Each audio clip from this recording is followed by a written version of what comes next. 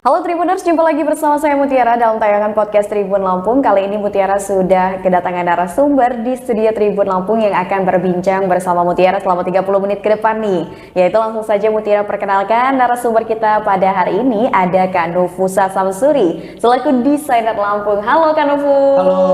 Gimana kabarnya hari ini Kak? Baik, alhamdulillah. Puasanya lancar? Alhamdulillah. Alhamdulillah.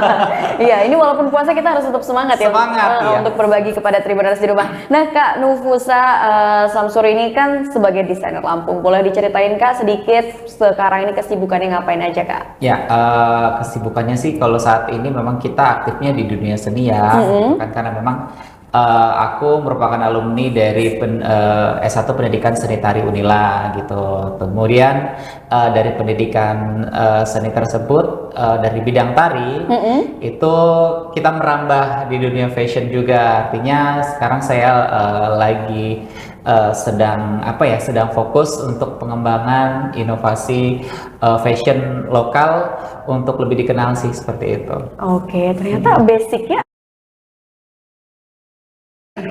sama-sama alumni di ini kita. Cuman beda jurusan aja.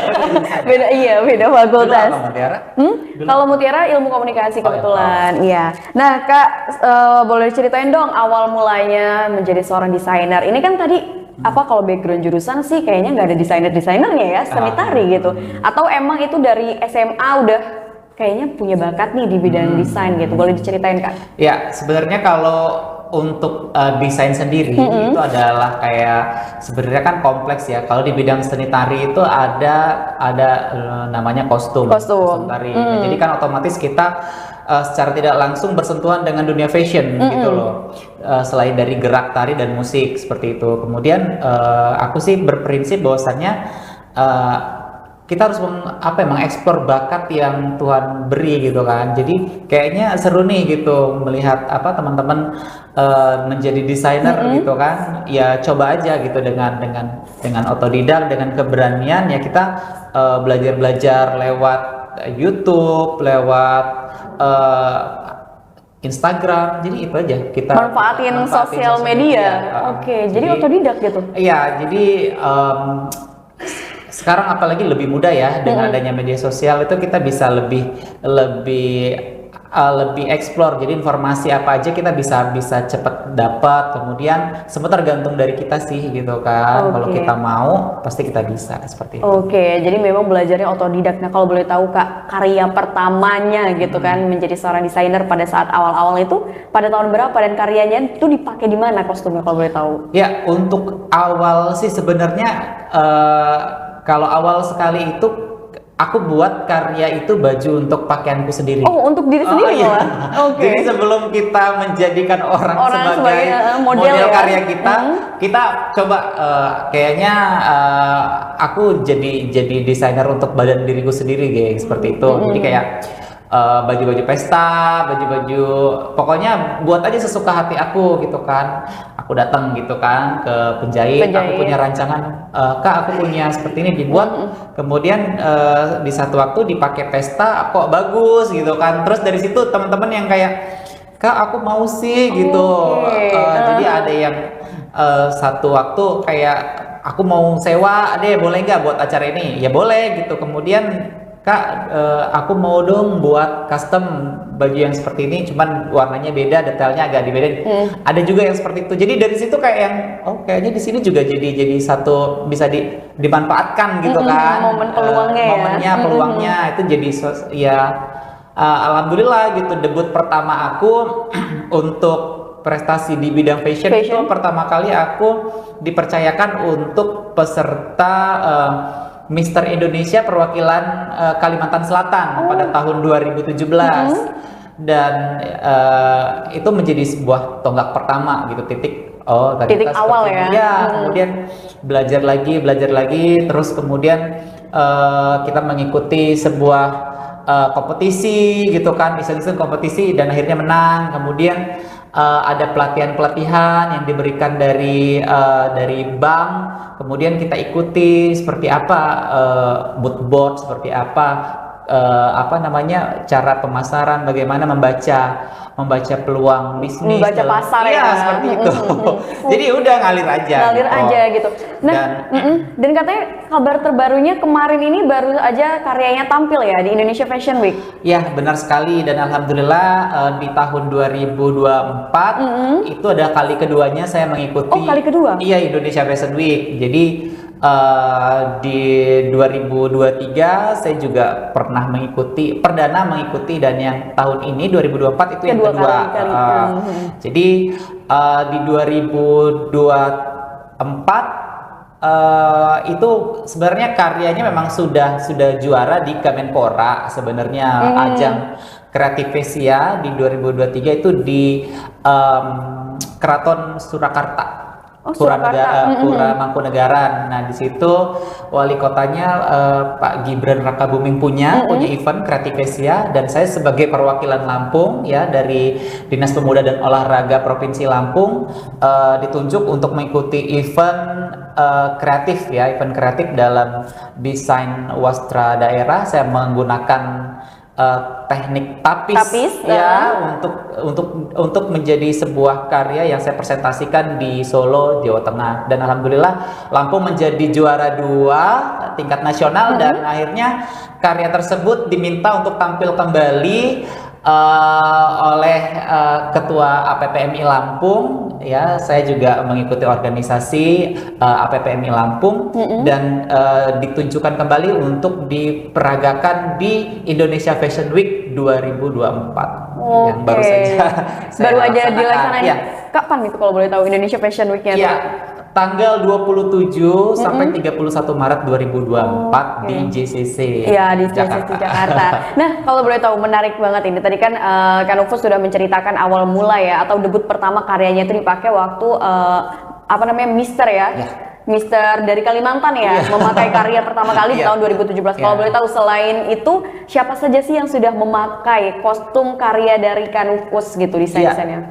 Jadi kalau aku sih sebenarnya juga dulu karena juga kita perlu ya membranding diri dengan promosi. Akhirnya kita juga support dengan putra-putri daerah Lampung yang ingin ke nasional. Ya, jadi aku pernah support Miss Earth dari Provinsi Lampung, pernah, kemudian putra-putri kebudayaan, kemudian putra-putri ekowisata, terus ya teman-teman yang perlu bantuan lah untuk ajang nasional kemudian ajang duta genre, kemudian duta kopi, banyak sekali pageant. Akhirnya kan kita bisa dengan kemampuan kita juga kita sedikit bisa support untuk teman-teman yang ingin berprestasi gitu loh. Kemudian ya udah, akhirnya ngalir aja, apa yang bisa kita bantu seperti itu. Selagi untuk kemajuan Provinsi Lampung tercinta, untuk prestasi teman-teman ya, selagi kita bisa support ya support. Iya. Kalau boleh tahu nih Kak, itu kan pasti kalau ngebuat desain untuk suatu kostum itu pasti butuh inspirasi. Kalau boleh tahu cari inspirasinya itu gimana sih Kak? Sebenarnya kalau inspirasi itu banyak ya. Maksudnya kalau kayak aku sendiri sih biasanya setelah sholat atau ketika santai itu muncul imajinasi, atau kita bisa lihat referensi ketika kita scroll Instagram atau melihat pagelaran orang lain, atau juga ketika kita jalan-jalan ke satu daerah tertentu, biasanya mendapatkan inspirasi itu seperti kita mendapatkan ilham sih gitu. Jadi explore aja. Jadi sering explore ya, explore, baca gitu kan, karena dari situ akhirnya dapat ide-ide baru untuk karyanya. Artinya ketika kita mendapatkan ide yang memang benar-benar kita miliki itu ya udah eksekusi aja gitu ya. Akhirnya kalau sudah jadi karya, apa yang ada di otak kita kayak ada sesuatu kebanggaan dan pride sendiri ya, kebanggaan tersendiri untuk diri kita gitu loh. Apalagi kalau lebih bangga lagi ketika karyanya itu diapresiasi bagus oleh orang lain. Jadi kayak kita bisa juga ternyata gitu. Tapi sebenarnya ada suka dan dukanya tentu kan jadi seorang desainer. Boleh ceritain nggak sih Tak? Apa sih suka dan dukanya menjadi seorang desainer? Ya, kalau suka dan duka seorang desainer itu banyak sekali. Jadi ketika yang aku alami adalah ketika kita harus berkejar-kejaran dengan deadline seperti itu. Kemudian ada juga ketika karya kita ditolak. tidak sesuai dengan ekspektasi orang lain. Itu kan kita juga kadang kan ngerasa gimana ya, kita sudah habis-habisan waktu, tenaga dan ngeluarin ide pikiran ya. Iya, kemudian kita di karya kita hanya dipandang ya karya kita tidak layak seperti itu jadi merupakan duka juga sih. Tapi dari seperti itu kita menjadi acuan supaya kita harus berkarya itu lebih baik lagi. Jadi itu adalah pengalaman, itu adalah guru yang paling berharga buat kita gitu. Dan salah satu bagian dari proses untuk menjadi lebih baik ya dengan adanya komen-komen seperti itu. Kalau sukanya sih banyak. Jadi kalau ketika kita mempunyai karya yang bagus, kita bisa dikenal orang seperti itu. Kemudian kita diapresiasi baik oleh orang seperti itu sih dengan kita mempunyai karya. Nah ini kan kalau berbicara seputar kostum ataupun karya, kalau kita berbicara di Lampung ini kan kita tahu lah ya tapis gitu kan yang menjadi andalannya. Tapi sekarang ini di masa saat ini tapis ini tidak hanya dipakai untuk acara adat aja gitu, tapi bahkan ternyata sudah dipadu-padankan menjadi suatu kostum untuk ajang-ajang besar, ajang-ajang nasional seperti Putri Indonesia dan sebagainya ya. Tapi kalau misalkan dari Kak Nufus sendiri melihat kemajuan tapis saat ini, bagaimana pendapatnya Kak? Ya, kalau untuk tapis Lampung, artinya untuk dikenal masyarakat itu sebenarnya dengan motifnya orang sudah tahu khasnya gitu kan. Kemudian seperti motif-motif pucuk rebung, kemudian simbol-simbol kapal, jung seperti itu. Desainer-desainer dari luar Lampung itu sudah banyak yang mengeksplor gitu. Tetapi kadang dari kita sendiri itu kan kayaknya bosen ya kok pakai tapis motifnya ini lagi. Sementara tapis itu kan berat seperti itu. Tapi saat ini juga banyak sekali desainer-desainer nasional yang melirik kain tapis. Bahwasannya aku sebagai orang lokalnya Lampung, sebagai anak Lampung terus mengingatkan bahwasannya ya ini adalah kain kebanggaan kita gitu loh. Iya betul.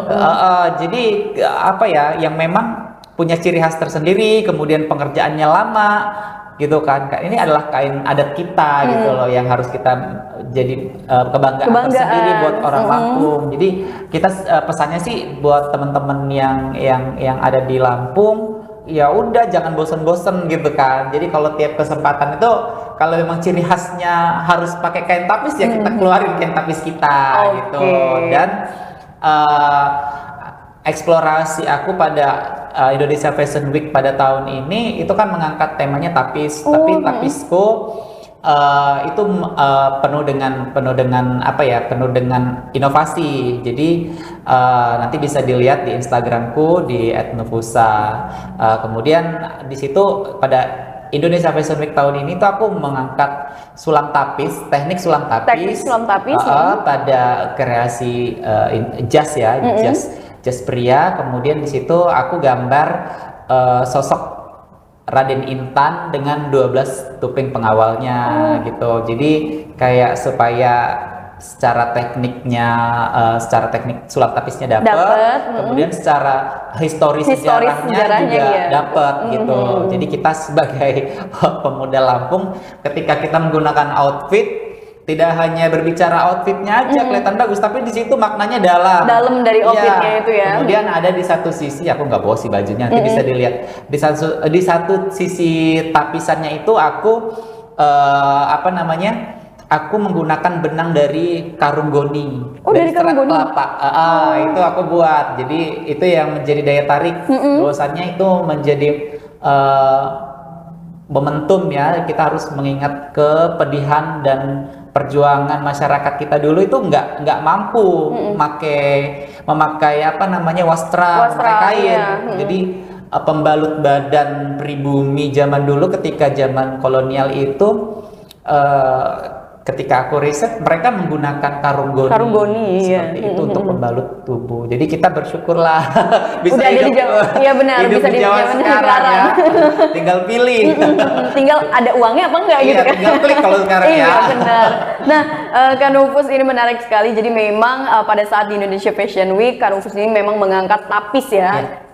Tadi juga sudah dijelaskan karya-karya yang ditampilkan pada saat Indonesian Fashion Week itu di bulan Maret kemarin ya? ya? Iya. Kemarin. Nah, Kak Nufus, ini kalau misalkan kita berbicara tentang wastra ya, ini ternyata kalau untuk saat ini kan anak muda kayaknya sudah mulai melirik gitu. Yang tadinya mereka kayaknya anti banget nih pakai wastra-wastra, tapi kayaknya sekarang sudah banyak di media sosial anak-anak muda ini yang udah mulai tertarik gitu. Nah, kalau menurut Kak Nufus sendiri gimana sih Kak anak muda di Lampung khususnya kalau untuk masalah mengenakan wastra gitu Kak? Ya, untuk masalah wastra sih anak muda di Lampung sekarang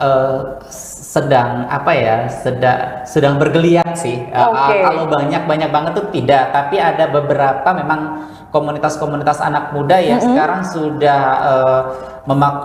mulai ya. Artinya sudah mulai aku kayaknya harus ada Lampung Pride-nya nih ketika memakai outfit gitu. Jadi kayak banyak sekali sekarang brand-brand lokal yang sudah mengangkat misalnya kaos tapis, kemudian UMKM itu sudah banyak juga yang eksplorasi ya.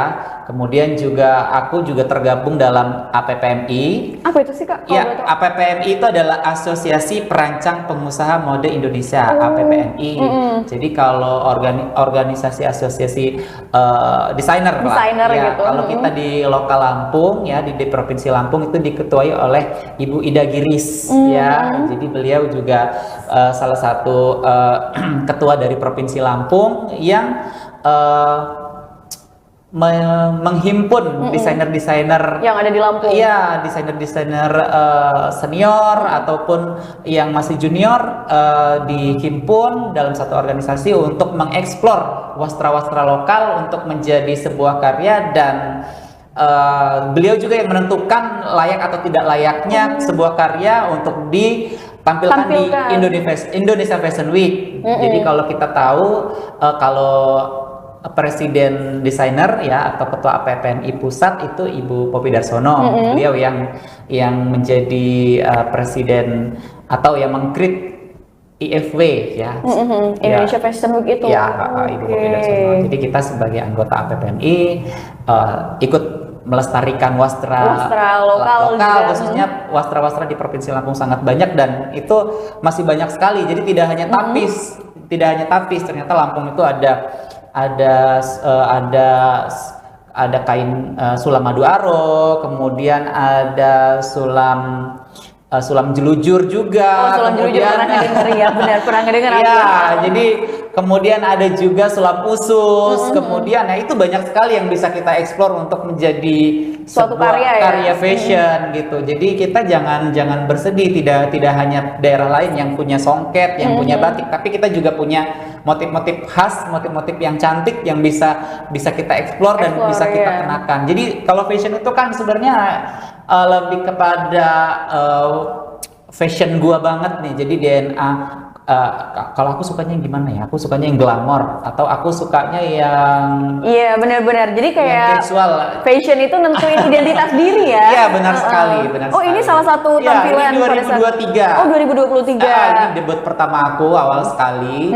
Jadi memang pada saat itu aku lebih explore pada kostum tari. Kostum pertunjukan. Ya, jadi segala gapura-gapura Lampung aku ditempelin semua ya. Itu temanya jung. Jadi kayak yang dari jauh orang harus tahu itu Lampung gitu. Oke. Nah, ini yang 2024 baru kemarin. 2000 baru kemarin ini?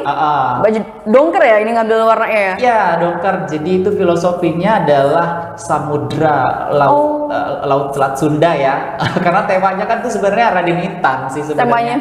Iya, karena memang kan lokasi Raden Intan tuh di pesisir Kalianda. Jadi biru laut Kalianda itu aku sebagai elemen kuat pada fashion ini. Jadi lebih ke sana sih filosofinya. Nah, nih Kak, kita udah ngobrol panjang. Sebenarnya kalau untuk dari Kak Nufus sendiri menjadi seorang desainer, apa sih Kak tantangan terbesarnya? Tantangan terbesar seorang desainer itu adalah kita konsisten dalam berkarya. Kemudian satu juga tantangannya adalah kita riset ya. Kita tidak boleh malas riset ketika kita mengangkat suatu karya itu kita harus jelas sumbernya dari mana, kemudian apa yang ingin dibuat, apa yang ingin disampaikan, kemudian eksekusi dari sebuah konsep desain, sebuah desain dari gambar menjadi bentuk yang utuh. Iya, wujud nyata lah ya. Wujud nyata itu merupakan suatu tantangan tersendiri sih. Sulit sih sebenarnya kalau desainer yang baik adalah bagaimana detail gambar ketika diaplikasikan itu detailnya sama. Jadi tidak banyak perubahan ya, iya. Oke. Wah, seru sekali nih. Kak Nufus, terakhir di penghujung podcast kita, boleh tahu nggak sih Kak harapan kedepannya? Ini kan Kak Nufus sudah sering ya bisa dikatakan tampil di ajang nasional. Mungkin kedepannya ingin sering ikut tampil karya-karyanya di ajang internasional atau sudah pernah Kak? Nasional sih sudah ya, IFW. Kemudian lomba-lomba. Jadi kalau tinggal internasional berarti ya. Internasional insya Allah ya. Kita doakan ini ke depannya ya Kak. Ya, mudah-mudahan ada di orang-orang Lampung ya yang bisa memberikan sponsor tiket, kita bisa investor ya.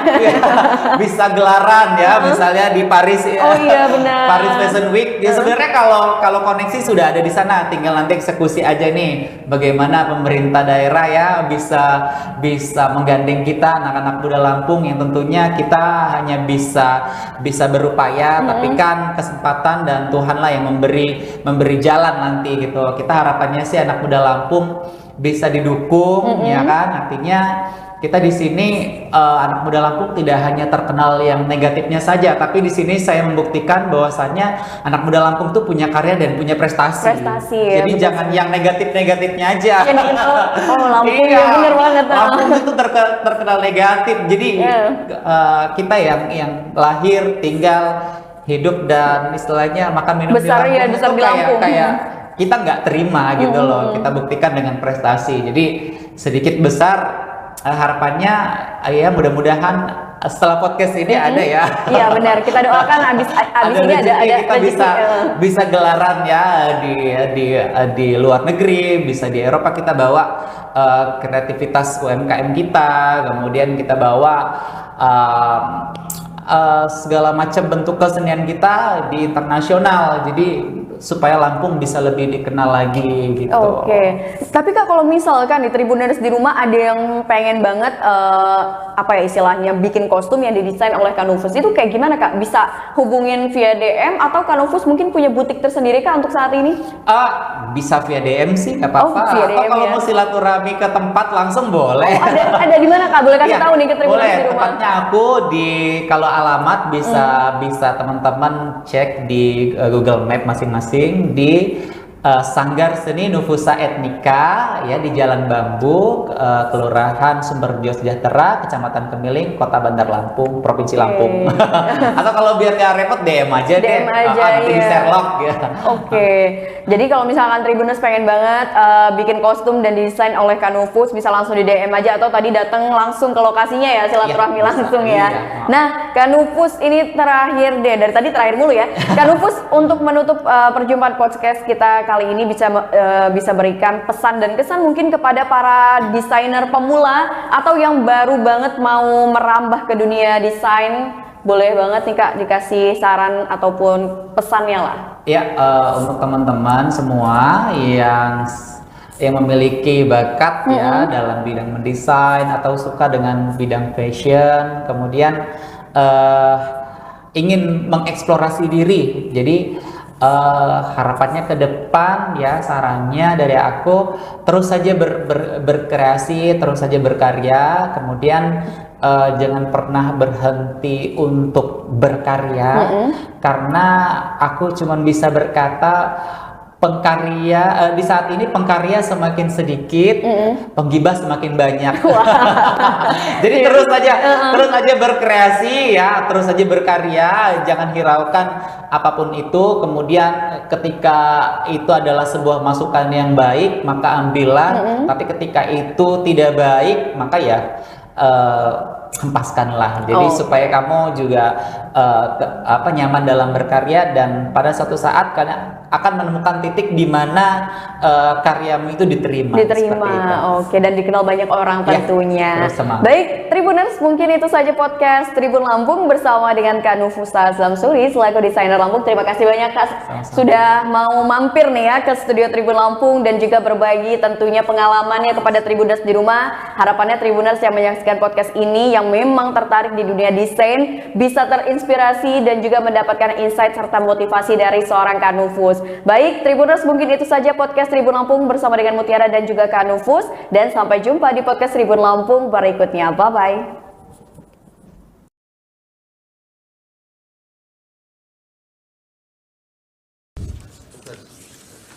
Sudah terlambat, minta cepat pula, belum disumpah pula.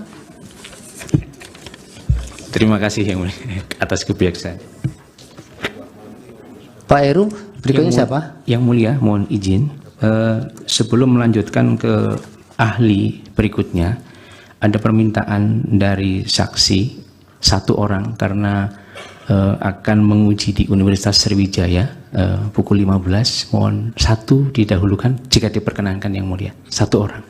Gimana?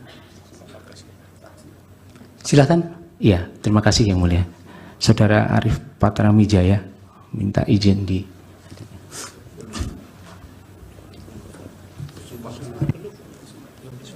Yang sudah disumpahkan Pak Heru? Yang belum, Yang Mulia. Belum ya? Terlambat. Oke, Ya, mohon sumpah izin dulu. Sudah terlambat, minta cepat pula, belum disumpah pula. Terima kasih Yang Mulia atas kebijaksanaan.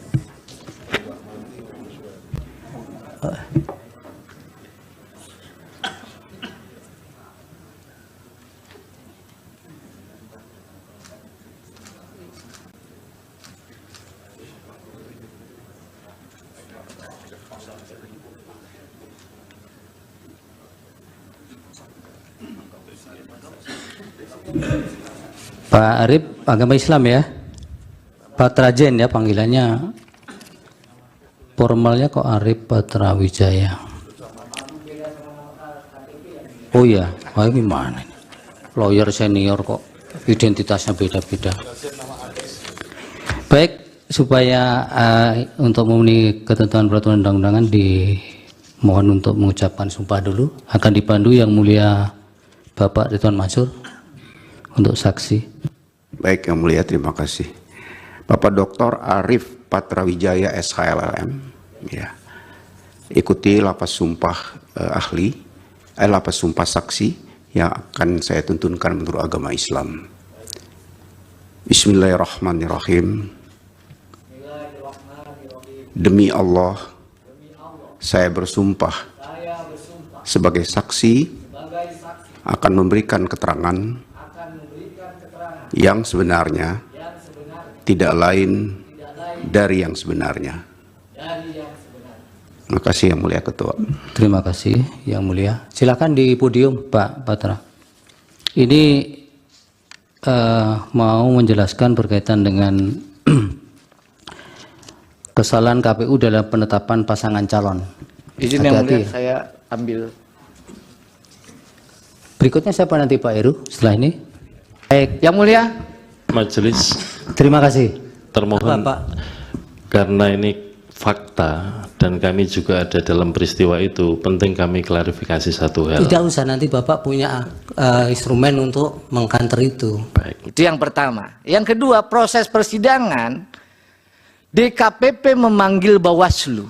DKPP memanggil juga Dirjen Peraturan Perundang-undangan. Pada saat persidangan, jelas Bawaslu menyampaikan dalam proses verifikasi, Bawaslu tidak dapat melakukan pengawasan. Kenapa? Karena sistem silonnya tidak dapat diakses.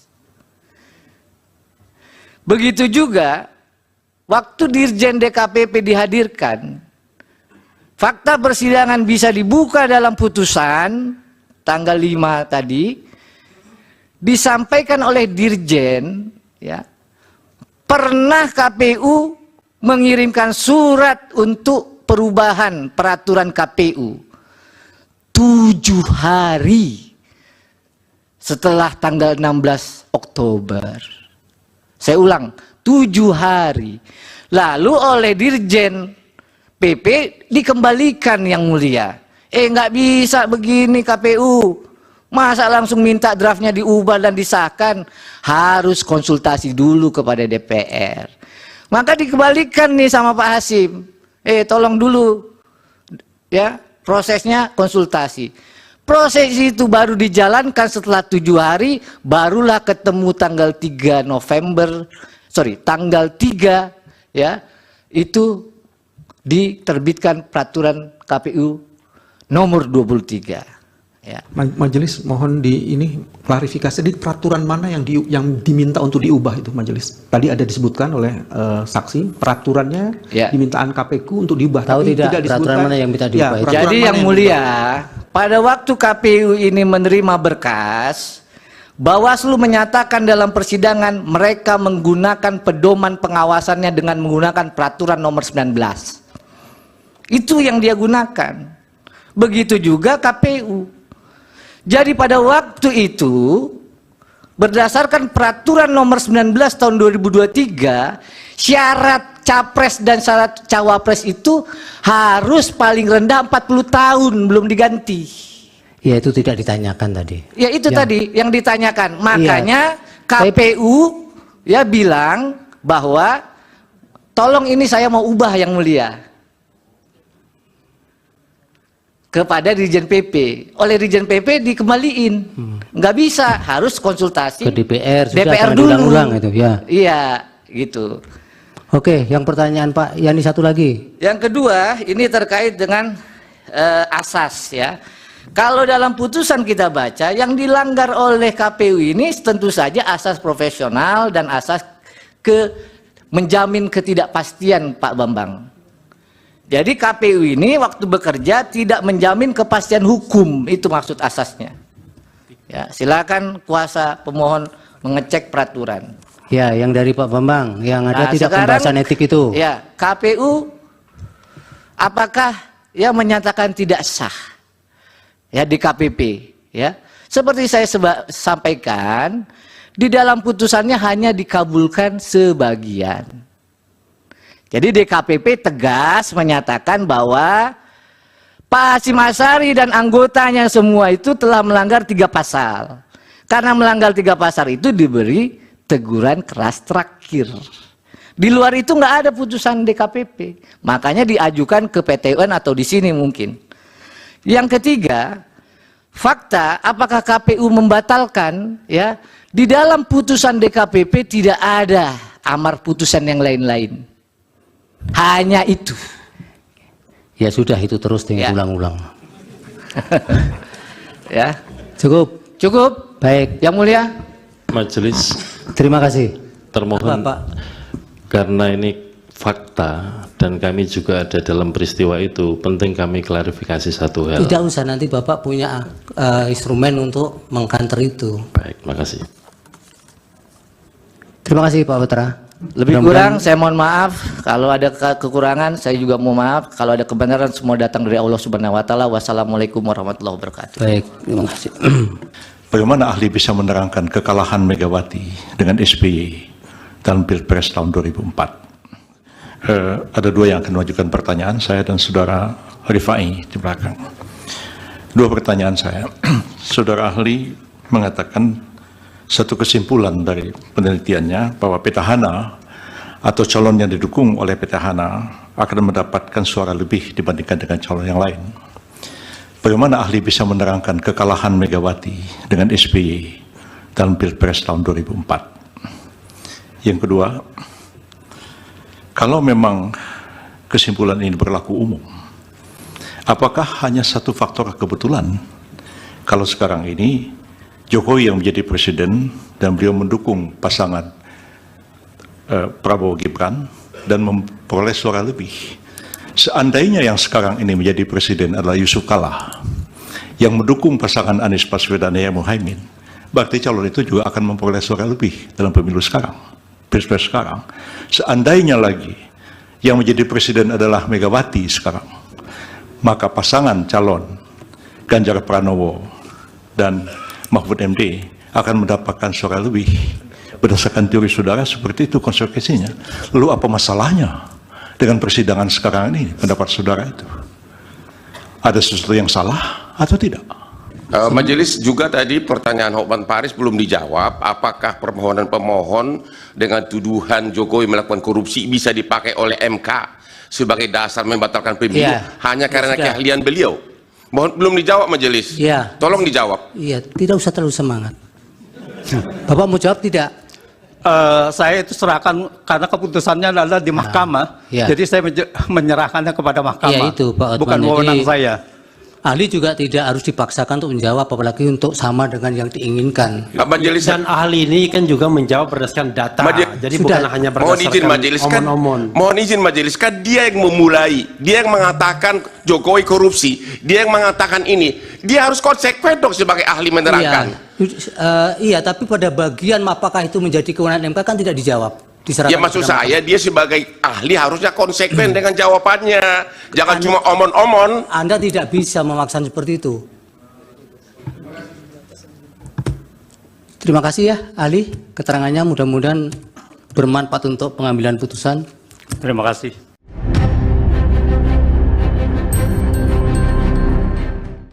Sebanyak 10 saksi dari kubu Anies Baswedan dan Muhaimin Iskandar atau Amin mengundurkan diri dari sidang pembuktian perselisihan hasil pemilihan umum atau PHPU pada Senin 1 April 2024. Timnas Amin mengklaim pengunduran diri ini karena para saksi takut dipecat dari pekerjaan hingga adanya intimidasi.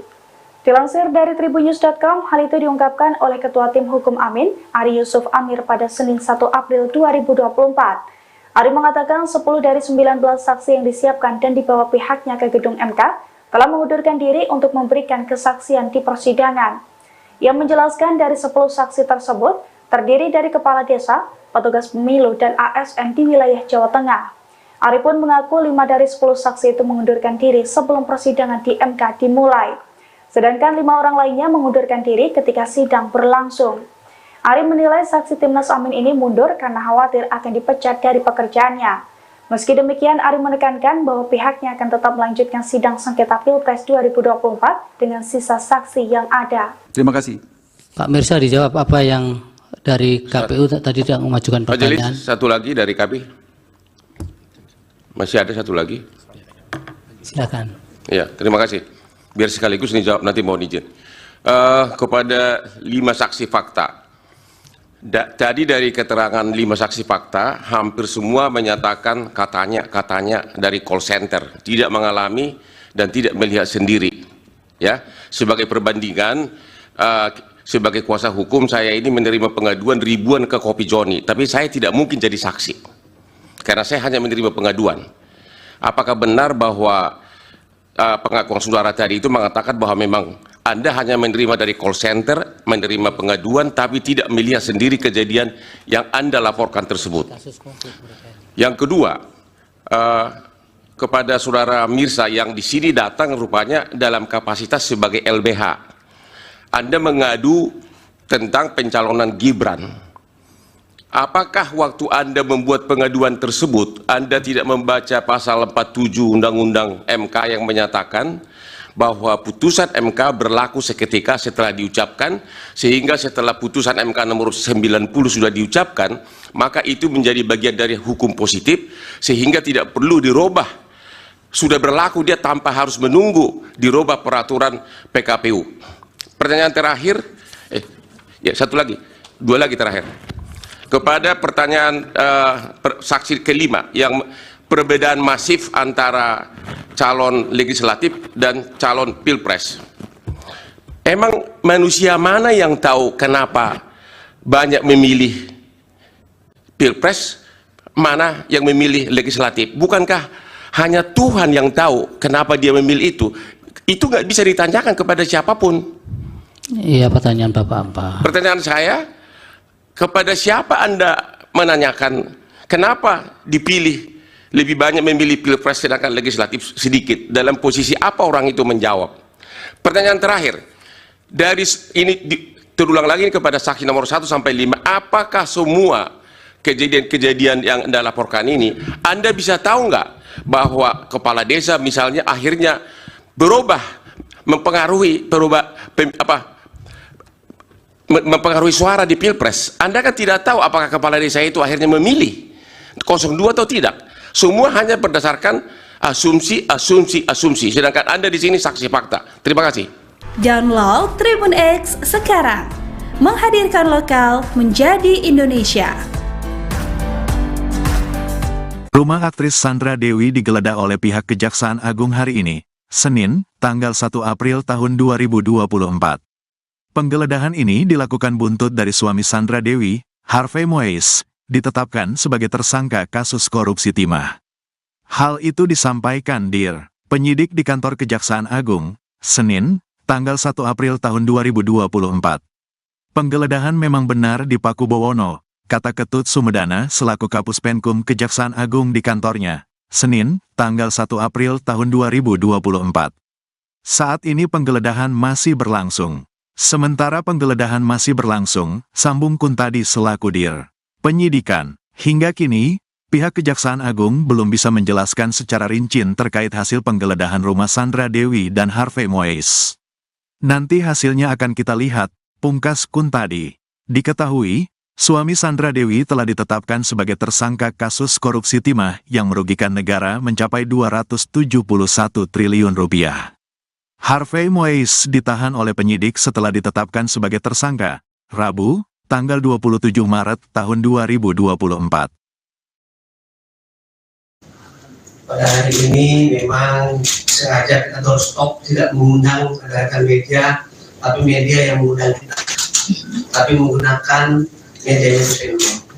Ya, ada beberapa perkembangan yang memang ditanyakan oleh media terkait dengan pemeriksaan hari ini, terkait dengan perkembangan penanganan perkara timah 2015-2022, dan sampai saat ini belum media ketahui bahwa kita sudah melakukan pemeriksaan lebih dari 170 saksi. Dan hari ini juga kita melakukan satu pemeriksaan 4 saksi terhadap perkara timah. Untuk lebih lengkapnya nanti Pak Kuntadi menyampaikan hal-hal yang penting, mungkin nanti ada di sini saya jawabnya. Silakan Pak Kun, Pak Direktur Penyidikan. Terima kasih. Assalamualaikum warahmatullahi wabarakatuh. Waalaikumsalam. Selamat siang, salam sejahtera bagi kita semua. Sebagaimana kita ketahui, beberapa hari yang lalu kita melakukan serangkaian tindakan penyidikan, diantaranya melakukan kegiatan penggeledahan di rumah saudara ALN, dan kemudian beberapa saat kemudian kita melakukan tindakan penahanan terhadap saudara ALN dan diikuti dengan penahanan saudara HM. Tindak lanjut dari pemeriksaan tersebut, sebagaimana telah kami sampaikan, semua pihak yang menurut hemat kami untuk kepentingan penyidikan sangat signifikan keterangannya untuk minta keterangan untuk membuat terang peristiwa pidananya, maka pada hari ini kami memanggil dan memeriksa saudara RGS selaku saksi.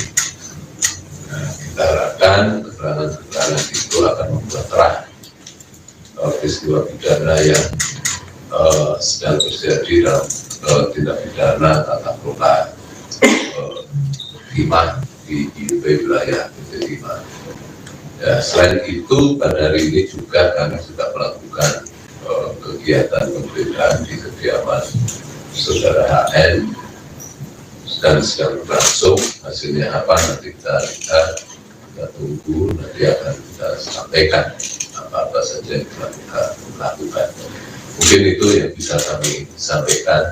Selanjutnya terkait dengan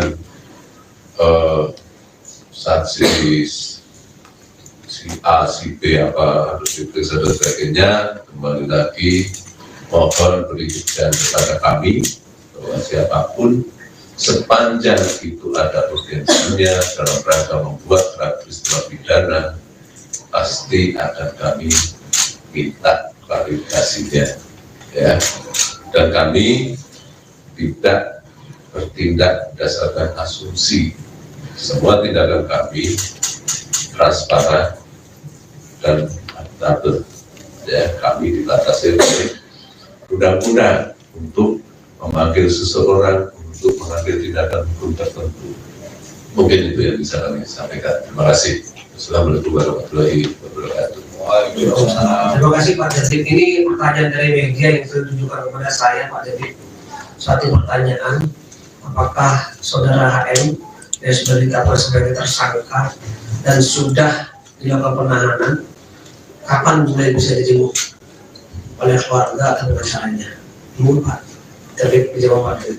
Terima kasih. Sesuai dengan ketentuan yang berlaku, semua tahanan kami untuk 7 hari pertama harus dilakukan tindakan isolasi, sehingga nanti hari ke-7 baru dimungkinkan untuk dilakukan penjemputan. Kecuali ketika ada tindakan pemeriksaan khusus untuk penasihat hukum akan tidak diakses. Ya, itu hak yang bersangkutan. Demikian. Ada pertanyaan? Rekan-rekan media silakan. Ayo yang maju. Saya kasih kesempatan yang pakai topi. Selamat siang Pak Didi dan Pak Ketut. Saya Ari dari Rian Kompas, mau tanya Pak, masih terkait dengan RBS ini, apakah bisa dielaborasi Pak, ini RBS ini hubungannya dengan ini, apakah terkait dengan PT Refine Bangkatin itu Pak? Sementara di PT Refine Bangkatin itu kan beliaunya tidak masuk dalam jajaran direksi maupun komisaris. Terima kasih Pak. Oke, terima kasih atas pertanyaannya. Justru itu yang bersangkutan kami periksa untuk memastikan keterkaitan yang bersangkutan dengan PT RBT. Ya, apakah yang bersangkutan sebagai pengurus, apakah yang bersangkutan sebagai PO, atau memang tidak ada kaitannya sama sekali ini. Untuk menghindari praduga-praduga, maka kami lakukan pemeriksaan untuk klarifikasi sejauh mana keterkaitan yang bersangkutan. Ya. Sepanjang tidak ada alat bukti yang cukup, ya tentu saja kita tidak akan bertindak. Demikian. Pak, hasilnya apakah pemeriksaan terhadap RBS ini pengembangan dari tersangka atau saksi lain pernah menyebut namanya gitu? Kami selalu mencermati hasil penyidikan. Apakah pemanggilan ini kaitannya dengan saksi atau alat bukti yang lain, tentu saja kami tidak bisa menyampaikan di forum ini. Ya, yang jelas kami melihat ada urgensi yang harus kami klarifikasi pada bersangkutan untuk membuat terang peristiwa dari demikian. Silakan tadi yang kacamata. Ya Pak, selamat siang. Perkenalkan saya Thomas dari Kumparan. Mau tanya Pak, yang terkait kasus korupsi timah dari tersangka Harvey Mois sama Helen Halim ini. Nah, Harvey Mois ini kan punya jet pribadi hingga mobil Rolls Royce ya. Terus Helen Halim ini juga punya rumah mewah di PIK. Nah, kira-kira Pak ada kemungkinan akan disita nggak Pak aset mereka itu? Terus yang selanjutnya keduanya akan dijerat TPPU nggak Pak? Terima kasih.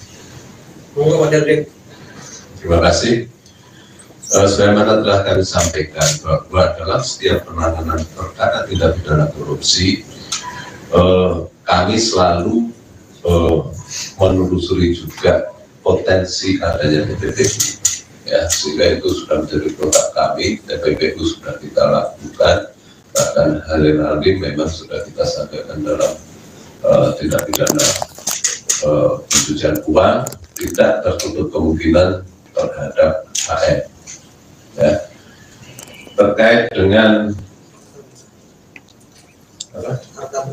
harta benda, penyitaan dan sebagainya, penelusuran masih sedang kita lakukan. Sepanjang barang-barang tersebut ada kaitannya menjadi alat atau merupakan hasil dari kejahatan, pasti akan kami lakukan penyitaan. Ya, terima kasih.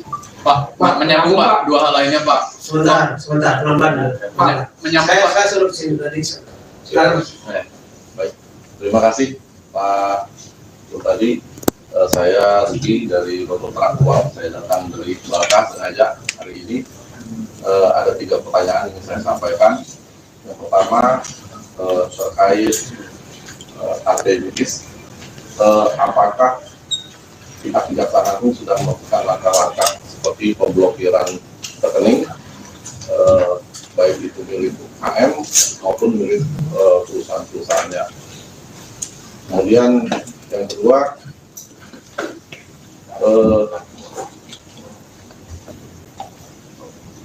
apakah ada kemungkinan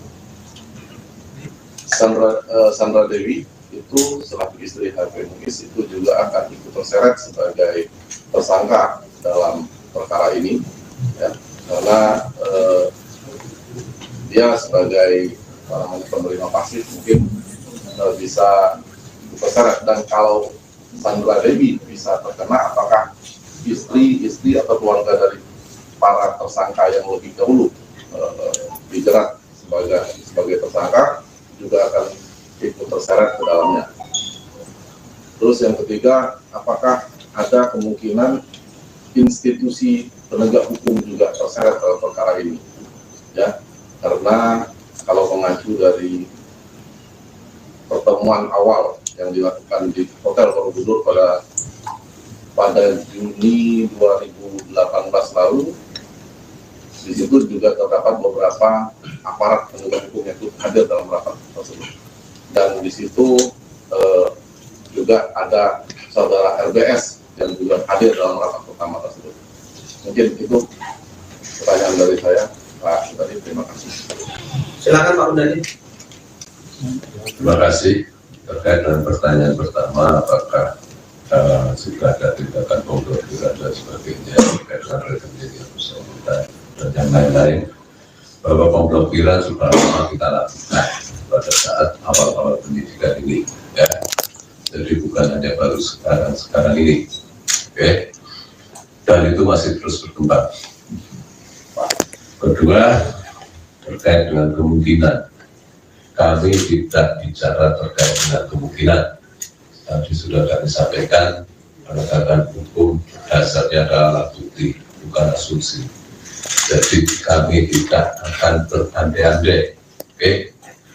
Tiga, apakah ada kemungkinan institusi lain, itu juga bicara tentang kemungkinan kami bergerak terkait dengan alat bukti, ya. Jangan berasumsi dalam penegakan hukum. Saya kira itu masih terjawab, ya. Silakan yang pakai kacamata dulu, yang pakai topi. Pak, dari 271 triliun itu Helen Nadim terima berapa dan HM itu terima berapa? Terkait itu masih dalam proses penyidikan, ya. Kami tidak bisa menyampaikan di sini, ya. Nanti semua akan terang pada saat persidangan. Ujung dari perkara ini ada di persidangan dan semua akan kita pertanggungjawabkan di persidangan secara transparan. Ya. Mari kita kawal penegakan ini dan kita tunggu hasilnya di persidangan. Demikian.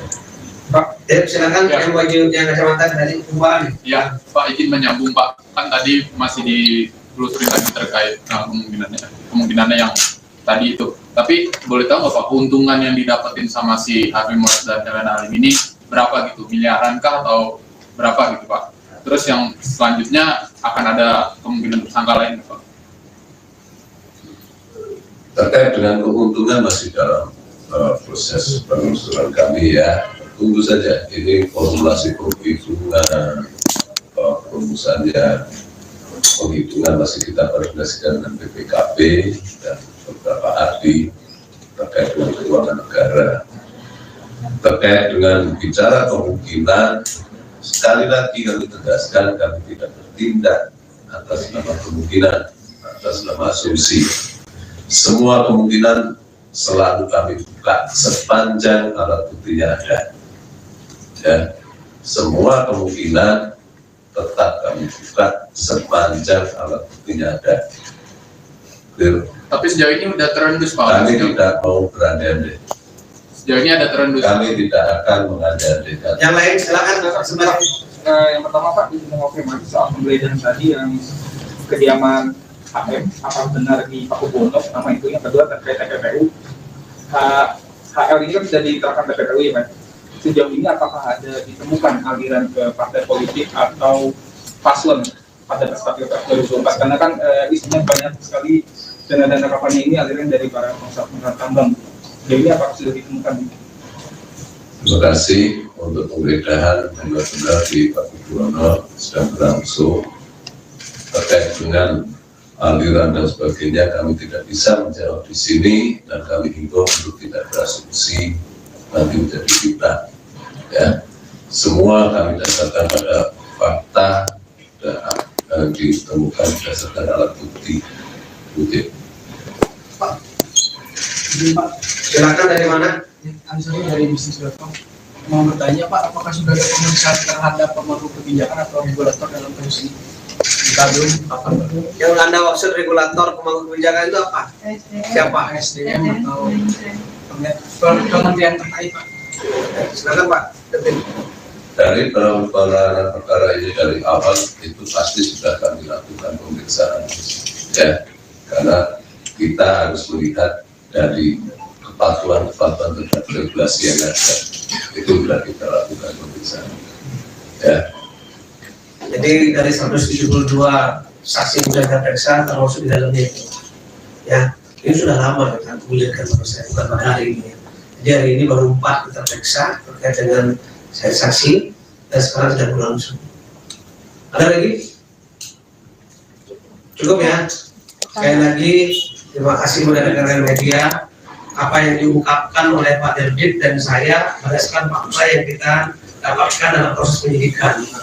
Kita tidak berasumsi, tidak berandai-andai. Sekali lagi ya. Kemudian nanti akan diuraikan secara detail dalam surat dakwaan ketika perkara tersebut sudah dilimpahkan ke pengadilan. Karena beberapa bagian tidak bisa kita sampaikan ke media karena itu bagian dari proses penyidikan tidak bisa terungkap. Sekian dan terima kasih. Assalamualaikum warahmatullahi wabarakatuh.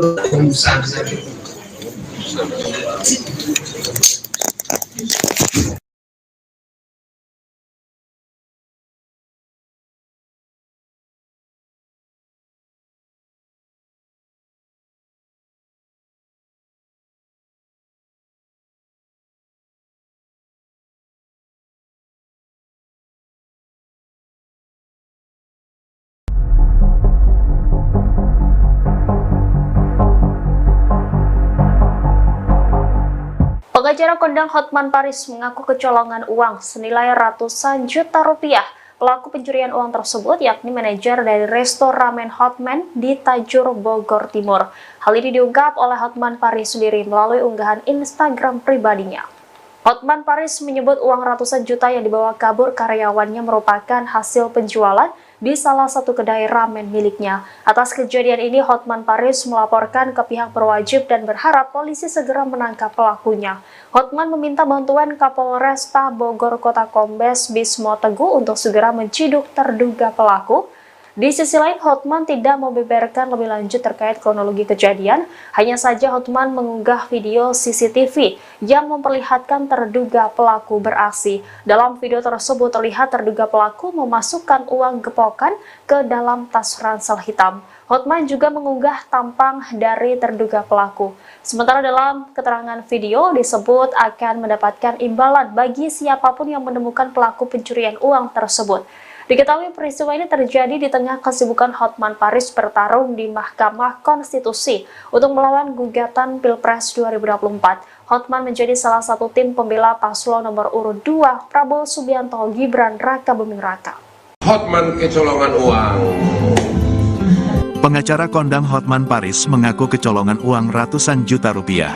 Pelaku pencurian uang tersebut yakni manajer dari resto ramen Hotman di Tajur, Bogor Timur. Hal ini diungkap oleh Hotman Paris melalui unggahan Instagram pribadinya.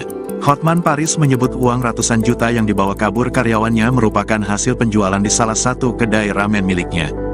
Atas kejadian ini, Hotman Paris melaporkan ke pihak berwajib dan berharap polisi segera menangkap pelakunya. Hotman meminta bantuan Kapolresta Bogor Kota Kombes Bismo Teguh untuk segera menciduk terduga pelaku. Halo Bapak Kapolres Bogor Kota Bismo Teguh, mohon segera ditangkap pelaku, manajer dari resto ramen Hotman di Tajur, Bogor Timur yang telah melarikan uang hasil penjualan restoran sebanyak ratusan juta. Uang penjualannya resto ramen Hotman di Tajur, Bogor Timur dibawa kabur oleh manajernya, jelas Hotman. Di sisi lain, Hotman tidak membeberkan lebih lanjut terkait kronologi kejadian. Hanya saja Hotman mengunggah video CCTV yang memperlihatkan terduga pelaku beraksi. Dalam video tersebut terlihat terduga pelaku memasukkan uang gepokan ke dalam tas ransel. Hotman juga mengunggah tampang dari terduga pelaku. Sementara dalam keterangan video, disebut akan mendapat imbalan bagi yang menemukan pelaku pencurian uang tersebut. Diketahui peristiwa ini terjadi di tengah kesibukan Hotman bertarung di MK melawan gugatan Pilpres 2024. Hotman menjadi salah satu tim pembela paslon nomor urut 2 Prabowo Gibran.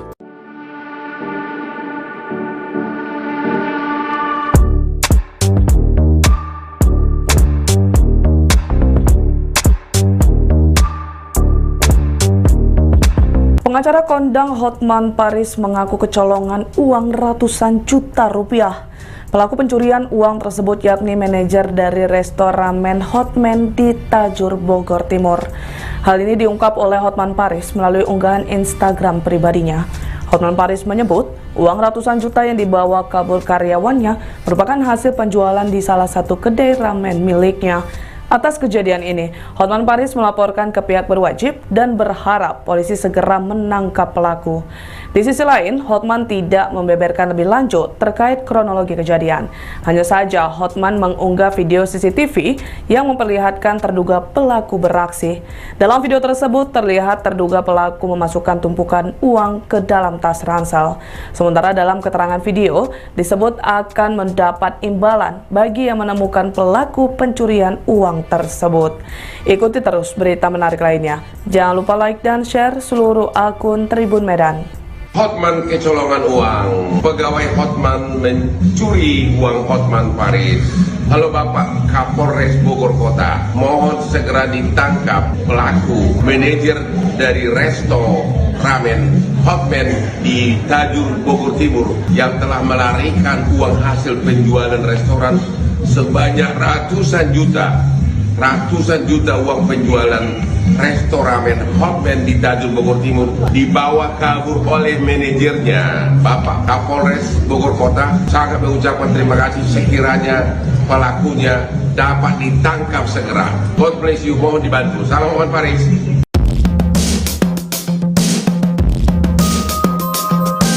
Pengacara kondang Hotman Paris mengaku kecolongan uang senilai ratusan juta rupiah. Pelaku pencurian uang tersebut yakni manajer dari resto ramen Hotman di Tajur, Bogor Timur. Hal ini diungkap oleh Hotman Paris sendiri melalui unggahan Instagram pribadinya. Hotman Paris menyebut uang ratusan juta yang dibawa kabur karyawannya merupakan hasil penjualan di salah satu kedai ramen miliknya. Atas kejadian ini, Hotman Paris melaporkan ke pihak berwajib dan berharap polisi segera menangkap pelakunya. Hotman meminta bantuan Kapolresta Bogor Kota Kombes Bismo Teguh untuk segera menciduk terduga pelaku. Di sisi lain, Hotman tidak membeberkan lebih lanjut terkait kronologi kejadian. Hanya saja Hotman mengunggah video CCTV yang memperlihatkan terduga pelaku beraksi. Dalam video tersebut terlihat terduga pelaku memasukkan uang gepokan ke dalam tas ransel hitam. Hotman juga mengunggah tampang dari terduga pelaku. Sementara dalam keterangan video disebut akan mendapatkan imbalan bagi siapapun yang menemukan pelaku pencurian uang tersebut. Diketahui peristiwa ini terjadi di tengah kesibukan Hotman Paris bertarung di Mahkamah Konstitusi untuk melawan gugatan Pilpres 2024. Hotman menjadi salah satu tim pembela paslon nomor urut 2 Prabowo Subianto Gibran Raka Buming Raka. Halo Tribuners, jumpa lagi bersama saya Mutiara dalam tayangan podcast Tribun Lampung. Kali ini Mutiara sudah kedatangan narasumber di studio Tribun Lampung yang akan berbincang bersama Mutiara selama 30 menit ke depan nih. Yaitu langsung saja Mutiara perkenalkan narasumber kita pada hari ini ada Kak Nufusa Samsuri selaku desainer Lampung. Halo Kak Nufus. Halo. Gimana kabarnya hari ini Kak? Baik, alhamdulillah. Puasanya lancar? Alhamdulillah. Iya, ini walaupun puasa kita harus tetap semangat ya, untuk berbagi kepada Tribuners di rumah. Nah Kak Nufusa Samsuri ini kan sebagai desainer Lampung, boleh diceritain Kak sedikit sekarang ini kesibukannya ngapain aja Kak? Ya, kesibukannya sih kalau saat ini memang kita aktifnya di dunia seni ya, kan karena memang Aku merupakan alumni dari S1 Pendidikan Seni Tari Unila gitu. Kemudian dari pendidikan seni tersebut dari bidang tari itu kita merambah di dunia fashion juga. Artinya sekarang saya lagi sedang fokus untuk pengembangan inovasi fashion lokal untuk lebih dikenal sih, seperti itu. Oke, ternyata basicnya sama-sama alumni di ini kita. Cuman beda jurusan aja. beda fakultas. Kalau Mutiara ilmu komunikasi kebetulan. Iya. Nah, Kak, boleh ceritain dong awal mulanya menjadi seorang desainer. Ini kan tadi kalau background jurusan sih kayaknya nggak ada desainer-desainernya ya, seni tari gitu. Atau emang itu dari SMA udah kayaknya punya bakat nih di bidang desain gitu. Boleh diceritain, Kak? Ya, sebenarnya kalau untuk desain sendiri itu adalah kayak sebenarnya kan kompleks ya. Kalau di bidang seni tari itu ada namanya kostum tari. Nah, jadi kan otomatis kita secara tidak langsung bersentuhan dengan dunia fashion gitu loh.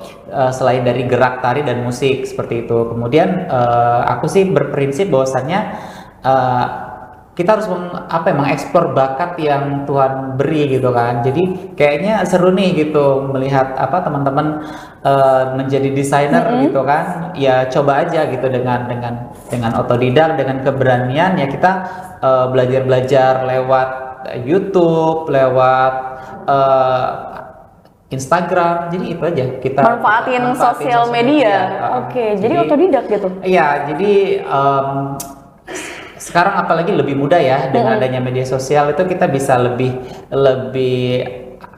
explore. Jadi informasi apa aja kita bisa cepat dapat. Kemudian semua tergantung dari kita sih gitu kan. Kalau kita mau pasti kita bisa seperti itu. Oke, jadi memang belajarnya otodidak. Nah, kalau boleh tahu Kak, karya pertamanya gitu kan menjadi seorang desainer pada saat awal-awal itu pada tahun berapa dan karyanya itu dipakai di mana kostumnya kalau boleh tahu? Ya, untuk awal sih sebenarnya kalau awal sekali itu aku buat karya itu baju untuk pakaianku sendiri. Oh, untuk diri sendiri malah? Oke. Jadi sebelum kita menjadikan orang sebagai model karya kita coba kayaknya aku jadi desainer untuk badan diriku sendiri kayak seperti itu. Jadi kayak baju-baju pesta, baju-baju pokoknya buat aja sesuka hati aku gitu kan.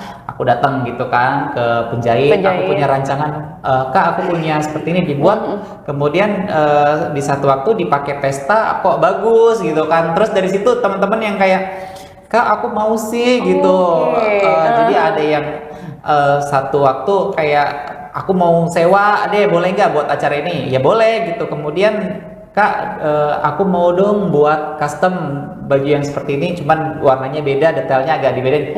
Ada juga yang seperti itu. Jadi dari situ kayak yang, kayaknya di sini juga jadi satu bisa dimanfaatkan gitu kan. Momen peluangnya momennya, peluangnya itu jadi alhamdulillah gitu. Debut pertama aku untuk prestasi di bidang fashion itu pertama kali aku dipercayakan untuk peserta Mister Indonesia perwakilan Kalimantan Selatan pada tahun 2017 dan itu menjadi sebuah tonggak pertama gitu, titik awal ya. Kemudian belajar lagi terus kemudian kita mengikuti sebuah kompetisi gitu kan, iseng-iseng kompetisi dan akhirnya menang. Kemudian ada pelatihan yang diberikan dari bank, kemudian kita ikuti seperti apa mood board, seperti apa cara pemasaran, bagaimana membaca peluang bisnis, membaca pasar ya seperti itu. Jadi udah ngalir aja gitu. Nah, dan katanya kabar terbarunya kemarin ini baru aja karyanya tampil ya di Indonesia Fashion Week. Ya benar sekali, dan alhamdulillah di tahun 2024 itu ada kali keduanya saya mengikuti. Oh, kali kedua? Iya, Indonesia Fashion Week. Jadi di 2023 saya juga pernah perdana mengikuti, dan yang tahun ini 2024 itu yang kedua. Jadi di 2024 itu sebenarnya karyanya memang sudah juara di Kemenpora sebenarnya. Ajang Kreativesia di 2023 itu di Keraton Surakarta. Pura Mangkunegaran. Nah, di situ wali kotanya Pak Gibran Rakabuming punya event Kreativesia, dan saya sebagai perwakilan Lampung ya dari Dinas Pemuda dan Olahraga Provinsi Lampung ditunjuk untuk mengikuti event kreatif ya, event kreatif dalam desain wastra daerah. Saya menggunakan teknik tapis ya untuk menjadi sebuah karya yang saya presentasikan di Solo, Jawa Tengah, dan alhamdulillah Lampung menjadi juara 2 tingkat nasional. Dan akhirnya karya tersebut diminta untuk tampil kembali oleh Ketua APPMI Lampung ya. Saya juga mengikuti organisasi APPMI Lampung dan ditunjukkan kembali untuk diperagakan di Indonesia Fashion Week 2024 yang baru saja baru aja dilaksanakan. Ya. Kapan gitu kalau boleh tahu Indonesia Fashion Week-nya? Ya, tanggal 27 sampai 31 Maret 2024 di JCC. Iya, di JCC Jakarta. Nah, kalau boleh tahu, menarik banget ini. Tadi kan Kak Nufus sudah menceritakan awal mula ya, atau debut pertama karyanya itu dipakai waktu Mister ya. Mister dari Kalimantan ya, memakai karya pertama kali di tahun 2017. Kalau boleh tahu, selain itu siapa saja sih yang sudah memakai kostum karya dari Kak Nufus gitu desain-desainnya? Jadi kalau aku sih sebenarnya juga dulu karena juga kita perlu ya membranding diri dengan promosi. Akhirnya kita juga support dengan putra-putri daerah Lampung yang ingin ke nasional.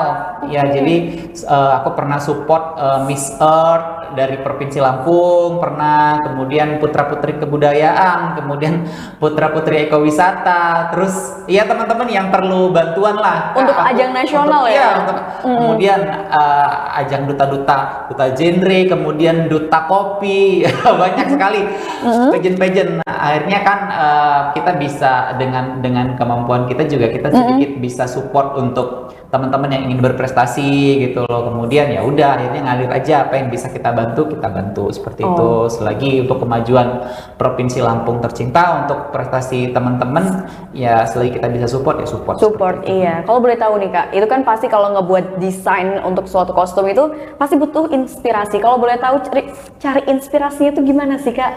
Sebenarnya kalau inspirasi itu banyak ya. Maksudnya kalau kayak aku sendiri sih biasanya setelah sholat atau ketika santai itu muncul aja inspirasi, imajinasi, atau kita bisa lihat referensi ketika kita scroll Instagram atau melihat pagelaran orang lain, atau juga ketika kita jalan-jalan ke satu daerah tertentu, biasanya mendapatkan inspirasi itu seperti kita mendapatkan ilham sih gitu. Jadi explore aja. Jadi sering explore ya, explore, baca gitu kan, karena dari situ akhirnya dapat ide-ide baru ya untuk karyanya. Artinya ketika kita mendapatkan ide yang memang benar-benar kita miliki itu ya udah eksekusi aja gitu ya.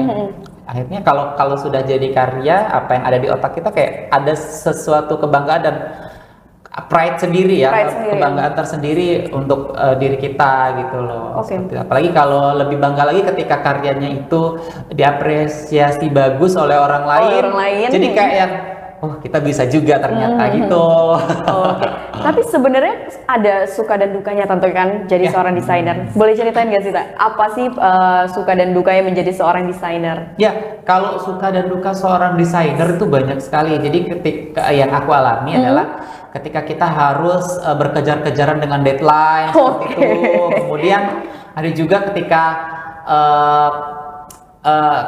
karya kita ditolak, tidak sesuai dengan ekspektasi orang lain. Itu kan kita juga kadang ngerasa gimana ya, kita sudah habis-habisan waktu, tenaga, dan ngeluarin ide pikiran ya. Ya, kemudian kita karya kita hanya dipandang karya kita tidak layak seperti itu jadi merupakan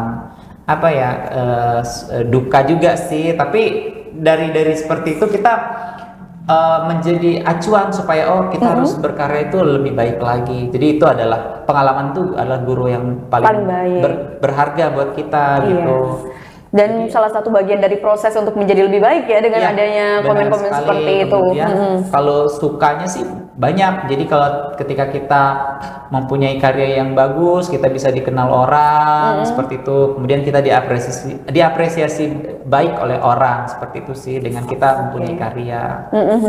Nah ini kan kalau berbicara seputar kostum ataupun karya, kalau kita berbicara di Lampung ini kan kita tahu lah ya tapis gitu kan yang menjadi andalannya. Tapi sekarang ini di masa saat ini tapis ini tidak hanya dipakai untuk acara adat aja gitu, tapi bahkan ternyata sudah dipadu-padankan menjadi suatu kostum untuk ajang-ajang besar, ajang-ajang nasional seperti Putri Indonesia dan sebagainya ya.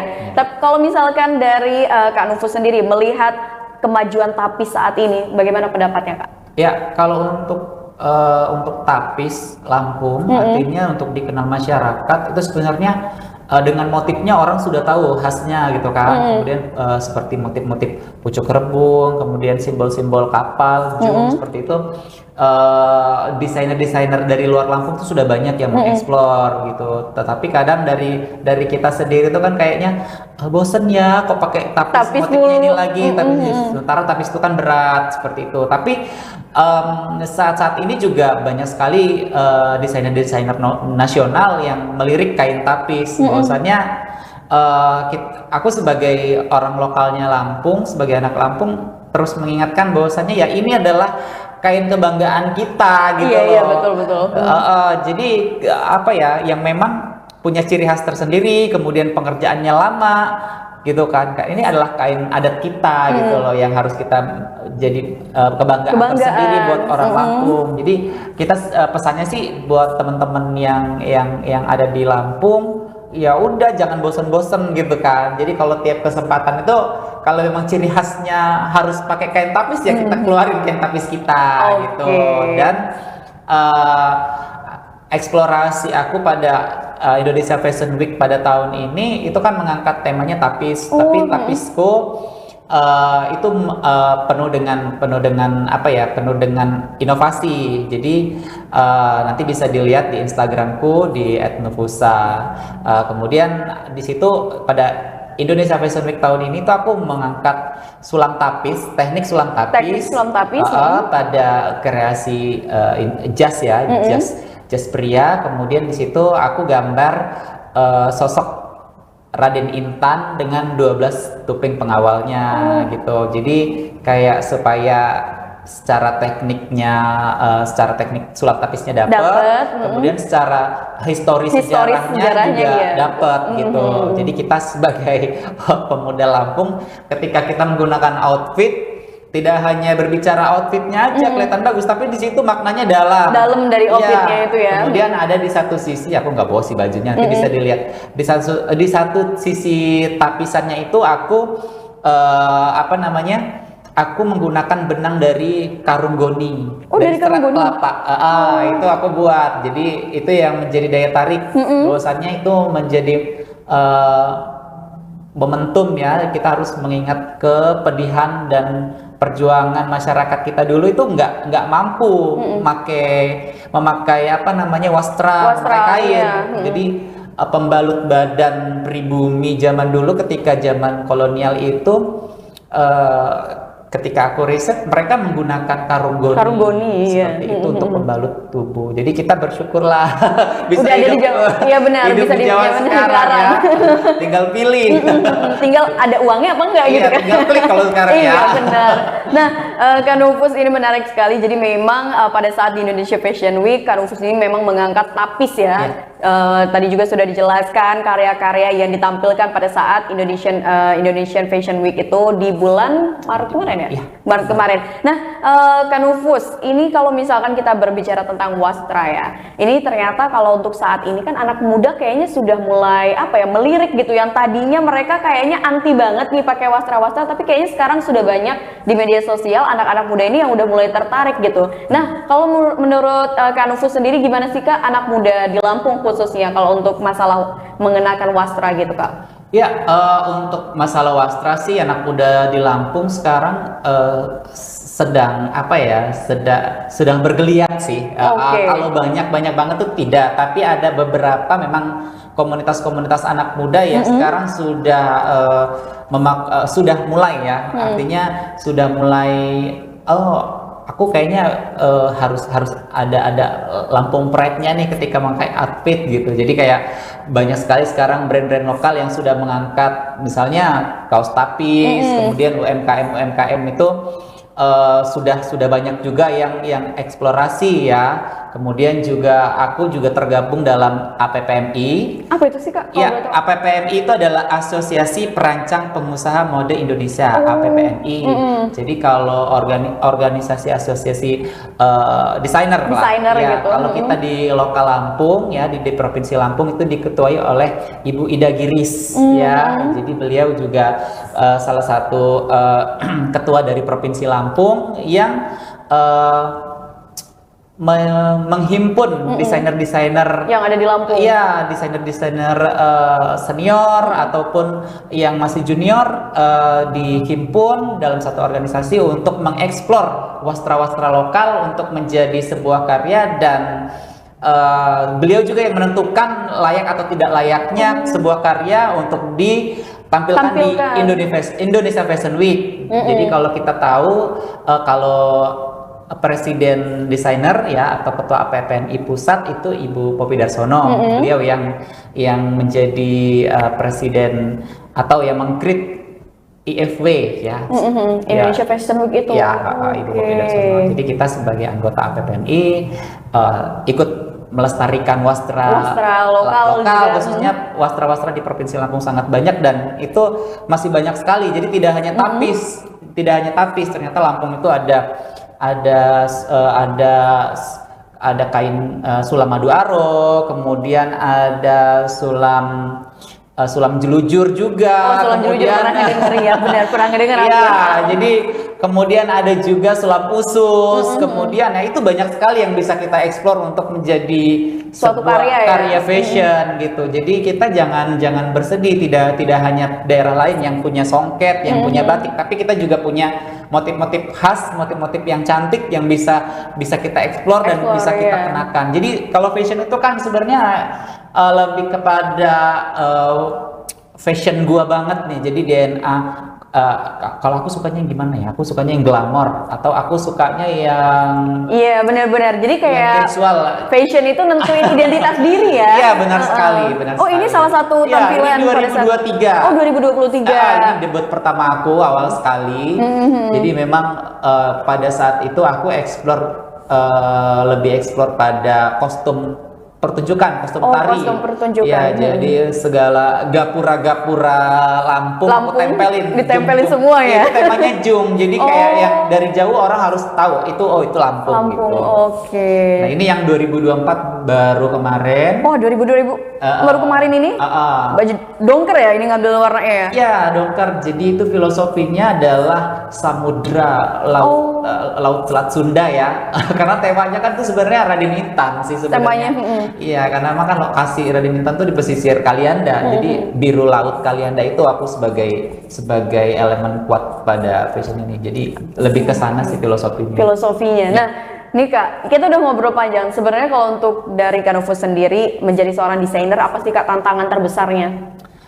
Tantangan terbesar seorang desainer itu adalah kita konsisten dalam berkarya. Kemudian satu juga tantangannya adalah kita riset ya. Kita tidak boleh malas riset ketika kita mengangkat suatu karya itu kita harus jelas sumbernya dari mana, kemudian apa yang ingin dibuat, apa yang ingin disampaikan, kemudian eksekusi dari sebuah konsep desain, sebuah desain dari gambar menjadi bentuk yang utuh. Iya, wujud nyata lah ya. Wujud nyata itu merupakan suatu tantangan tersendiri sih. Sulit sih sebenarnya kalau desainer yang baik adalah bagaimana detail gambar ketika diaplikasikan itu detailnya sama. Jadi tidak banyak perubahan ya, seperti iya. itu sih. Oke. Wah, seru sekali nih. Kak Nufus, terakhir di penghujung podcast kita, boleh tahu nggak sih Kak harapan kedepannya? Ini kan Kak Nufus sudah sering ya bisa dikatakan tampil di ajang nasional. Mungkin kedepannya ingin sering ikut tampil karya-karyanya di ajang internasional atau sudah pernah Kak? Nasional sih sudah ya IFB, kemudian lomba-lomba. Jadi kalau Tinggal internasional berarti ini ya? internasional insya Allah ya. Kita doakan ini kedepannya ya Kak. Ya, mudah-mudahan ada pada di orang-orang Lampung ya yang bisa memberikan sponsor tiket, kita bisa Investor ya.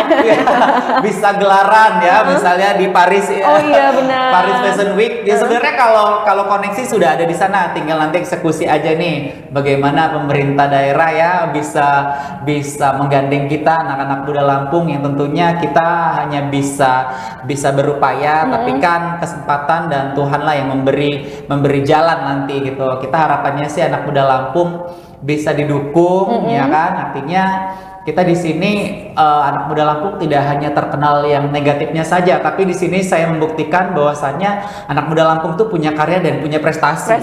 Jadi ya, jangan yang negatif-negatifnya aja. Yang dikenal, Lampung Iya, ya bener banget. Lampung itu terkenal negatif. Jadi kita yang lahir, tinggal, hidup dan istilahnya makan minum Besar di ya, Lampung besar itu di Lampung. kayak kita nggak terima gitu loh. Kita buktikan dengan prestasi. Jadi sedikit besar harapannya ya mudah-mudahan setelah podcast ini ada ya. Iya benar, kita doakan abis ini ada kita rezeki. bisa gelaran ya di luar negeri, bisa di Eropa, kita bawa kreativitas UMKM kita, kemudian kita bawa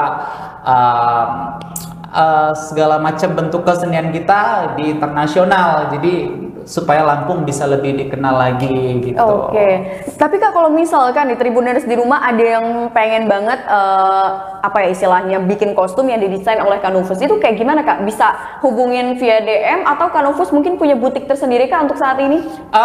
Bisa via DM sih nggak apa-apa. Via Atau DM kalau ya. mau silaturahmi ke tempat langsung boleh. Ada di mana Kak? Boleh kasih Iya, tahu nih ke Tribuners boleh. di rumah. Tempatnya aku kalau alamat bisa teman-teman cek di Google Map masing-masing di Sanggar Seni Nufusa Etnika ya di Jalan Bambu, Kelurahan Sumberjo Sejahtera, Kecamatan Kemiling, Kota Bandar Lampung, Provinsi Lampung. Atau kalau biar nggak repot DM aja deh. Nanti di Sherlock ya. Oke. Jadi kalau misalkan Tribuners pengen banget bikin kostum dan desain oleh Kak Nufus, bisa langsung di DM aja atau tadi datang langsung ke lokasinya ya, silaturahmi langsung ya.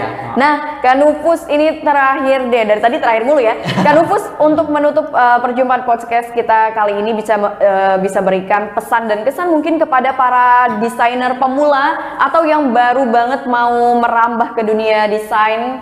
Boleh banget nih Kak dikasih saran ataupun pesannya lah. Ya, untuk teman-teman semua yang memiliki bakat ya dalam bidang mendesain atau suka dengan bidang fashion, kemudian ingin mengeksplorasi diri. Jadi harapannya ke depan ya, sarannya dari aku terus saja berkreasi, terus saja berkarya, kemudian jangan pernah berhenti untuk berkarya, karena aku cuma bisa berkata pengkarya di saat ini pengkarya semakin sedikit, penggibah semakin banyak. Jadi terus aja berkreasi ya, terus aja berkarya, jangan hiraukan apapun itu. Kemudian ketika itu adalah sebuah masukan yang baik, maka ambillah. Tapi ketika itu tidak baik, maka ya hempaskanlah. Jadi supaya kamu juga nyaman dalam berkarya, dan pada suatu saat kalian akan menemukan titik di mana karyamu itu diterima. Oke, dan dikenal banyak orang tentunya. Baik, Tribuners, mungkin itu saja podcast Tribun Lampung bersama dengan Kak Nufusa Zamsuri selaku desainer Lampung. Terima kasih banyak Kak sudah mau mampir nih ya ke studio Tribun Lampung dan juga berbagi tentunya pengalamannya kepada Tribuners di rumah. Harapannya Tribuners yang menyaksikan podcast ini yang memang tertarik di dunia desain bisa terinspirasi dan juga mendapatkan insight serta motivasi dari seorang Kak Nufus. Baik, Tribuners, mungkin itu saja podcast Tribun Lampung bersama dengan Mutiara dan juga Kak Nufus, dan sampai jumpa di podcast Tribun Lampung berikutnya. Bye-bye.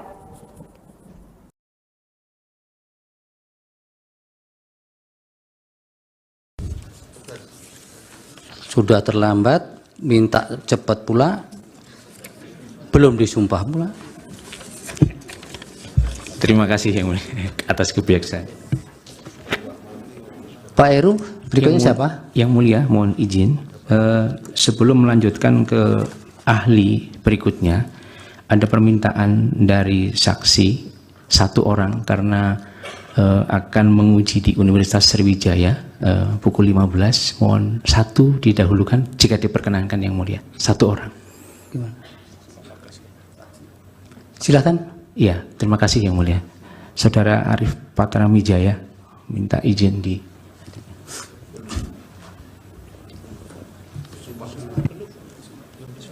Yang sudah disumpahkan Pak Heru? Yang belum, Yang Mulia. Belum ya. Oke, ya, mohon sumpah izin dulu. Sudah terlambat, minta cepat pula, belum disumpah pula. Terima kasih Yang Mulia atas kebijaksanaan.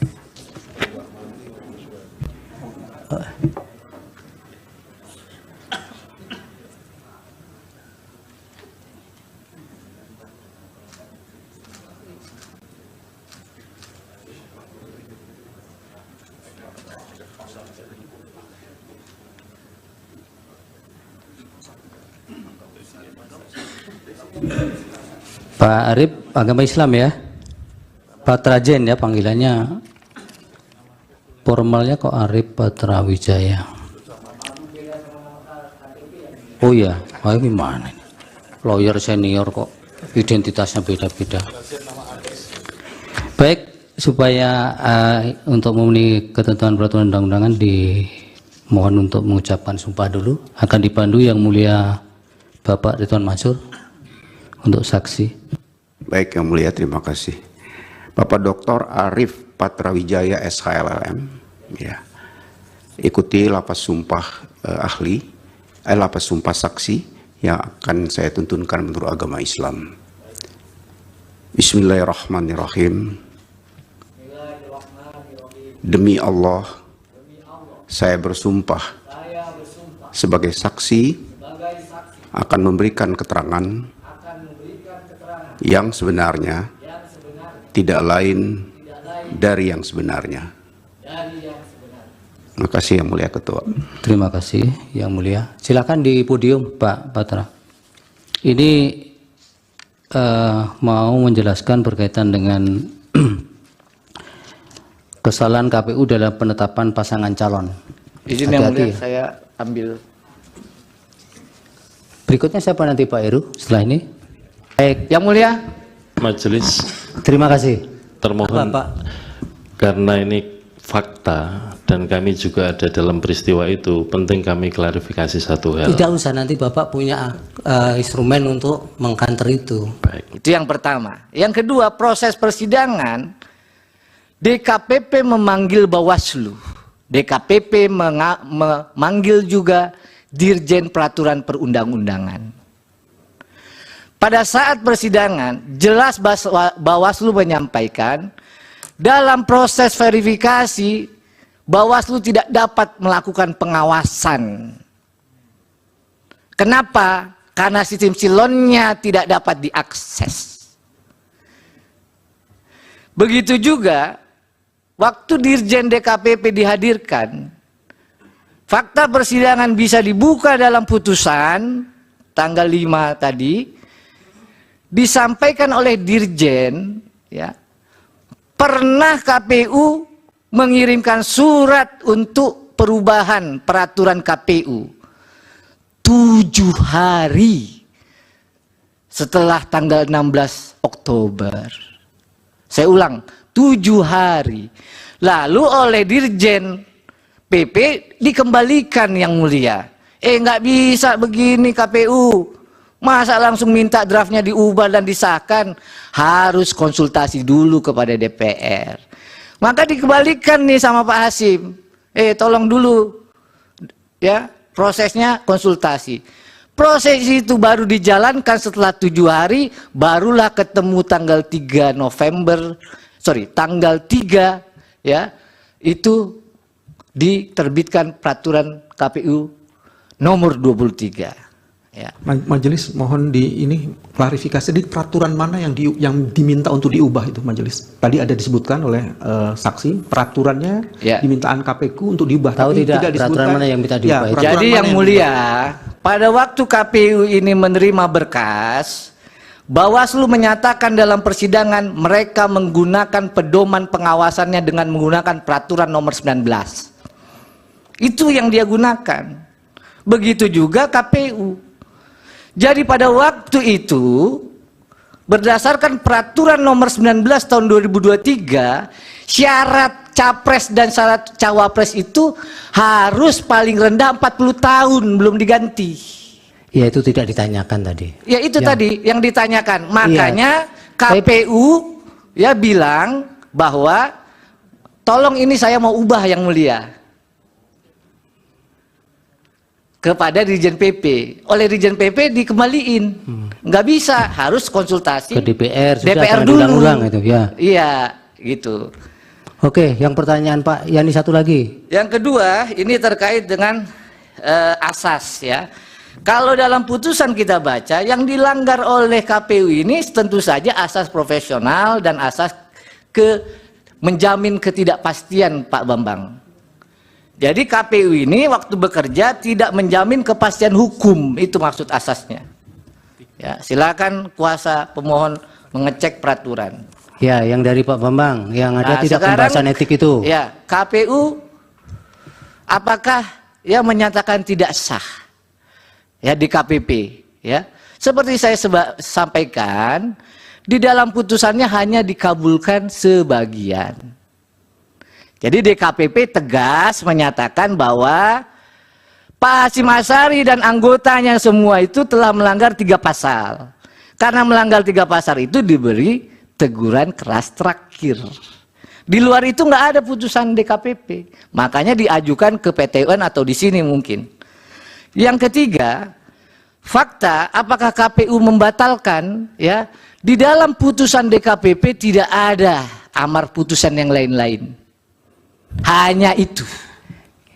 Ya sudah, itu terus dengan ulang-ulang. Ya, cukup. Cukup. Baik, yang mulia. Majelis. Terima kasih. Termohon. Karena ini fakta dan kami juga ada dalam peristiwa itu, penting kami klarifikasi satu hal. Tidak usah, nanti Bapak punya instrumen untuk mengkanter itu. Baik, makasih. Terima kasih Pak Putra. Lebih kurang saya mohon maaf, kalau ada kekurangan saya juga mohon maaf, kalau ada kebenaran semua datang dari Allah Subhanahu wa taala. Wassalamualaikum warahmatullahi wabarakatuh. Baik, terima kasih. Bagaimana ahli bisa menerangkan kekalahan Megawati dengan SBY dalam Pilpres tahun 2004?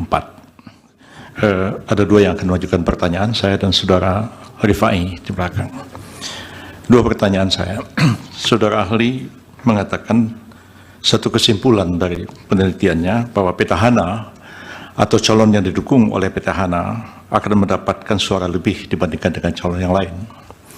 Bagaimana ahli bisa menerangkan kekalahan Megawati dengan SBY dalam Pilpres tahun 2004? Yang kedua, kalau memang kesimpulan ini berlaku umum, apakah hanya satu faktor kebetulan kalau sekarang ini Jokowi yang menjadi presiden dan beliau mendukung pasangan Prabowo Gibran dan memperoleh suara lebih?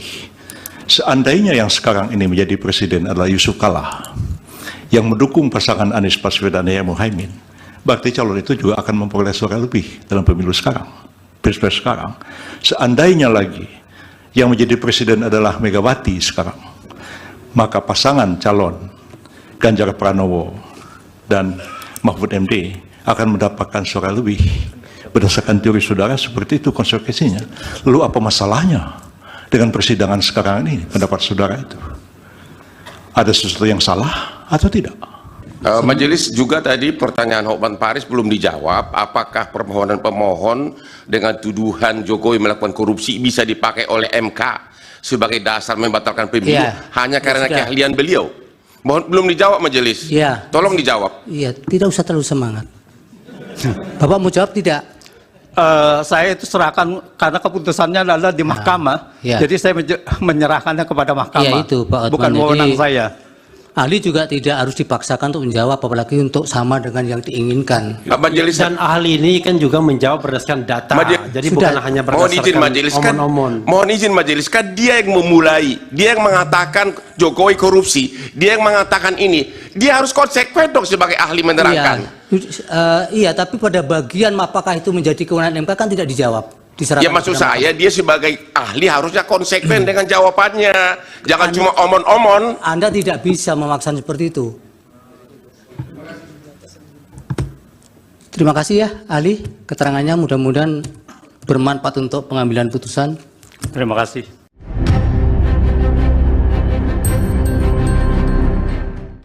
Sebanyak 10 saksi dari kubu Anies Baswedan dan Muhaimin Iskandar atau Amin mengundurkan diri dari sidang pembuktian perselisihan hasil pemilihan umum atau PHPU pada Senin 1 April 2024. Timnas Amin mengklaim pengunduran diri ini karena para saksi takut dipecat dari pekerjaan hingga adanya intimidasi.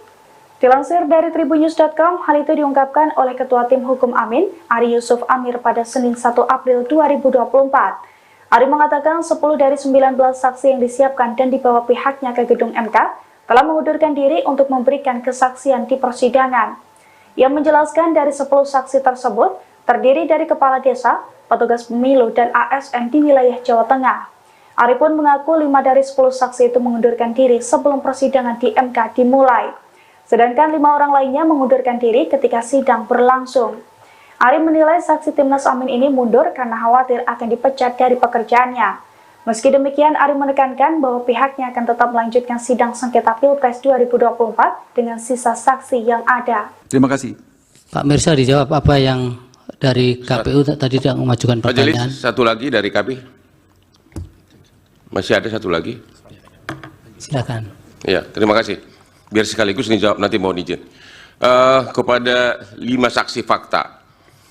Tadi dari keterangan 5 saksi fakta, hampir semua menyatakan katanya dari call center, tidak mengalami dan tidak melihat sendiri. Ya, sebagai perbandingan, sebagai kuasa hukum saya ini menerima pengaduan ribuan ke Kopi Joni, tapi saya tidak mungkin jadi saksi karena saya hanya menerima pengaduan.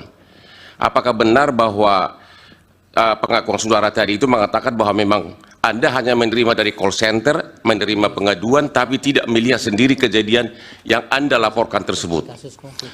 Yang kedua, kepada saudara Mirsa yang di sini datang rupanya dalam kapasitas sebagai LBH, Anda mengadu tentang pencalonan Gibran.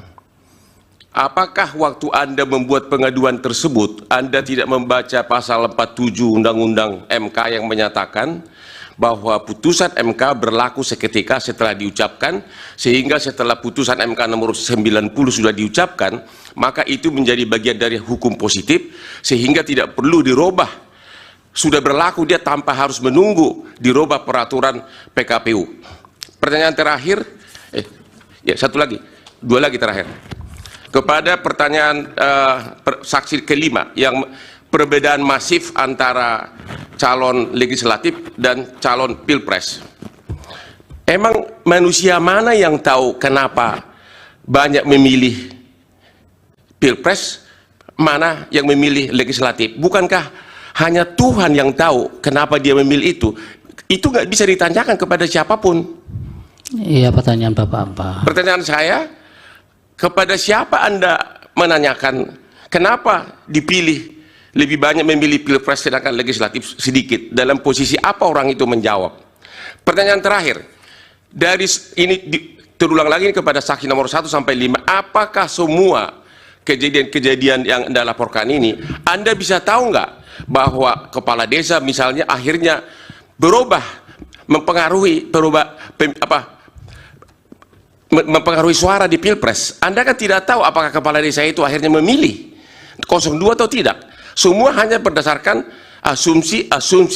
Sedangkan Anda di sini saksi fakta. Terima kasih.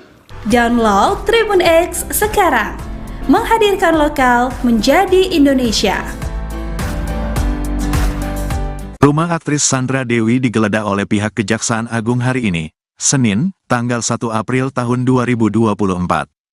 Penggeledahan ini dilakukan buntut dari suami Sandra Dewi, Harvey Moise, ditetapkan sebagai tersangka kasus korupsi timah. Hal itu disampaikan Dir. Penyidik di kantor Kejaksaan Agung, Senin, tanggal 1 April tahun 2024. Penggeledahan memang benar di Paku Bowono, kata Ketut Sumedana selaku Kapus Penkum Kejaksaan Agung di kantornya, Senin, tanggal 1 April tahun 2024. Saat ini penggeledahan masih berlangsung. Sementara penggeledahan masih berlangsung, sambung Kuntadi selaku Dir. Penyidikan, hingga kini, pihak Kejaksaan Agung belum bisa menjelaskan secara rinci terkait hasil penggeledahan rumah Sandra Dewi dan Harvey Moise. Nanti hasilnya akan kita lihat, pungkas Kuntadi. Diketahui, suami Sandra Dewi telah ditetapkan sebagai tersangka kasus korupsi timah yang merugikan negara mencapai 271 triliun rupiah. Harvey Moise ditahan oleh penyidik setelah ditetapkan sebagai tersangka, Rabu, tanggal 27 Maret tahun 2024. Pada hari ini memang sengaja kita doorstop, tidak mengundang rekan media, tapi media yang mengundang kita, tapi menggunakan media sosial. Ya, ada beberapa perkembangan yang memang ditanyakan oleh media terkait dengan pemeriksaan hari ini, terkait dengan perkembangan perkara timah 2015-2022, dan sampai saat ini belum saja ketahui bahwa kita sudah melakukan pemeriksaan lebih dari 170 saksi. Dan hari ini juga kita melakukan satu pemeriksaan 4 saksi terhadap perkara timah. Untuk lebih lengkapnya nanti Pak Kuntadi menyampaikan hal-hal yang penting, mungkin nanti ada di sini kita jawabnya. Silakan Pak Kun, Pak Direktur Penyidikan. Terima kasih. Assalamualaikum warahmatullahi wabarakatuh. Waalaikumsalam. Selamat siang, saudara saudara kita semua. Sebagaimana kita ketahui, beberapa hari yang lalu kita melakukan serangkaian tindakan penyidikan, di antaranya melakukan kegiatan penggeledahan di rumah saudara ALN, dan kemudian beberapa saat kemudian kita melakukan tindakan penahanan terhadap saudara ALN, dan diikuti dengan penahanan saudara HM. Tindak lanjut dari pemeriksaan tersebut, sebagaimana telah kami sampaikan, semua pihak yang menurut hemat kami untuk kepentingan penyidikan sangat signifikan keberadaannya untuk kita keterangan untuk membuat terang peristiwa pidananya, maka pada hari ini kami memanggil dan memeriksa saudara RGS selaku saksi. Nah, kita harapkan keterangan-keterangan itu akan membuat terang peristiwa pidana yang sedang terjadi dalam tindak pidana tata kelola timah di IUP wilayah PT Timah. Ya, selain itu pada hari ini juga kami sudah melakukan kegiatan penggeledahan di kediaman saudara HN, dan sedang berlangsung. Hasilnya apa nanti kita lihat, kita tunggu, nanti akan kita sampaikan apa saja yang telah kita lakukan. Mungkin itu yang bisa kami sampaikan. Selanjutnya terkait dengan saksi si A, si B apa harus diperiksa dan sebagainya, kembali lagi mohon berikan kepada kami bahwa siapapun sepanjang itu ada urgensinya dalam rangka membuat peristiwa pidana, pasti akan kami minta klarifikasinya, ya. Dan kami tidak bertindak berdasarkan asumsi. Semua tindakan kami transparan dan akuntabel, ya. Kami dibatasi oleh undang-undang untuk memanggil seseorang, untuk mengambil tindakan hukum tertentu. Mungkin itu yang bisa kami sampaikan. Terima kasih. Assalamualaikum warahmatullahi wabarakatuh. Terima kasih Pak Dedit. Ini pertanyaan dari media yang sudah ditujukan kepada saya, Pak Dedit. Satu pertanyaan, apakah saudara HM yang sudah ditetapkan sebagai tersangka dan sudah dilakukan penahanan, kapan mulai bisa dijenguk oleh keluarga atau masyarakatnya? Terima kasih. Sesuai dengan ketentuan yang berlaku, semua tahanan kami untuk 7 hari pertama harus dilakukan tindakan isolasi, sehingga nanti hari ke-7 baru dimungkinkan untuk dilakukan penyembuhan. Kecuali ketika ada tindakan pemeriksaan khusus untuk penasihat hukum akan tidak beri akses. Ya, itu hak yang bersangkutan. Demikian. Ada pertanyaan rekan-rekan media, silakan. Ayo yang maju.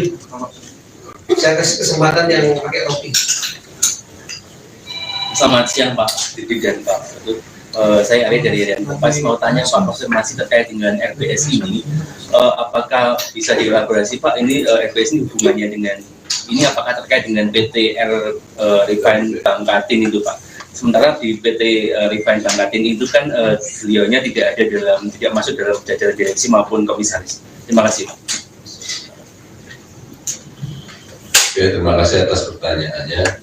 Justru itu yang bersangkutan kami periksa untuk memastikan keterkaitan yang bersangkutan dengan PT RBT.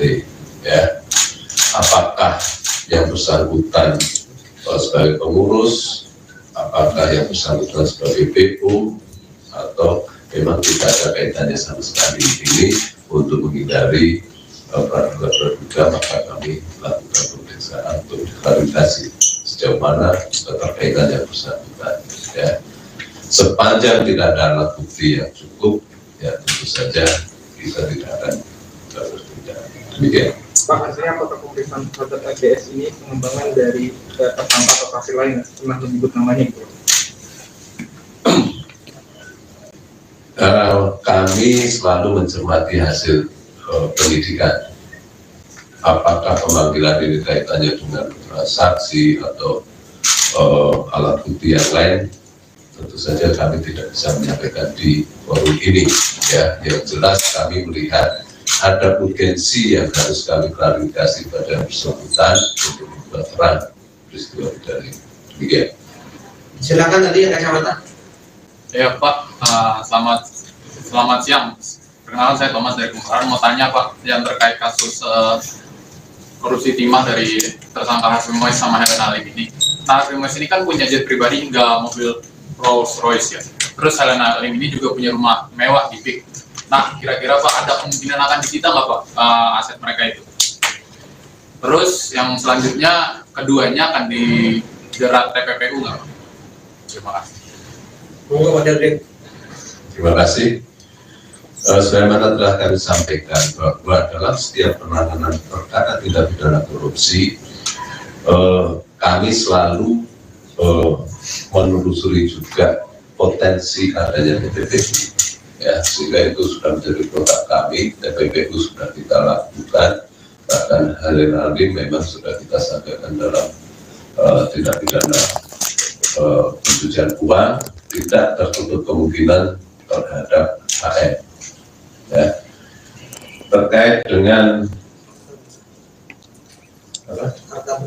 harta benda, penyitaan dan sebagainya, penelusuran masih sedang kita lakukan. Sepanjang barang-barang tersebut ada kaitannya menjadi alat atau merupakan hasil dari kejahatan, pasti akan kami lakukan penyitaan. Ya, terima kasih. Pak, menyambung Pak, dua hal lainnya Pak. Sebentar, pelan-pelan. Menyambung Pak. Saya suruh kesini tadi. Silakan. Baik, terima kasih Pak. Tadi saya Rudi dari Roto Traktual, saya datang dari Balkas sengaja hari ini. Ada 3 pertanyaan yang ingin saya sampaikan.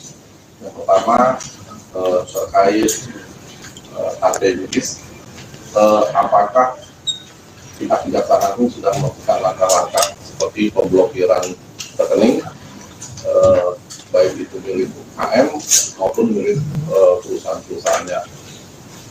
Kemudian yang kedua,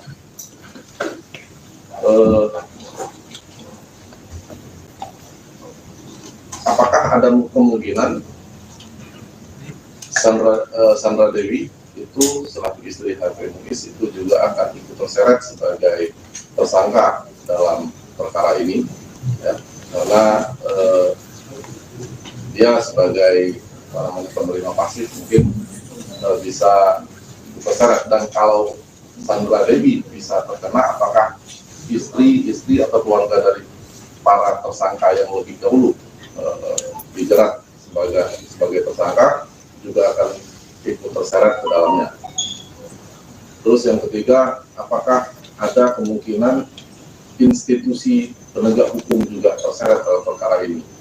Ya, karena kalau mengacu dari pertemuan awal yang dilakukan di Hotel Borobudur pada Juni 2018 lalu, di situ juga terdapat beberapa aparat penegak hukum yang hadir dalam rapat tersebut, dan di situ juga ada saudara RBS yang juga hadir dalam rapat pertama tersebut. Mungkin itu pertanyaan dari saya, Pak Sundari. Terima kasih. Silakan Pak Sundari. Terima kasih. Terkait dengan pertanyaan pertama, apakah sudah ada tindakan pemblokiran dan sebagainya terkait dengan rekening yang bersangkutan dan yang lain-lain, bahwa pemblokiran sudah lama kita lakukan pada saat awal-awal pendidikan ini, ya. Jadi bukan hanya baru sekarang ini, oke? Dan itu masih terus berkembang. Kedua, terkait dengan kemungkinan, kami tidak bicara terkait dengan kemungkinan. Tadi sudah kami sampaikan, penegakan hukum dasarnya adalah alat bukti, bukan asumsi. Jadi kami tidak akan berandai-andai. Oke. Tiga, apakah ada kemungkinan institusi lain? Itu juga bicara tentang kemungkinan, kami bergerak terkait dengan alat bukti. Ya, jangan berasumsi dalam penegakan hukum.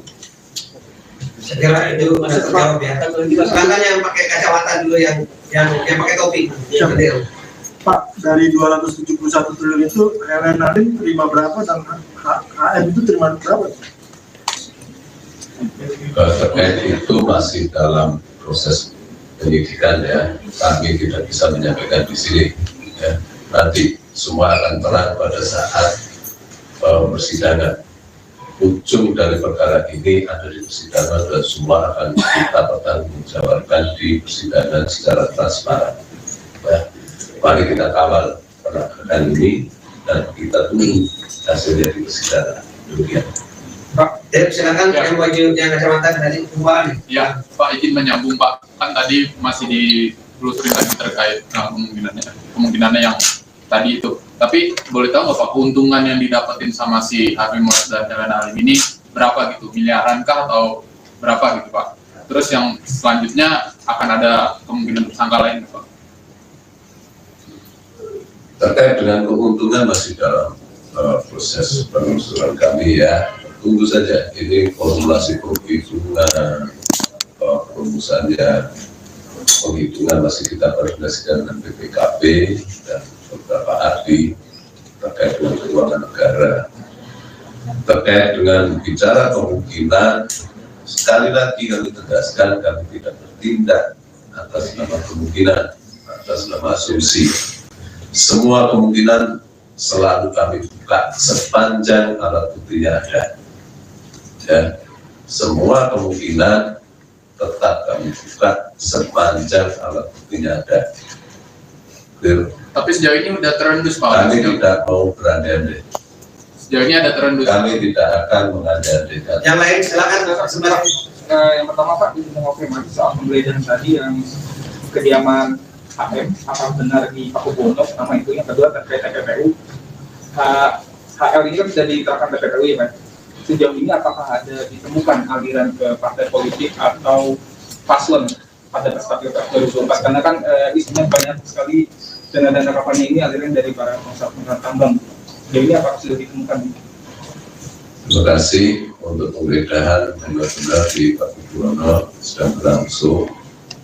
Terkait dengan aliran dan sebagainya kami tidak bisa menjawab di sini dan kami himbau untuk tidak berasumsi nanti menjadi fitnah.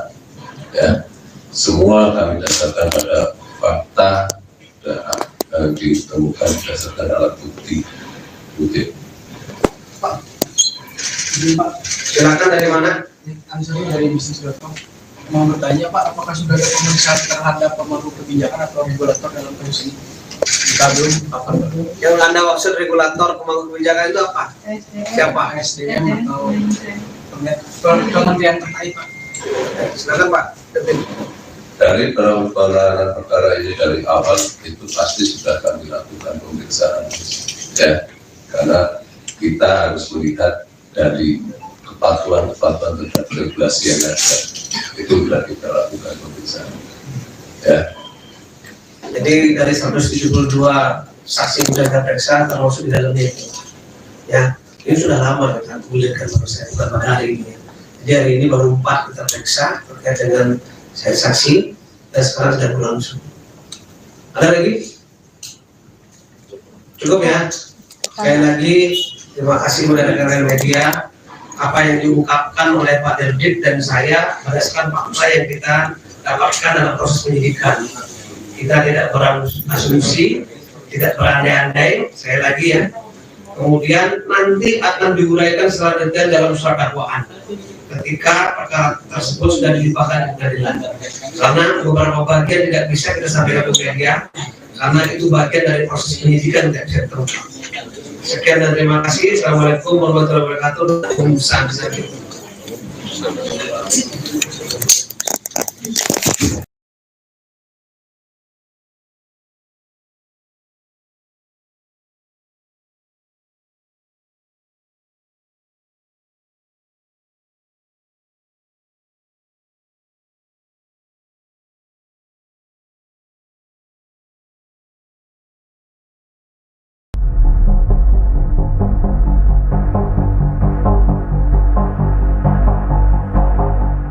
Pengacara kondang Hotman Paris mengaku kecolongan uang senilai ratusan juta rupiah.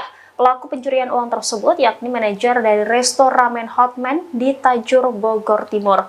Hal ini diungkap oleh Hotman Paris sendiri melalui unggahan Instagram pribadinya.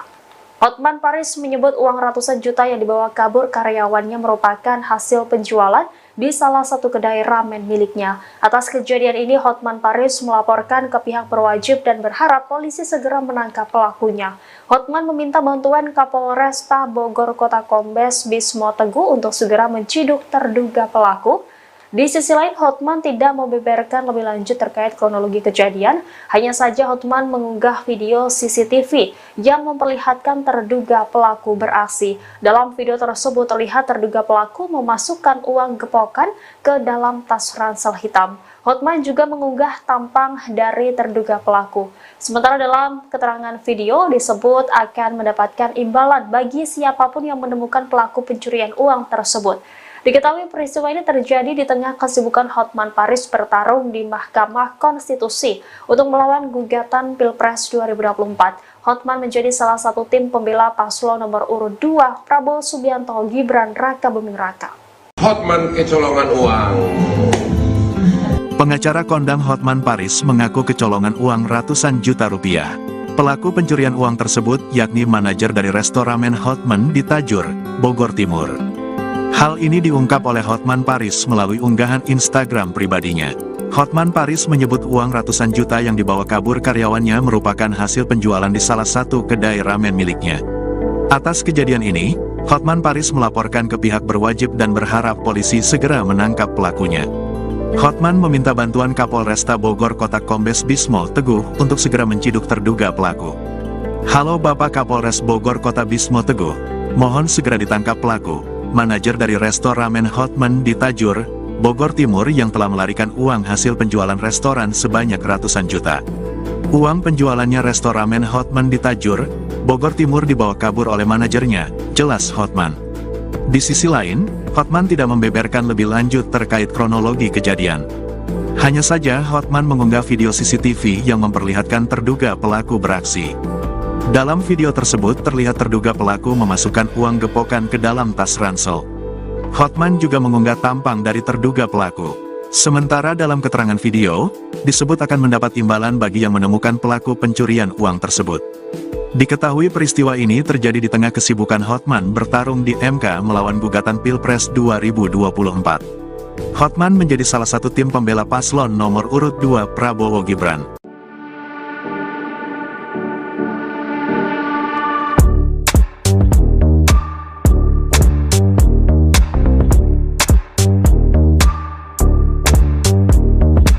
Pengacara kondang Hotman Paris mengaku kecolongan uang ratusan juta rupiah. Pelaku pencurian uang tersebut yakni manajer dari restoran ramen Hotman di Tajur, Bogor Timur. Hal ini diungkap oleh Hotman Paris melalui unggahan Instagram pribadinya. Hotman Paris menyebut uang ratusan juta yang dibawa kabur karyawannya merupakan hasil penjualan di salah satu kedai ramen miliknya. Atas kejadian ini, Hotman Paris melaporkan ke pihak berwajib dan berharap polisi segera menangkap pelaku. Di sisi lain, Hotman tidak membeberkan lebih lanjut terkait kronologi kejadian. Hanya saja, Hotman mengunggah video CCTV yang memperlihatkan terduga pelaku beraksi. Dalam video tersebut, terlihat terduga pelaku memasukkan tumpukan uang ke dalam tas ransel. Sementara dalam keterangan video, disebut akan mendapat imbalan bagi yang menemukan pelaku pencurian uang tersebut. Ikuti terus berita menarik lainnya. Jangan lupa like dan share seluruh akun Tribun Medan. Hotman kecolongan uang, pegawai Hotman mencuri uang Hotman Paris. Halo Bapak Kapolres Bogor Kota, mohon segera ditangkap pelaku manajer dari resto ramen Hotman di Tajur, Bogor Timur yang telah melarikan uang hasil penjualan restoran sebanyak ratusan juta uang penjualan restoran ramen Hotman di Tajur, Bogor Timur dibawa kabur oleh manajernya. Bapak Kapolres Bogor Kota sangat mengucapkan terima kasih sekiranya pelakunya dapat ditangkap segera. God bless you, mohon dibantu. Salam Hotman Paris.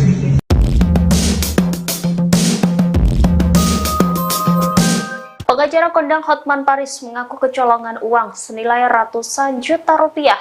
Pelaku pencurian uang tersebut yakni manajer dari resto ramen Hotman di Tajur, Bogor Timur. Hal ini diungkap oleh Hotman Paris sendiri melalui unggahan Instagram pribadinya.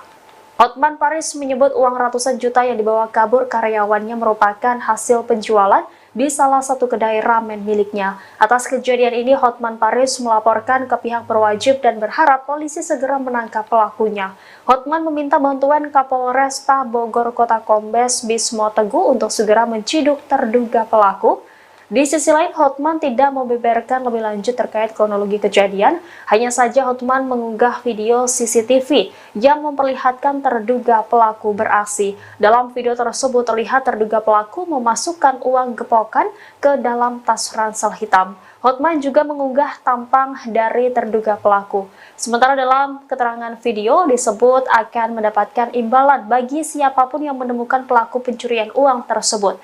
Diketahui peristiwa ini terjadi di tengah kesibukan Hotman Paris bertarung di Mahkamah Konstitusi untuk melawan gugatan Pilpres 2024. Hotman menjadi salah satu tim pembela paslon nomor urut 2 Prabowo Subianto Gibran Raka Buming Raka. Halo Tribuners, jumpa lagi bersama saya Mutiara dalam tayangan podcast Tribun Lampung. Kali ini Mutiara sudah kedatangan narasumber di studio Tribun Lampung yang akan berbincang bersama Mutiara selama 30 menit ke depan nih.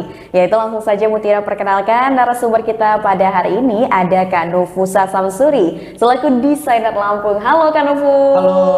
Gimana kabarnya hari ini Kak? Baik, alhamdulillah. Puasanya lancar? Alhamdulillah. Iya, ini walaupun puasa kita harus tetap semangat ya, untuk berbagi kepada Tribuners di rumah. Nah Kak Nufusa Samsuri ini kan sebagai desainer Lampung, boleh diceritain Kak sedikit sekarang ini kesibukannya ngapain aja Kak? Ya, kesibukannya sih kalau saat ini memang kita aktifnya di dunia seni ya, kan karena memang aku merupakan alumni dari S1 Pendidikan Seni Tari Unila gitu. Kemudian dari pendidikan seni tersebut dari bidang tari itu kita merambah di dunia fashion juga. Artinya sekarang saya lagi sedang fokus untuk pengembangan inovasi fashion lokal untuk lebih dikenal sih seperti itu. Oke, ternyata basicnya sama-sama alumni di ini kita. Cuman beda jurusan aja. beda fakultas. Kalau Mutiara ilmu komunikasi kebetulan. Iya. Nah, Kak boleh ceritain dong awal mulanya menjadi seorang desainer. Ini kan tadi kalau background jurusan sih kayaknya nggak ada desainer-desainernya ya, seni tari gitu. Atau emang itu dari SMA udah kayaknya punya bakat nih di bidang desain gitu. Boleh diceritain Kak? Ya, sebenarnya kalau untuk desain sendiri itu adalah kayak sebenarnya kan kompleks ya. Kalau di bidang seni tari itu ada namanya kostum tari. Nah, jadi kan otomatis kita secara tidak langsung bersentuhan dengan dunia fashion gitu loh. Selain dari gerak tari dan musik seperti itu. Kemudian aku sih berprinsip bahwasannya kita harus mengeksplor bakat yang Tuhan beri gitu kan. Jadi kayaknya seru nih gitu melihat teman-teman menjadi desainer gitu kan. Ya coba aja gitu dengan otodidak, dengan keberanian ya kita belajar lewat YouTube, lewat Instagram. Jadi itu aja kita manfaatin sosial media. Oke, jadi otodidak gitu. Iya, jadi sekarang apalagi lebih mudah ya dengan adanya media sosial itu kita bisa lebih explore. Jadi informasi apa aja kita bisa cepat dapat. Kemudian semua tergantung dari kita sih gitu kan. Kalau kita mau pasti kita bisa seperti itu. Oke, jadi memang belajarnya otodidak. Nah, kalau boleh tahu Kak, karya pertamanya gitu kan menjadi seorang desainer pada saat awal-awal itu pada tahun berapa dan karyanya itu dipakai di mana kostumnya kalau boleh tahu? Ya, untuk awal sih sebenarnya kalau awal sekali itu aku buat karya itu baju untuk pakaianku sendiri. Oh, untuk diri sendiri malah? Oke. Jadi sebelum kita menjadikan orang sebagai model karya kita, kita coba kayaknya aku jadi desainer untuk badan diriku sendiri guys, seperti itu. Jadi kayak baju-baju pesta, baju-baju, pokoknya buat aja sesuka hati aku gitu kan. Aku datang gitu kan ke penjahit. Aku punya rancangan, Kak aku punya seperti ini dibuat, kemudian di satu waktu dipakai pesta, kok bagus gitu kan. Terus dari situ teman-teman yang kayak, Kak aku mau sih gitu. Jadi ada yang satu waktu kayak, aku mau sewa deh, boleh nggak buat acara ini? Ya boleh gitu. Kemudian Kak, aku mau dong buat custom baju yang seperti ini, cuman warnanya beda, detailnya agak dibedain. Ada juga yang seperti itu. Jadi dari situ kayak yang, kayaknya di sini juga jadi satu bisa dimanfaatkan gitu kan. Momen peluangnya momennya, peluangnya itu jadi ya alhamdulillah gitu. Debut pertama aku untuk prestasi di bidang fashion itu pertama kali aku dipercayakan untuk peserta Mister Indonesia perwakilan Kalimantan Selatan pada tahun 2017 dan itu menjadi sebuah tonggak pertama gitu, titik awal ya. Kemudian belajar lagi terus kemudian kita mengikuti sebuah kompetisi gitu kan, iseng-iseng kompetisi dan akhirnya menang. Kemudian ada pelatihan yang diberikan dari bank, kemudian kita ikuti seperti apa mood board, seperti apa namanya cara pemasaran, bagaimana membaca peluang bisnis, membaca pasar ya seperti itu. Jadi udah ngalir aja gitu. Nah, dan katanya kabar terbarunya kemarin ini baru aja karyanya tampil ya di Indonesia Fashion Week. Ya benar sekali, dan alhamdulillah di tahun 2024 itu ada kali keduanya saya mengikuti. Oh, kali kedua? Iya, Indonesia Fashion Week. Jadi di 2023 saya juga pernah perdana mengikuti, dan yang tahun ini 2024 itu yang kedua. Jadi di 2024 itu sebenarnya karyanya memang sudah juara di Kemenpora sebenarnya. Ajang Kreativesia di 2023 itu di Keraton Surakarta. Pura Mangkunegaran. Nah di situ wali kotanya Pak Gibran Rakabuming punya event Kreativesia, dan saya sebagai perwakilan Lampung ya dari Dinas Pemuda dan Olahraga Provinsi Lampung ditunjuk untuk mengikuti event kreatif dalam desain wastra daerah. Saya menggunakan teknik tapis ya untuk menjadi sebuah karya yang saya presentasikan di Solo, Jawa Tengah, dan alhamdulillah Lampung menjadi juara 2 tingkat nasional. Dan akhirnya karya tersebut diminta untuk tampil kembali oleh Ketua APPMI Lampung, ya saya juga mengikuti organisasi APPMI Lampung dan ditunjukkan kembali untuk diperagakan di Indonesia Fashion Week 2024 yang baru saja baru aja laksanakan. dilaksanain. Ya. Kapan itu kalau boleh tahu Indonesia Fashion Week-nya? Ya, tanggal 27 sampai 31 Maret 2024 di JCC. Iya, di JCC Jakarta. Nah, kalau boleh tahu, menarik banget ini. Tadi kan Kak Nufus sudah menceritakan awal mula ya, atau debut pertama karyanya itu dipakai waktu apa namanya, Mister ya. Mister dari Kalimantan ya, memakai karya pertama kali di tahun 2017. Kalau boleh tahu, selain itu siapa saja sih yang sudah memakai kostum karya dari Kak Nufus gitu desain-desainnya? Jadi kalau aku sih sebenarnya juga dulu karena juga kita perlu ya membranding diri dengan promosi. Akhirnya kita juga support dengan putra-putri daerah Lampung yang ingin ke nasional. Ya, jadi aku pernah support Miss Earth dari Provinsi Lampung, pernah, kemudian putra-putri kebudayaan, kemudian putra-putri ekowisata, terus ya teman-teman yang perlu bantuan lah untuk ajang nasional ya. Kemudian ajang duta genre, kemudian duta kopi, banyak sekali pageant-pageant. Akhirnya kan kita bisa dengan kemampuan kita juga kita sedikit bisa support untuk teman-teman yang ingin berprestasi gitu loh. Kemudian ya udah, akhirnya ngalir aja apa yang bisa kita bantu seperti itu. Selagi untuk kemajuan Provinsi Lampung tercinta, untuk prestasi teman-teman ya selagi kita bisa support ya support. Iya. Kalau boleh tahu nih Kak, itu kan pasti kalau ngebuat desain untuk suatu kostum itu pasti butuh inspirasi. Kalau boleh tahu cari inspirasinya itu gimana sih Kak?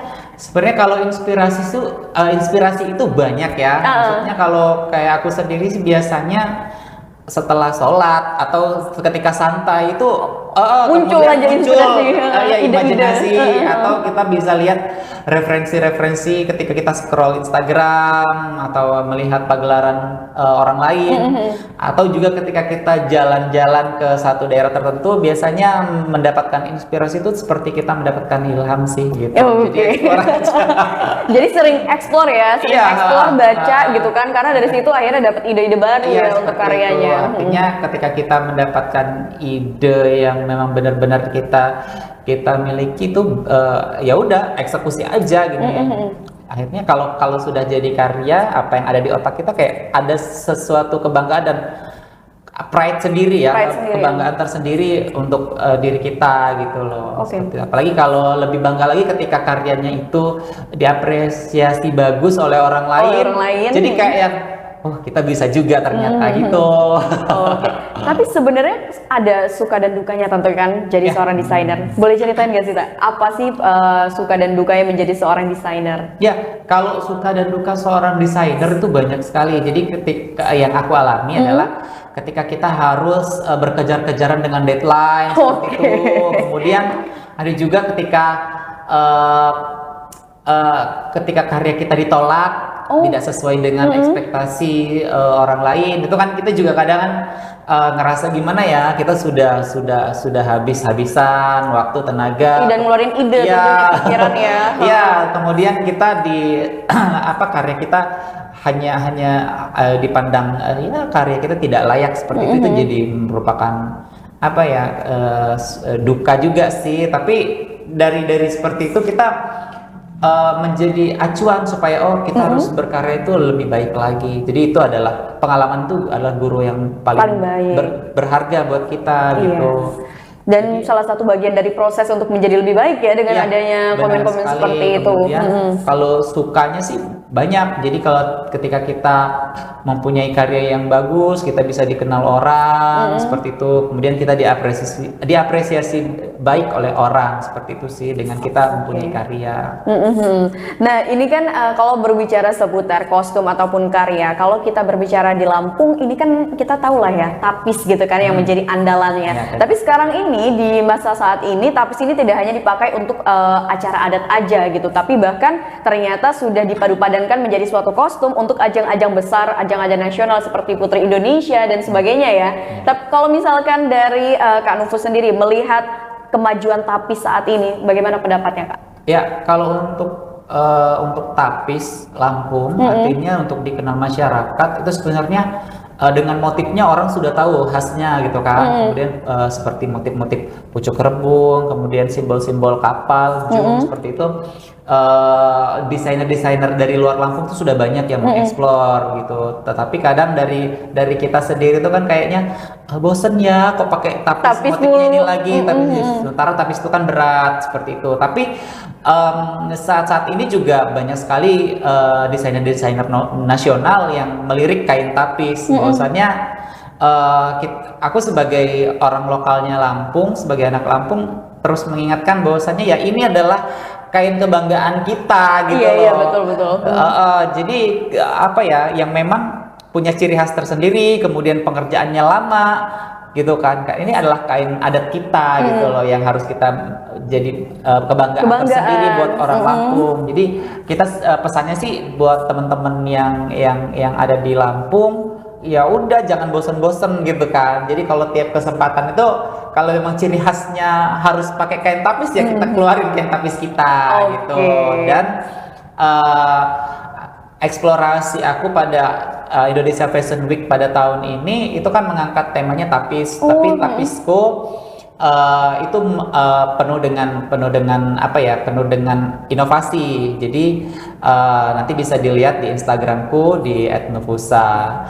Kemudian di situ pada Indonesia Fashion Week tahun ini tuh aku mengangkat sulam tapis, teknik sulam tapis, pada kreasi jas ya, jas pria. Kemudian di situ aku gambar sosok Raden Intan dengan 12 tuping pengawalnya gitu. Jadi kayak supaya secara teknik sulam tapisnya dapat, kemudian secara historis sejarahnya juga dapat gitu. Jadi kita sebagai pemuda Lampung, ketika kita menggunakan outfit, tidak hanya berbicara outfitnya aja kelihatan bagus, tapi di situ maknanya dalam dari outfitnya itu ya. Kemudian ada di satu sisi, aku nggak bawa sih bajunya, nanti bisa dilihat di satu sisi tapisannya itu aku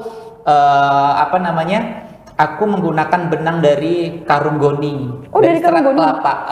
Itu aku buat. Jadi itu yang menjadi daya tarik. Bahwasannya itu menjadi momentum ya. Kita harus mengingat kepedihan dan perjuangan masyarakat kita dulu itu nggak mampu memakai wastra kain. Jadi pembalut badan pribumi zaman dulu ketika zaman kolonial itu ketika aku riset, mereka menggunakan karung goni seperti itu untuk membalut tubuh. Jadi kita bersyukurlah bisa udah hidup, bisa di zaman sekarang ya.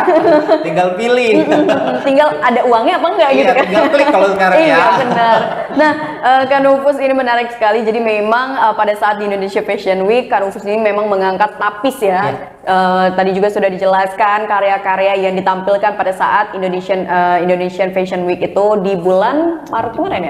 Maret kemarin. Nah, Kak Nufus, ini kalau misalkan kita berbicara tentang wastra ya, ini ternyata kalau untuk saat ini kan anak muda kayaknya sudah mulai melirik gitu. Yang tadinya mereka kayaknya anti banget nih pakai wastra-wastra, tapi kayaknya sekarang sudah banyak di media sosial anak-anak muda ini yang udah mulai tertarik gitu. Nah, kalau menurut Kak Nufus sendiri gimana sih Kak anak muda di Lampung khususnya kalau untuk masalah mengenakan wastra gitu Kak? Ya, untuk masalah wastra sih anak muda di Lampung sekarang sedang sedang bergeliat sih. Kalau banyak banget tuh tidak, tapi ada beberapa memang komunitas-komunitas anak muda yang sekarang sudah mulai ya. Artinya sudah mulai aku kayaknya harus ada Lampung Pride-nya nih ketika memakai outfit gitu. Jadi kayak banyak sekali sekarang brand-brand lokal yang sudah mengangkat misalnya kaos tapis, kemudian UMKM itu sudah banyak juga yang eksplorasi ya. Kemudian juga aku juga tergabung dalam APPMI. Apa itu sih Kak? Ya, APPMI itu adalah Asosiasi Perancang Pengusaha Mode Indonesia, APPMI. Jadi kalau organisasi asosiasi desainer ya, gitu. Kalau kita di lokal Lampung ya, di Provinsi Lampung itu diketuai oleh Ibu Ida Giris ya. Jadi beliau juga salah satu ketua dari Provinsi Lampung yang menghimpun desainer-desainer yang ada di Lampung. Iya, desainer-desainer senior ataupun yang masih junior dihimpun dalam satu organisasi untuk mengeksplor wastra-wastra lokal untuk menjadi sebuah karya, dan beliau juga yang menentukan layak atau tidak layaknya sebuah karya untuk ditampilkan di Indonesia Fashion Week. Jadi kalau kita tahu kalau presiden desainer ya atau ketua APPNI pusat itu Ibu Poppy Darsono, beliau yang menjadi presiden atau yang mengkrit IFW ya, Indonesia Fashion Week itu ya, Ibu Poppy Darsono. Jadi kita sebagai anggota APPNI ikut melestarikan wastra lokal khususnya wastra-wastra di Provinsi Lampung sangat banyak, dan itu masih banyak sekali. Jadi tidak hanya tapis, ternyata Lampung itu ada kain sulam madu aro, kemudian ada sulam jelujur juga. Sulam jelujur pernah dengar ya, benar pernah dengar. Iya, jadi kemudian ada juga sulam usus, kemudian ya itu banyak sekali yang bisa kita eksplor untuk menjadi suatu sebuah karya karya fashion gitu. Jadi kita jangan bersedih, tidak hanya daerah lain yang punya songket, yang punya batik, tapi kita juga punya motif-motif khas, motif-motif yang cantik yang bisa kita eksplor dan bisa kita kenakan. Jadi kalau fashion itu kan sebenarnya lebih kepada fashion gua banget nih. Jadi DNA kalau aku sukanya yang gimana ya? Aku sukanya yang glamor atau aku sukanya yang benar-benar. Jadi kayak visual. Fashion itu nentuin identitas diri ya. Iya, benar sekali, benar sekali. Ini salah satu tampilan ini 2023. 2023. Ini debut pertama aku awal sekali. Jadi memang pada saat itu aku lebih explore pada kostum pertunjukan, kostum tari. Kostum pertunjukan. Ya, jadi segala gapura-gapura Lampung aku ditempelin semua ya. Itu temanya jung. Jadi kayak yang dari jauh orang harus tahu itu itu Lampung gitu. Oke. Nah, ini yang 2024 baru kemarin. 2000 baru kemarin ini? Baju dongker ya, ini ngambil warnanya ya? Ya, dongker. Jadi itu filosofinya adalah samudra laut Selat Sunda ya. Karena temanya kan tuh sebenarnya Raden Intan sih sebenarnya. Iya, karena memang kan lokasi Raden Intan tuh di pesisir Kalianda. Jadi biru laut Kalianda itu aku sebagai elemen kuat pada fashion ini. Jadi lebih ke sana sih filosofinya. Nah, nih Kak, kita udah ngobrol panjang. Sebenarnya kalau untuk dari Kak Nufus sendiri menjadi seorang desainer, apa sih Kak tantangan terbesarnya? Tantangan terbesar seorang desainer itu adalah kita konsisten dalam berkarya. Kemudian satu juga tantangannya adalah kita riset ya. Kita tidak boleh malas riset ketika kita mengangkat suatu karya itu. Kita harus jelas sumbernya dari mana, kemudian apa yang ingin dibuat, apa yang ingin disampaikan, kemudian eksekusi dari sebuah konsep desain, sebuah desain dari gambar menjadi bentuk yang utuh. Iya, wujud nyata lah ya. Wujud nyata itu merupakan suatu tantangan tersendiri sih. Sulit sih sebenarnya kalau desainer yang baik adalah bagaimana detail gambar ketika diaplikasikan itu detailnya sama. Jadi tidak banyak perubahan ya. Iya. Oke. Wah, seru sekali nih. Kak Nufus, terakhir di penghujung podcast kita, boleh tahu nggak sih Kak harapan kedepannya? Ini kan Kak Nufus sudah sering ya bisa dikatakan tampil di ajang nasional. Mungkin kedepannya ingin sering ikut tampil karya-karyanya di ajang internasional atau sudah pernah Kak? Nasional sih sudah ya IFW. Kemudian lomba-lomba. Jadi kalau tinggal internasional berarti ya. Internasional insya Allah ya. Kita doakan ini ke depannya ya Kak. Ya, mudah-mudahan ada di orang-orang Lampung ya yang bisa memberikan sponsor tiket, kita bisa investor ya.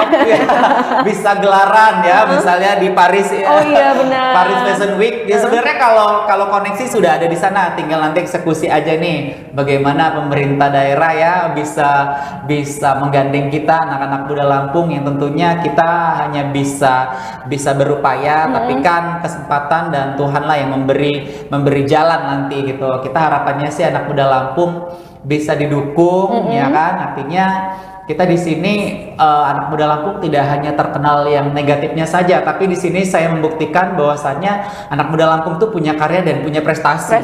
Jadi ya, jangan yang negatif-negatifnya aja. Lampung iya, ya bener banget. Lampung itu terkenal negatif. Jadi kita yang lahir, tinggal, hidup dan istilahnya makan minum besar di Lampung besar di Lampung. kayak kita nggak terima gitu loh. Kita buktikan dengan prestasi. Jadi sedikit besar harapannya ya mudah-mudahan setelah podcast ini ada ya. Iya benar, kita doakan abis ini ada kita bisa gelaran ya di luar negeri, bisa di Eropa, kita bawa kreativitas UMKM kita, kemudian kita bawa segala macam bentuk kesenian kita di internasional. Jadi supaya Lampung bisa lebih dikenal lagi gitu. Oke. Tapi Kak, kalau misalkan di Tribuners di rumah ada yang pengen banget apa ya istilahnya bikin kostum yang didesain oleh Kanufus, itu kayak gimana Kak? Bisa hubungin via DM atau Kanufus mungkin punya butik tersendiri Kak untuk saat ini? Bisa via DM sih nggak apa-apa. Atau kalau mau silaturahmi ke tempat langsung boleh. Ada di mana Kak? Boleh kasih tahu nih ke Tribuners di rumah. Tempatnya aku kalau alamat bisa teman-teman cek di Google Map masing-masing di Sanggar Seni Nufusa Etnika ya di Jalan Bambu, Kelurahan Sumberjo Sejahtera, Kecamatan Kemiling, Kota Bandar Lampung, Provinsi Lampung. Atau kalau biar gak repot DM aja deh. Nanti di Sherlock ya. Oke. Jadi kalau misalkan Tribuners pengen banget bikin kostum dan desain oleh Kanufus, bisa langsung di DM aja atau tadi datang langsung ke lokasinya ya, silaturahmi langsung ya. Nah, Kanufus ini terakhir deh, dari tadi terakhir mulu ya. Kanufus untuk menutup perjumpaan podcast kita kali ini bisa berikan pesan dan kesan mungkin kepada para desainer pemula atau yang baru banget mau merambah ke dunia desain. Boleh banget nih Kak dikasih saran ataupun pesannya lah. Ya, untuk teman-teman semua yang memiliki bakat ya dalam bidang mendesain atau suka dengan bidang fashion, kemudian ingin mengeksplorasi diri. Jadi harapannya ke depan ya, sarannya dari aku terus saja berkreasi, terus saja berkarya, kemudian jangan pernah berhenti untuk berkarya, karena aku cuma bisa berkata pengkarya di saat ini pengkarya semakin sedikit, penggibah semakin banyak. Jadi terus aja berkreasi ya, terus aja berkarya, jangan hiraukan apapun itu. Kemudian ketika itu adalah sebuah masukan yang baik, maka ambillah. Tapi ketika itu tidak baik, maka ya hempaskanlah. Jadi supaya kamu juga nyaman dalam berkarya, dan pada suatu saat kalian akan menemukan titik di mana karyamu itu diterima. Oke, dan dikenal banyak orang tentunya.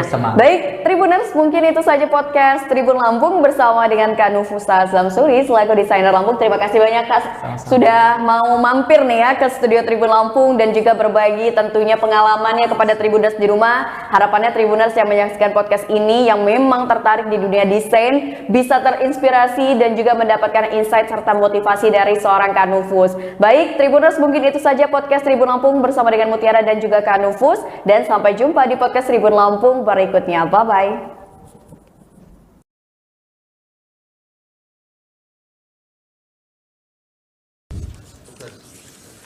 Sudah terlambat, minta cepat pula, belum disumpah pula. Terima kasih yang mulia atas kebijaksanaan. Pak Heru, berikutnya siapa? Yang mulia, mohon izin. Sebelum melanjutkan ke ahli berikutnya, ada permintaan dari saksi satu orang karena akan menguji di Universitas Sriwijaya pukul 15. Mohon satu didahulukan jika diperkenankan yang mulia. Satu orang. Gimana? Silahkan. Iya, terima kasih yang mulia. Saudara Arif Patramijaya minta izin di.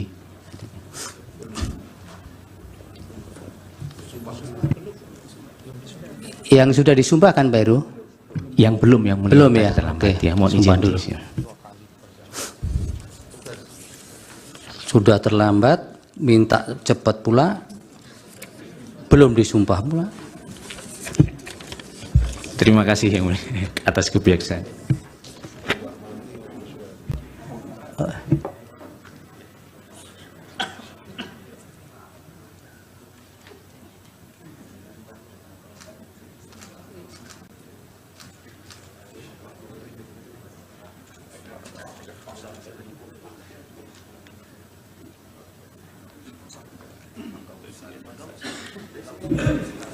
Pak Arif, agama Islam ya?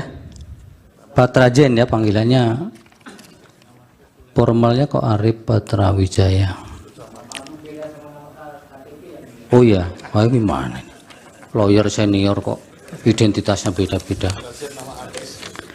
Baik, supaya untuk memenuhi ketentuan peraturan undang-undangan dimohon untuk mengucapkan sumpah dulu. Akan dipandu Yang Mulia Bapak Ridwan Mansur untuk saksi. Baik Yang Mulia, terima kasih. Bapak Dr. Arif Patrawijaya SHLLM, ya, ikuti lapas sumpah lapas sumpah saksi yang akan saya tuntunkan menurut agama Islam. Bismillahirrahmanirrahim. Demi Allah, saya bersumpah sebagai saksi akan memberikan keterangan yang sebenarnya, tidak lain dari yang sebenarnya. Terima kasih Yang Mulia Ketua. Terima kasih Yang Mulia. Silakan di podium Pak Patra. Ini mau menjelaskan berkaitan dengan kesalahan KPU dalam penetapan pasangan calon. Izin Yang Mulia, saya ambil. Berikutnya siapa nanti Pak Heru setelah ini? Baik, Yang Mulia. Majelis. Terima kasih. Termohon, karena ini fakta dan kami juga ada dalam peristiwa itu, penting kami klarifikasi satu hal. Tidak usah, nanti Bapak punya instrumen untuk mengkanter itu. Baik. Itu yang pertama. Yang kedua, proses persidangan DKPP memanggil Bawaslu. DKPP memanggil juga Dirjen Peraturan Perundang-undangan. Pada saat persidangan, jelas Bawaslu menyampaikan dalam proses verifikasi, Bawaslu tidak dapat melakukan pengawasan. Kenapa? Karena sistem silonnya tidak dapat diakses. Begitu juga, waktu Dirjen DKPP dihadirkan, fakta persidangan bisa dibuka dalam putusan tanggal 5 tadi, disampaikan oleh Dirjen, ya, pernah KPU mengirimkan surat untuk perubahan peraturan KPU 7 hari setelah tanggal 16 Oktober. Saya ulang, 7 hari. Lalu oleh Dirjen PP dikembalikan Yang Mulia. Nggak bisa begini KPU. Masa langsung minta draftnya diubah dan disahkan? Harus konsultasi dulu kepada DPR. Maka dikembalikan nih sama Pak Hasim. Tolong dulu ya, prosesnya konsultasi. Proses itu baru dijalankan setelah 7 hari, barulah ketemu tanggal 3 November, tanggal 3 ya, itu diterbitkan peraturan KPU nomor 23. Ya. Majelis mohon ini klarifikasi di peraturan mana yang diminta untuk diubah itu Majelis. Tadi ada disebutkan oleh saksi peraturannya dimintaan KPU untuk diubah. Tahu tidak peraturan mana yang minta diubah? Ya, jadi Yang Mulia, pada waktu KPU ini menerima berkas, Bawaslu menyatakan dalam persidangan mereka menggunakan pedoman pengawasannya dengan menggunakan peraturan nomor 19. Itu yang dia gunakan. Begitu juga KPU. Jadi pada waktu itu, berdasarkan peraturan nomor 19 tahun 2023, syarat capres dan syarat cawapres itu harus paling rendah 40 tahun belum diganti. Ya itu tidak ditanyakan tadi. Ya itu tadi yang ditanyakan. Makanya KPU ya bilang bahwa tolong ini saya mau ubah Yang Mulia. kepada Dirjen PP. Oleh Dirjen PP dikembaliin. Nggak bisa, harus konsultasi Ke DPR, sudah DPR jangan dulu. diulang-ulang itu ya. Iya, gitu. Oke, yang pertanyaan Pak Yani satu lagi. Yang kedua, ini terkait dengan asas ya. Kalau dalam putusan kita baca, yang dilanggar oleh KPU ini tentu saja asas profesional dan asas menjamin ketidakpastian, Pak Bambang. Jadi KPU ini waktu bekerja tidak menjamin kepastian hukum, itu maksud asasnya. Ya, silakan kuasa pemohon mengecek peraturan. Ya, yang dari Pak Bambang, yang ada Nah, tidak sekarang, pembahasan etik itu. Ya, KPU apakah yang menyatakan tidak sah ya di KPP ya? Seperti saya sampaikan, di dalam putusannya hanya dikabulkan sebagian. Jadi DKPP tegas menyatakan bahwa Pak Hasyim Asyari dan anggotanya semua itu telah melanggar 3 pasal. Karena melanggar 3 pasal itu diberi teguran keras terakhir. Di luar itu nggak ada putusan DKPP. Makanya diajukan ke PT UN atau di sini mungkin. Yang ketiga, fakta apakah KPU membatalkan ya? Di dalam putusan DKPP tidak ada amar putusan yang lain-lain. Hanya itu. Ya sudah, itu terus diulang-ulang. Ya. Cukup. Cukup. Baik. Yang mulia. Majelis. Terima kasih. Termohon. Bapak. Karena ini fakta dan kami juga ada dalam peristiwa itu, penting kami klarifikasi satu hal. Tidak usah, nanti Bapak punya instrumen untuk mengkanter itu. Baik, makasih. Terima kasih Pak Putra. Lebih kurang saya mohon maaf, kalau ada kekurangan saya juga mohon maaf, kalau ada kebenaran semua datang dari Allah Subhanahu wa taala. Wassalamualaikum warahmatullahi wabarakatuh. Baik, terima kasih. Bagaimana ahli bisa menerangkan kekalahan Megawati dengan SBY dalam Pilpres tahun 2004? Ada dua yang akan mengajukan pertanyaan, saya dan saudara Rifai di belakang. Dua pertanyaan saya. Saudara ahli mengatakan satu kesimpulan dari penelitiannya bahwa petahana atau calon yang didukung oleh petahana akan mendapatkan suara lebih dibandingkan dengan calon yang lain. Bagaimana ahli bisa menerangkan kekalahan Megawati dengan SBY dalam Pilpres tahun 2004? Yang kedua, kalau memang kesimpulan ini berlaku umum, apakah hanya satu faktor kebetulan kalau sekarang ini Jokowi yang menjadi presiden dan beliau mendukung pasangan Prabowo Gibran dan memperoleh suara lebih? Seandainya yang sekarang ini menjadi presiden adalah Yusuf Kalla yang mendukung pasangan Anies Baswedan dan Yahya Muhaimin, berarti calon itu juga akan memperoleh suara lebih dalam pemilu sekarang, pilpres sekarang. Seandainya lagi yang menjadi presiden adalah Megawati sekarang, maka pasangan calon Ganjar Pranowo dan Mahfud MD akan mendapatkan suara lebih. Berdasarkan teori saudara seperti itu konsekuensinya. Lalu apa masalahnya dengan persidangan sekarang ini, pendapat saudara itu? Ada sesuatu yang salah atau tidak? Majelis juga tadi pertanyaan Hotman Paris belum dijawab. Apakah permohonan pemohon dengan tuduhan Jokowi melakukan korupsi bisa dipakai oleh MK sebagai dasar membatalkan pemilu hanya karena keahlian beliau? Mohon, belum dijawab majelis. Iya. Tolong dijawab. Iya, tidak usah terlalu semangat. Bapak mau jawab tidak? Saya itu serahkan karena keputusannya adalah di mahkamah. Ya. Jadi saya menyerahkannya kepada mahkamah. Iya itu Pak Hotman. Bukan wewenang saya. Ahli juga tidak harus dipaksakan untuk menjawab, apalagi untuk sama dengan yang diinginkan. Majelis dan ahli ini kan juga menjawab berdasarkan data. Jadi Sudah. bukan hanya Mohon izin berdasarkan majelis kan, omon-omon. mohon izin majelis kan dia yang memulai, dia yang mengatakan Jokowi korupsi, dia yang mengatakan ini, dia harus konsekuen dong sebagai ahli menerangkan. Iya, tapi pada bagian apakah itu menjadi kewenangan MK kan tidak dijawab.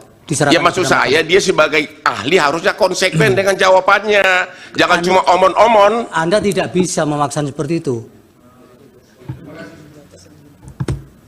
Terima kasih ya ahli, keterangannya mudah-mudahan bermanfaat untuk pengambilan putusan. Terima kasih.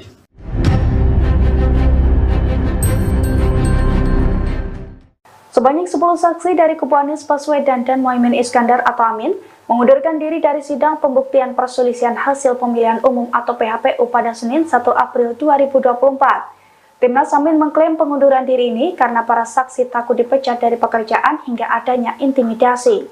Dilansir dari tribunnews.com, hal itu diungkapkan oleh Ketua Tim Hukum Amin, Ari Yusuf Amir pada Senin 1 April 2024. Ari mengatakan 10 dari 19 saksi yang disiapkan dan dibawa pihaknya ke gedung MK telah mengundurkan diri untuk memberikan kesaksian di persidangan. Ia menjelaskan dari 10 saksi tersebut terdiri dari kepala desa, petugas pemilu, dan ASN di wilayah Jawa Tengah. Ari pun mengaku 5 dari 10 saksi itu mengundurkan diri sebelum persidangan di MK dimulai. Sedangkan 5 orang lainnya mengundurkan diri ketika sidang berlangsung. Ari menilai saksi Timnas Amin ini mundur karena khawatir akan dipecat dari pekerjaannya. Meski demikian, Ari menekankan bahwa pihaknya akan tetap melanjutkan sidang sengketa Pilpres 2024 dengan sisa saksi yang ada. Terima kasih. Pak Mirsa dijawab apa yang dari KPU tadi tidak mengajukan pertanyaan. Majelis, satu lagi dari KPU. Masih ada satu lagi. Silakan. Ya, terima kasih. Biar sekaligus dijawab, nanti mohon izin. Kepada 5 saksi fakta. Tadi dari keterangan 5 saksi fakta, hampir semua menyatakan katanya dari call center, tidak mengalami dan tidak melihat sendiri. Ya, sebagai perbandingan, sebagai kuasa hukum saya ini menerima pengaduan ribuan ke Kopi Joni, tapi saya tidak mungkin jadi saksi karena saya hanya menerima pengaduan. Apakah benar bahwa pengakuan saudara tadi itu mengatakan bahwa memang Anda hanya menerima dari call center, menerima pengaduan, tapi tidak melihat sendiri kejadian yang Anda laporkan tersebut? Yang kedua, kepada saudara Mirsa yang di sini datang rupanya dalam kapasitas sebagai LBH. Anda mengadu tentang pencalonan Gibran. Apakah waktu Anda membuat pengaduan tersebut, Anda tidak membaca pasal 47 Undang-Undang MK yang menyatakan bahwa putusan MK berlaku seketika setelah diucapkan, sehingga setelah putusan MK nomor 90 sudah diucapkan, maka itu menjadi bagian dari hukum positif, sehingga tidak perlu dirubah. Sudah berlaku dia tanpa harus menunggu dirubah peraturan PKPU. Pertanyaan terakhir, dua lagi terakhir. Kepada pertanyaan saksi kelima yang perbedaan masif antara calon legislatif dan calon pilpres. Emang manusia mana yang tahu kenapa banyak memilih pilpres, mana yang memilih legislatif? Bukankah hanya Tuhan yang tahu kenapa dia memilih itu? Itu nggak bisa ditanyakan kepada siapapun. Iya, pertanyaan Bapak apa? Pertanyaan saya, kepada siapa Anda menanyakan kenapa dipilih lebih banyak memilih pilpres sedangkan legislatif sedikit? Dalam posisi apa orang itu menjawab? Pertanyaan terakhir, dari ini terulang lagi kepada saksi nomor 1 sampai 5, apakah semua kejadian-kejadian yang Anda laporkan ini, Anda bisa tahu nggak bahwa kepala desa misalnya akhirnya berubah, mempengaruhi suara di pilpres? Anda kan tidak tahu apakah kepala desa itu akhirnya memilih 02 atau tidak. Semua hanya berdasarkan asumsi, sedangkan Anda di sini saksi fakta. Terima kasih. Download Tribun X sekarang. Menghadirkan lokal menjadi Indonesia. Rumah aktris Sandra Dewi digeledah oleh pihak Kejaksaan Agung hari ini, Senin, tanggal 1 April tahun 2024. Penggeledahan ini dilakukan buntut dari suami Sandra Dewi, Harvey Moise, ditetapkan sebagai tersangka kasus korupsi timah. Hal itu disampaikan DIR, penyidik di kantor Kejaksaan Agung, Senin, tanggal 1 April tahun 2024. Penggeledahan memang benar di Paku Bowono, kata Ketut Sumedana selaku Kapus Penkum Kejaksaan Agung di kantornya, Senin, tanggal 1 April tahun 2024. Saat ini penggeledahan masih berlangsung. Sementara penggeledahan masih berlangsung, sambung Kuntadi selaku DIR penyidikan. Hingga kini, pihak Kejaksaan Agung belum bisa menjelaskan secara rinci terkait hasil penggeledahan rumah Sandra Dewi dan Harvey Moise. Nanti hasilnya akan kita lihat, pungkas Kuntadi. Diketahui, suami Sandra Dewi telah ditetapkan sebagai tersangka kasus korupsi timah yang merugikan negara mencapai 271 triliun rupiah. Harvey Moise ditahan oleh penyidik setelah ditetapkan sebagai tersangka, Rabu, tanggal 27 Maret tahun 2024. pada hari ini memang sengaja kita doorstop, tidak mengundang rekan media, tapi media yang mengundang kita, tapi menggunakan media yang premium. Ya, ada beberapa perkembangan yang memang ditanyakan oleh media terkait dengan pemeriksaan hari ini, terkait dengan perkembangan penanganan perkara timah 2015-2022, dan sampai saat ini perlu media ketahui bahwa kita sudah melakukan pemeriksaan lebih dari 170 saksi. Dan hari ini juga kita melakukan pemeriksaan 4 saksi terhadap perkara timah. Untuk lebih lengkapnya nanti Pak Pengadi menyampaikan hal-hal yang penting, mungkin nanti ada di sini kita jawabnya. Silakan Pak Pun, Pak Direktur Penyidikan. Terima kasih. Assalamualaikum warahmatullahi wabarakatuh. Waalaikumsalam. Selamat siang, saudara kita semua. Sebagaimana kita ketahui, beberapa hari yang lalu kita melakukan serangkaian tindakan penyidikan, di antaranya melakukan kegiatan penggeledahan di rumah saudara ALN, dan kemudian beberapa saat kemudian kita melakukan tindakan penahanan terhadap saudara ALN dan diikuti dengan penahanan saudara HM.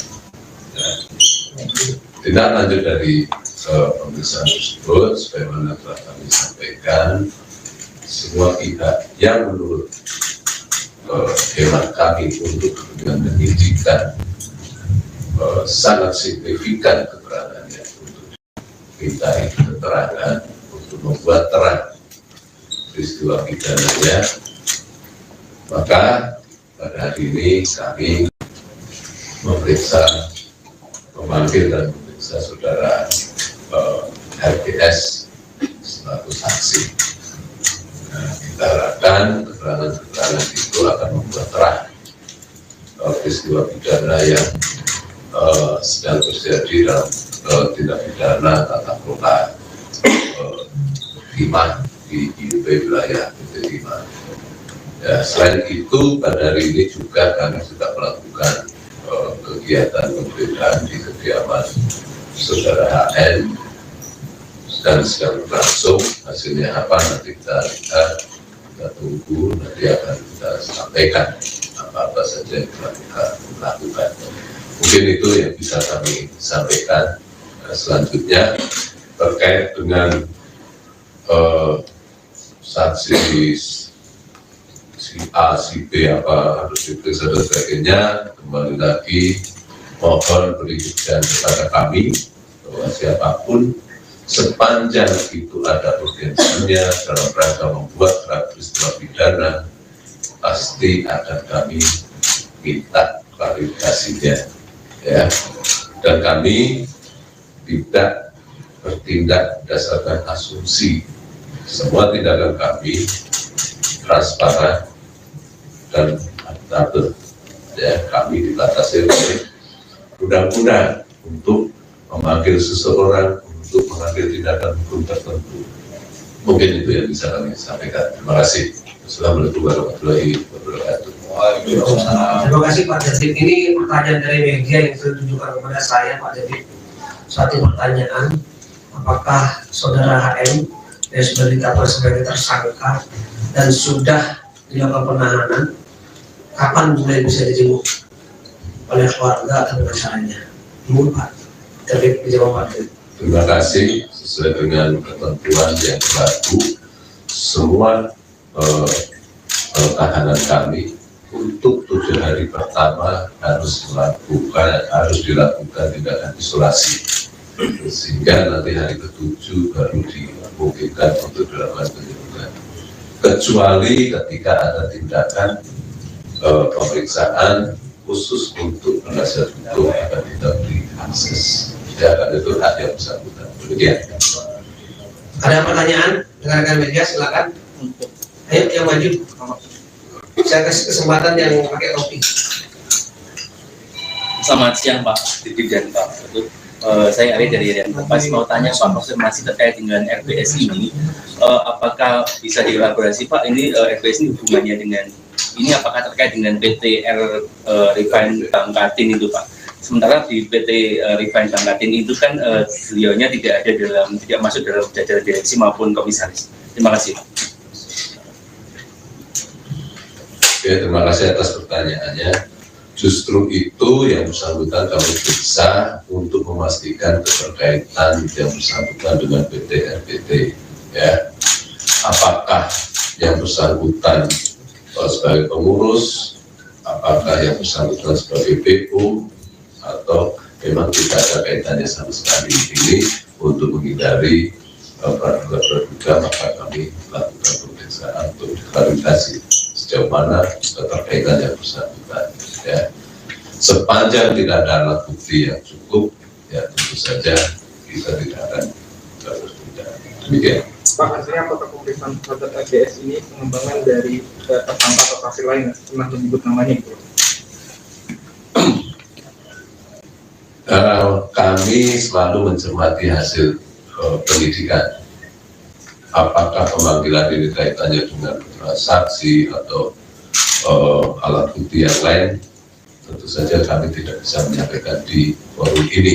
Ya, yang jelas kami melihat ada urgensi yang harus kami klarifikasi pada bersangkutan untuk membuat terang peristiwa pidana ini. Demikian. Silakan tadi yang kacamata. Ya Pak, selamat siang. Perkenalkan saya Thomas dari Kumparan. Mau tanya Pak, yang terkait kasus korupsi timah dari tersangka Harvey Mois sama Helen Halim ini. Nah, Harvey Mois ini kan punya jet pribadi hingga mobil Rolls Royce ya. Terus Helen Halim ini juga punya rumah mewah di PIK. Nah, kira-kira Pak ada kemungkinan akan disita nggak Pak aset mereka itu? Terus yang selanjutnya keduanya akan dijerat TPPU nggak Pak? Terima kasih. Terima kasih. Sebagaimana telah kami sampaikan bahwa dalam setiap penanganan perkara tindak pidana korupsi, kami selalu menelusuri juga potensi adanya TPPU.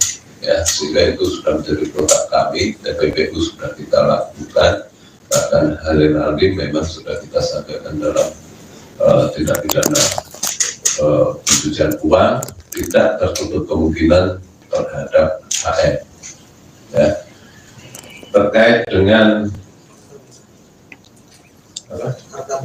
harta benda, penyitaan dan sebagainya, penelusuran masih sedang kita lakukan. Sepanjang barang-barang tersebut ada kaitannya menjadi alat atau merupakan hasil dari kejahatan, pasti akan kami lakukan penyitaan.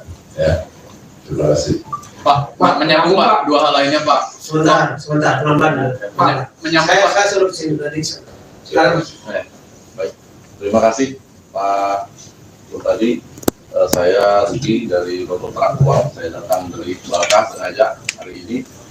Ada 3 pertanyaan yang saya sampaikan. Yang pertama terkait akademis, apakah pihak Kejaksaan Agung sudah melakukan langkah-langkah seperti pemblokiran rekening, baik itu milik HM maupun milik perusahaan-perusahaannya. Kemudian yang kedua,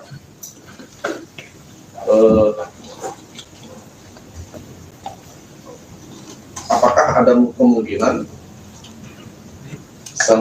Sandra Dewi itu selaku istri Harvey Mois itu juga akan ikut terseret sebagai tersangka dalam perkara ini, ya, karena dia sebagai penerima pasif mungkin bisa terseret. Dan kalau Sandra Dewi bisa terkena, apakah istri atau keluarga dari para tersangka yang lebih dahulu dijerat sebagai tersangka juga akan ikut terseret ke dalamnya. Terus yang ketiga, apakah ada kemungkinan institusi penegak hukum juga terseret dalam perkara ini? Ya, karena kalau mengacu dari pertemuan awal yang dilakukan di Hotel Borobudur pada Juni 2018 lalu, di situ juga terdapat beberapa aparat penegak hukum yang hadir dalam rapat tersebut. Dan di situ juga ada saudara RBS yang juga hadir dalam rapat pertama tersebut. Mungkin itu pertanyaan dari saya, Pak Sutadi. Terima kasih. Silakan Pak Undani. Terima kasih. Terkait dengan pertanyaan pertama, apakah sudah ada tindakan pemblokiran dan sebagainya terkait dengan rekening yang bersangkutan dan yang lain-lain, bahwa pemblokiran sudah lama kita lakukan pada saat awal-awal pendidikan ini, ya. Jadi bukan hanya baru sekarang ini, oke? Dan itu masih terus berkembang. Kedua, terkait dengan kemungkinan, kami tidak bicara terkait dengan kemungkinan. Tadi sudah kami sampaikan, penegakan hukum dasarnya adalah alat bukti, bukan asumsi.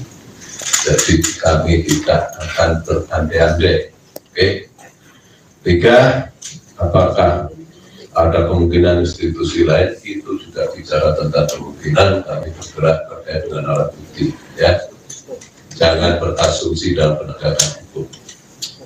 Saya kira itu masih terjawab ya. Silakan yang pakai kacamata dulu, yang pakai topi.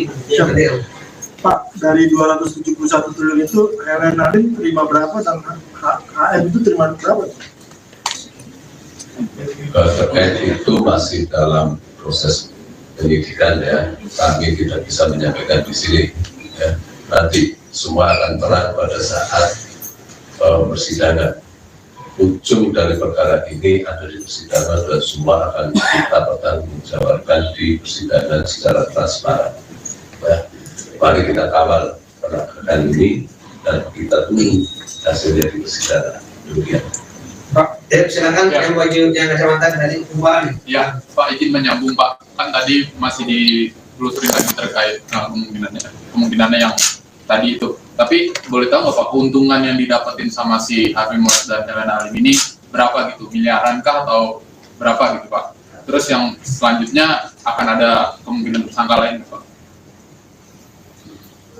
Terkait dengan keuntungan masih dalam proses penelusuran kami, ya.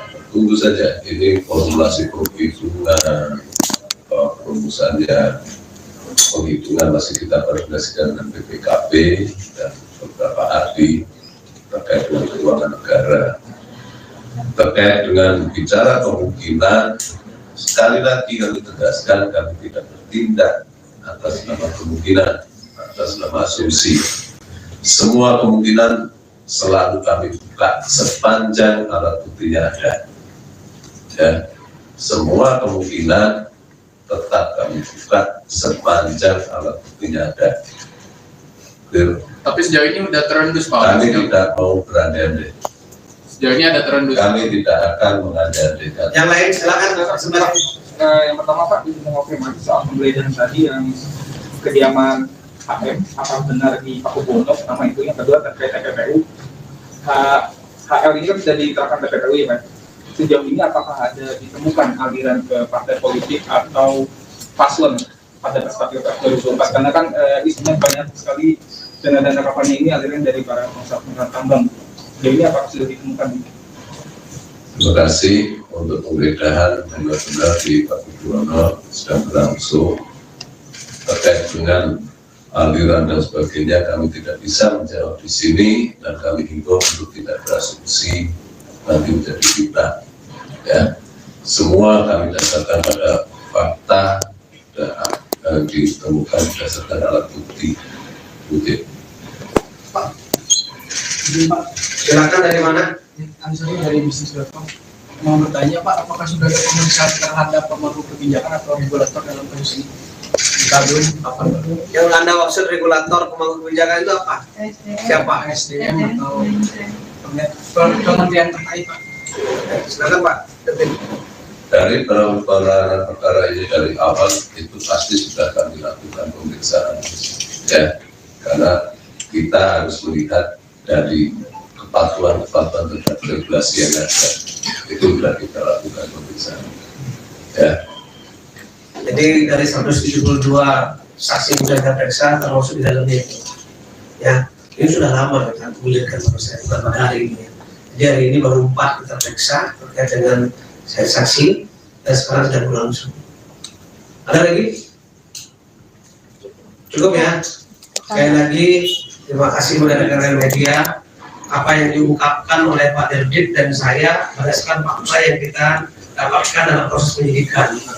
Kita tidak berasumsi, tidak berandai-andai, saya lagi ya. Kemudian nanti akan diuraikan secara detail dalam surat dakwaan ketika perkara tersebut sudah dilimpahkan ke pengadilan. Karena beberapa bagian tidak bisa kita sampaikan ke media, karena itu bagian dari proses penyidikan tidak bisa terungkap. Sekian dan terima kasih. Assalamualaikum warahmatullahi wabarakatuh.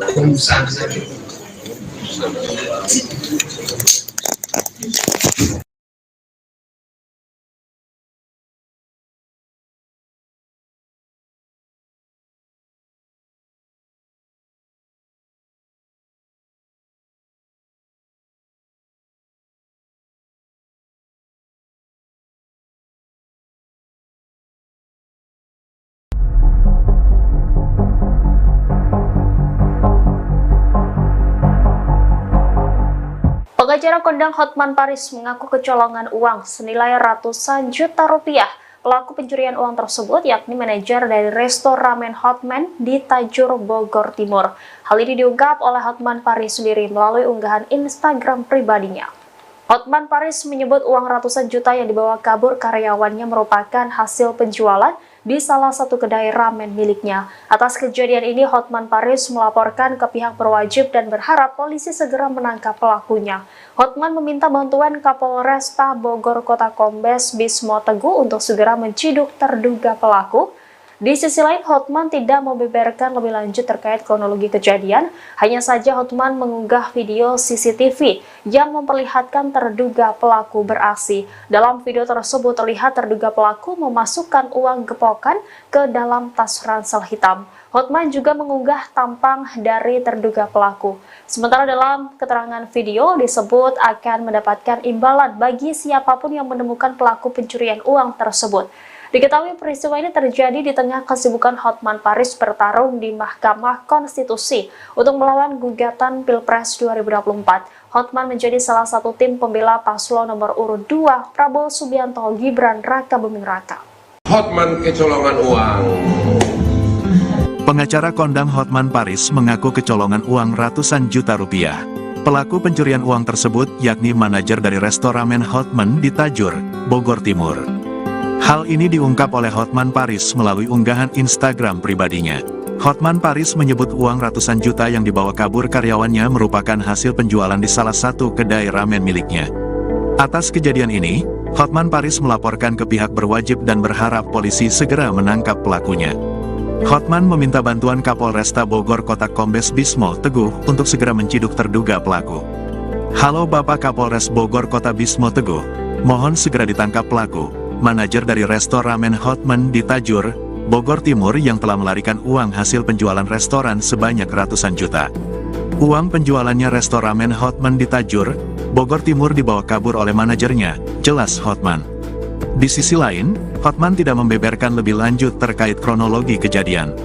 Hanya saja Hotman mengunggah video CCTV yang memperlihatkan terduga pelaku beraksi. Dalam video tersebut terlihat terduga pelaku memasukkan uang gepokan ke dalam tas ransel. Hotman juga mengunggah tampang dari terduga pelaku. Sementara dalam keterangan video, disebut akan mendapat imbalan bagi yang menemukan pelaku pencurian uang tersebut. Diketahui peristiwa ini terjadi di tengah kesibukan Hotman bertarung di MK melawan gugatan Pilpres 2024. Hotman menjadi salah satu tim pembela paslon nomor urut 2 Prabowo Gibran.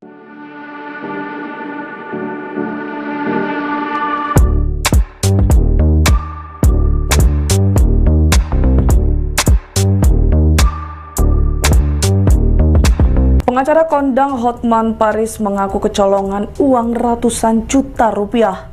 Pelaku pencurian uang tersebut yakni manajer dari resto ramen Hotman di Tajur, Bogor Timur. Hal ini diungkap oleh Hotman Paris melalui unggahan Instagram pribadinya. Hotman Paris menyebut uang ratusan juta yang dibawa kabur karyawannya merupakan hasil penjualan di salah satu kedai ramen miliknya. Atas kejadian ini, Hotman Paris melaporkan ke pihak berwajib dan berharap polisi segera menangkap pelaku. Di sisi lain, Hotman tidak membeberkan lebih lanjut terkait kronologi kejadian. Hanya saja Hotman mengunggah video CCTV yang memperlihatkan terduga pelaku beraksi. Dalam video tersebut terlihat terduga pelaku memasukkan tumpukan uang ke dalam tas ransel. Sementara dalam keterangan video disebut akan mendapat imbalan bagi yang menemukan pelaku pencurian uang tersebut. Ikuti terus berita menarik lainnya. Jangan lupa like dan share seluruh akun Tribun Medan. Hotman kecolongan uang, pegawai Hotman mencuri uang Hotman Paris. Halo Bapak Kapolres Bogor Kota, mohon segera ditangkap pelaku manajer dari resto ramen Hotman di Tajur Bogor Timur yang telah melarikan uang hasil penjualan restoran sebanyak ratusan juta uang penjualan restoran Hotman di Tajur Bogor Timur dibawa kabur oleh manajernya. Bapak Kapolres Bogor Kota sangat mengucapkan terima kasih sekiranya pelakunya dapat ditangkap segera. God bless you, mohon dibantu. Salam Hotman Paris.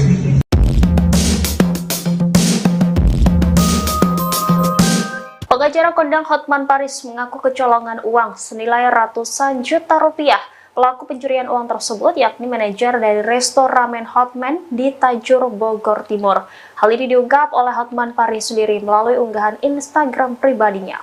Hotman Paris menyebut uang ratusan juta yang dibawa kabur karyawannya merupakan hasil penjualan di salah satu kedai ramen miliknya. Atas kejadian ini, Hotman Paris melaporkan ke pihak berwajib dan berharap polisi segera menangkap pelakunya.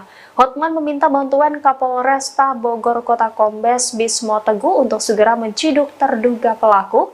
Di sisi lain, Hotman tidak membeberkan lebih lanjut terkait kronologi kejadian. Hanya saja Hotman mengunggah video CCTV yang memperlihatkan terduga pelaku beraksi. Dalam video tersebut terlihat terduga pelaku memasukkan uang gepokan ke dalam tas ransel hitam. Hotman juga mengunggah tampang dari terduga pelaku. Sementara dalam keterangan video disebut akan mendapatkan imbalan bagi siapapun yang menemukan pelaku pencurian uang tersebut.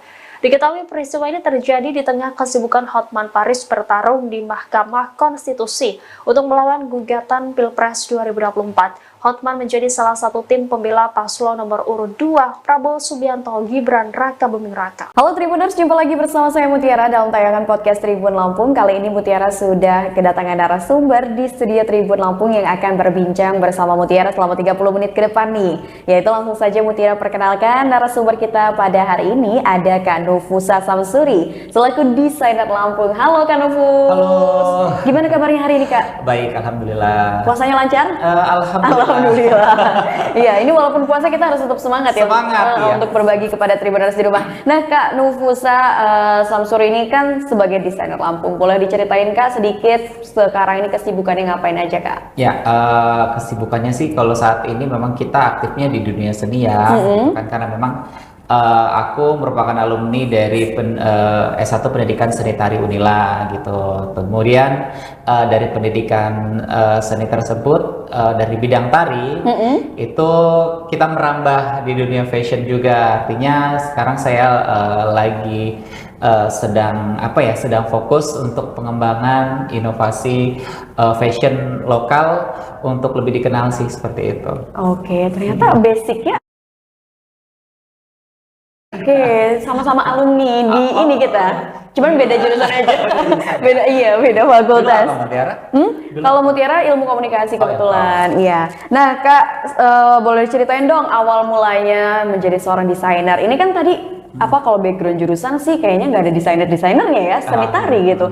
Atau emang itu dari SMA udah kayaknya punya bakat nih di bidang desain gitu. Boleh diceritain Kak? Ya, sebenarnya kalau untuk desain sendiri itu adalah kayak sebenarnya kan kompleks ya. Kalau di bidang seni tari itu ada namanya kostum tari. Nah, jadi kan otomatis kita secara tidak langsung bersentuhan dengan dunia fashion gitu loh.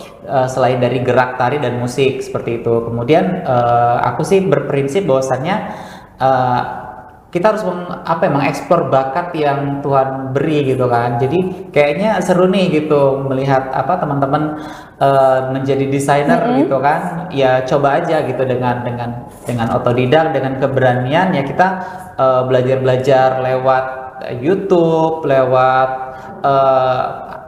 Instagram, jadi itu aja kita manfaatin sosial media. Oke, jadi otodidak gitu. Iya, jadi sekarang apalagi lebih mudah ya dengan adanya media sosial itu kita bisa lebih explore. Jadi informasi apa aja kita bisa cepet dapat. Kemudian semua tergantung dari kita sih gitu kan. Kalau kita mau pasti kita bisa seperti itu. Oke, jadi memang belajarnya otodidak. Nah, kalau boleh tahu Kak, karya pertamanya gitu kan menjadi seorang desainer pada saat awal-awal itu pada tahun berapa dan karyanya itu dipakai di mana kostumnya kalau boleh tahu? Ya, untuk awal sih sebenarnya kalau awal sekali itu aku buat karya itu baju untuk pakaianku sendiri. Oh, untuk diri sendiri iya. Oke. Jadi sebelum kita menjadikan orang sebagai model ya? Karya kita coba kayaknya aku jadi desainer untuk badan diriku sendiri kayak seperti itu. Jadi kayak baju-baju pesta, baju-baju pokoknya buat aja sesuka hati aku gitu kan. Aku datang gitu kan ke penjahit. Aku punya rancangan, Kak aku punya seperti ini dibuat. Kemudian di satu waktu dipakai pesta kok bagus gitu kan. Terus dari situ teman-teman yang kayak, Kak aku mau sih gitu. Jadi ada yang satu waktu kayak aku mau sewa deh, boleh nggak buat acara ini? Ya boleh gitu. Kemudian Kak, aku mau dong buat custom baju yang seperti ini, cuman warnanya beda, detailnya agak dibedain. Ada juga yang seperti itu. Jadi dari situ kayak yang, kayaknya di sini juga jadi satu bisa dimanfaatkan gitu kan. Momen peluangnya momennya, peluangnya itu jadi ya alhamdulillah gitu. Debut pertama aku untuk prestasi di bidang fashion itu pertama kali aku dipercayakan untuk peserta Mister Indonesia perwakilan Kalimantan Selatan pada tahun 2017 dan itu menjadi sebuah tonggak pertama gitu, titik awal ya. Kemudian belajar lagi terus kemudian kita mengikuti sebuah kompetisi gitu kan, iseng-iseng kompetisi dan akhirnya menang. Kemudian ada pelatihan yang diberikan dari bank, kemudian kita ikuti seperti apa mood board, seperti apa cara pemasaran, bagaimana membaca peluang bisnis, membaca pasar ya seperti itu. Jadi udah ngalir aja gitu. Nah, dan katanya kabar terbarunya kemarin ini baru aja karyanya tampil ya di Indonesia Fashion Week. Ya benar sekali, dan alhamdulillah di tahun 2024 itu ada kali keduanya saya mengikuti. Oh, kali kedua? Iya, Indonesia Fashion Week. Jadi di 2023 saya juga pernah perdana mengikuti, dan yang tahun ini 2024 itu yang kedua.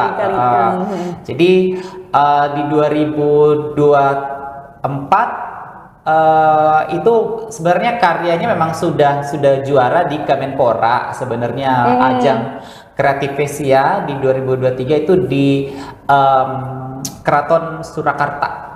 Pura Mangkunegaran. Nah di situ wali kotanya Pak Gibran Rakabuming punya event Kreativesia, dan saya sebagai perwakilan Lampung ya dari Dinas Pemuda dan Olahraga Provinsi Lampung ditunjuk untuk mengikuti event kreatif dalam desain wastra daerah. Saya menggunakan teknik tapis ya untuk menjadi sebuah karya yang saya presentasikan di Solo, Jawa Tengah, dan alhamdulillah Lampung menjadi juara 2 tingkat nasional. Dan akhirnya karya tersebut diminta untuk tampil kembali oleh Ketua APPMI Lampung ya. Saya juga mengikuti organisasi APPMI Lampung dan ditunjukkan kembali untuk diperagakan di Indonesia Fashion Week 2024 yang baru saja dilaksanakan. Kapan itu kalau boleh tahu Indonesia Fashion Week-nya? Ya, tanggal 27 sampai 31 Maret 2024 di JCC. Iya, di JCC Jakarta. Nah, kalau boleh tahu, menarik banget ini. Tadi kan Kak Nufus sudah menceritakan awal mula ya, atau debut pertama karyanya itu dipakai waktu Mister ya. Mister dari Kalimantan ya, memakai karya pertama kali di tahun 2017. Kalau boleh tahu, selain itu siapa saja sih yang sudah memakai kostum karya dari Kak Nufus gitu desain-desainnya? Jadi kalau aku sih sebenarnya juga dulu karena juga kita perlu ya membranding diri dengan promosi. Akhirnya kita juga support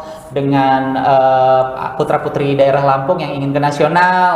Ya, jadi aku pernah support Miss Earth dari Provinsi Lampung, pernah, kemudian putra-putri kebudayaan, kemudian putra-putri ekowisata, terus ya teman-teman yang perlu bantuan lah untuk ajang nasional ya. Kemudian ajang duta genre, kemudian duta kopi, banyak sekali pageant. Akhirnya kan kita bisa dengan kemampuan kita juga kita sedikit bisa support untuk teman-teman yang ingin berprestasi gitu loh. Kemudian ya udah, akhirnya ngalir aja, apa yang bisa kita bantu seperti itu. Selagi untuk kemajuan Provinsi Lampung tercinta, untuk prestasi teman-teman ya selagi kita bisa support ya support. Iya. Kalau boleh tahu nih Kak, itu kan pasti kalau ngebuat desain untuk suatu kostum itu pasti butuh inspirasi. Kalau boleh tahu cari inspirasinya itu gimana sih Kak? Sebenarnya kalau inspirasi itu banyak ya. Maksudnya kalau kayak aku sendiri sih biasanya setelah sholat atau ketika santai itu muncul aja imajinasi, atau kita bisa lihat referensi ketika kita scroll Instagram atau melihat pagelaran orang lain, atau juga ketika kita jalan-jalan ke satu daerah tertentu, biasanya mendapatkan inspirasi itu seperti kita mendapatkan ilham sih gitu. Jadi sering explore ya, explore, baca gitu kan, karena dari situ akhirnya dapat ide-ide baru ya untuk karyanya. Artinya ketika kita mendapatkan ide yang memang benar-benar kita miliki itu ya udah eksekusi aja gitu ya. Akhirnya kalau sudah jadi karya, apa yang ada di otak kita kayak ada sesuatu kebanggaan dan pride sendiri ya, kebanggaan tersendiri untuk diri kita gitu loh. Apalagi kalau lebih bangga lagi ketika karyanya itu diapresiasi bagus oleh orang lain. Jadi kayak oh kita bisa juga ternyata gitu. Tapi sebenarnya ada suka dan dukanya tentu kan jadi seorang desainer. Boleh ceritain nggak sih Tak? Apa sih suka dan dukanya menjadi seorang desainer? Ya, kalau suka dan duka seorang desainer itu banyak sekali. Jadi ketika yang aku alami adalah ketika kita harus berkejar-kejaran dengan deadline seperti itu. Kemudian ada juga ketika karya kita ditolak, tidak sesuai dengan ekspektasi orang lain, itu kan kita juga kadang ngerasa gimana ya, kita sudah habis-habisan waktu, tenaga, dan ngeluarin ide, pikiran ya. Ya, kemudian kita karya kita hanya dipandang ya karya kita tidak layak seperti itu jadi merupakan duka juga sih. Tapi dari seperti itu kita menjadi acuan supaya kita harus berkarya itu lebih baik lagi. Jadi itu adalah pengalaman, itu adalah guru yang paling berharga buat kita gitu. Dan salah satu bagian dari proses untuk menjadi lebih baik ya dengan adanya komen-komen seperti itu. Kalau sukanya sih banyak. Jadi kalau ketika kita mempunyai karya yang bagus, kita bisa dikenal orang seperti itu. Kemudian kita diapresiasi baik oleh orang seperti itu sih dengan kita mempunyai karya. Nah ini kan kalau berbicara seputar kostum ataupun karya, kalau kita berbicara di Lampung ini kan kita tahu lah ya tapis gitu kan yang menjadi andalannya. Tapi sekarang ini di masa saat ini tapis ini tidak hanya dipakai untuk acara adat aja gitu, tapi bahkan ternyata sudah dipadu-padankan menjadi suatu kostum untuk ajang-ajang besar, ajang-ajang nasional seperti Putri Indonesia dan sebagainya ya. Tapi kalau misalkan dari Kak Nufus sendiri melihat kemajuan tapis saat ini, bagaimana pendapatnya Kak? Ya, kalau untuk tapis Lampung, artinya untuk dikenal masyarakat itu sebenarnya dengan motifnya orang sudah tahu khasnya gitu kan. Kemudian seperti motif-motif pucuk rebung, kemudian simbol-simbol kapal, jung seperti itu. Desainer-desainer dari luar Lampung tuh sudah banyak yang mengeksplor gitu. Tetapi kadang dari kita sendiri tuh kan kayaknya bosen ya kok pakai tapis motifnya ini lagi. Tapi sementara tapis itu kan berat seperti itu. Tapi saat ini juga banyak sekali desainer-desainer nasional yang melirik kain tapis. Bahwasannya aku sebagai orang lokalnya Lampung, sebagai anak Lampung terus mengingatkan bahwasannya ya ini adalah kain kebanggaan kita gitu loh. Iya betul. Jadi yang memang punya ciri khas tersendiri, kemudian pengerjaannya lama gitu kan. Ini adalah kain adat kita gitu loh yang harus kita jadi kebanggaan tersendiri buat orang Lampung. Jadi kita pesannya sih buat teman-teman yang ada di Lampung, ya udah jangan bosen-bosen gitu kan. Jadi kalau tiap kesempatan itu kalau memang ciri khasnya harus pakai kain tapis ya kita keluarin kain tapis kita gitu. Dan eksplorasi aku pada Indonesia Fashion Week pada tahun ini itu kan mengangkat temanya tapis, tapi tapisku itu penuh dengan inovasi. Jadi nanti bisa dilihat di Instagramku di @nufusa. Kemudian di situ pada Indonesia Fashion Week tahun ini tuh aku mengangkat sulam tapis, teknik sulam tapis, pada kreasi jas ya, jas pria. Kemudian di situ aku gambar sosok Raden Intan dengan 12 tuping pengawalnya gitu. Jadi kayak supaya secara teknik sulam tapisnya dapat, kemudian secara historis sejarahnya juga dapat gitu. Jadi kita sebagai pemuda Lampung ketika kita menggunakan outfit tidak hanya berbicara outfitnya aja kelihatan bagus, tapi di situ maknanya dalam dari outfitnya itu ya. Kemudian ada di satu sisi, aku nggak bawa sih bajunya, nanti bisa dilihat di satu sisi tapisannya itu aku aku menggunakan benang dari karung goni, dari serat kelapa. Itu aku buat. Jadi itu yang menjadi daya tarik. Bahwasannya itu menjadi momentum ya, kita harus mengingat kepedihan dan perjuangan masyarakat kita dulu itu nggak mampu memakai wastra kain. Jadi pembalut badan pribumi zaman dulu ketika zaman kolonial itu ketika aku riset mereka menggunakan karung goni seperti itu untuk pembalut tubuh. Jadi kita bersyukurlah bisa udah hidup, bisa di zaman sekarang ya. Tinggal pilih. Tinggal ada uangnya apa enggak gitu kan. Tinggal klik kalau sekarang ya. Iya benar. Nah, Kak Nufus ini menarik sekali. Jadi memang pada saat di Indonesia Fashion Week, Kak Nufus ini memang mengangkat tapis ya. Tadi juga sudah dijelaskan karya-karya yang ditampilkan pada saat Indonesian Fashion Week itu di bulan Maret kemarin ya? Maret kemarin. Nah, Kak Nufus, ini kalau misalkan kita berbicara tentang wastra ya, ini ternyata kalau untuk saat ini kan anak muda kayaknya sudah mulai melirik gitu. Yang tadinya mereka kayaknya anti banget nih pakai wastra-wastra, tapi kayaknya sekarang sudah banyak di media sosial anak-anak muda ini yang udah mulai tertarik gitu. Nah, kalau menurut Kak Nufus sendiri gimana sih Kak anak muda di Lampung khususnya kalau untuk masalah mengenakan wastra gitu Kak? Ya, untuk masalah wastra sih anak muda di Lampung sekarang sedang bergeliat sih. Kalau banyak banget tuh tidak, tapi ada beberapa memang komunitas-komunitas anak muda yang sekarang sudah mulai ya. Artinya sudah mulai aku kayaknya harus ada Lampung Pride-nya nih ketika memakai outfit gitu. Jadi kayak banyak sekali sekarang brand-brand lokal yang sudah mengangkat misalnya kaos tapis, kemudian UMKM itu sudah banyak juga yang eksplorasi ya. Kemudian aku juga tergabung dalam APPMI. Apa itu sih Kak? Ya, APPMI itu adalah Asosiasi Perancang Pengusaha Mode Indonesia, APPMI. Jadi kalau organisasi asosiasi desainer lah. Ya, gitu. Kalau kita di lokal Lampung ya di Provinsi Lampung itu diketuai oleh Ibu Ida Giris ya. Jadi beliau juga salah satu ketua dari Provinsi Lampung yang menghimpun desainer-desainer yang ada di Lampung. Iya, desainer-desainer senior ataupun yang masih junior dihimpun dalam satu organisasi untuk mengeksplor wastra-wastra lokal untuk menjadi sebuah karya. Dan beliau juga yang menentukan layak atau tidak layaknya sebuah karya untuk ditampilkan di Indonesia Fashion Week. Jadi kalau kita tahu kalau Presiden desainer ya atau ketua APPMI pusat itu Ibu Poppy Darsono. Beliau yang menjadi presiden atau yang mengkrit IFW ya. Indonesia Fashion Week itu. Ya, Ibu Poppy Darsono. Jadi kita sebagai anggota APPMI ikut melestarikan wastra lokal khususnya wastra-wastra di Provinsi Lampung sangat banyak dan itu masih banyak sekali. Jadi tidak hanya tapis, ternyata Lampung itu ada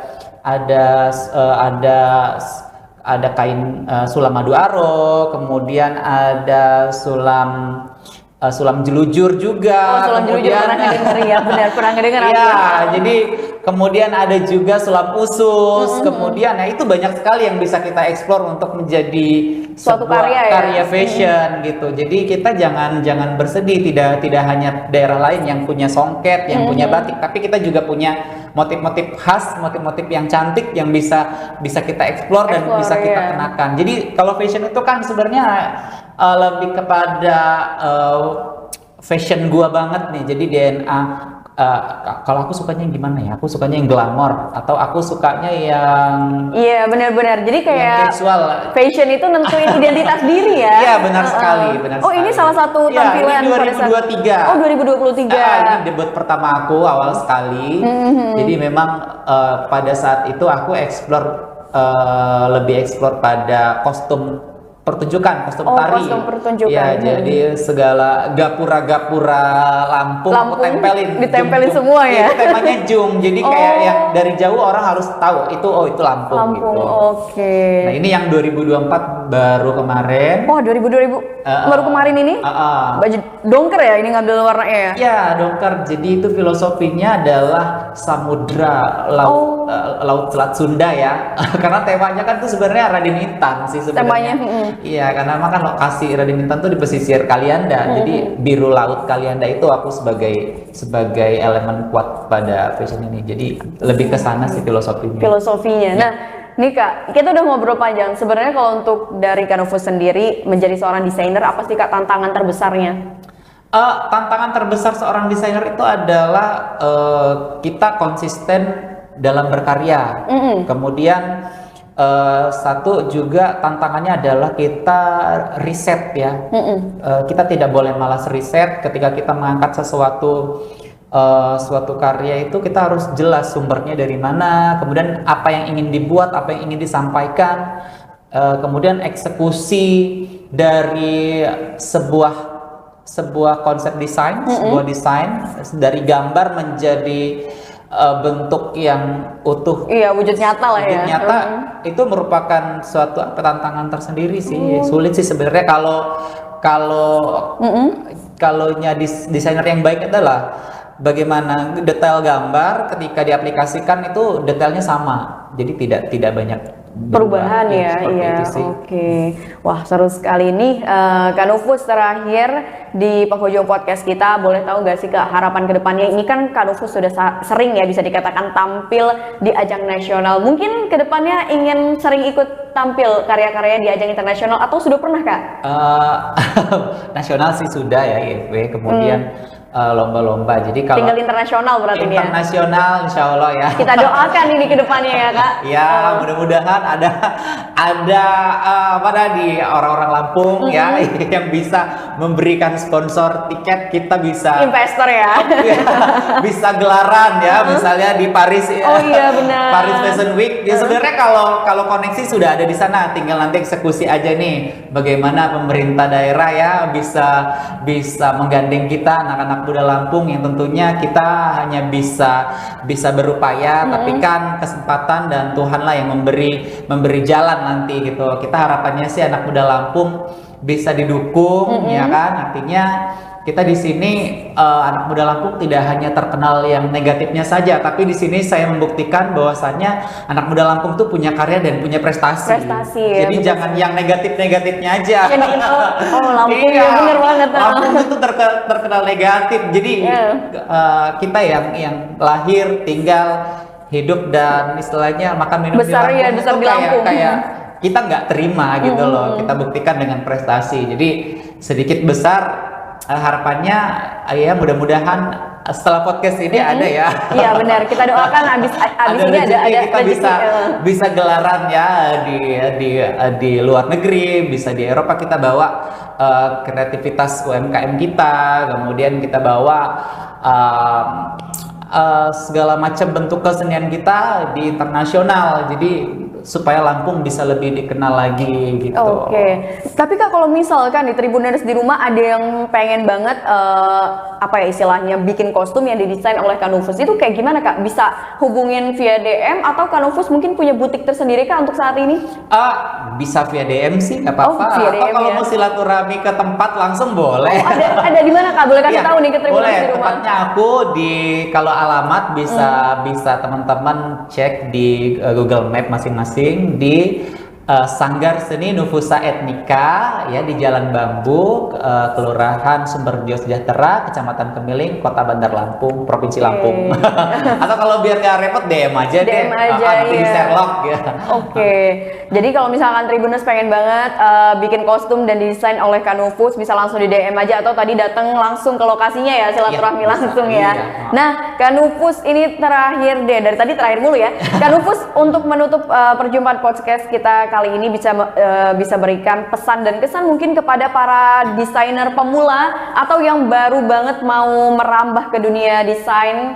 Boleh banget nih Kak dikasih saran ataupun pesannya lah. Ya, untuk teman-teman semua yang memiliki bakat ya dalam bidang mendesain atau suka dengan bidang fashion, kemudian ingin mengeksplorasi diri. Jadi harapannya ke depan ya, sarannya dari aku terus saja berkreasi, terus saja berkarya, kemudian jangan pernah berhenti untuk berkarya, karena aku cuma bisa berkata pengkarya di saat ini pengkarya semakin sedikit, penggibah semakin banyak.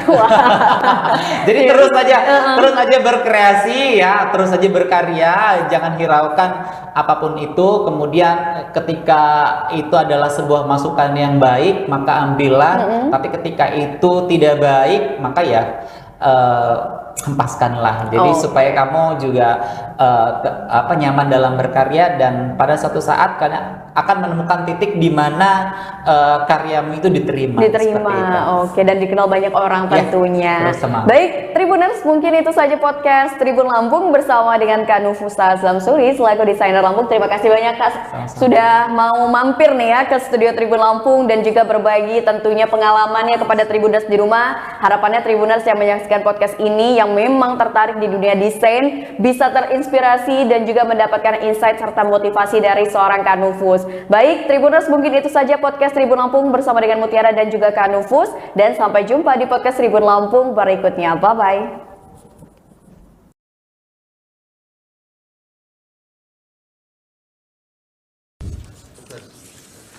Sudah terlambat, minta cepat pula, belum disumpah pula. Terima kasih Yang Mulia atas kebijaksanaan.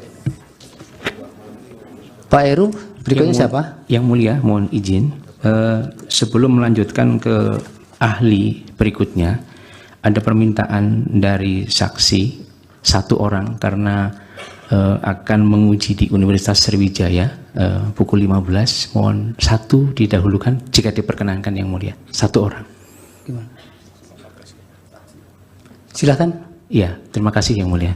Saudara Arif Patramwijaya minta izin di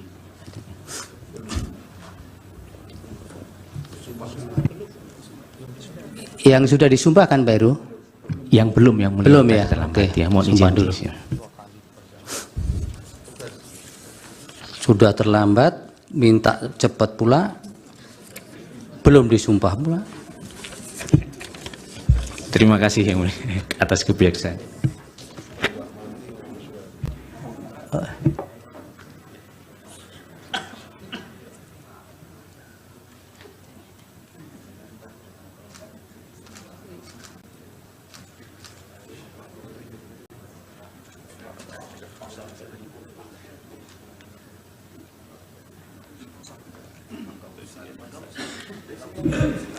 Pak Arif, agama Islam ya? Patrajen ya panggilannya. Formalnya kok Arif Patramwijaya. Oh iya, gimana ini? Lawyer senior kok identitasnya beda-beda. Baik, supaya untuk memenuhi ketentuan peraturan undang-undangan mohon untuk mengucapkan sumpah dulu. Akan dipandu Yang Mulia Bapak Ridwan Mansur untuk saksi. Baik, Yang Mulia, terima kasih. Bapak Dr. Arif Patrawijaya SHLLM, ya. Ikuti lapas sumpah lapas sumpah saksi yang akan saya tuntunkan menurut agama Islam. Bismillahirrahmanirrahim. Demi Allah, saya bersumpah sebagai saksi akan memberikan keterangan yang sebenarnya, tidak lain dari yang sebenarnya. Terima kasih Yang Mulia Ketua. Terima kasih Yang Mulia. Silakan di podium Pak Patra. Ini mau menjelaskan berkaitan dengan kesalahan KPU dalam penetapan pasangan calon. Izin Yang Mulia, saya ambil. Berikutnya siapa nanti Pak Heru setelah ini? Baik, Yang Mulia. Majelis. Terima kasih. Termohon, karena ini fakta dan kami juga ada dalam peristiwa itu, penting kami klarifikasi satu hal. Tidak usah, nanti Bapak punya instrumen untuk mengkanter itu. Baik. Itu yang pertama. Yang kedua, proses persidangan DKPP memanggil Bawaslu. DKPP memanggil juga Dirjen Peraturan Perundang-undangan. Pada saat persidangan, jelas Bawaslu menyampaikan dalam proses verifikasi Bawaslu tidak dapat melakukan pengawasan. Kenapa? Karena sistem silonnya tidak dapat diakses. Begitu juga waktu Dirjen DKPP dihadirkan, fakta persidangan bisa dibuka dalam putusan tanggal 5 tadi, disampaikan oleh Dirjen, ya, pernah KPU mengirimkan surat untuk perubahan peraturan KPU 7 hari setelah tanggal 16 Oktober. Saya ulang, 7 hari. Lalu oleh Dirjen PP dikembalikan Yang Mulia. Nggak bisa begini KPU. Masa langsung minta draftnya diubah dan disahkan? Harus konsultasi dulu kepada DPR. Maka dikembalikan nih sama Pak Hasim. Tolong dulu ya, prosesnya konsultasi. Proses itu baru dijalankan setelah 7 hari, barulah ketemu tanggal 3 November, tanggal 3 ya, itu diterbitkan peraturan KPU nomor 23.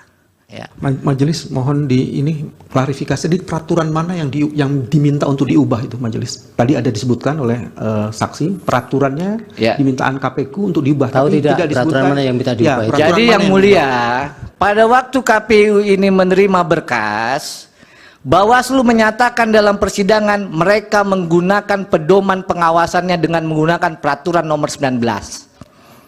Itu yang dia gunakan. Begitu juga KPU. Jadi pada waktu itu, berdasarkan peraturan nomor 19 tahun 2023, syarat capres dan syarat cawapres itu harus paling rendah 40 tahun belum diganti.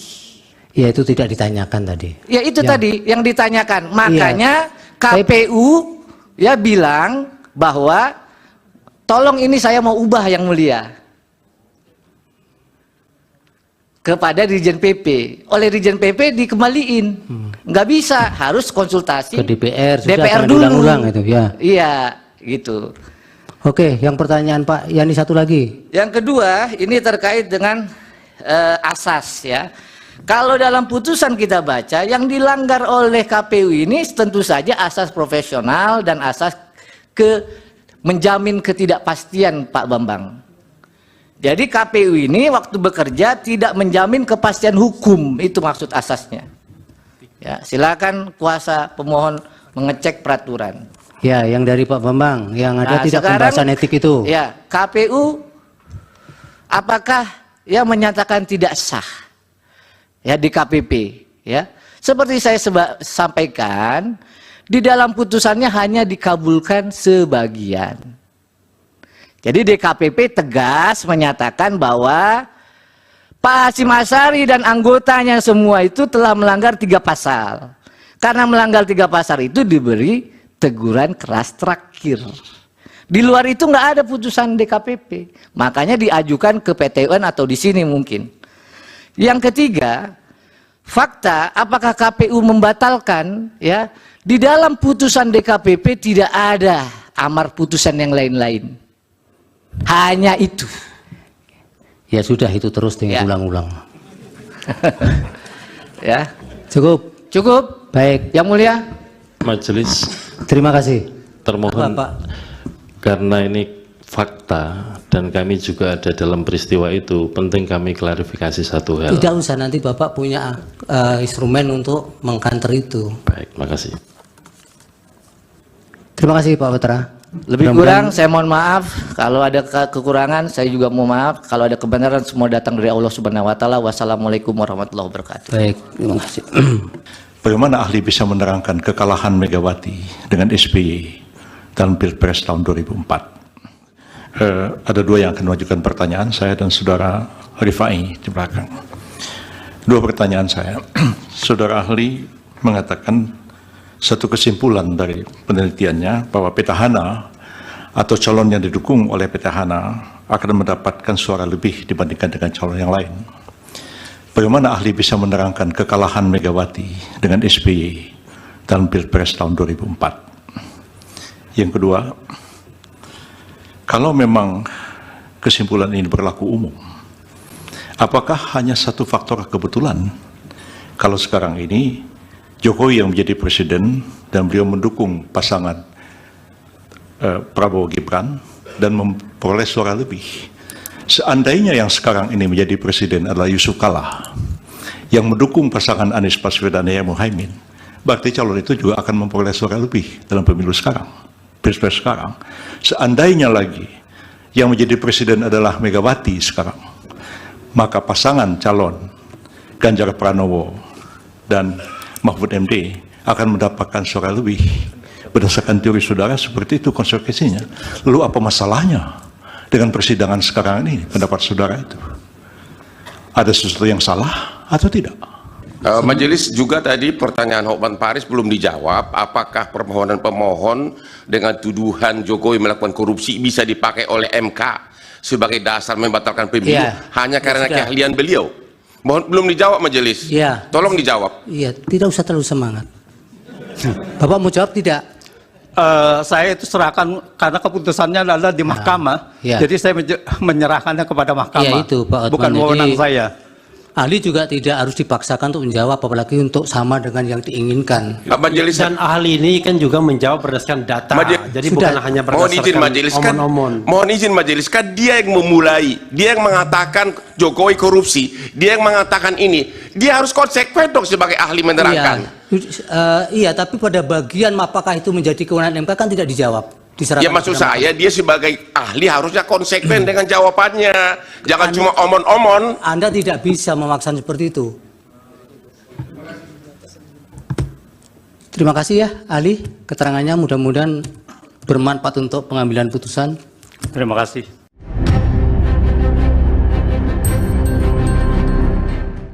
Sebanyak 10 saksi dari kubu Anies Baswedan dan Muhaimin Iskandar atau Amin mengundurkan diri dari sidang pembuktian perselisihan hasil pemilihan umum atau PHPU pada Senin 1 April 2024. Timnas Amin mengklaim pengunduran diri ini karena para saksi takut dipecat dari pekerjaan hingga adanya intimidasi.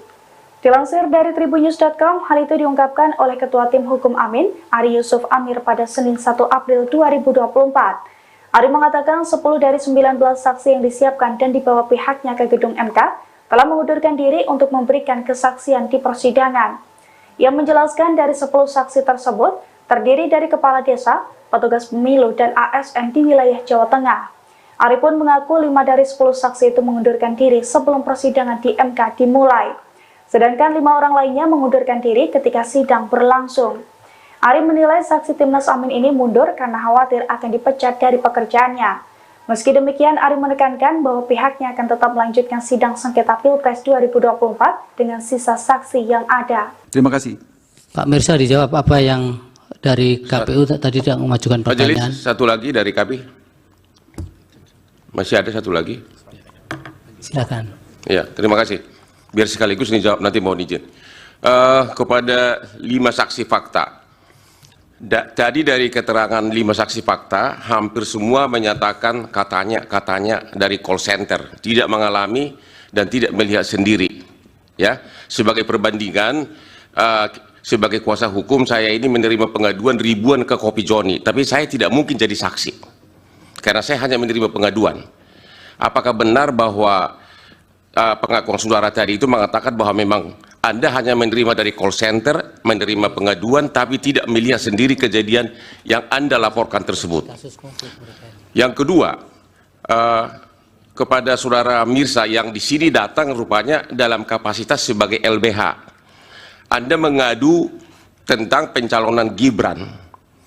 Apakah waktu Anda membuat pengaduan tersebut, Anda tidak membaca pasal 47 Undang-Undang MK yang menyatakan bahwa putusan MK berlaku seketika setelah diucapkan, sehingga setelah putusan MK nomor 90 sudah diucapkan, maka itu menjadi bagian dari hukum positif, sehingga tidak perlu dirubah. Sudah berlaku dia tanpa harus menunggu dirubah peraturan PKPU. Pertanyaan terakhir,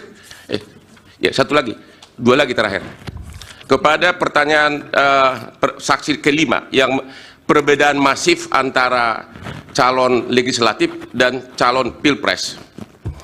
Emang manusia mana yang tahu kenapa banyak memilih pilpres, mana yang memilih legislatif? Bukankah hanya Tuhan yang tahu kenapa dia memilih itu? Itu nggak bisa ditanyakan kepada siapapun. Iya, pertanyaan Bapak apa? Pertanyaan saya, kepada siapa Anda menanyakan kenapa dipilih lebih banyak memilih pilpres sedangkan legislatif sedikit? Dalam posisi apa orang itu menjawab?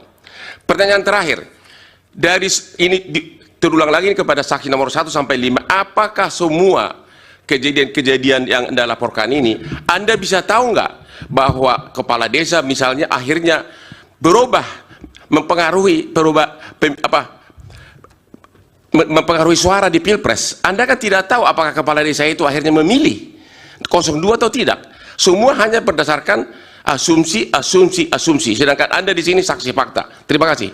Download Tribun X sekarang. Menghadirkan lokal menjadi Indonesia. Rumah aktris Sandra Dewi digeledah oleh pihak Kejaksaan Agung hari ini, Senin, tanggal 1 April tahun 2024. Penggeledahan ini dilakukan buntut dari suami Sandra Dewi, Harvey Moise, ditetapkan sebagai tersangka kasus korupsi timah. Hal itu disampaikan Dir, penyidik di kantor Kejaksaan Agung, Senin, tanggal 1 April tahun 2024. Penggeledahan memang benar di Pakubowono, kata Ketut Sumedana selaku Kapus Penkum Kejaksaan Agung di kantornya, Senin, tanggal 1 April tahun 2024. Saat ini penggeledahan masih berlangsung. Sementara penggeledahan masih berlangsung, sambung Kuntadi selaku Dir penyidikan. Hingga kini, pihak Kejaksaan Agung belum bisa menjelaskan secara rinci terkait hasil penggeledahan rumah Sandra Dewi dan Harvey Moise. Nanti hasilnya akan kita lihat, pungkas Kuntadi. Diketahui, suami Sandra Dewi telah ditetapkan sebagai tersangka kasus korupsi timah yang merugikan negara mencapai 271 triliun rupiah. Harvey Moise ditahan oleh penyidik setelah ditetapkan sebagai tersangka, Rabu, tanggal 27 Maret tahun 2024. Pada hari ini memang sengaja kita stop, tidak mengundang rekan media, tapi media yang mengundang kita. Tapi menggunakan media sosial. Ya, ada beberapa perkembangan yang memang ditanyakan oleh media terkait dengan pemeriksaan hari ini, terkait dengan perkembangan penanganan perkara timah 2015-2022, dan sampai saat ini belum media ketahui bahwa kita sudah melakukan pemeriksaan lebih dari 170 saksi. Dan hari ini juga kita melakukan satu pemeriksaan 4 saksi terhadap perkara timah. Untuk lebih lengkapnya nanti Pak Kuntadi menyampaikan hal-hal yang penting, mungkin nanti ada di sini kita jawabnya. Silakan Pak Kun. Pak Direktur Penyidikan.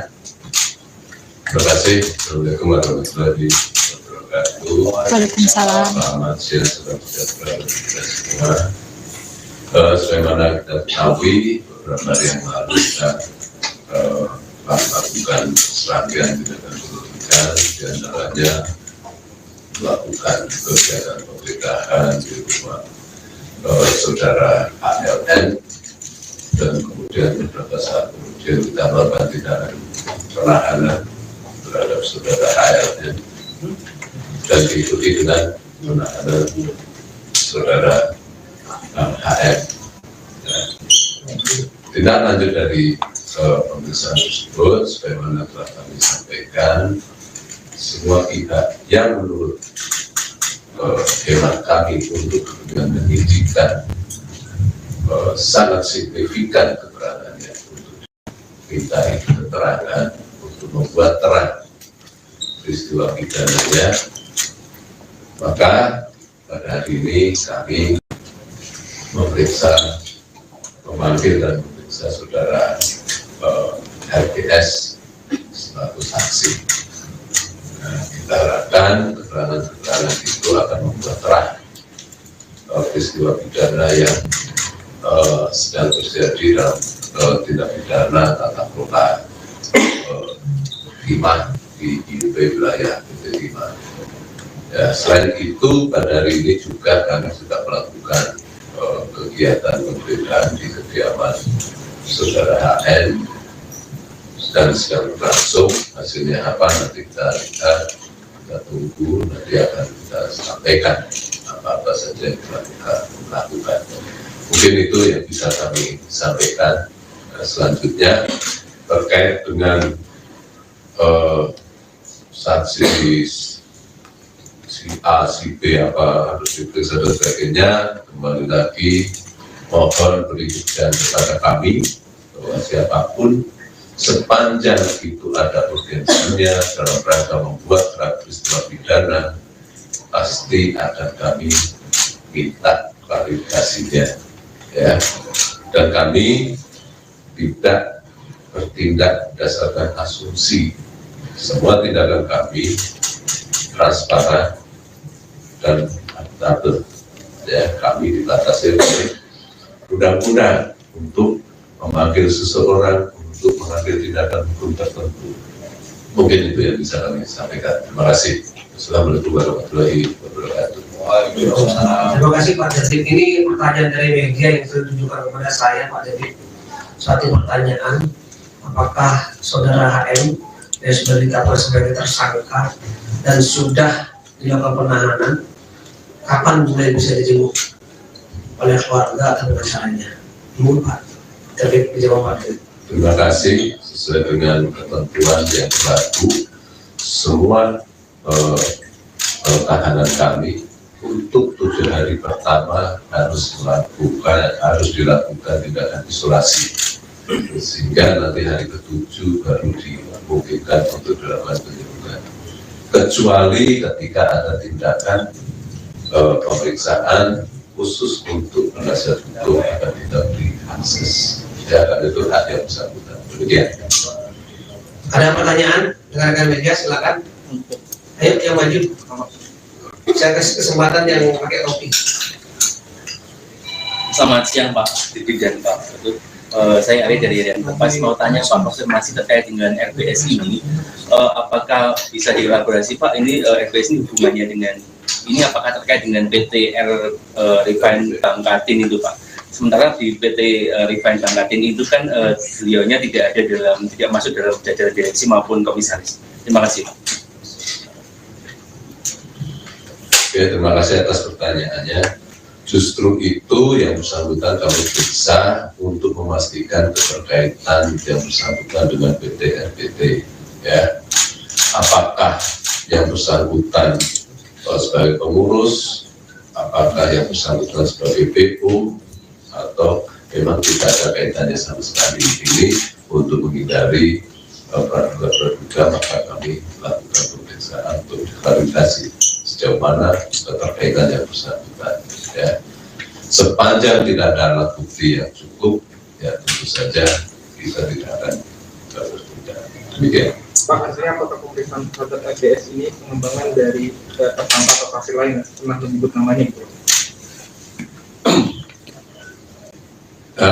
Kami selalu mencermati hasil penyidikan. Apakah pemanggilan ini kaitannya dengan saksi atau alat bukti yang lain? Tentu saja kami tidak bisa menyampaikan di forum ini.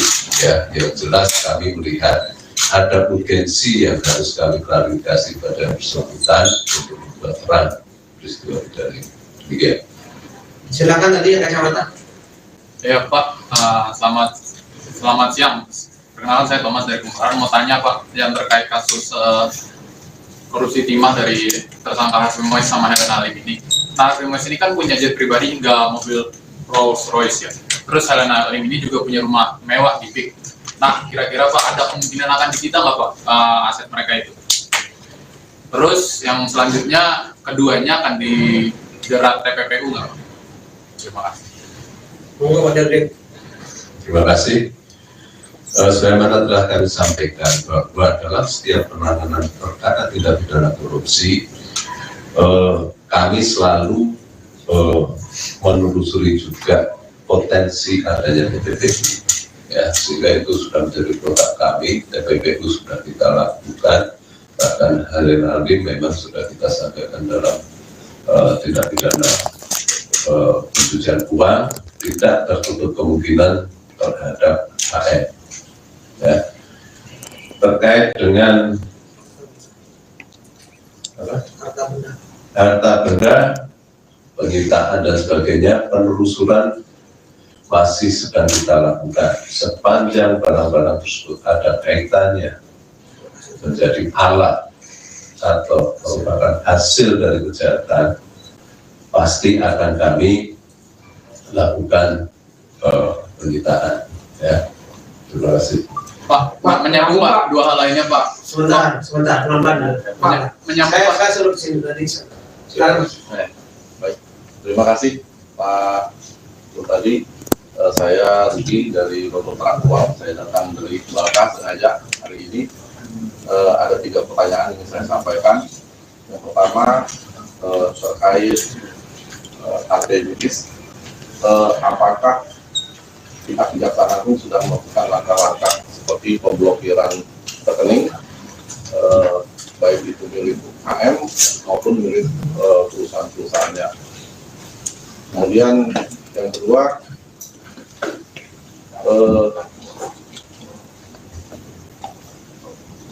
apakah ada kemungkinan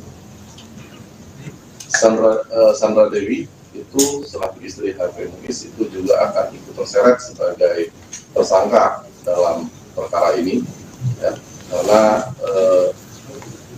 dia sebagai penerima pasif mungkin bisa terseret. Dan kalau Sandra Dewi bisa terkena, apakah istri atau keluarga dari para tersangka yang lebih dahulu dijerat sebagai tersangka juga akan ikut terseret ke dalamnya. Terus yang ketiga, apakah ada kemungkinan institusi penegak hukum juga terseret dalam perkara ini?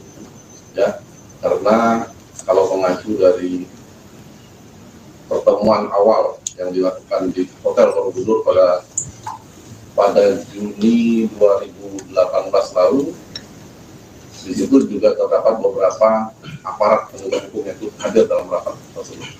Dan di situ juga ada saudara RBS yang juga hadir dalam rapat pertama tersebut. Mungkin itu pertanyaan dari saya, Pak Sudari. Terima kasih. Silakan Pak Undani. Terima kasih.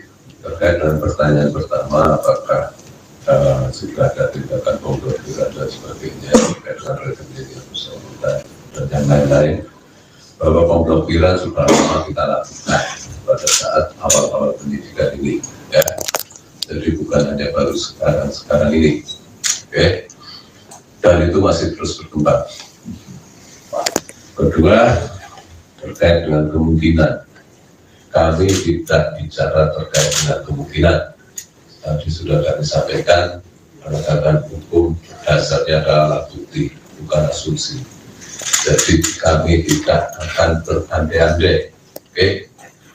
3, apakah ada kemungkinan institusi lain, itu juga bicara tentang kemungkinan, kami bergerak terkait dengan alat bukti, ya. Jangan berasumsi dalam penegakan hukum. Saya kira itu masih terjawab ya. Sedangkan yang pakai kacamata dulu, yang pakai topi. Pak, dari 271 triliun itu Helen Nadim terima berapa dan HM itu terima berapa? Terkait itu masih dalam proses penyidikan, ya. Kami tidak bisa menyampaikan di sini, ya. Nanti semua akan terang pada saat persidangan. Ujung dari perkara ini ada di persidangan dan semua akan kita pertanggungjawabkan di persidangan secara transparan, ya. Mari kita kawal penegakan ini dan kita tunggu hasilnya di persidangan. Demikian. Pak, silakan yang baju yang kacamata dari Kumbang. Ya, Pak, izin menyambung Pak. Kan tadi masih ditelusuri lagi terkait kemungkinannya yang tadi itu. Tapi boleh tahu nggak Pak, keuntungan yang didapetin sama si Harvey Mois dan Helen Nadim ini berapa gitu? Miliaran kah atau berapa gitu Pak? Terus yang selanjutnya akan ada kemungkinan tersangka lain Pak? Terkait dengan keuntungan masih dalam proses penelusuran kami, ya. Tunggu saja, ini formulasi perhitungan, rumusannya, penghitungan masih kita koordinasikan dengan BPKP dan beberapa ahli terkait dengan keuangan negara. Terkait dengan bicara kemungkinan, sekali lagi kami tegaskan, kami tidak bertindak atas nama kemungkinan, atas nama asumsi. Semua kemungkinan selalu kami buka sepanjang alat buktinya ada. Ya, semua kemungkinan tetap kami buka sepanjang alat buktinya ada. Clear? Tapi sejauh ini udah terendus Pak. Kami tidak mau berandai-andai. Sejauh ini ada terendus. Kami tidak akan mengandai-andaikan. Yang lain silakan Bapak Sembari. Yang pertama Pak, izin mengonfirmasi soal penggeledahan tadi yang kediaman HM, apakah benar di Pakubono, nama itu. Yang kedua terkait TPPU. HL ini kan sudah diterapkan TPPU ya Pak. Sejauh ini apakah ada ditemukan aliran ke partai politik atau paslon pada perspektif 2024? Karena kan isinya banyak sekali dana-dana kampanye ini aliran dari para pengusaha tambang. Sejauh ini apakah sudah ditemukan? Terima kasih untuk penggeledahan benar-benar di Pakubono sedang berlangsung. Terkait dengan aliran dan sebagainya, kami tidak bisa menjawab di sini dan kami himbau untuk tidak berasumsi nanti menjadi fitnah, ya. Semua kami dasarkan pada fakta dan ditemukan berdasarkan alat bukti. Pak, silakan dari mana? Ansari dari bisnis.com. Mau bertanya Pak, apakah sudah ada pemeriksaan terhadap pemangku kebijakan atau regulator dalam kasus ini? Kita belum apa? Yang Anda maksud regulator pemangku kebijakan itu apa? Siapa? SDM atau kementerian terkait Pak? Silakan Pak. Dari penanganan perkara ini dari awal itu pasti sudah kami lakukan pemeriksaan, ya, karena kita harus melihat dari kepatuhan terhadap regulasi yang ada, itu sudah kita lakukan pemeriksaan, ya. Jadi dari 172 saksi yang sudah kita periksa termasuk di dalamnya itu, ya. Ini sudah lama kita gulirkan proses, bukan pada hari ini. Jadi hari ini baru 4 kita periksa terkait dengan saksi dan sekarang sudah berlangsung. Ada lagi? Cukup ya. Sekali lagi terima kasih kepada rekan-rekan media. Apa yang diungkapkan oleh Pak Derbit dan saya berdasarkan fakta yang kita dapatkan dalam proses penyidikan. Kita tidak berasumsi, tidak berandai-andai. Sekali lagi ya. Kemudian nanti akan diuraikan secara detail dalam surat dakwaan ketika perkara tersebut sudah dilimpahkan ke pengadilan. Karena beberapa bagian tidak bisa kita sampaikan ke media karena itu bagian dari proses penyidikan tidak bisa terungkap. Sekian dan terima kasih. Assalamualaikum warahmatullahi wabarakatuh.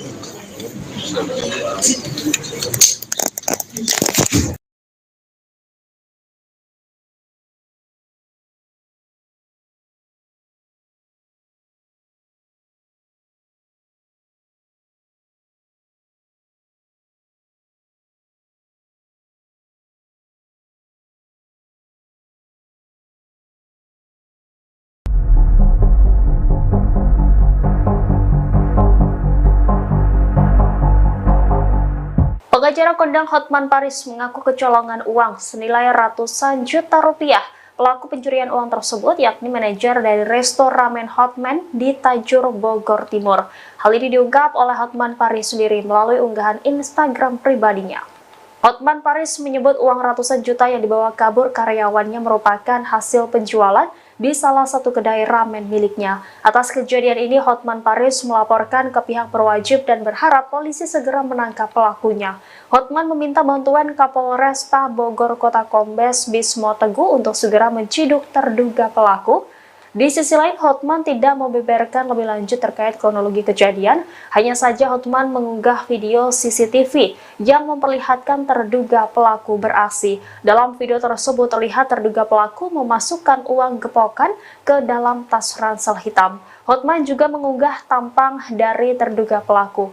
Sementara dalam keterangan video disebut akan mendapatkan imbalan bagi siapapun yang menemukan pelaku pencurian uang tersebut.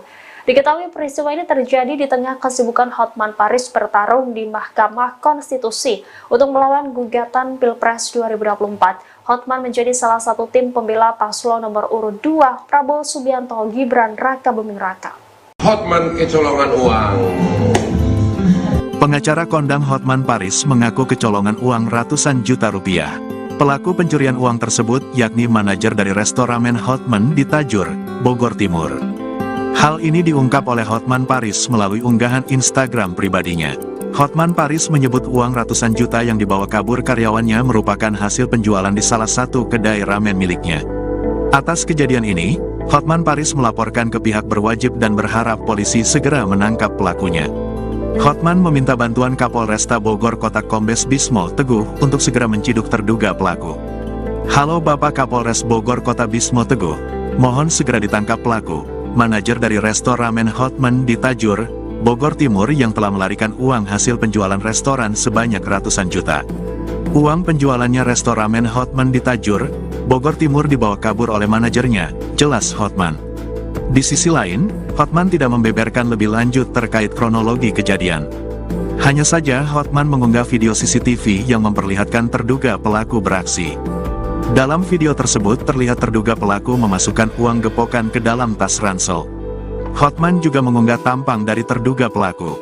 Sementara dalam keterangan video, disebut akan mendapat imbalan bagi yang menemukan pelaku pencurian uang tersebut. Diketahui peristiwa ini terjadi di tengah kesibukan Hotman bertarung di MK melawan gugatan Pilpres 2024. Hotman menjadi salah satu tim pembela paslon nomor urut 2 Prabowo Gibran.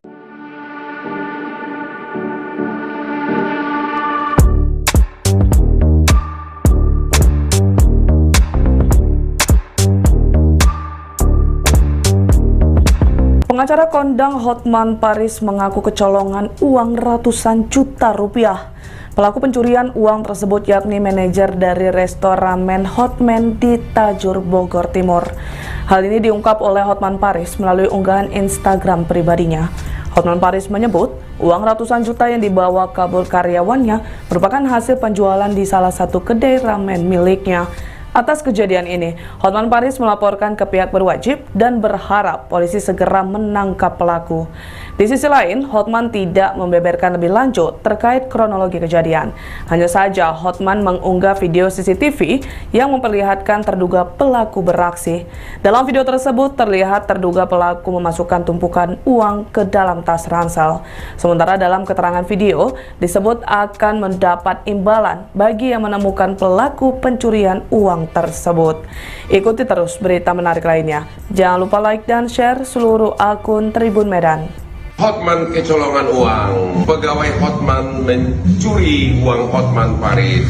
Halo Bapak Kapolres Bogor Kota, mohon segera ditangkap pelaku manajer dari resto ramen Hotman di Tajur, Bogor Timur yang telah melarikan uang hasil penjualan restoran sebanyak ratusan juta uang penjualan resto ramen Hotman di Tajur, Bogor Timur dibawa kabur oleh manajernya. Bapak Kapolres Bogor Kota sangat mengucapkan terima kasih sekiranya pelakunya dapat ditangkap segera.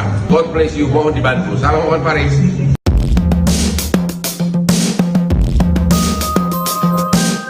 Pengacara kondang Hotman Paris mengaku kecolongan uang senilai ratusan juta rupiah.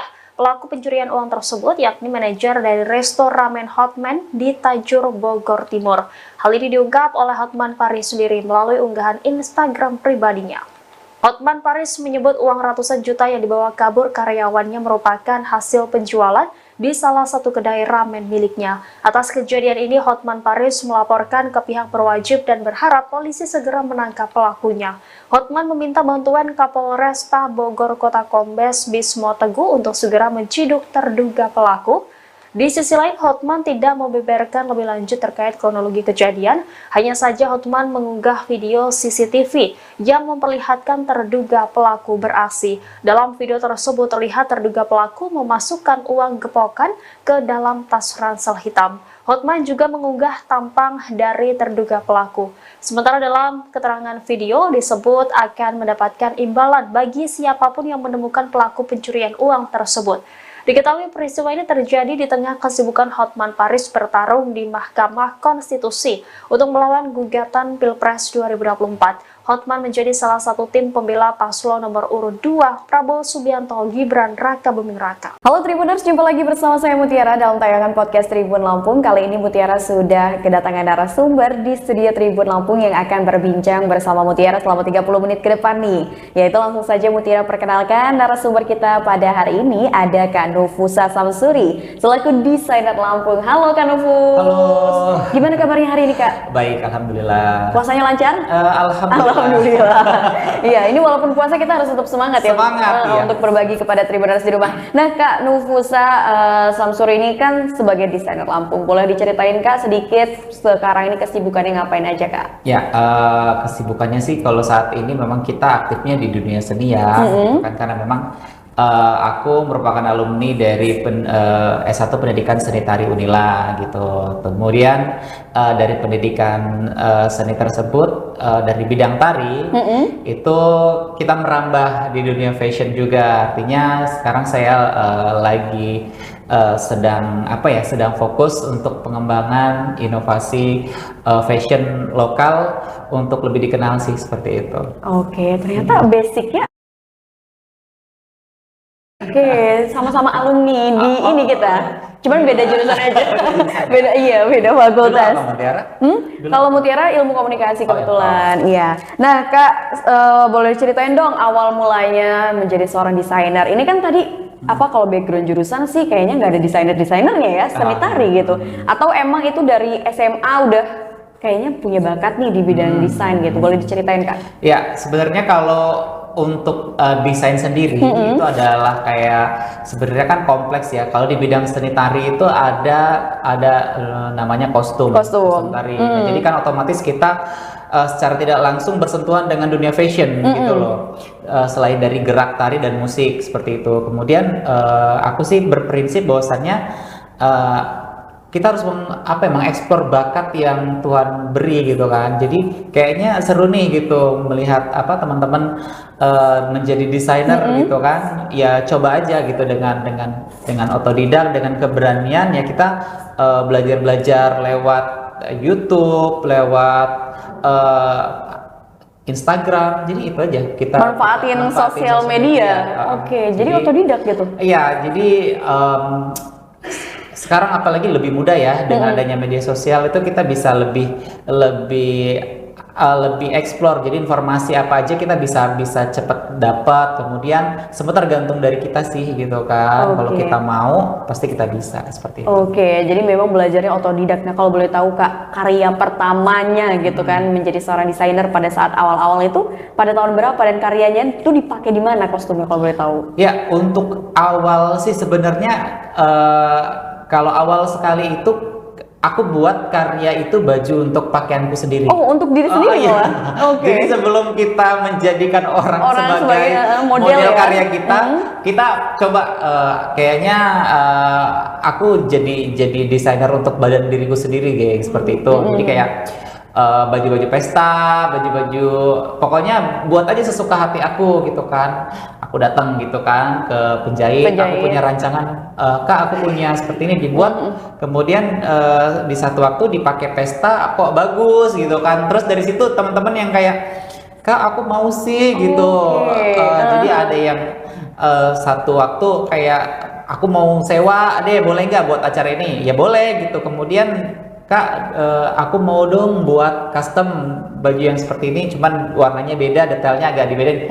Ada juga yang seperti itu. Jadi dari situ kayak yang, kayaknya di sini juga jadi satu bisa dimanfaatkan gitu kan. Momen peluangnya momennya, peluangnya itu jadi ya alhamdulillah gitu. Debut pertama aku untuk prestasi di bidang fashion itu pertama kali aku dipercayakan untuk peserta Mister Indonesia perwakilan Kalimantan Selatan pada tahun 2017 dan itu menjadi sebuah tonggak pertama gitu, titik awal ya.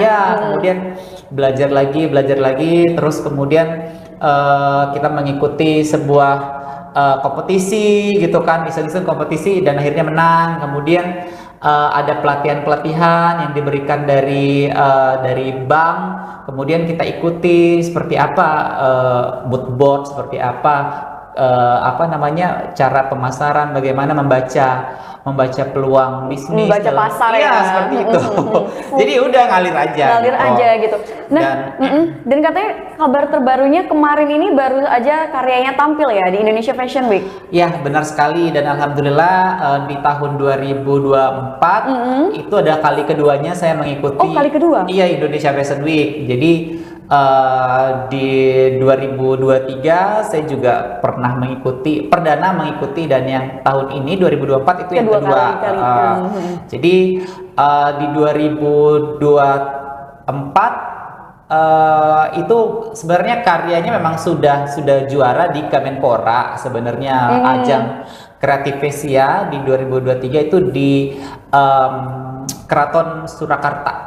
Pura Mangkunegaran. Nah di situ wali kotanya Pak Gibran Rakabuming punya event Kreativesia, dan saya sebagai perwakilan Lampung ya dari Dinas Pemuda dan Olahraga Provinsi Lampung ditunjuk untuk mengikuti event kreatif dalam desain wastra daerah. Saya menggunakan teknik tapis ya untuk menjadi sebuah karya yang saya presentasikan di Solo, Jawa Tengah, dan alhamdulillah Lampung menjadi juara 2 tingkat nasional. Dan akhirnya karya tersebut diminta untuk tampil kembali oleh Ketua APPMI Lampung ya. Saya juga mengikuti organisasi APPMI Lampung dan ditunjukkan kembali untuk diperagakan di Indonesia Fashion Week 2024 yang baru saja dilaksanakan.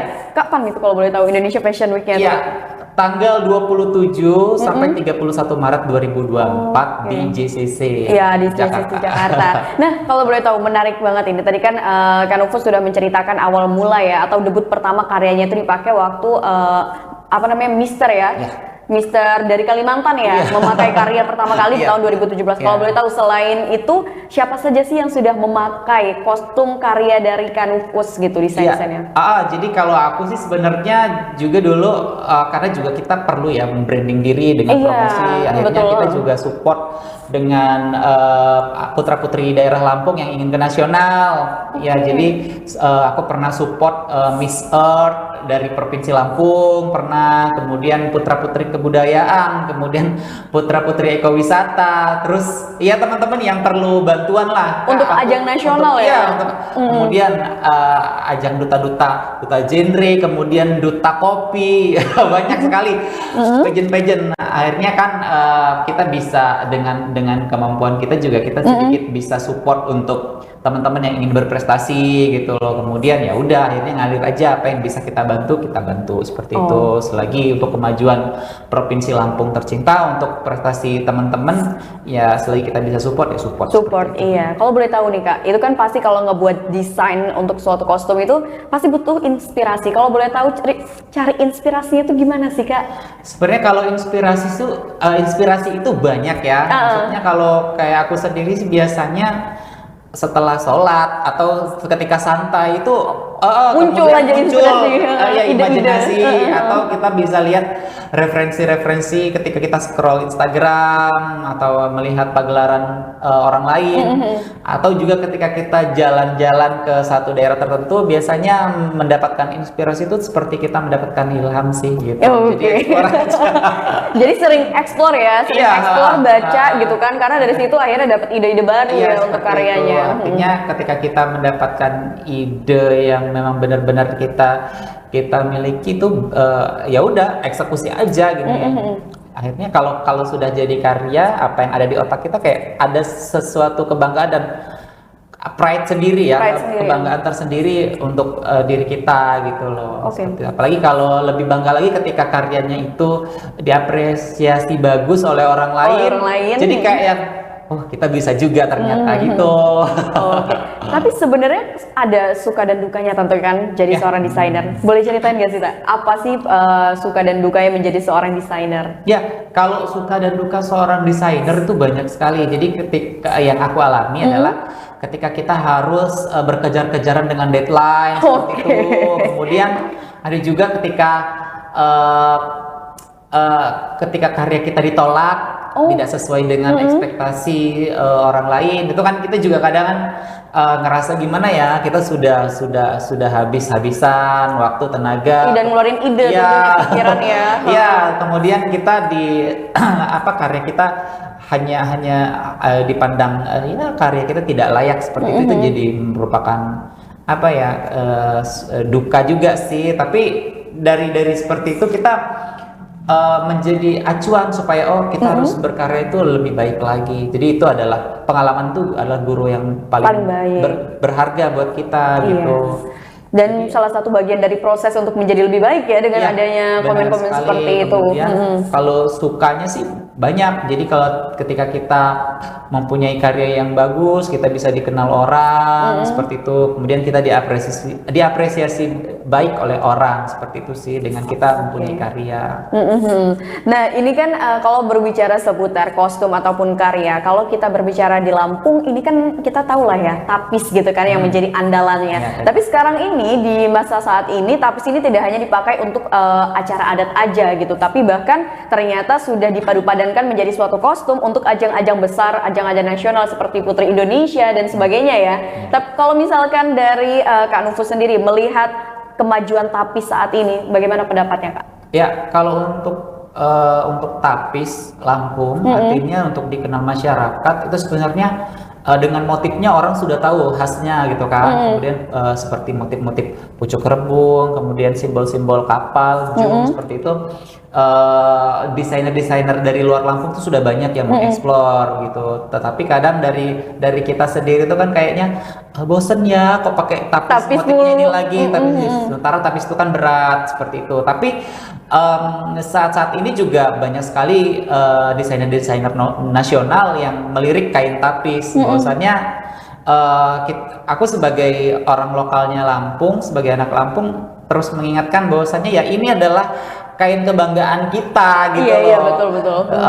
Jadi yang memang punya ciri khas tersendiri, kemudian pengerjaannya lama gitu kan. Ini adalah kain adat kita gitu loh yang harus kita jadi kebanggaan tersendiri buat orang Lampung. Jadi kita pesannya sih buat teman-teman yang ada di Lampung, ya udah jangan bosen-bosen gitu kan. Jadi kalau tiap kesempatan itu kalau memang ciri khasnya harus pakai kain tapis ya kita keluarin kain tapis kita gitu. Dan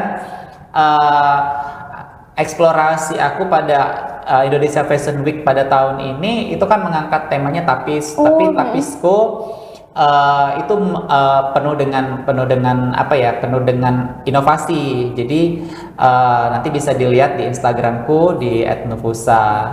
Kemudian di situ pada Indonesia Fashion Week tahun ini tuh aku mengangkat sulam tapis, teknik sulam tapis, pada kreasi jas ya, jas pria. Kemudian di situ aku gambar sosok Raden Intan dengan 12 tuping pengawalnya gitu. Jadi kayak supaya secara teknik sulap tapisnya dapat, kemudian secara historis sejarahnya juga dapat gitu. Jadi kita sebagai pemuda Lampung, ketika kita menggunakan outfit, tidak hanya berbicara outfitnya aja kelihatan bagus, tapi di situ maknanya dalam dari outfitnya itu ya. Kemudian ada di satu sisi, aku nggak bawa sih bajunya, nanti bisa dilihat di satu sisi tapisannya itu aku aku menggunakan benang dari karung goni. Dari karung goni? Kelapa.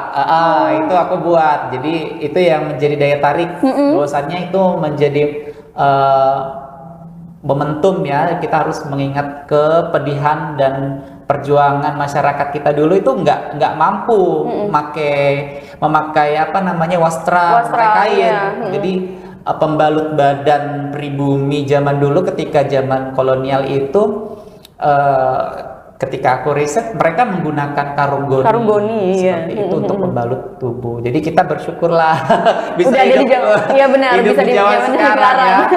Tinggal pilih. Tinggal ada uangnya apa enggak gitu kan. Tinggal klik kalau sekarang ya. Iya benar. Nah, Kak Nufus ini menarik sekali. Jadi memang pada saat di Indonesia Fashion Week, Kak Nufus ini memang mengangkat tapis ya. Tadi juga sudah dijelaskan karya-karya yang ditampilkan pada saat Indonesian Fashion Week itu di bulan Maret kemarin ya? Maret kemarin. Nah, Kak Nufus, ini kalau misalkan kita berbicara tentang wastra ya, ini ternyata kalau untuk saat ini kan anak muda kayaknya sudah mulai melirik gitu. Yang tadinya mereka kayaknya anti banget nih pakai wastra-wastra, tapi kayaknya sekarang sudah banyak di media sosial anak-anak muda ini yang udah mulai tertarik gitu. Nah, kalau menurut Kak Nufus sendiri gimana sih Kak anak muda di Lampung khususnya kalau untuk masalah mengenakan wastra gitu Kak? Ya, untuk masalah wastra sih anak muda di Lampung sekarang sedang sedang bergeliat sih. Kalau banyak banget tuh tidak, tapi ada beberapa memang komunitas-komunitas anak muda yang sekarang sudah mulai ya. Artinya sudah mulai aku kayaknya harus ada Lampung Pride-nya nih ketika memakai outfit gitu. Jadi kayak banyak sekali sekarang brand-brand lokal yang sudah mengangkat misalnya kaos tapis, kemudian UMKM itu sudah banyak juga yang eksplorasi ya. Kemudian juga aku juga tergabung dalam APPMI. Apa itu sih Kak? Ya, APPMI itu adalah Asosiasi Perancang Pengusaha Mode Indonesia, APPMI. Jadi kalau organisasi asosiasi desainer lah. Ya, gitu. Kalau kita di lokal Lampung ya di Provinsi Lampung itu diketuai oleh Ibu Ida Giris ya. Jadi beliau juga salah satu ketua dari Provinsi Lampung yang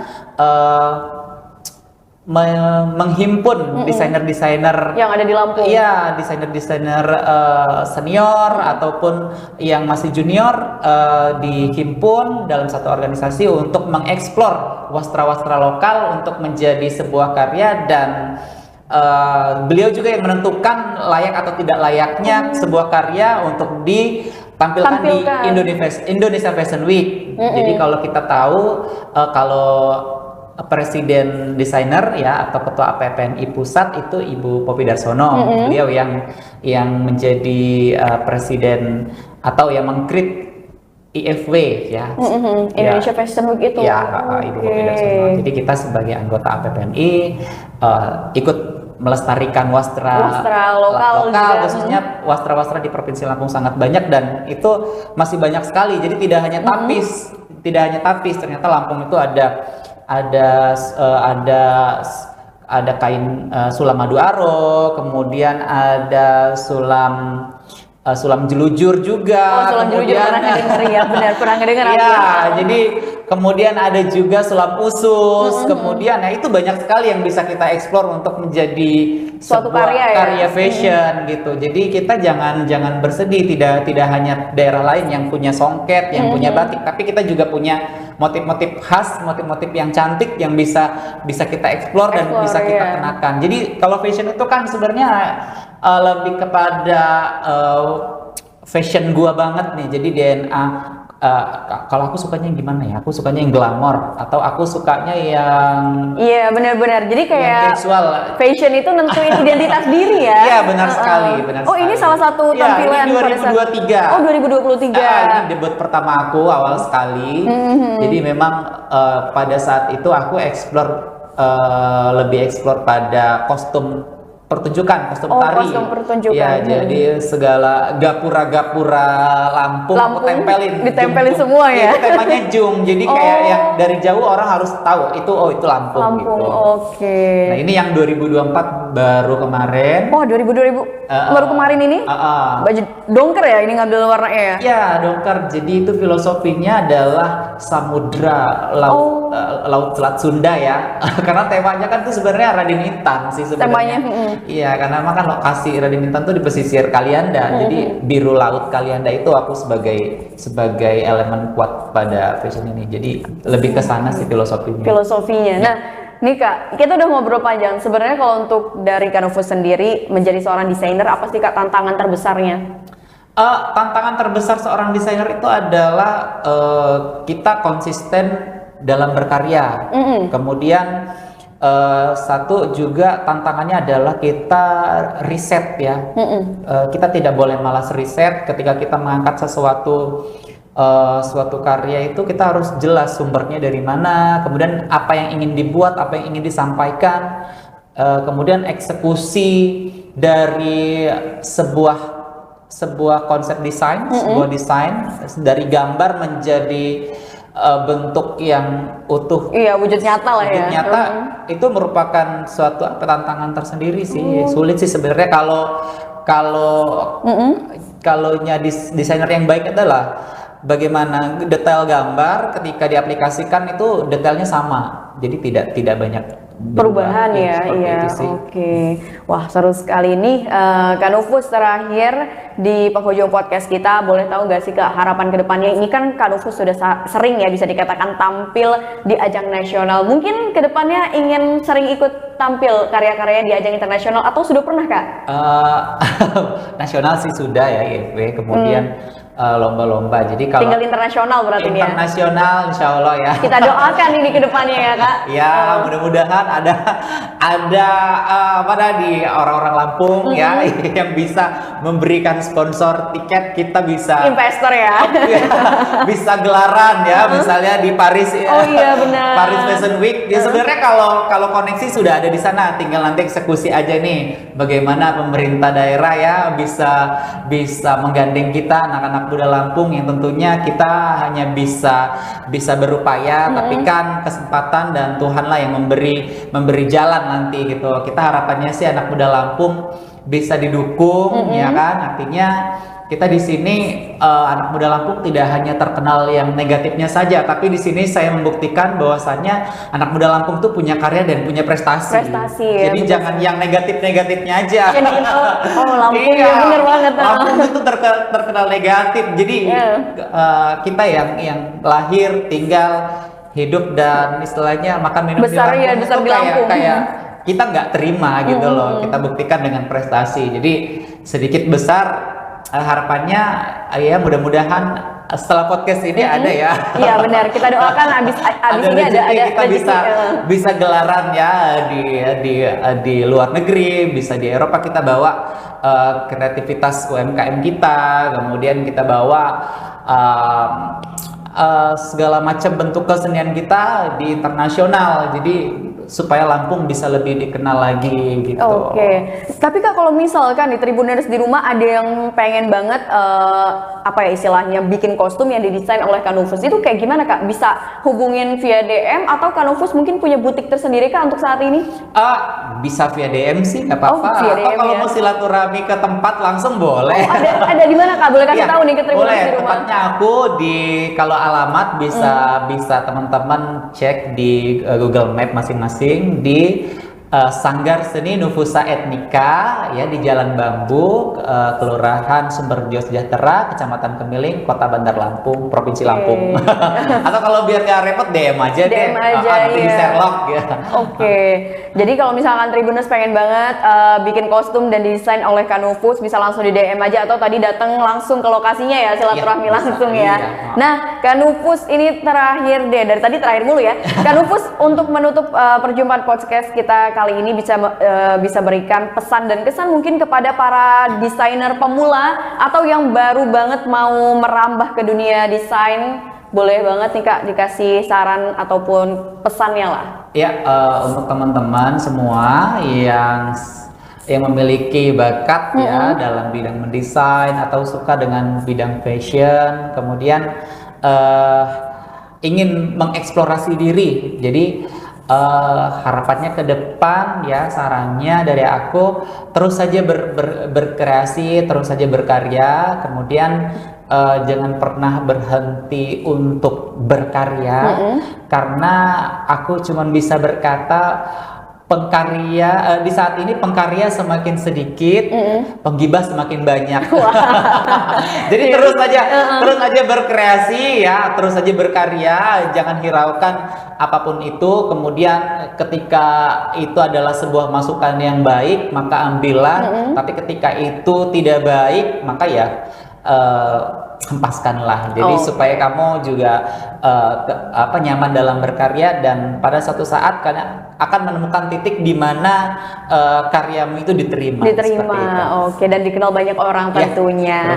Baik, Tribuners, mungkin itu saja podcast Tribun Lampung bersama dengan Kak Nufusa Zamsuri selaku desainer Lampung. Terima kasih banyak Kak sudah mau mampir nih ya ke studio Tribun Lampung dan juga berbagi tentunya pengalamannya kepada Tribuners di rumah. Harapannya Tribuners yang menyaksikan podcast ini yang memang tertarik di dunia desain bisa terinspirasi dan juga mendapatkan insight serta motivasi dari seorang Kak Nufus. Baik, Tribuners, mungkin itu saja podcast Tribun Lampung bersama dengan Mutiara dan juga Kak Nufus, dan sampai jumpa di podcast Tribun Lampung berikutnya. Bye-bye.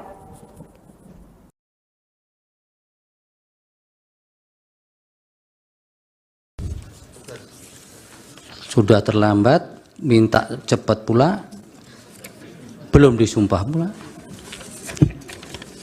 Terima kasih yang mulia atas kebijaksanaan. Pak Heru, berikutnya siapa? Yang mulia, mohon izin. Sebelum melanjutkan ke ahli berikutnya, ada permintaan dari saksi satu orang karena akan menguji di Universitas Sriwijaya pukul 15. Mohon satu didahulukan jika diperkenankan yang mulia. Satu orang. Gimana? Silakan. Iya, terima kasih yang mulia. Saudara Arif Patramijaya minta izin di.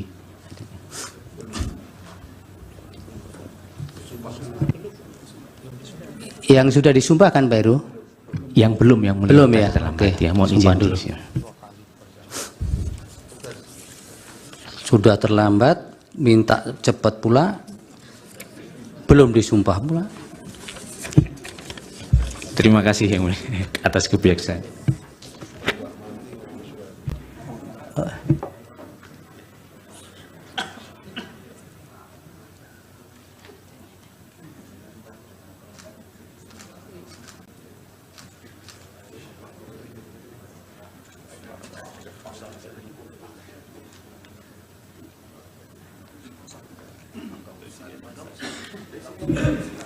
Pak Arif, agama Islam ya? Patrajen ya panggilannya. Formalnya kok Arif Patrawijaya. Oh iya, gimana ini? Lawyer senior kok identitasnya beda-beda. Baik, supaya untuk memenuhi ketentuan peraturan undang-undangan dimohon untuk mengucapkan sumpah dulu. Akan dipandu yang mulia Bapak Ridwan Mansur untuk saksi.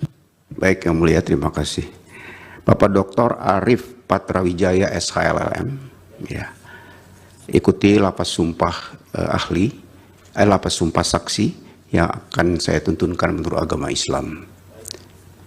Bismillahirrahmanirrahim. Demi Allah, saya bersumpah sebagai saksi akan memberikan keterangan yang sebenarnya, tidak lain dari yang sebenarnya. Terima kasih Yang Mulia Ketua. Terima kasih Yang Mulia. Silakan di podium Pak Patra. Ini mau menjelaskan berkaitan dengan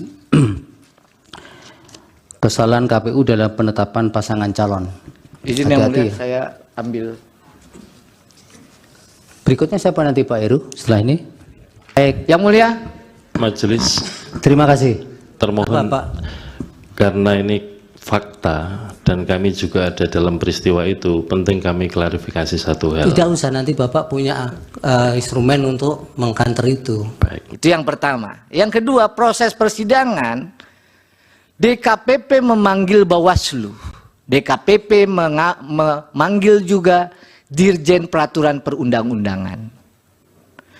Pada saat persidangan, jelas Bawaslu menyampaikan dalam proses verifikasi Bawaslu tidak dapat melakukan pengawasan. Kenapa? Karena sistem silonnya tidak dapat diakses. Begitu juga waktu Dirjen DKPP dihadirkan, fakta persidangan bisa dibuka dalam putusan tanggal 5 tadi, disampaikan oleh Dirjen, ya, pernah KPU mengirimkan surat untuk perubahan peraturan KPU 7 hari setelah tanggal 16 Oktober. Saya ulang, 7 hari. Lalu oleh Dirjen PP dikembalikan Yang Mulia. Nggak bisa begini KPU. Masa langsung minta draftnya diubah dan disahkan? Harus konsultasi dulu kepada DPR. Maka dikembalikan nih sama Pak Hasim. Tolong dulu, ya, prosesnya konsultasi. Proses itu baru dijalankan setelah 7 hari, barulah ketemu tanggal 3 November, tanggal 3, ya, itu diterbitkan peraturan KPU nomor 23. Ya. Majelis mohon ini klarifikasi di peraturan mana yang diminta untuk diubah itu Majelis. Tadi ada disebutkan oleh saksi peraturannya dimintaan KPU untuk diubah. Tahu tapi tidak disebutkan peraturan mana yang minta diubah? Jadi Yang Mulia, pada waktu KPU ini menerima berkas, Bawaslu menyatakan dalam persidangan mereka menggunakan pedoman pengawasannya dengan menggunakan peraturan nomor 19. Itu yang dia gunakan. Begitu juga KPU. Jadi pada waktu itu, berdasarkan peraturan nomor 19 tahun 2023, syarat capres dan syarat cawapres itu harus paling rendah 40 tahun, belum diganti. Ya, itu tidak ditanyakan tadi. Ya, itu tadi yang ditanyakan. Makanya KPU ya bilang bahwa tolong ini saya mau ubah Yang Mulia. Kepada Dirjen PP, oleh Dirjen PP dikembaliin, nggak bisa, harus konsultasi ke DPR, DPR dulu. Ulang itu, ya. Iya, gitu. Oke, yang pertanyaan Pak Yani satu lagi. Yang kedua, ini terkait dengan asas, ya. Kalau dalam putusan kita baca, yang dilanggar oleh KPU ini tentu saja asas profesional dan asas menjamin ketidakpastian Pak Bambang. Jadi KPU ini waktu bekerja tidak menjamin kepastian hukum, itu maksud asasnya. Ya, silakan kuasa pemohon mengecek peraturan. Ya, yang dari Pak Bambang, yang ada tidak sekarang, pembahasan etik itu. Ya, KPU apakah ya menyatakan tidak sah ya di KPP, ya. Seperti saya sampaikan, di dalam putusannya hanya dikabulkan sebagian.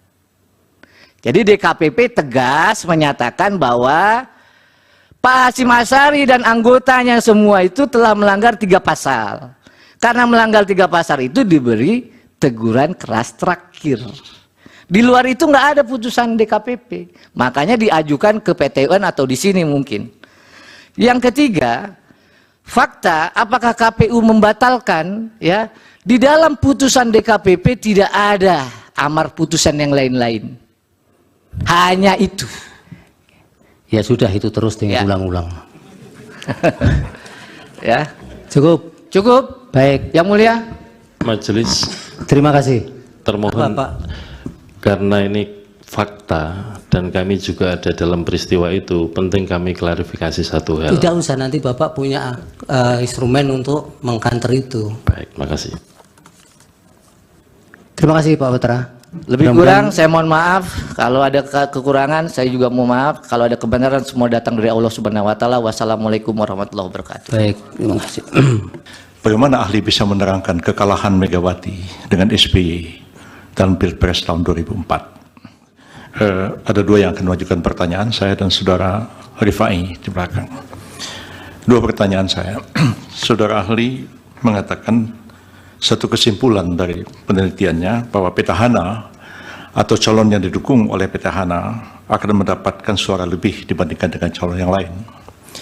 Bagaimana ahli bisa menerangkan kekalahan Megawati dengan SBY dalam Pilpres tahun 2004? Yang kedua, kalau memang kesimpulan ini berlaku umum, apakah hanya satu faktor kebetulan kalau sekarang ini Jokowi yang menjadi presiden dan beliau mendukung pasangan Prabowo Gibran dan memperoleh suara lebih? Seandainya yang sekarang ini menjadi presiden adalah Yusuf Kalla yang mendukung pasangan Anies Baswedan dan Muhaimin, berarti calon itu juga akan memperoleh suara lebih dalam pemilu sekarang, pilpres sekarang.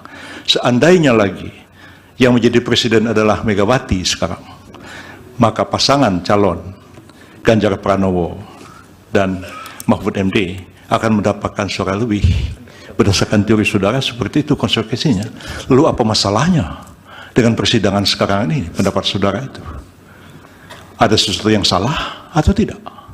Majelis juga tadi pertanyaan Hotman Paris belum dijawab. Apakah permohonan pemohon dengan tuduhan Jokowi melakukan korupsi bisa dipakai oleh MK sebagai dasar membatalkan pemilu hanya karena keahlian beliau? Mohon, belum dijawab majelis. Iya. Tolong dijawab. Iya, tidak usah terlalu semangat. Bapak mau jawab tidak?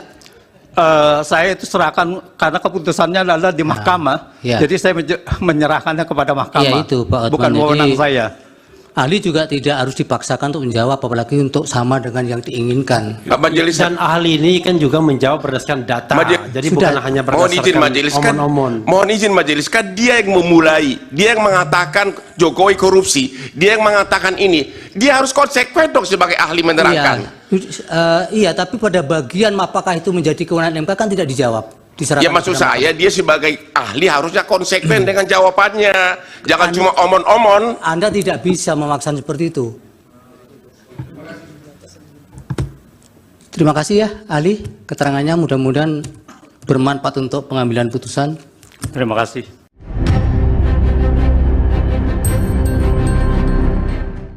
Sebanyak 10 saksi dari kubu Anies Baswedan dan Muhaimin Iskandar atau Amin mengundurkan diri dari sidang pembuktian perselisihan hasil pemilihan umum atau PHPU pada Senin 1 April 2024. Timnas Amin mengklaim pengunduran diri ini karena para saksi takut dipecat dari pekerjaan hingga adanya intimidasi.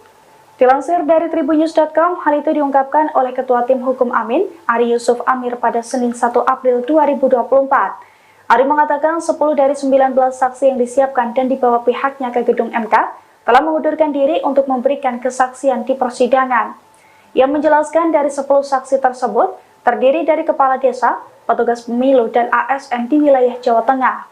Ari pun mengaku 5 dari 10 saksi itu mengundurkan diri sebelum persidangan di MK dimulai. Sedangkan 5 orang lainnya mengundurkan diri ketika sidang berlangsung. Ari menilai saksi Timnas Amin ini mundur karena khawatir akan dipecat dari pekerjaannya. Meski demikian, Ari menekankan bahwa pihaknya akan tetap melanjutkan sidang sengketa Pilpres 2024 dengan sisa saksi yang ada. Terima kasih. Pak Mirsa dijawab apa yang dari KPU tadi tidak mengajukan pertanyaan. Majelis, satu lagi dari KPU. Masih ada satu lagi. Silakan. Ya, terima kasih. Biar sekaligus dijawab, nanti mohon izin. Kepada 5 saksi fakta. Tadi dari keterangan 5 saksi fakta, hampir semua menyatakan katanya dari call center, tidak mengalami dan tidak melihat sendiri. Ya, sebagai perbandingan, sebagai kuasa hukum saya ini menerima pengaduan ribuan ke Kopi Joni, tapi saya tidak mungkin jadi saksi karena saya hanya menerima pengaduan. Apakah benar bahwa pengakuan saudara tadi itu mengatakan bahwa memang Anda hanya menerima dari call center, menerima pengaduan, tapi tidak melihat sendiri kejadian yang Anda laporkan tersebut. Yang kedua, kepada saudara Mirsa yang di sini datang rupanya dalam kapasitas sebagai LBH. Anda mengadu tentang pencalonan Gibran. Apakah waktu Anda membuat pengaduan tersebut, Anda tidak membaca pasal 47 Undang-Undang MK yang menyatakan bahwa putusan MK berlaku seketika setelah diucapkan, sehingga setelah putusan MK nomor 90 sudah diucapkan, maka itu menjadi bagian dari hukum positif, sehingga tidak perlu dirubah. Sudah berlaku dia tanpa harus menunggu dirubah peraturan PKPU. Pertanyaan terakhir, dua lagi terakhir. Kepada pertanyaan saksi kelima yang perbedaan masif antara calon legislatif dan calon pilpres. Emang manusia mana yang tahu kenapa banyak memilih pilpres, mana yang memilih legislatif? Bukankah hanya Tuhan yang tahu kenapa dia memilih itu?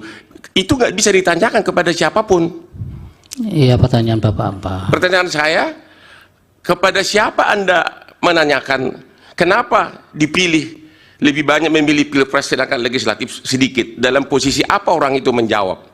Pertanyaan terakhir, dari ini terulang lagi kepada saksi nomor 1 sampai 5, apakah semua kejadian-kejadian yang Anda laporkan ini Anda bisa tahu nggak bahwa kepala desa misalnya akhirnya berubah, mempengaruhi mempengaruhi suara di pilpres? Anda kan tidak tahu apakah kepala desa itu akhirnya memilih 02 atau tidak. Semua hanya berdasarkan asumsi, sedangkan Anda di sini saksi fakta. Terima kasih. Download Tribun X sekarang. Menghadirkan lokal menjadi Indonesia. Rumah aktris Sandra Dewi digeledah oleh pihak Kejaksaan Agung hari ini, Senin, tanggal 1 April tahun 2024. Penggeledahan ini dilakukan buntut dari suami Sandra Dewi, Harvey Moise, ditetapkan sebagai tersangka kasus korupsi timah. Hal itu disampaikan DIR, penyidik di kantor Kejaksaan Agung, Senin, tanggal 1 April tahun 2024. Penggeledahan memang benar di Paku Bowono, kata Ketut Sumedana selaku Kapus Penkum Kejaksaan Agung di kantornya, Senin, tanggal 1 April tahun 2024. Saat ini penggeledahan masih berlangsung. Sementara penggeledahan masih berlangsung, sambung Kuntadi selaku DIR penyidikan. Hingga kini, pihak Kejaksaan Agung belum bisa menjelaskan secara rinci terkait hasil penggeledahan rumah Sandra Dewi dan Harvey Moise.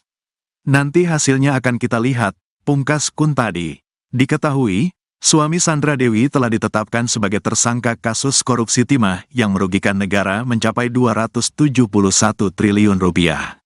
Harvey Moise ditahan oleh penyidik setelah ditetapkan sebagai tersangka, Rabu, tanggal 27 Maret tahun 2024. Pada hari ini memang sengaja kita doorstop, tidak mengundang rekan media, tapi media yang mengundang kita.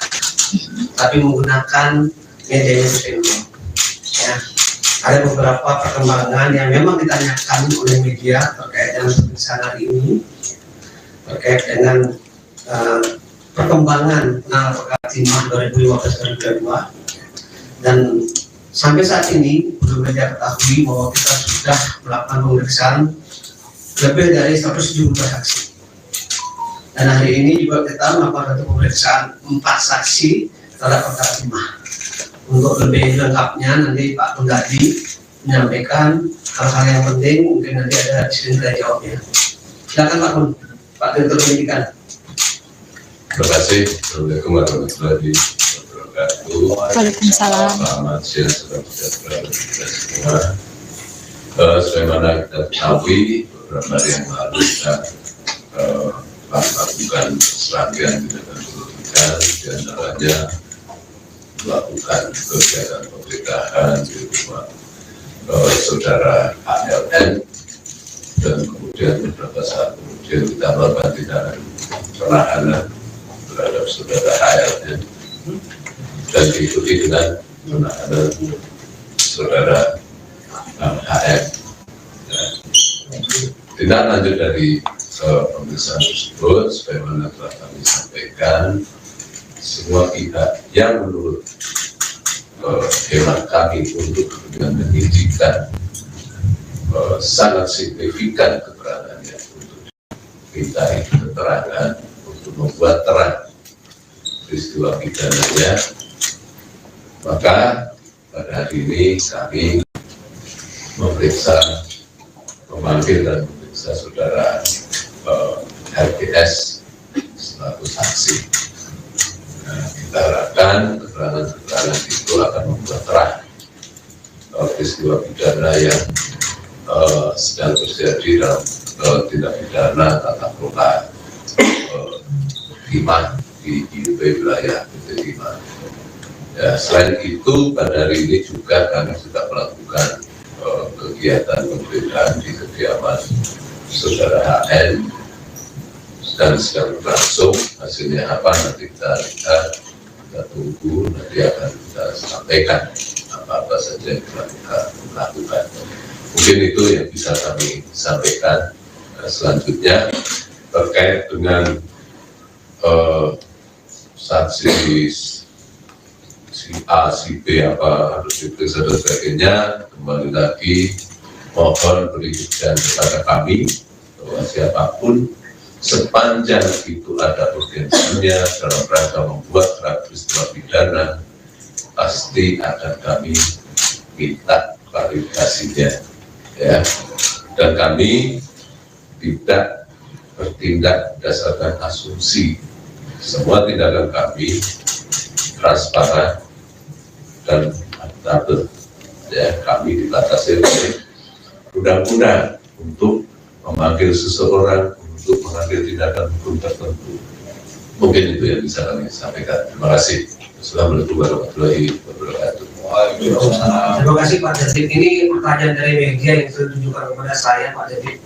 Satu pertanyaan, apakah saudara HM yang sudah ditetapkan sebagai tersangka dan sudah dilakukan penahanan, kapan mulai bisa dijenguk oleh keluarga atau masyarakatnya?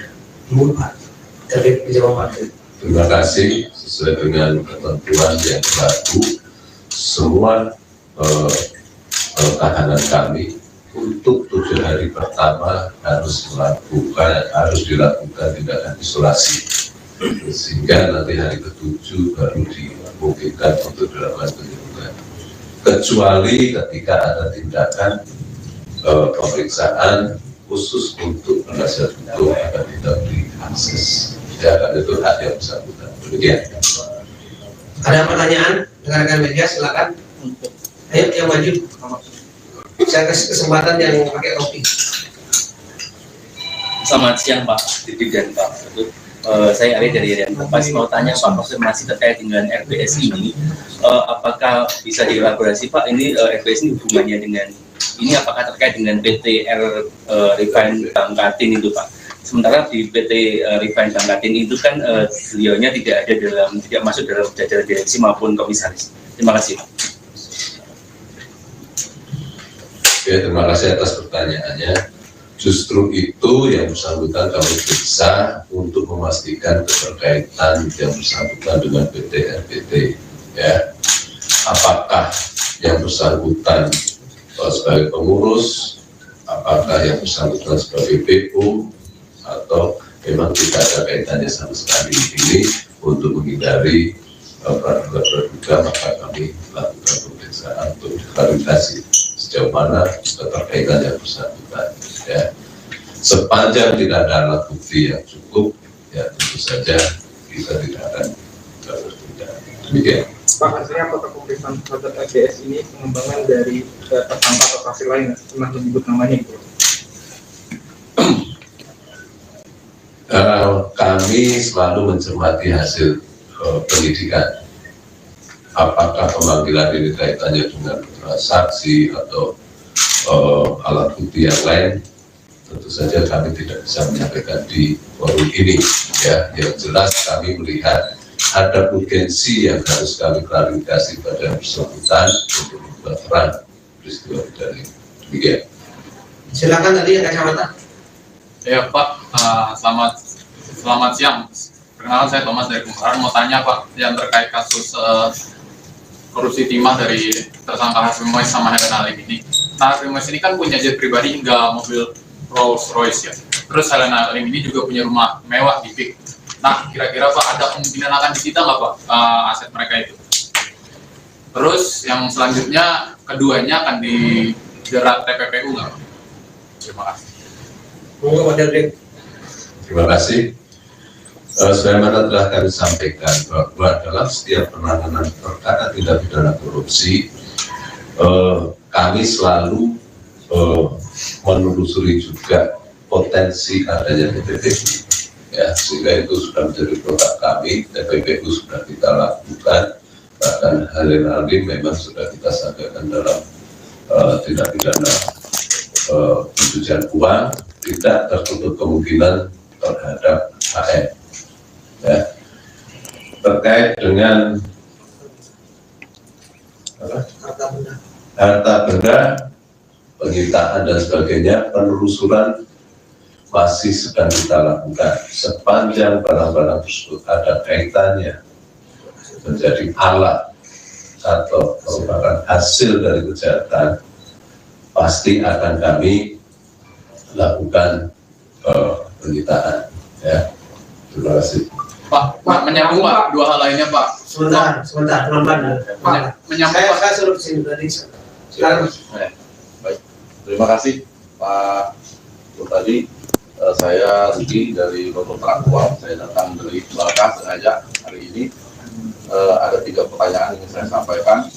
Yang pertama terkait aktivitas, apakah pihak Kejaksaan Agung sudah melakukan langkah-langkah seperti pemblokiran rekening, baik itu milik HM maupun milik perusahaan-perusahaannya. Kemudian yang kedua,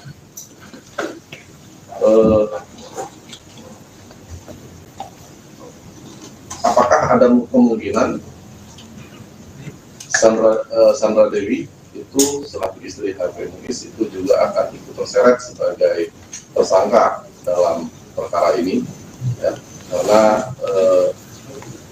dia sebagai penerima pasif mungkin bisa terseret. Dan kalau Sandra Dewi bisa terkena, apakah istri atau keluarga dari para tersangka yang lebih dahulu dijerat sebagai tersangka juga akan ikut terseret ke dalamnya. Terus yang ketiga, apakah ada kemungkinan institusi penegak hukum juga terseret dalam perkara ini? Ya, karena kalau mengacu dari pertemuan awal yang dilakukan di Hotel Borobudur pada Juni 2018 lalu, di situ juga terdapat beberapa aparat penegak hukum yang hadir dalam rapat tersebut. Dan di situ juga ada saudara RBS yang juga hadir dalam rapat pertama tersebut. Mungkin itu pertanyaan dari saya, Pak Udari. Terima kasih. Silakan Pak Udari. Terima kasih. Terkait dengan pertanyaan pertama, apakah sudah ada tindakan pemblokiran dan sebagainya terkait dengan rekening yang bersangkutan dan yang lain-lain, bahwa pemblokiran sudah lama kita lakukan pada saat awal-awal pendidikan ini, ya. Jadi bukan hanya baru sekarang ini, oke? Dan itu masih terus berkembang. Kedua, terkait dengan kemungkinan, kami tidak bicara terkait dengan kemungkinan. Tadi sudah kami sampaikan, penegakan hukum dasarnya adalah alat bukti, bukan asumsi. Jadi kami tidak akan berandai-andai. Oke. 3, apakah ada kemungkinan institusi lain, itu juga bicara tentang kemungkinan kami bergerak terkait dengan alat bukti, ya. Jangan berasumsi dalam penegakan hukum. Saya kira itu masih terjawab ya. Silakan yang pakai kacamata dulu, yang pakai topi. Pak, dari 271 triliun itu Helen Halim terima berapa dan HM itu terima berapa? Terkait itu masih dalam proses penyidikan, ya. Kami tidak bisa menyampaikan di sini, ya. Nanti semua akan terang pada saat persidangan. Ujung dari perkara ini ada di persidangan dan semua akan kita pertanggungjawabkan di persidangan secara transparan. Ya, mari kita kawal penegakan ini dan kita tunggu hasilnya di persidangan. Demikian. Pak, silakan yang baju yang kacamata tadi kembali. Ya, Pak izin menyambung Pak, kan tadi masih ditelusuri lagi terkait kemungkinannya yang tadi itu. Tapi boleh tahu nggak Pak, keuntungan yang didapetin sama si Harvey Moise dan Helen Nalim ini berapa gitu? Miliaran kah atau berapa gitu Pak? Terus yang selanjutnya akan ada kemungkinan tersangka lain Pak? Terkait dengan keuntungan masih dalam proses penelusuran kami ya. Tunggu saja, ini formulasi perhitungan, perumusannya, penghitungan masih kita koordinasikan dengan BPKP dan beberapa ahli terkait dengan keuangan negara. Terkait dengan bicara kemungkinan, sekali lagi kami tegaskan kami tidak bertindak atas nama kemungkinan, atas nama asumsi. Semua kemungkinan selalu kami buka sepanjang alat buktinya ada. Ya, semua kemungkinan tetap kami buka sepanjang alat buktinya ada. Tapi sejauh ini udah terendus Pak? Kami tidak mau berandai-andai.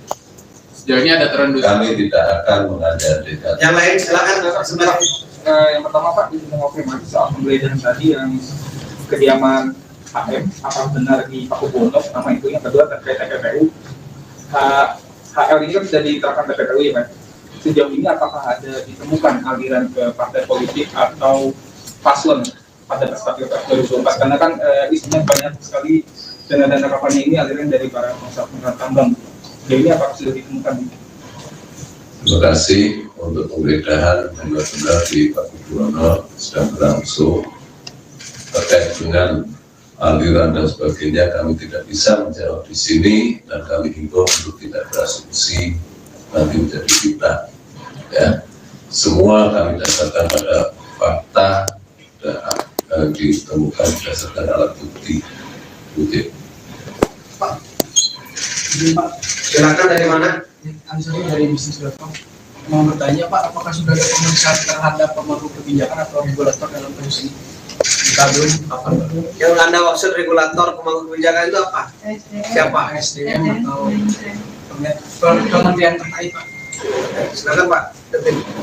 Dari perkara ini dari awal itu pasti sudah kami lakukan pemeriksaan, ya, karena kita harus melihat dari kepatuhan terhadap regulasi yang ada. Itu sudah kita lakukan pemeriksaan, ya. Jadi dari 172 saksi yang sudah kita periksa termasuk di dalamnya itu, ya, ini sudah lama kita gulirkan proses bukan pada hari ini. Jadi hari ini baru 4 kita periksa terkait dengan saksi dan sekarang sudah berlangsung. Ada lagi?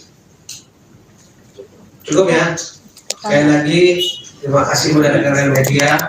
Apa yang diungkapkan oleh Pak Derbit dan saya berdasarkan fakta yang kita dapatkan dalam proses penyidikan. Kita tidak berasumsi, tidak berandai-andai. Sekali lagi ya.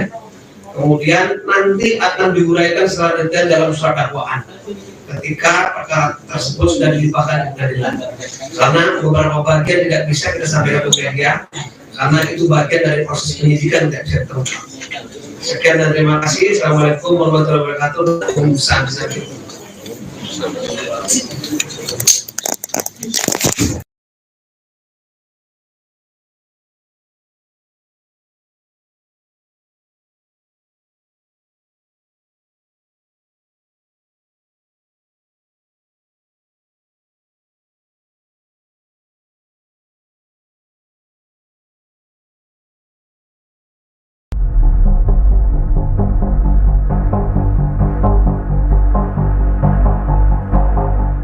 Pengacara kondang Hotman Paris mengaku kecolongan uang senilai ratusan juta rupiah. Pelaku pencurian uang tersebut yakni manajer dari resto ramen Hotman di Tajur, Bogor Timur.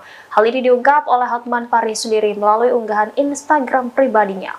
Hotman Paris menyebut uang ratusan juta yang dibawa kabur karyawannya merupakan hasil penjualan di salah satu kedai ramen miliknya. Atas kejadian ini, Hotman Paris melaporkan ke pihak berwajib dan berharap polisi segera menangkap pelakunya. Hotman meminta bantuan Kapolresta Bogor Kota Kombes Bismo Teguh untuk segera menciduk terduga pelaku. Di sisi lain, Hotman tidak membeberkan lebih lanjut terkait kronologi kejadian. Hanya saja Hotman mengunggah video CCTV yang memperlihatkan terduga pelaku beraksi. Dalam video tersebut terlihat terduga pelaku memasukkan uang gepokan ke dalam tas ransel hitam. Hotman juga mengunggah tampang dari terduga pelaku. Sementara dalam keterangan video disebut akan mendapatkan imbalan bagi siapapun yang menemukan pelaku pencurian uang tersebut. Diketahui peristiwa ini terjadi di tengah kesibukan Hotman Paris bertarung di Mahkamah Konstitusi untuk melawan gugatan Pilpres 2024. Hotman menjadi salah satu tim pembela paslon nomor urut 2 Prabowo Subianto Gibran Raka Buming Raka. Hotman kecolongan uang. Pengacara kondang Hotman Paris mengaku kecolongan uang ratusan juta rupiah.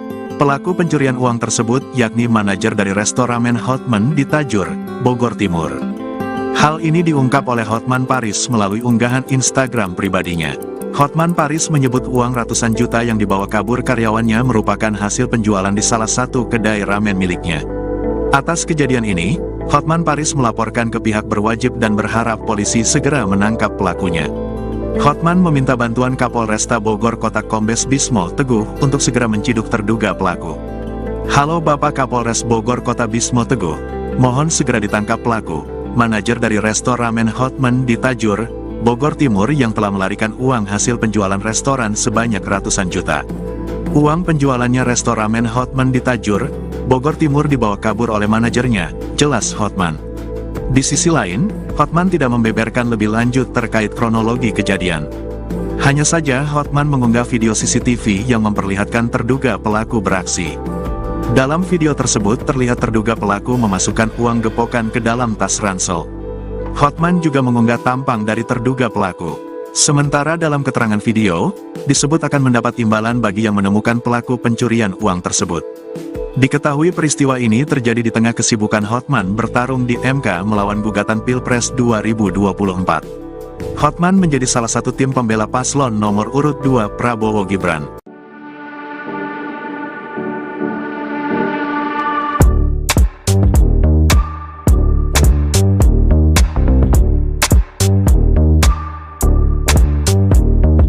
Pengacara kondang Hotman Paris mengaku kecolongan uang ratusan juta rupiah.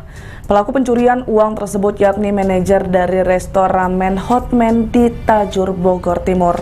Hal ini diungkap oleh Hotman Paris melalui unggahan Instagram pribadinya.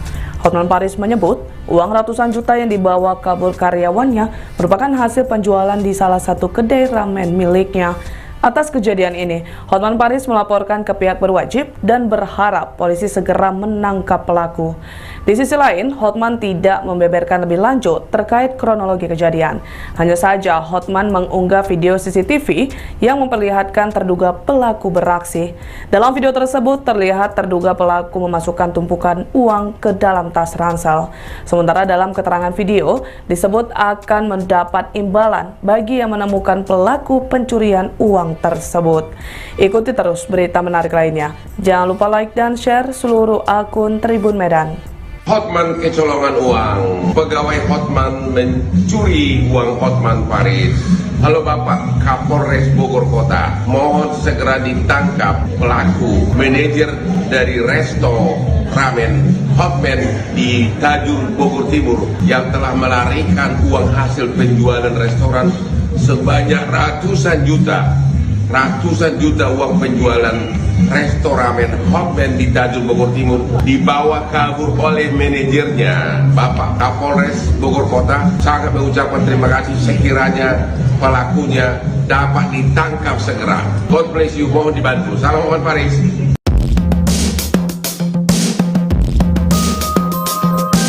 Pengacara kondang Hotman Paris mengaku kecolongan uang senilai ratusan juta rupiah. Pelaku pencurian uang tersebut yakni manajer dari restoran Hotman di Tajur, Bogor Timur. Hal ini diungkap oleh Hotman Paris sendiri melalui unggahan Instagram pribadinya. Hotman Paris menyebut uang ratusan juta yang dibawa kabur karyawannya merupakan hasil penjualan di salah satu kedai ramen miliknya. Atas kejadian ini, Hotman Paris melaporkan ke pihak berwajib dan berharap polisi segera menangkap pelakunya. Hotman meminta bantuan Kapolresta Bogor Kota Kombes Bismo Teguh untuk segera menciduk terduga pelaku. Di sisi lain, Hotman tidak membeberkan lebih lanjut terkait kronologi kejadian. Hanya saja Hotman mengunggah video CCTV yang memperlihatkan terduga pelaku beraksi. Dalam video tersebut terlihat terduga pelaku memasukkan uang gepokan ke dalam tas ransel hitam. Hotman juga mengunggah tampang dari terduga pelaku. Sementara dalam keterangan video disebut akan mendapatkan imbalan bagi siapapun yang menemukan pelaku pencurian uang tersebut. Diketahui peristiwa ini terjadi di tengah kesibukan Hotman Paris bertarung di Mahkamah Konstitusi untuk melawan gugatan Pilpres 2024. Hotman menjadi salah satu tim pembela paslon nomor urut 2 Prabowo Subianto Gibran Raka Buming Raka. Halo Tribuners, jumpa lagi bersama saya Mutiara dalam tayangan podcast Tribun Lampung. Kali ini Mutiara sudah kedatangan narasumber di studio Tribun Lampung yang akan berbincang bersama Mutiara selama 30 menit ke depan nih. Yaitu langsung saja Mutiara perkenalkan narasumber kita pada hari ini ada Kak Nufusa Samsuri selaku desainer Lampung. Halo Kak Nufus. Halo. Gimana kabarnya hari ini Kak? Baik, alhamdulillah. Puasanya lancar? Alhamdulillah. Iya, ini walaupun puasa kita harus tetap semangat ya untuk berbagi kepada Tribuners di rumah. Nah Kak Nufusa Samsuri ini kan sebagai desainer Lampung, boleh diceritain Kak sedikit sekarang ini kesibukannya ngapain aja Kak? Ya, kesibukannya sih kalau saat ini memang kita aktifnya di dunia seni ya, kan karena memang aku merupakan alumni dari S1 Pendidikan Seni Tari Unila gitu. Kemudian dari pendidikan seni tersebut dari bidang tari itu kita merambah di dunia fashion juga. Artinya sekarang saya lagi sedang fokus untuk pengembangan inovasi fashion lokal untuk lebih dikenal sih seperti itu. Oke, ternyata basicnya sama-sama alumni di ini kita. Cuman beda jurusan aja. beda fakultas. Kalau Mutiara ilmu komunikasi kebetulan. Iya. Nah, Kak boleh ceritain dong awal mulanya menjadi seorang desainer. Ini kan tadi kalau background jurusan sih kayaknya nggak ada desainer-desainernya ya, seni tari gitu. Atau emang itu dari SMA udah kayaknya punya bakat nih di bidang desain gitu. Boleh diceritain Kak? Ya, sebenarnya kalau untuk desain sendiri itu adalah kayak sebenarnya kan kompleks ya. Kalau di bidang seni tari itu ada namanya kostum tari. Nah, jadi kan otomatis kita secara tidak langsung bersentuhan dengan dunia fashion gitu loh. Selain dari gerak tari dan musik seperti itu. Kemudian aku sih berprinsip bahwasannya kita harus mengeksplor bakat yang Tuhan beri gitu kan. Jadi kayaknya seru nih gitu melihat teman-teman menjadi desainer gitu kan. Ya coba aja gitu dengan otodidak, dengan keberanian ya kita belajar lewat YouTube, lewat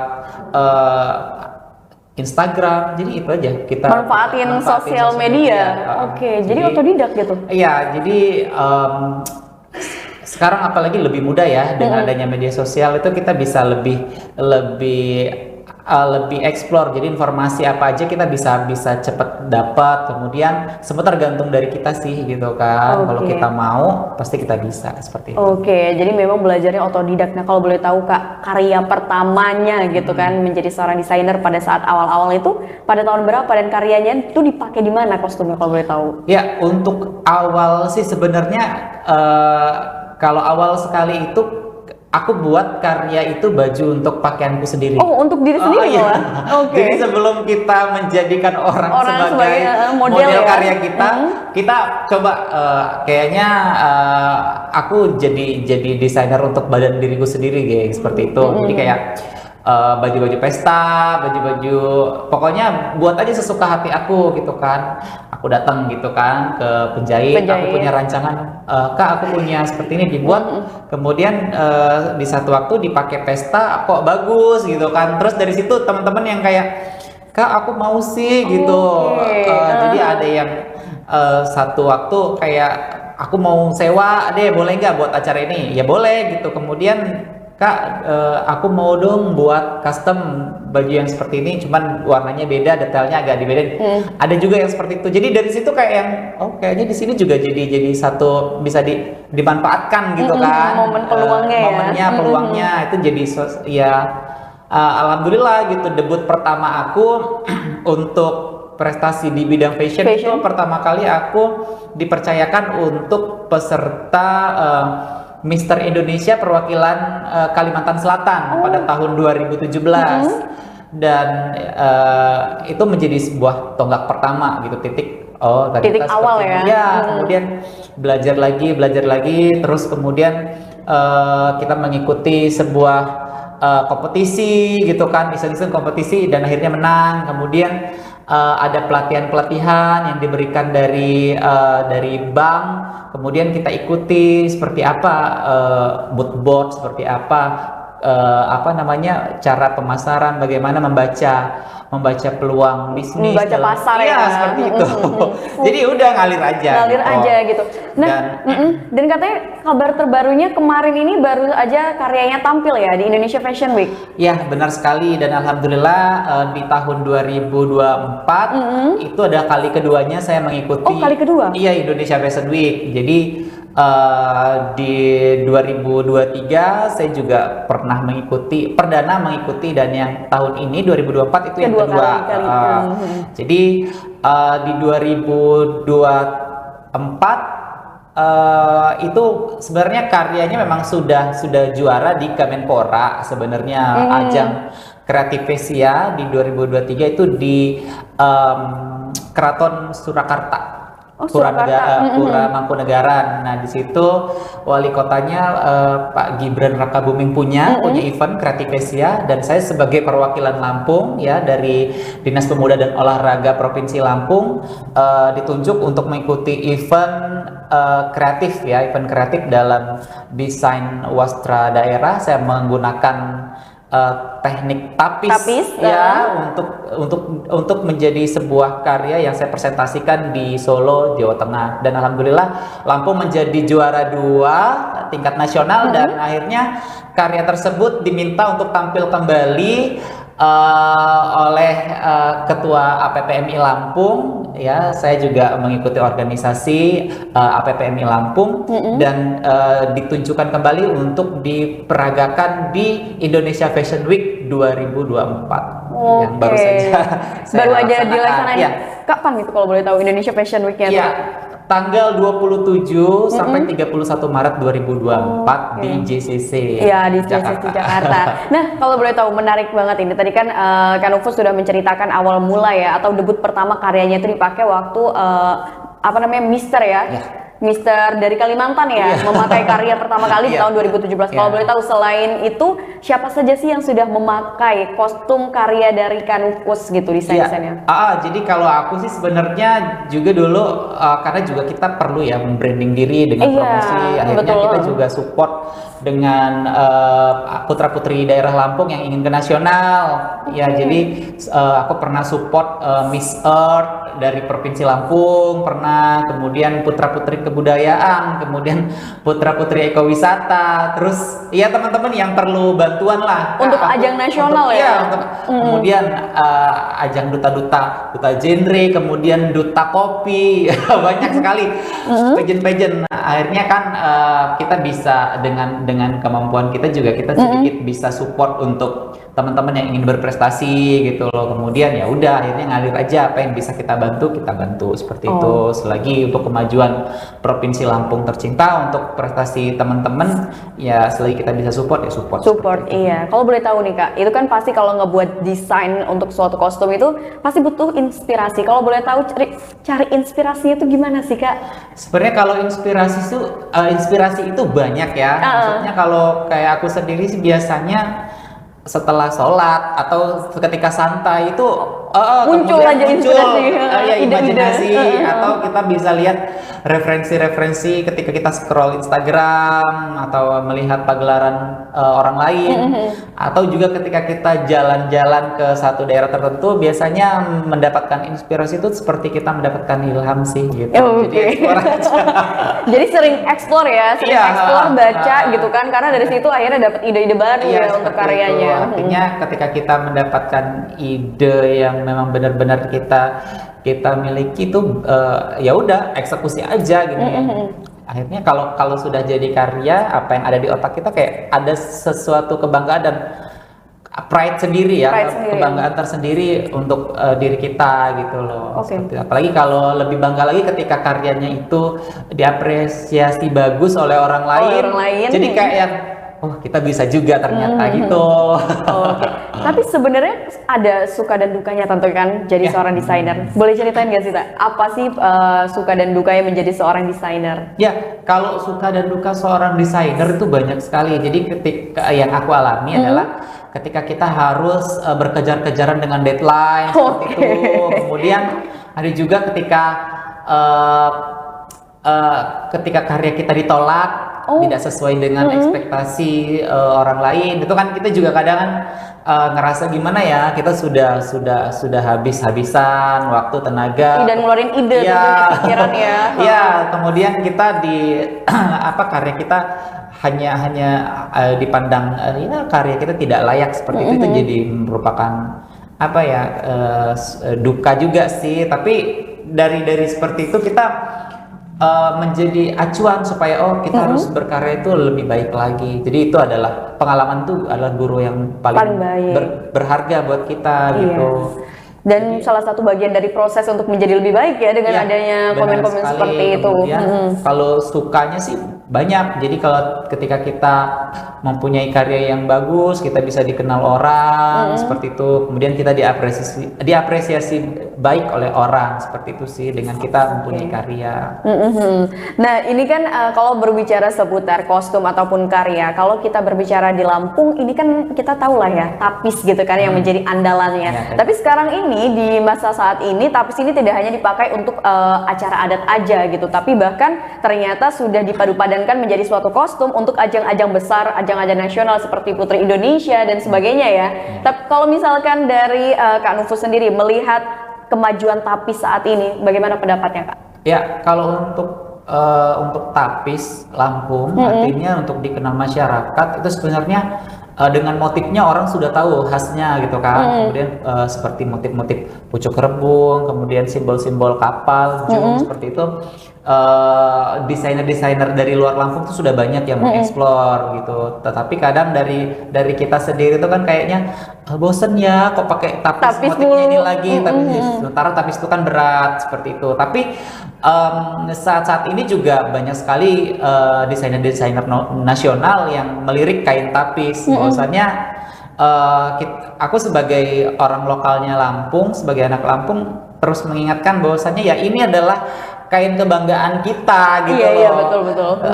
Jadi yang memang punya ciri khas tersendiri, kemudian pengerjaannya lama gitu kan. Ini adalah kain adat kita gitu loh, yang harus kita jadi kebanggaan tersendiri buat orang Lampung. Jadi kita pesannya sih buat teman-teman yang ada di Lampung, ya udah jangan bosen-bosen gitu kan. Jadi kalau tiap kesempatan itu kalau memang ciri khasnya harus pakai kain tapis ya kita keluarin kain tapis kita gitu.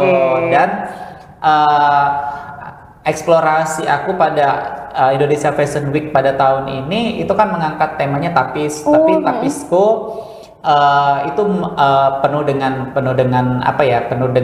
inovasi. Jadi nanti bisa dilihat di Instagramku di @nufusa. Kemudian di situ pada Indonesia Fashion Week tahun ini tuh aku mengangkat sulam tapis, teknik sulam tapis, pada kreasi jas ya, jas pria. Kemudian di situ aku gambar sosok Raden Intan dengan 12 tuping pengawalnya gitu. Jadi kayak supaya secara teknik sulap tapisnya dapat, kemudian secara historis sejarahnya juga dapat gitu. Jadi kita sebagai pemuda Lampung ketika kita menggunakan outfit tidak hanya berbicara outfitnya aja kelihatan bagus, tapi di situ maknanya dalam. Dalam dari outfitnya itu ya. Kemudian ada di satu sisi, aku nggak bawa sih bajunya, nanti bisa dilihat. Di satu sisi tapisannya itu aku aku menggunakan benang dari karung goni. Oh, dari karung goni. Kelapa. Itu aku buat. Jadi itu yang menjadi daya tarik. Bahwasannya itu menjadi momentum ya, kita harus mengingat kepedihan dan perjuangan masyarakat kita dulu itu nggak mampu memakai wastra kain. Jadi pembalut badan pribumi zaman dulu ketika zaman kolonial itu ketika aku riset mereka menggunakan karung goni seperti itu untuk pembalut tubuh. Jadi kita bersyukurlah bisa udah ada hidup, di Jawa. Iya benar, hidup bisa di di Jawa zaman sekarang ya. Tinggal pilih. Tinggal ada uangnya apa enggak gitu kan. Tinggal klik kalau sekarang ya. Iya benar. Nah, Kak Nufus ini menarik sekali. Jadi memang pada saat di Indonesia Fashion Week, Kak Nufus ini memang mengangkat tapis ya. Tadi juga sudah dijelaskan karya-karya yang ditampilkan pada saat Indonesian Fashion Week itu di bulan Maret kemarin ya? Maret kemarin. Nah, Kak Nufus, ini kalau misalkan kita berbicara tentang wastra ya, ini ternyata kalau untuk saat ini kan anak muda kayaknya sudah mulai melirik gitu. Yang tadinya mereka kayaknya anti banget nih pakai wastra-wastra, tapi kayaknya sekarang sudah banyak di media sosial anak-anak muda ini yang udah mulai tertarik gitu. Nah, kalau menurut Kak Nufus sendiri gimana sih Kak anak muda di Lampung khususnya kalau untuk masalah mengenakan wastra gitu Kak? Ya, untuk masalah wastra sih anak muda di Lampung sekarang sedang bergeliat sih. Kalau banyak banget tuh tidak, tapi ada beberapa memang komunitas-komunitas anak muda yang sekarang sudah mulai ya. Artinya sudah mulai aku kayaknya harus ada Lampung Pride-nya nih ketika memakai outfit gitu. Jadi kayak banyak sekali sekarang brand-brand lokal yang sudah mengangkat misalnya kaos tapis, kemudian UMKM itu sudah banyak juga yang eksplorasi ya. Kemudian aku juga tergabung dalam APPMI. Apa itu sih Kak? Ya, APPMI itu adalah Asosiasi Perancang Pengusaha Mode Indonesia, APPMI. Jadi kalau organisasi asosiasi desainer ya, gitu. Kalau kita di lokal Lampung ya, di Provinsi Lampung itu diketuai oleh Ibu Ida Giris ya. Jadi beliau juga salah satu ketua dari Provinsi Lampung yang menghimpun desainer-desainer yang ada di Lampung. Iya, desainer-desainer senior ataupun yang masih junior dihimpun dalam satu organisasi untuk mengeksplor wastra-wastra lokal untuk menjadi sebuah karya, dan beliau juga yang menentukan layak atau tidak layaknya sebuah karya untuk ditampilkan di Indonesia Fashion Week. Jadi kalau kita tahu kalau Presiden desainer ya atau ketua APPMI pusat itu Ibu Poppy Darsono. Beliau yang menjadi presiden atau yang mengkrit IFW ya. Indonesia Fashion Week itu. Ya, Ibu Poppy Darsono. Jadi kita sebagai anggota APPMI ikut melestarikan wastra lokal khususnya wastra-wastra di Provinsi Lampung sangat banyak, dan itu masih banyak sekali. Jadi tidak hanya tapis, ternyata Lampung itu ada kain sulam madu aro, kemudian ada sulam jelujur juga. Sulam jelujur pernah dengar ya, benar pernah dengar. Iya, jadi kemudian ada juga sulam usus, kemudian itu banyak sekali yang bisa kita eksplor untuk menjadi suatu karya fashion gitu. Jadi kita jangan bersedih, tidak hanya daerah lain yang punya songket, yang punya batik, tapi kita juga punya motif-motif khas, motif-motif yang cantik yang bisa kita eksplor dan bisa kita kenakan. Jadi kalau fashion itu kan sebenarnya lebih kepada fashion gua banget nih. Jadi DNA kalau aku sukanya gimana ya? Aku sukanya yang glamor atau aku sukanya yang benar-benar. Jadi kayak casual. Fashion itu nentuin identitas diri ya. Iya, benar sekali, benar sekali. Ini salah satu tampilan ini 2023. 2023. Ini debut pertama aku awal sekali. Jadi memang pada saat itu aku lebih eksplor pada kostum pertunjukan kostum Oh, tari. kostum pertunjukan. Ya, jadi segala gapura-gapura Lampung aku tempelin. Ditempelin Jung. semua ya? Itu temanya Jung. Jadi kayak yang dari jauh orang harus tahu itu itu Lampung, Lampung, gitu. oke. Nah, ini yang 2024 baru kemarin. Oh, 2000 baru kemarin ini?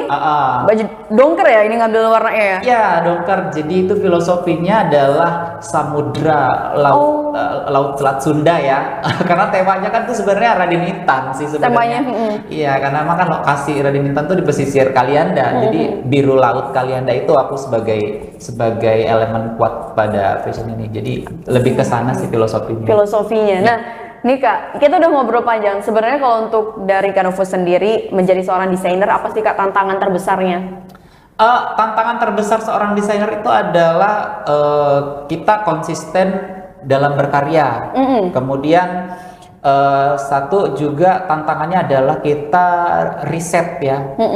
Kita tidak boleh malas riset ketika kita mengangkat suatu karya itu kita harus jelas sumbernya dari mana, kemudian apa yang ingin dibuat, apa yang ingin disampaikan, kemudian eksekusi dari sebuah konsep desain, sebuah desain dari gambar menjadi bentuk yang utuh. Iya, wujud nyata lah ya. Wujud nyata itu merupakan suatu tantangan tersendiri sih. Sulit sih sebenarnya kalau desainer yang baik adalah bagaimana detail gambar ketika diaplikasikan itu detailnya sama. Jadi tidak banyak perubahan ya, iya. Oke. Wah, seru sekali nih. Kanufus terakhir di penghujung podcast kita, boleh tahu nggak sih Kak harapan kedepannya? Ini kan Kanufus sudah sering ya bisa dikatakan tampil di ajang nasional. Mungkin kedepannya ingin sering ikut tampil karya-karyanya di ajang internasional atau sudah pernah Kak? Nasional sih sudah ya IFB, kemudian lomba-lomba. Jadi kalau tinggal internasional berarti ini ya? Internasional insya Allah ya. Kita doakan ini kedepannya ya Kak. Ya, mudah-mudahan ada di orang-orang Lampung ya yang bisa memberikan sponsor tiket, kita bisa investor ya. Bisa gelaran ya, misalnya di Paris ya. Oh iya benar. Paris Fashion Week. Ya sebenarnya kalau koneksi sudah ada di sana, tinggal nanti eksekusi aja nih bagaimana pemerintah daerah ya bisa menggandeng kita anak-anak muda Lampung yang tentunya kita hanya bisa berupaya, tapi kan kesempatan dan Tuhanlah yang memberi jalan nanti gitu. Kita harapannya sih anak muda Lampung bisa didukung ya kan. Artinya kita di sini anak muda Lampung tidak hanya terkenal yang negatifnya saja, tapi di sini saya membuktikan bahwasannya anak muda Lampung tuh punya karya dan punya prestasi. Jadi ya, jangan yang negatif-negatifnya aja. Lampung ya bener banget. Lampung itu terkenal negatif. Jadi kita yang lahir, tinggal, hidup dan istilahnya makan minum besar di ya, besar di Lampung. Kayak kita nggak terima gitu loh. Kita buktikan dengan prestasi. Jadi sedikit besar harapannya ya mudah-mudahan setelah podcast ini ada ya. Iya benar, kita doakan abis ini ada kita bisa gelaran ya di luar negeri, bisa di Eropa kita bawa kreativitas UMKM kita, kemudian kita bawa segala macam bentuk kesenian kita di internasional. Jadi supaya Lampung bisa lebih dikenal lagi gitu. Oke. Tapi Kak kalau misalkan di Tribuners di rumah ada yang pengen banget apa ya istilahnya bikin kostum yang didesain oleh Kanufus, itu kayak gimana Kak? Bisa hubungin via DM atau Kanufus mungkin punya butik tersendiri Kak untuk saat ini? Bisa via DM sih nggak apa-apa. Atau kalau mau silaturahmi ke tempat langsung boleh. Ada di mana Kak? Boleh kasih tahu nih ke Tribuners di rumah. Tempatnya aku kalau alamat bisa teman-teman cek di Google Map masing-masing di Sanggar Seni Nufusa Etnika ya di Jalan Bambu, Kelurahan Sumberjo Sejahtera, Kecamatan Kemiling, Kota Bandar Lampung, Provinsi Lampung. Atau kalau biar gak repot DM aja deh. Nanti di Sherlock ya. Oke. Jadi kalau misalkan Tribuners pengen banget bikin kostum dan desain oleh Kanufus, bisa langsung di DM aja atau tadi datang langsung ke lokasinya ya, silaturahmi langsung ya. Nah, Kanufus ini terakhir deh, dari tadi terakhir mulu ya. Kanufus untuk menutup perjumpaan podcast kita kali ini bisa berikan pesan dan kesan mungkin kepada para desainer pemula atau yang baru banget mau merambah ke dunia desain. Boleh banget nih Kak dikasih saran ataupun pesannya lah. Ya, untuk teman-teman semua yang yang memiliki bakat ya dalam bidang mendesain atau suka dengan bidang fashion, kemudian ingin mengeksplorasi diri. Jadi harapannya ke depan ya, sarannya dari aku terus saja berkreasi, terus saja berkarya, kemudian jangan pernah berhenti untuk berkarya, karena aku cuma bisa berkata pengkarya di saat ini pengkarya semakin sedikit, penggibah semakin banyak. Jadi terus aja berkreasi ya, terus aja berkarya, jangan hiraukan apapun itu. Kemudian ketika itu adalah sebuah masukan yang baik, maka ambillah. Tapi ketika itu tidak baik, maka ya hempaskanlah. Jadi supaya kamu juga nyaman dalam berkarya, dan pada suatu saat kalian akan menemukan titik di mana karyamu itu diterima. Oke, dan dikenal banyak orang tentunya. Baik, Tribuners, mungkin itu saja podcast Tribun Lampung bersama dengan Kak Nufus Samsuri selaku desainer Lampung. Terima kasih banyak Kak sudah mau mampir nih ya ke studio Tribun Lampung dan juga berbagi tentunya pengalamannya kepada Tribuners di rumah. Harapannya Tribuners yang menyaksikan podcast ini yang memang tertarik di dunia desain bisa terinspirasi dan juga mendapatkan insight serta motivasi dari seorang Kak Nufus. Baik, Tribuners, mungkin itu saja podcast Tribun Lampung bersama dengan Mutiara dan juga Kak Nufus, dan sampai jumpa di podcast Tribun Lampung berikutnya. Bye-bye.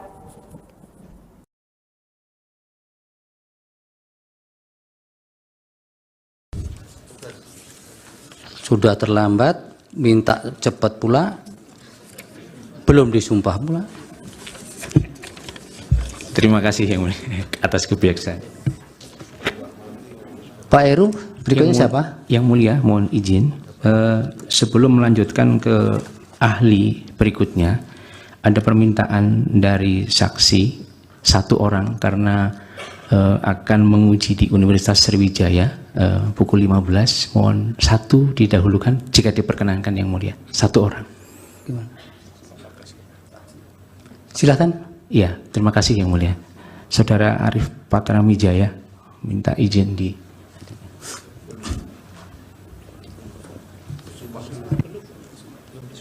Yang sudah disumpahkan Pak Heru? Yang belum, yang mulia. Belum ya? Oke, ya, mohon izin dulu. Sudah terlambat, minta cepat pula, belum disumpah pula. Terima kasih yang mulia atas kebijaksanaan.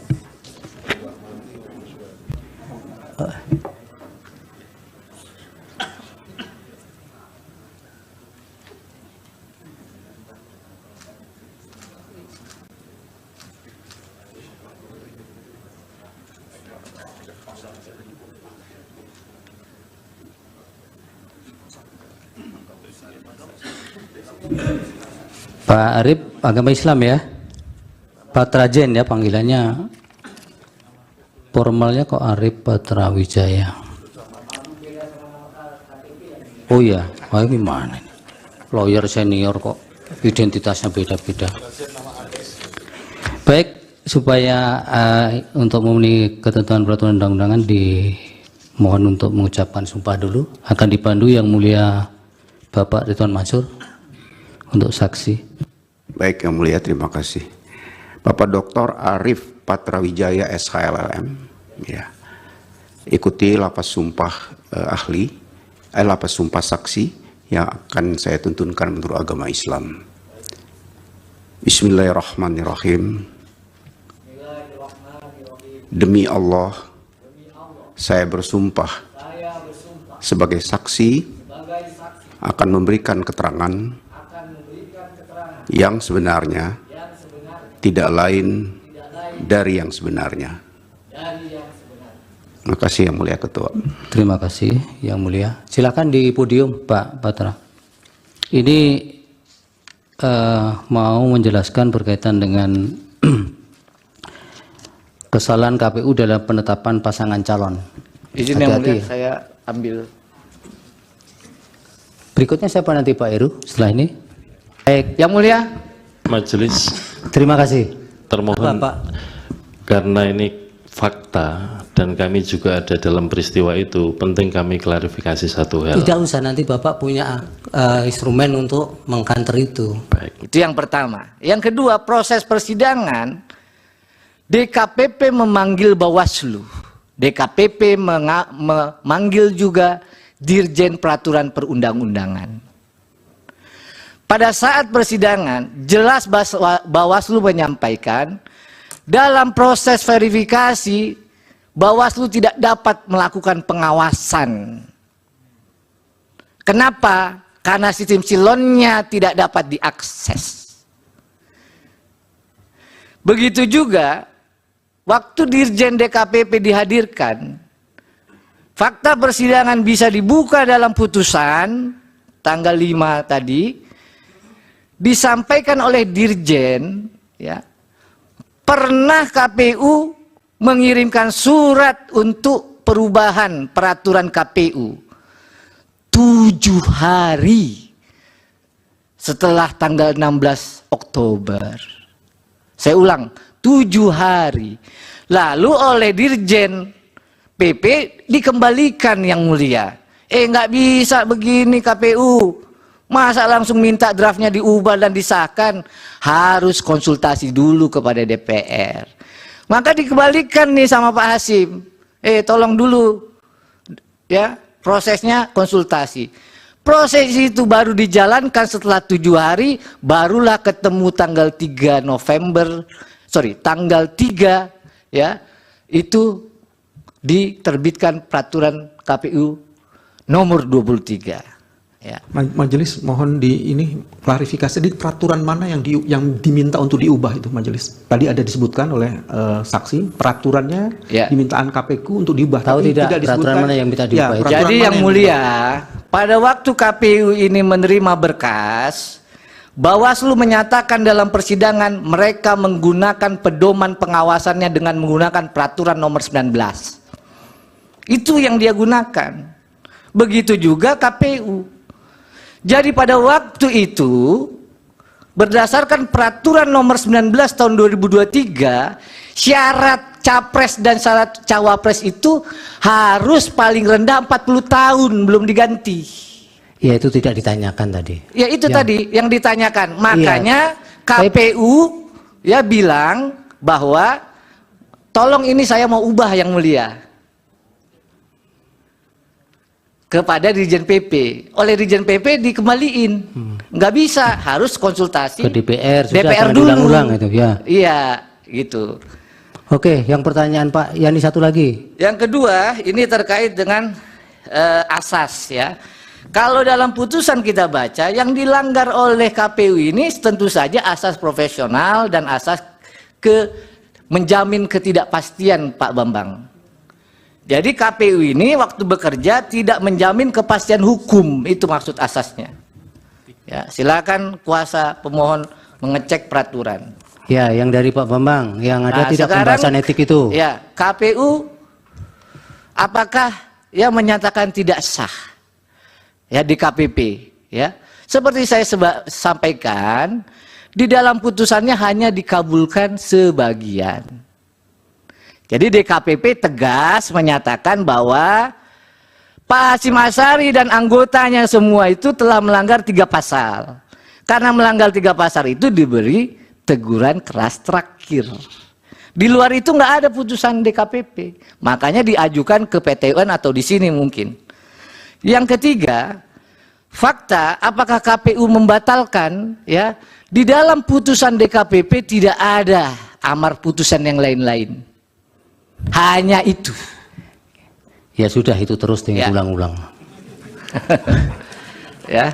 Cukup. Cukup. Baik. Yang mulia. Majelis. Terima kasih. Termohon.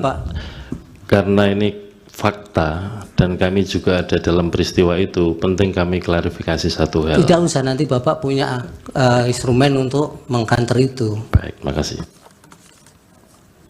Terima kasih Pak Putra. Lebih kurang saya mohon maaf, kalau ada kekurangan saya juga mohon maaf, kalau ada kebenaran semua datang dari Allah Subhanahu wa taala. Wassalamualaikum warahmatullahi wabarakatuh. Baik, terima kasih. Bagaimana ahli bisa menerangkan kekalahan Megawati dengan SBY dalam Pilpres tahun 2004? ada dua yang akan mengajukan pertanyaan, saya dan saudara Rifai di belakang. Dua pertanyaan saya. Saudara ahli mengatakan satu kesimpulan dari penelitiannya bahwa petahana atau calon yang didukung oleh petahana akan mendapatkan suara lebih dibandingkan dengan calon yang lain. Bagaimana ahli bisa menerangkan kekalahan Megawati dengan SBY dalam Pilpres tahun 2004? Yang kedua, kalau memang kesimpulan ini berlaku umum, apakah hanya satu faktor kebetulan kalau sekarang ini Jokowi yang menjadi presiden dan beliau mendukung pasangan Prabowo Gibran dan memperoleh suara lebih?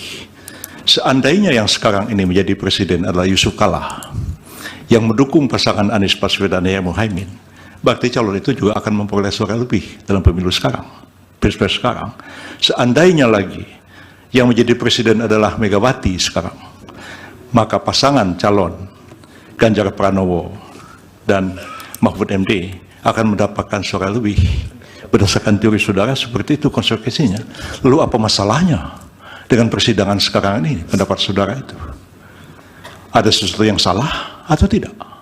Majelis juga tadi pertanyaan Hotman Paris belum dijawab. Apakah permohonan pemohon dengan tuduhan Jokowi melakukan korupsi bisa dipakai oleh MK sebagai dasar membatalkan pemilu hanya karena keahlian beliau? Mohon, belum dijawab majelis. Tolong dijawab. Iya, tidak usah terlalu semangat. Bapak mau jawab tidak? Saya itu serahkan karena keputusannya adalah di mahkamah, jadi saya menyerahkannya kepada mahkamah. Iya itu Pak Otman. Bukan wewenang saya.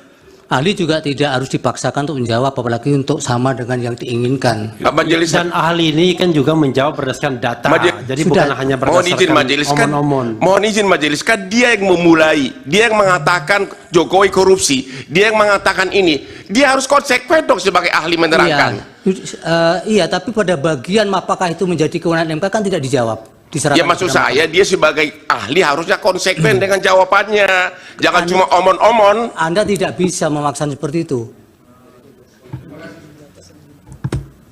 Terima kasih ya ahli, keterangannya mudah-mudahan bermanfaat untuk pengambilan putusan. Terima kasih.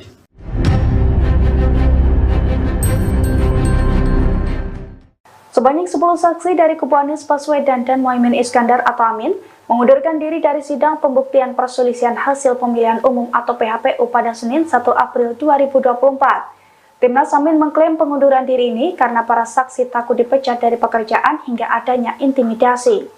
Dilansir dari tribunnews.com, hal itu diungkapkan oleh Ketua Tim Hukum Amin, Ari Yusuf Amir pada Senin 1 April 2024. Ari mengatakan 10 dari 19 saksi yang disiapkan dan dibawa pihaknya ke gedung MK telah mengundurkan diri untuk memberikan kesaksian di persidangan.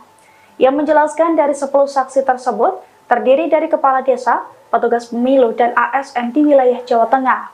Ari pun mengaku 5 dari 10 saksi itu mengundurkan diri sebelum persidangan di MK dimulai. Sedangkan 5 orang lainnya mengundurkan diri ketika sidang berlangsung. Ari menilai saksi Timnas Amin ini mundur karena khawatir akan dipecat dari pekerjaannya. Meski demikian, Ari menekankan bahwa pihaknya akan tetap melanjutkan sidang sengketa Pilpres 2024 dengan sisa saksi yang ada. Terima kasih. Pak Mirsa dijawab apa yang dari KPU tadi tidak mengajukan pertanyaan. Majelis, satu lagi dari kami. Masih ada satu lagi. Silakan. Ya, terima kasih. Biar sekaligus dijawab, nanti mohon izin. Kepada 5 saksi fakta.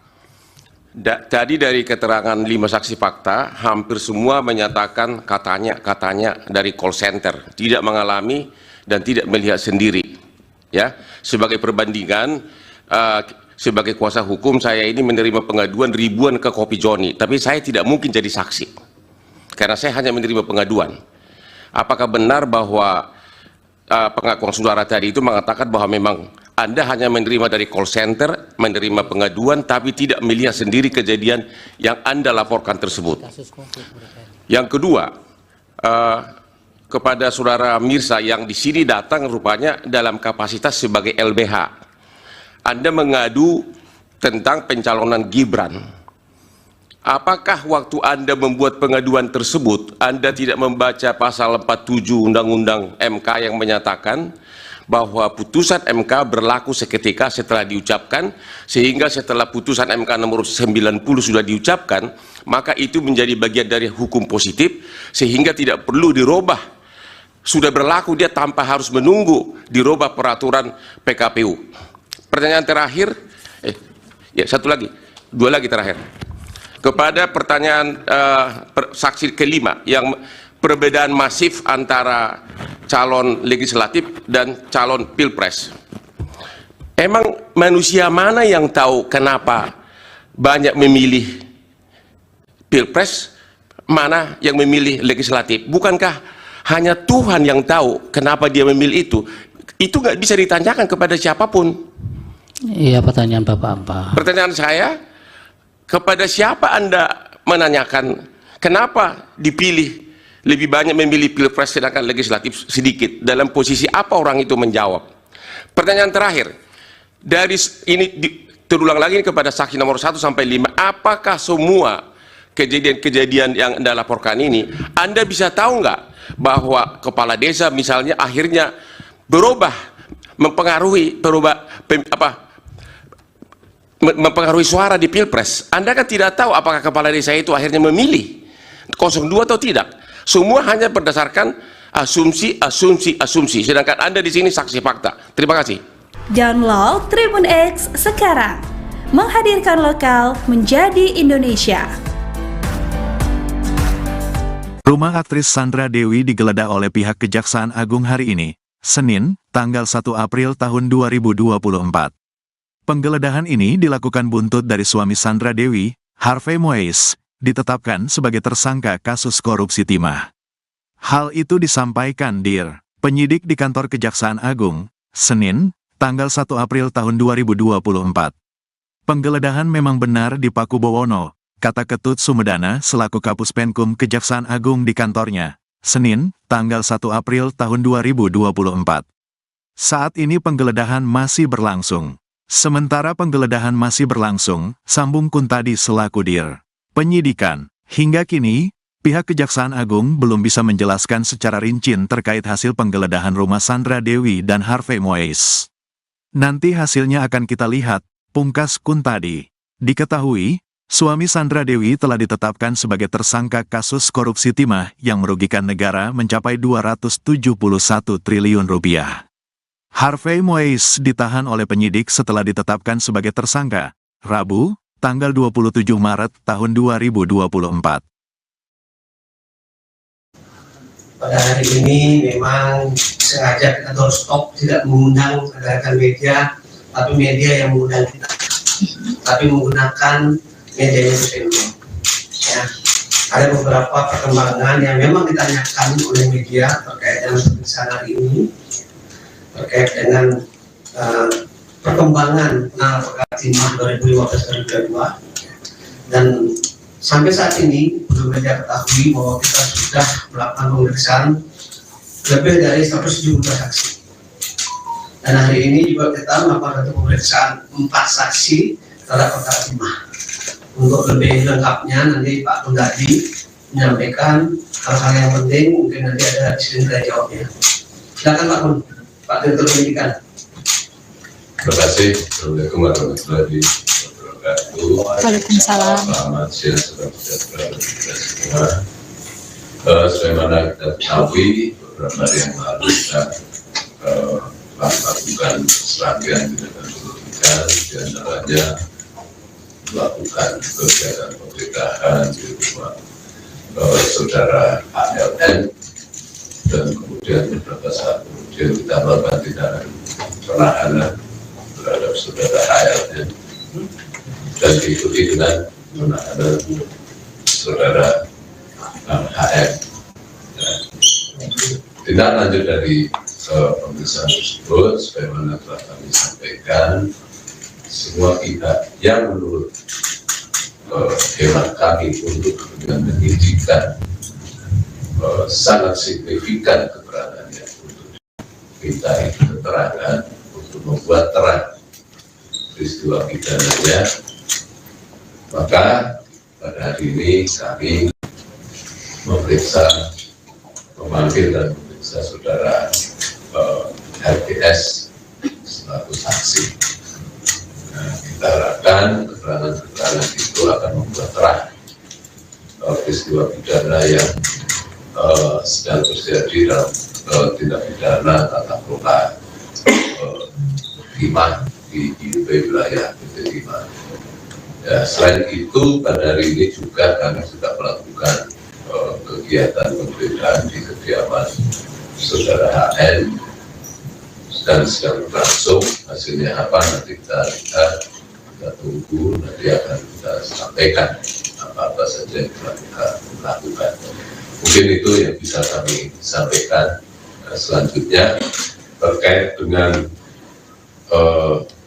saksi si A, si B apa harus diperiksa dan sebagainya, kembali lagi mohon berikan kepada kami bahwa siapapun sepanjang itu ada urgensinya dalam rangka membuat peristiwa pidana, pasti akan kami minta klarifikasinya, ya. Dan kami tidak bertindak berdasarkan asumsi. Semua tindakan kami transparan dan akuntabel. Ya, kami dibatasi oleh undang-undang untuk memanggil seseorang untuk mengambil tindakan hukum tertentu. Mungkin itu yang bisa kami sampaikan. Terima kasih. Assalamualaikum warahmatullahi wabarakatuh. Terima kasih Pak Jadid. Ini pertanyaan dari media yang sudah ditunjukkan kepada saya, Pak Jadid. Satu pertanyaan, apakah saudara HM yang sudah ditetapkan sebagai tersangka dan sudah dilakukan penahanan, kapan mulai bisa dijenguk oleh keluarga atau caranya?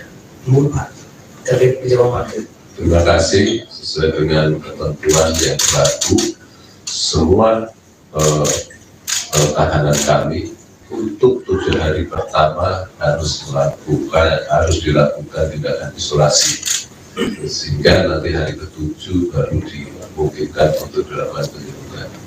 Kecuali ketika ada tindakan pemeriksaan khusus untuk penasihat hukum akan tidak beri akses. Ya, kan itu hak yang bersangkutan. Demikian. Ada pertanyaan rekan-rekan media, silakan. Ayo yang maju. Saya kasih kesempatan yang pakai topi. Selamat siang Pak Didi dan Pak. Saya Ari dari Rian Kompas, mau tanya Pak konfirmasi terkait dengan RPS ini, apakah bisa dielaborasi Pak, ini RPS ini hubungannya dengan ini, apakah terkait dengan PT Refine Bangkatin itu Pak? Sementara di PT Refine Bangkatin itu kan beliaunya tidak masuk dalam jajaran direksi maupun komisaris. Terima kasih Pak. Oke, terima kasih atas pertanyaannya. Justru itu yang bersangkutan kami periksa untuk memastikan keterkaitan yang bersangkutan dengan PT RPT. Ya, apakah yang bersangkutan sebagai pengurus, apakah yang bersangkutan sebagai PO, atau memang tidak ada kaitannya sama sekali. Ini untuk menghindari praduga-praduga, maka kami lakukan pemeriksaan untuk diklarifikasi sejauh mana keterkaitan yang bersangkutan. Ya, sepanjang tidak ada alat bukti yang cukup, ya tentu saja kita tidak akan bertindak. Demikian. Pak, artinya apakah pemeriksaan terhadap RPS ini pengembangan dari tersangka atau saksi lain pernah menyebut namanya gitu?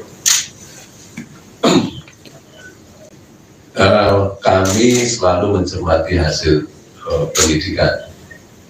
Apakah pemanggilan ini kaitannya dengan saksi atau alat bukti yang lain, tentu saja kami tidak bisa menyampaikan di forum ini. Ya, yang jelas kami melihat ada urgensi yang harus kami klarifikasi pada yang bersangkutan untuk membuat terang peristiwa pidana ini. Demikian. Silakan tadi yang kacamata. Ya Pak, selamat siang. Perkenalkan saya Thomas dari Kumparan. Mau tanya Pak, yang terkait kasus korupsi timah dari tersangka Harvey Mois sama Helen Halim ini. Nah, Harvey Mois ini kan punya jet pribadi hingga mobil Rolls Royce ya. Terus Helen Halim ini juga punya rumah mewah di PIK. Nah, kira-kira Pak ada kemungkinan akan disita nggak Pak aset mereka itu? Terus yang selanjutnya keduanya akan dijerat TPPU nggak Pak? Terima kasih. Terima kasih. Sebagaimana telah kami sampaikan bahwa dalam setiap penanganan perkara tindak pidana korupsi, kami selalu menelusuri juga potensi adanya TPPU, ya, sehingga itu sudah menjadi produk kami. TPPU sudah kita lakukan, bahkan hal-hal ini memang sudah kita sampaikan dalam tindak pidana pencucian uang, tidak tertutup kemungkinan terhadap HM. Ya. Terkait dengan harta benda, penyitaan dan sebagainya, penelusuran masih sedang kita lakukan. Sepanjang barang-barang tersebut ada kaitannya menjadi alat atau merupakan hasil dari kejahatan, pasti akan kami lakukan penyitaan. Ya, terima kasih. Pak, menyambung Pak, dua hal lainnya Pak. Sebentar, pelan-pelan. Menyambung Pak. Saya suruh kesini tadi. Silakan. Baik, terima kasih Pak. Tadi saya Rudi dari Roto Traktual, saya datang dari Balka sengaja hari ini. Ada 3 pertanyaan yang saya sampaikan. Yang pertama terkait aktivitas, apakah pihak Kejaksaan Agung sudah melakukan langkah-langkah seperti pemblokiran rekening, baik itu milik HM maupun milik perusahaan-perusahaannya. Kemudian yang kedua,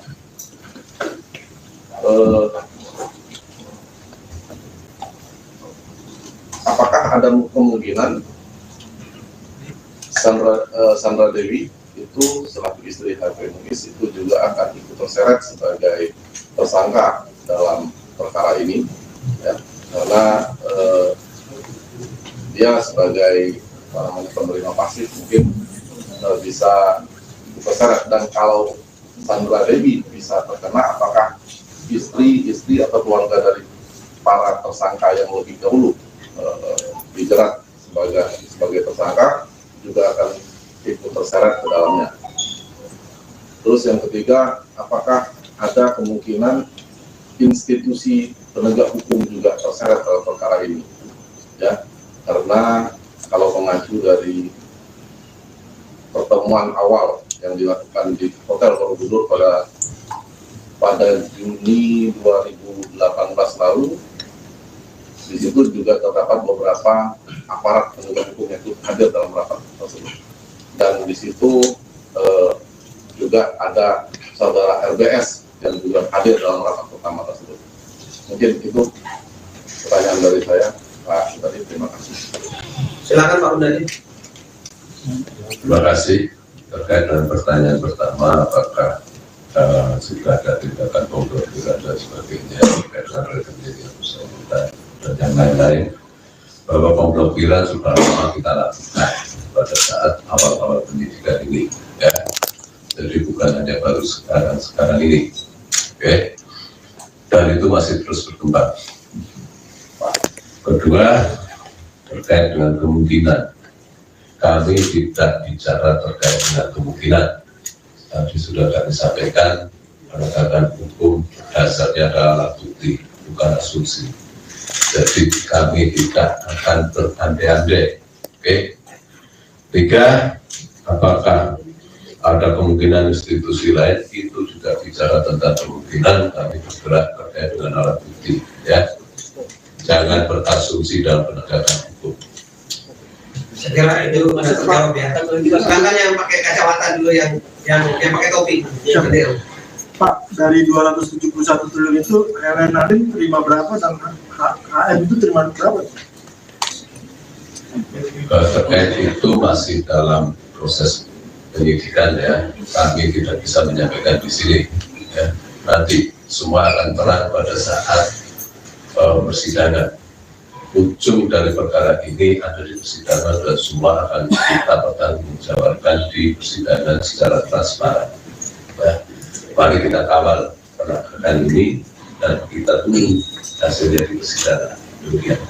Pak, silakan yang baju yang kacamata tadi kembali. Ya, Pak izin menyambung Pak. Kan tadi masih ditelusuri lagi terkait kemungkinannya yang tadi itu. Tapi boleh tahu nggak Pak, keuntungan yang didapetin sama si Harvey Moise dan Helena Lim ini berapa gitu? Miliaran kah atau berapa gitu Pak?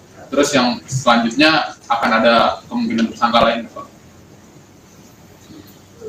Terkait dengan keuntungan masih dalam proses penelusuran kami ya. Tunggu saja, ini formulasi perhitungan, rumusannya, penghitungan masih kita koordinasikan dengan BPKP dan beberapa ahli terkait dengan keuangan negara. Terkait dengan bicara kemungkinan, sekali lagi kami tegaskan kami tidak bertindak atas nama kemungkinan, atas nama asumsi. Semua kemungkinan selalu kami buka sepanjang alat buktinya ada.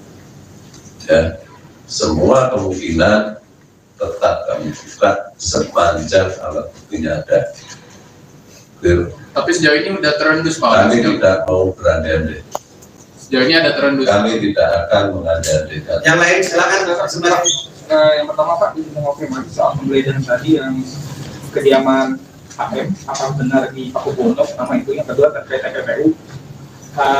HL ini kan sudah diterapkan TPPU ya Pak. Sejauh ini apakah ada ditemukan aliran ke partai politik atau paslon pada perspektif 2024? Karena kan isinya banyak sekali dana-dana kampanye ini aliran dari para pengusaha tambang. Sejauh ini apakah sudah ditemukan? Terima kasih untuk penggeledahan benar-benar di Pakubono sedang berlangsung. Terkait dengan aliran dan sebagainya kami tidak bisa menjawab di sini dan kami himbau untuk tidak berasumsi nanti menjadi fitnah. Ya, semua kami dasarkan pada fakta dan ditemukan berdasarkan alat bukti. Pak, silakan dari mana? Ansari dari bisnis.com. Mau bertanya Pak, apakah sudah ada pemeriksaan terhadap pemangku kebijakan atau regulator dalam kasus ini? Kita belum apa? Yang Anda maksud regulator pemangku kebijakan itu apa? Siapa? SDM atau kementerian terkait Pak? Silakan Pak. Dari penanganan perkara ini dari awal itu pasti sudah kami lakukan pemeriksaan, ya, karena kita harus melihat dari kepatuhan terhadap regulasi yang ada, itu sudah kita lakukan pemeriksaan, ya. Jadi dari 172 saksi yang sudah diperiksa termasuk di dalamnya itu, ya, ini sudah lama kita gulirkan proses, bukan pada hari ini. Jadi hari ini baru 4 kita periksa terkait dengan saksi dan sekarang sudah berlangsung. Ada lagi? Cukup ya. Sekali lagi terima kasih kepada rekan-rekan media. Apa yang diungkapkan oleh Pak Derbit dan saya berdasarkan fakta yang kita dapatkan dalam proses penyidikan. Kita tidak berasumsi, tidak berandai-andai. Sekali lagi ya. Kemudian nanti akan diuraikan secara detail dalam surat dakwaan ketika perkara tersebut sudah dilimpahkan ke pengadilan. Karena beberapa bagian tidak bisa kita sampaikan ke media karena itu bagian dari proses penyidikan tidak bisa terungkap. Sekian dan terima kasih. Assalamualaikum warahmatullahi wabarakatuh.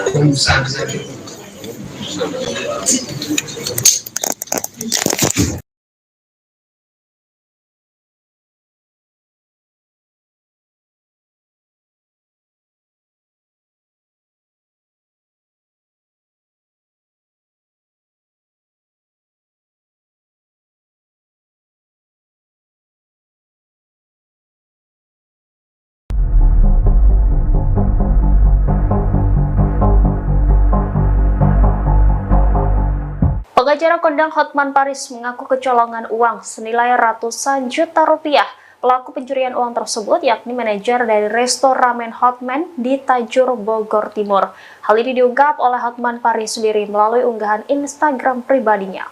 Hotman Paris menyebut uang ratusan juta yang dibawa kabur karyawannya merupakan hasil penjualan di salah satu kedai ramen miliknya. Atas kejadian ini, Hotman Paris melaporkan ke pihak berwajib dan berharap polisi segera menangkap pelakunya. Hotman meminta bantuan Kapolresta Bogor Kota Kombes Bismo Teguh untuk segera menciduk terduga pelaku. Di sisi lain, Hotman tidak membeberkan lebih lanjut terkait kronologi kejadian. Hanya saja Hotman mengunggah video CCTV yang memperlihatkan terduga pelaku beraksi. Dalam video tersebut terlihat terduga pelaku memasukkan uang gepokan ke dalam tas ransel hitam. Hotman juga mengunggah tampang dari terduga pelaku. Sementara dalam keterangan video disebut akan mendapatkan imbalan bagi siapapun yang menemukan pelaku pencurian uang tersebut. Diketahui peristiwa ini terjadi di tengah kesibukan Hotman Paris bertarung di Mahkamah Konstitusi untuk melawan gugatan Pilpres 2024. Hotman menjadi salah satu tim pembela paslon nomor urut 2 Prabowo Subianto Gibran Raka Buming Raka. Hotman kecolongan uang. Pengacara kondang Hotman Paris mengaku kecolongan uang ratusan juta rupiah. Pelaku pencurian uang tersebut yakni manajer dari restoran Hotman di Tajur, Bogor Timur. Hal ini diungkap oleh Hotman Paris melalui unggahan Instagram pribadinya. Hotman Paris menyebut uang ratusan juta yang dibawa kabur karyawannya merupakan hasil penjualan di salah satu kedai ramen miliknya. Atas kejadian ini, Hotman Paris melaporkan ke pihak berwajib dan berharap polisi segera menangkap pelakunya. Hotman meminta bantuan Kapolresta Bogor Kota Kombes Bismo Teguh untuk segera menciduk terduga pelaku. Halo Bapak Kapolres Bogor Kota Bismo Teguh, mohon segera ditangkap pelaku, manajer dari restoran Hotman di Tajur, Bogor Timur yang telah melarikan uang hasil penjualan restoran sebanyak ratusan juta. Uang penjualannya restoran Hotman di Tajur, Bogor Timur dibawa kabur oleh manajernya, jelas Hotman. Di sisi lain, Hotman tidak membeberkan lebih lanjut terkait kronologi kejadian. Hanya saja Hotman mengunggah video CCTV yang memperlihatkan terduga pelaku beraksi. Dalam video tersebut terlihat terduga pelaku memasukkan uang gepokan ke dalam tas ransel. Hotman juga mengunggah tampang dari terduga pelaku. Sementara dalam keterangan video, disebut akan mendapat imbalan bagi yang menemukan pelaku pencurian uang tersebut. Diketahui peristiwa ini terjadi di tengah kesibukan Hotman bertarung di MK melawan gugatan Pilpres 2024. Hotman menjadi salah satu tim pembela paslon nomor urut 2 Prabowo Gibran.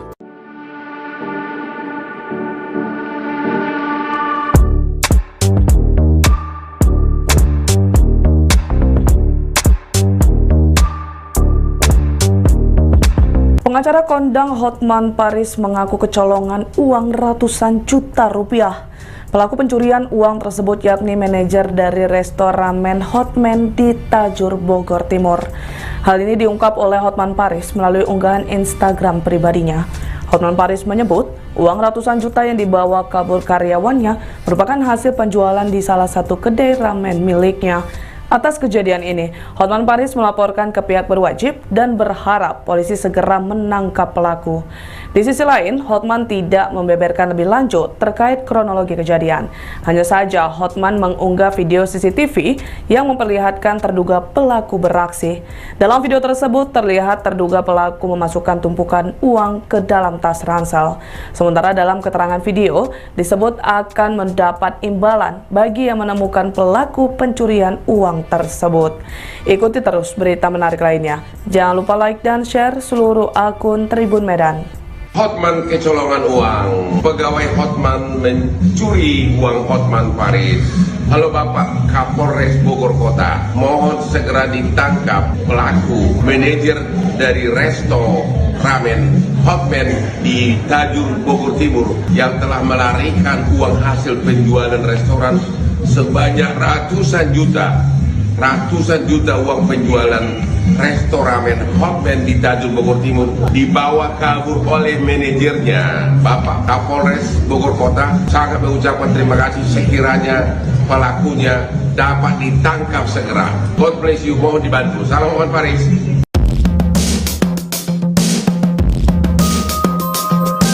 Pengacara kondang Hotman Paris mengaku kecolongan uang senilai ratusan juta rupiah. Pelaku pencurian uang tersebut yakni manajer dari restoran Hotman di Tajur, Bogor Timur. Hal ini diungkap oleh Hotman Paris sendiri melalui unggahan Instagram pribadinya. Hotman Paris menyebut uang ratusan juta yang dibawa kabur karyawannya merupakan hasil penjualan di salah satu kedai ramen miliknya. Atas kejadian ini, Hotman Paris melaporkan ke pihak berwajib dan berharap polisi segera menangkap pelakunya. Hotman meminta bantuan Kapolresta Bogor Kota Kombes Bismo Teguh untuk segera menciduk terduga pelaku. Di sisi lain, Hotman tidak membeberkan lebih lanjut terkait kronologi kejadian. Hanya saja Hotman mengunggah video CCTV yang memperlihatkan terduga pelaku beraksi. Dalam video tersebut terlihat terduga pelaku memasukkan uang gepokan ke dalam tas ransel hitam. Hotman juga mengunggah tampang dari terduga pelaku. Sementara dalam keterangan video disebut akan mendapatkan imbalan bagi siapapun yang menemukan pelaku pencurian uang tersebut. Diketahui peristiwa ini terjadi di tengah kesibukan Hotman Paris bertarung di Mahkamah Konstitusi untuk melawan gugatan Pilpres 2024. Hotman menjadi salah satu tim pembela paslon nomor urut 2 Prabowo Subianto Gibran Raka Buming Raka. Halo Tribuners, jumpa lagi bersama saya Mutiara dalam tayangan podcast Tribun Lampung. Kali ini Mutiara sudah kedatangan narasumber di studio Tribun Lampung yang akan berbincang bersama Mutiara selama 30 menit ke depan nih. Yaitu langsung saja Mutiara perkenalkan narasumber kita pada hari ini ada Kak Nufusa Samsuri selaku desainer Lampung. Halo Kak Nufus. Halo. Gimana kabarnya hari ini Kak? Baik, alhamdulillah. Puasanya lancar? Alhamdulillah. Iya, ini walaupun puasa kita harus tetap semangat ya, iya. Untuk berbagi kepada Tribuners di rumah. Nah Kak Nufusa Samsuri ini kan sebagai desainer Lampung, boleh diceritain Kak sedikit sekarang ini kesibukannya ngapain aja Kak? Ya, kesibukannya sih kalau saat ini memang kita aktifnya di dunia seni ya, kan karena memang aku merupakan alumni dari S1 Pendidikan Seni Tari Unila gitu. Kemudian dari pendidikan seni tersebut dari bidang tari itu kita merambah di dunia fashion juga. Artinya sekarang saya lagi sedang fokus untuk pengembangan inovasi fashion lokal untuk lebih dikenal sih seperti itu. Oke, ternyata basicnya sama-sama alumni di ini kita. Cuman beda jurusan aja. beda fakultas. Kalau Mutiara ilmu komunikasi kebetulan. Iya. Nah, Kak boleh ceritain dong awal mulanya menjadi seorang desainer. Ini kan tadi kalau background jurusan sih kayaknya nggak ada desainer-desainernya ya, seni tari gitu. Atau emang itu dari SMA udah kayaknya punya bakat nih di bidang desain gitu. Boleh diceritain Kak? Ya, sebenarnya kalau untuk desain sendiri itu adalah kayak sebenarnya kan kompleks ya. Kalau di bidang seni tari itu ada namanya kostum tari. Nah, jadi kan otomatis kita secara tidak langsung bersentuhan dengan dunia fashion gitu loh.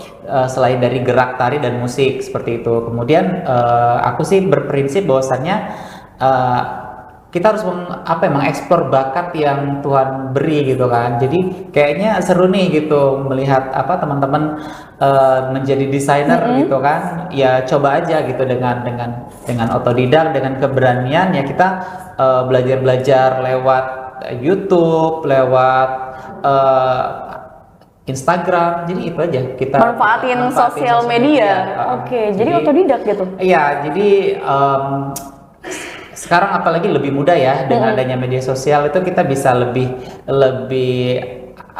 explore. Jadi informasi apa aja kita bisa cepet dapat. Kemudian semua tergantung dari kita sih gitu kan. Kalau kita mau pasti kita bisa seperti itu. Oke, jadi memang belajarnya otodidak. Nah kalau boleh tahu Kak, karya pertamanya gitu kan menjadi seorang desainer pada saat awal-awal itu pada tahun berapa dan karyanya itu dipakai di mana kostumnya kalau boleh tahu? Ya untuk awal sih sebenarnya kalau awal sekali itu aku buat karya itu baju untuk pakaianku sendiri. Oh, untuk diri sendiri malah? Oke. Jadi sebelum kita menjadikan orang sebagai model karya kita, kita coba kayaknya aku jadi desainer untuk badan diriku sendiri kayak seperti itu. Jadi kayak baju-baju pesta, baju-baju pokoknya buat aja sesuka hati aku gitu kan. Aku datang gitu kan ke penjahit. Aku punya rancangan, Kak aku punya seperti ini dibuat. Kemudian di satu waktu dipakai pesta kok bagus gitu kan. Terus dari situ teman-teman yang kayak Kak aku mau sih gitu. Jadi ada yang satu waktu kayak aku mau sewa deh, boleh nggak buat acara ini? Ya boleh gitu. Kemudian Kak, aku mau dong buat custom baju yang seperti ini, cuman warnanya beda, detailnya agak dibedain. Ada juga yang seperti itu. Jadi dari situ kayak yang, kayaknya di sini juga jadi satu bisa dimanfaatkan gitu kan. Momen peluangnya momennya, peluangnya itu jadi ya alhamdulillah gitu. Debut pertama aku untuk prestasi di bidang fashion itu pertama kali aku dipercayakan untuk peserta Mister Indonesia perwakilan Kalimantan Selatan pada tahun 2017 dan itu menjadi sebuah tonggak pertama gitu, titik awal ya.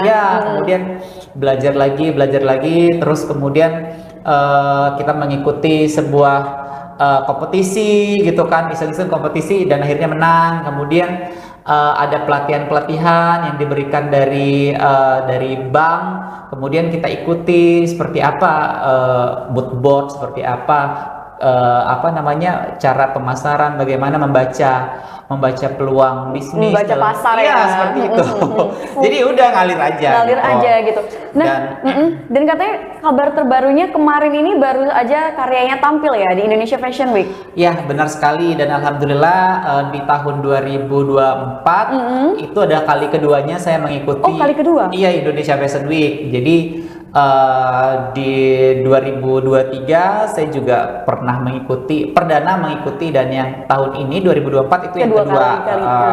Jadi di 2024 itu sebenarnya karyanya memang sudah juara di Kemenpora sebenarnya. Ajang Kreativesia di 2023 itu di Keraton Surakarta.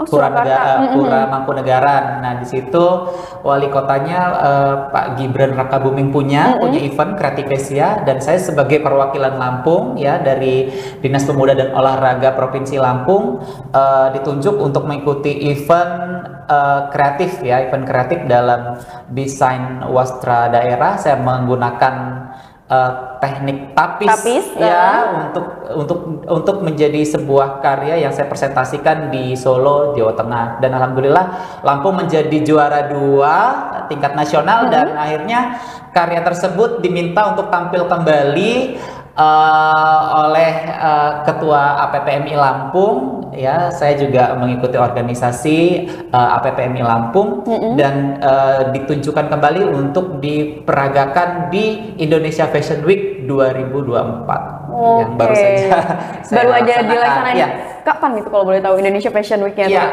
tanggal 27 sampai 31 Maret 2024 di JCC. Iya, di JCC Jakarta. Nah, kalau boleh tahu, menarik banget ini. Tadi kan Kak Nufus sudah menceritakan awal mula ya, atau debut pertama karyanya itu dipakai waktu Mister ya. Mister dari Kalimantan ya, memakai karya pertama kali di tahun 2017. Kalau boleh tahu, selain itu siapa saja sih yang sudah memakai kostum karya dari Kak Nufus gitu desain-desainnya?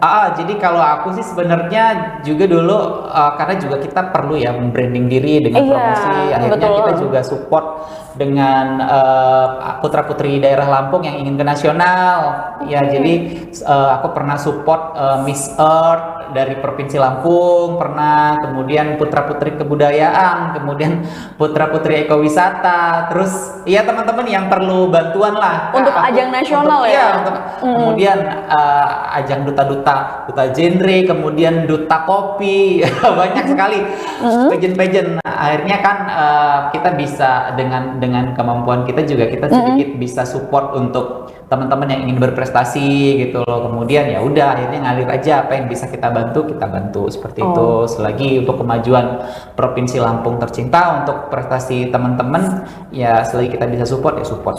Iya. Kalau boleh tahu nih Kak, itu kan pasti kalau ngebuat desain untuk suatu kostum itu pasti butuh inspirasi. Kalau boleh tahu cari inspirasinya itu gimana sih Kak?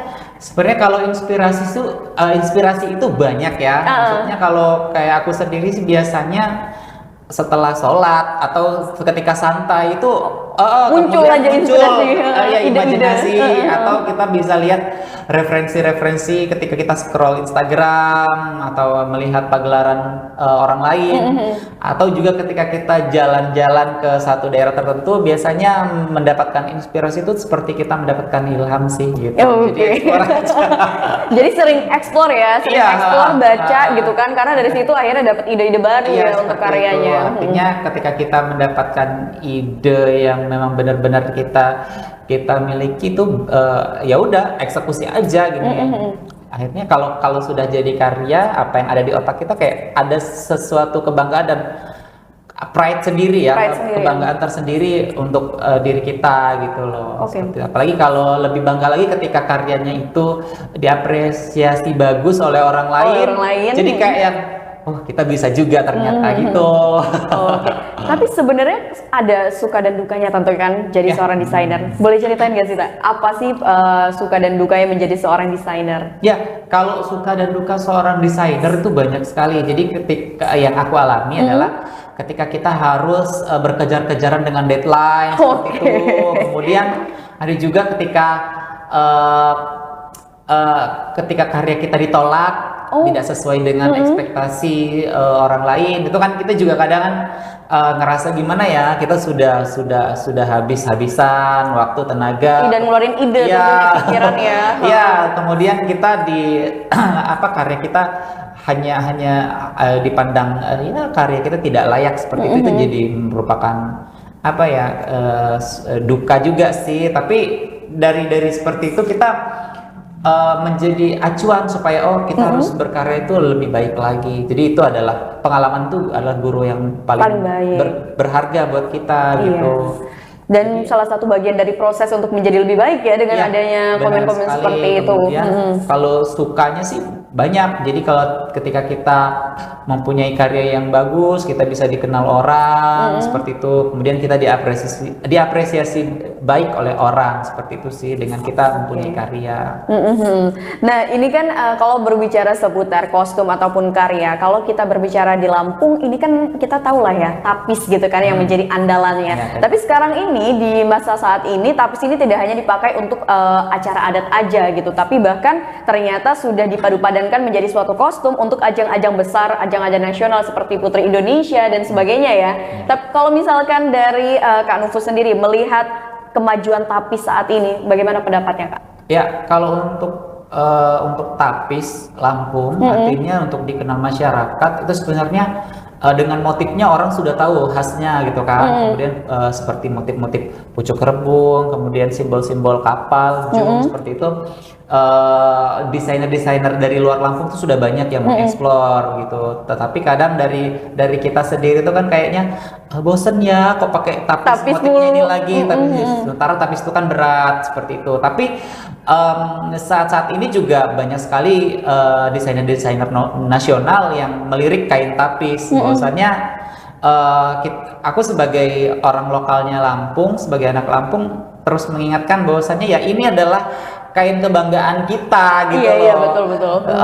Jadi yang memang punya ciri khas tersendiri, kemudian pengerjaannya lama gitu kan. Ini adalah kain adat kita gitu loh, yang harus kita jadi kebanggaan tersendiri buat orang Lampung. Jadi kita pesannya sih buat teman-teman yang ada di Lampung, ya udah jangan bosen-bosen gitu kan. Jadi kalau tiap kesempatan itu kalau memang ciri khasnya harus pakai kain tapis ya kita keluarin kain tapis kita gitu. Dan eksplorasi aku pada Indonesia Fashion Week pada tahun ini itu kan mengangkat temanya tapis. Tapi tapisku itu penuh dengan inovasi. Jadi nanti bisa dilihat di Instagramku di @nufusa. Kemudian di situ pada Indonesia Fashion Week tahun ini tuh aku mengangkat sulam tapis, teknik sulam tapis pada kreasi jas ya, jas pria. Kemudian di situ aku gambar sosok Raden Intan dengan 12 tuping pengawalnya gitu. Jadi kayak supaya secara teknik sulam tapisnya dapat, kemudian secara historis sejarahnya juga dapat gitu. Jadi kita sebagai pemuda Lampung ketika kita menggunakan outfit tidak hanya berbicara outfitnya aja kelihatan bagus, tapi di situ maknanya dalam dari outfitnya itu ya. Kemudian ada di satu sisi, aku nggak bawa sih bajunya, nanti bisa dilihat di satu sisi tapisannya itu aku aku menggunakan benang dari karung goni, dari serat kelapa. Itu aku buat. Jadi itu yang menjadi daya tarik. Bahwasannya itu menjadi momentum ya. Kita harus mengingat kepedihan dan perjuangan masyarakat kita dulu itu nggak mampu memakai wastra kain. Jadi pembalut badan pribumi zaman dulu ketika zaman kolonial itu ketika aku riset mereka menggunakan karung goni, seperti itu untuk pembalut tubuh. Jadi kita bersyukurlah bisa udah hidup, iya benar, hidup bisa di Jawa sekarang ya. Tinggal pilih. Tinggal ada uangnya apa enggak gitu kan. Tinggal klik kalau sekarang ya. Iya benar. Nah, Kak Nufus ini menarik sekali. Jadi memang pada saat di Indonesia Fashion Week, Kak Nufus ini memang mengangkat tapis ya. Tadi juga sudah dijelaskan karya-karya yang ditampilkan pada saat Indonesian Fashion Week itu di bulan Maret kemarin ya? Maret kemarin. Nah, Kak Nufus, ini kalau misalkan kita berbicara tentang wastra ya, ini ternyata kalau untuk saat ini kan anak muda kayaknya sudah mulai melirik gitu. Yang tadinya mereka kayaknya anti banget nih pakai wastra-wastra, tapi kayaknya sekarang sudah banyak di media sosial anak-anak muda ini yang udah mulai tertarik gitu. Nah, kalau menurut Kak Nufus sendiri gimana sih Kak anak muda di Lampung khususnya kalau untuk masalah mengenakan wastra gitu Kak? Ya, untuk masalah wastra sih anak muda di Lampung sekarang sedang bergeliat sih. Kalau banyak banget tuh tidak, tapi ada beberapa memang komunitas-komunitas anak muda yang sekarang sudah mulai ya. Artinya sudah mulai aku kayaknya harus ada Lampung Pride-nya nih ketika memakai outfit gitu. Jadi kayak banyak sekali sekarang brand-brand lokal yang sudah mengangkat misalnya kaos tapis, kemudian UMKM itu sudah banyak juga yang eksplorasi ya. Kemudian aku juga tergabung dalam APPMI. Apa itu sih Kak? Ya, APPMI itu adalah Asosiasi Perancang Pengusaha Mode Indonesia, APPMI. Jadi kalau organisasi asosiasi desainer lah. Ya, gitu. Kalau kita di lokal Lampung ya di Provinsi Lampung itu diketuai oleh Ibu Ida Giris ya. Jadi beliau juga salah satu ketua dari Provinsi Lampung yang menghimpun desainer-desainer yang ada di Lampung. Iya, desainer-desainer senior ataupun yang masih junior dihimpun dalam satu organisasi untuk mengeksplor wastra-wastra lokal untuk menjadi sebuah karya dan beliau juga yang menentukan layak atau tidak layaknya sebuah karya untuk ditampilkan di Indonesia Fashion Week. Jadi kalau kita tahu kalau Presiden desainer ya atau ketua APPMI pusat itu Ibu Poppy Darsono. Beliau yang menjadi presiden atau yang mengkrit IFW ya. Indonesia Fashion Week itu. Ya, Ibu Poppy Darsono. Jadi kita sebagai anggota APPMI ikut melestarikan wastra lokal khususnya wastra-wastra di Provinsi Lampung sangat banyak dan itu masih banyak sekali. Jadi tidak hanya tapis, ternyata Lampung itu ada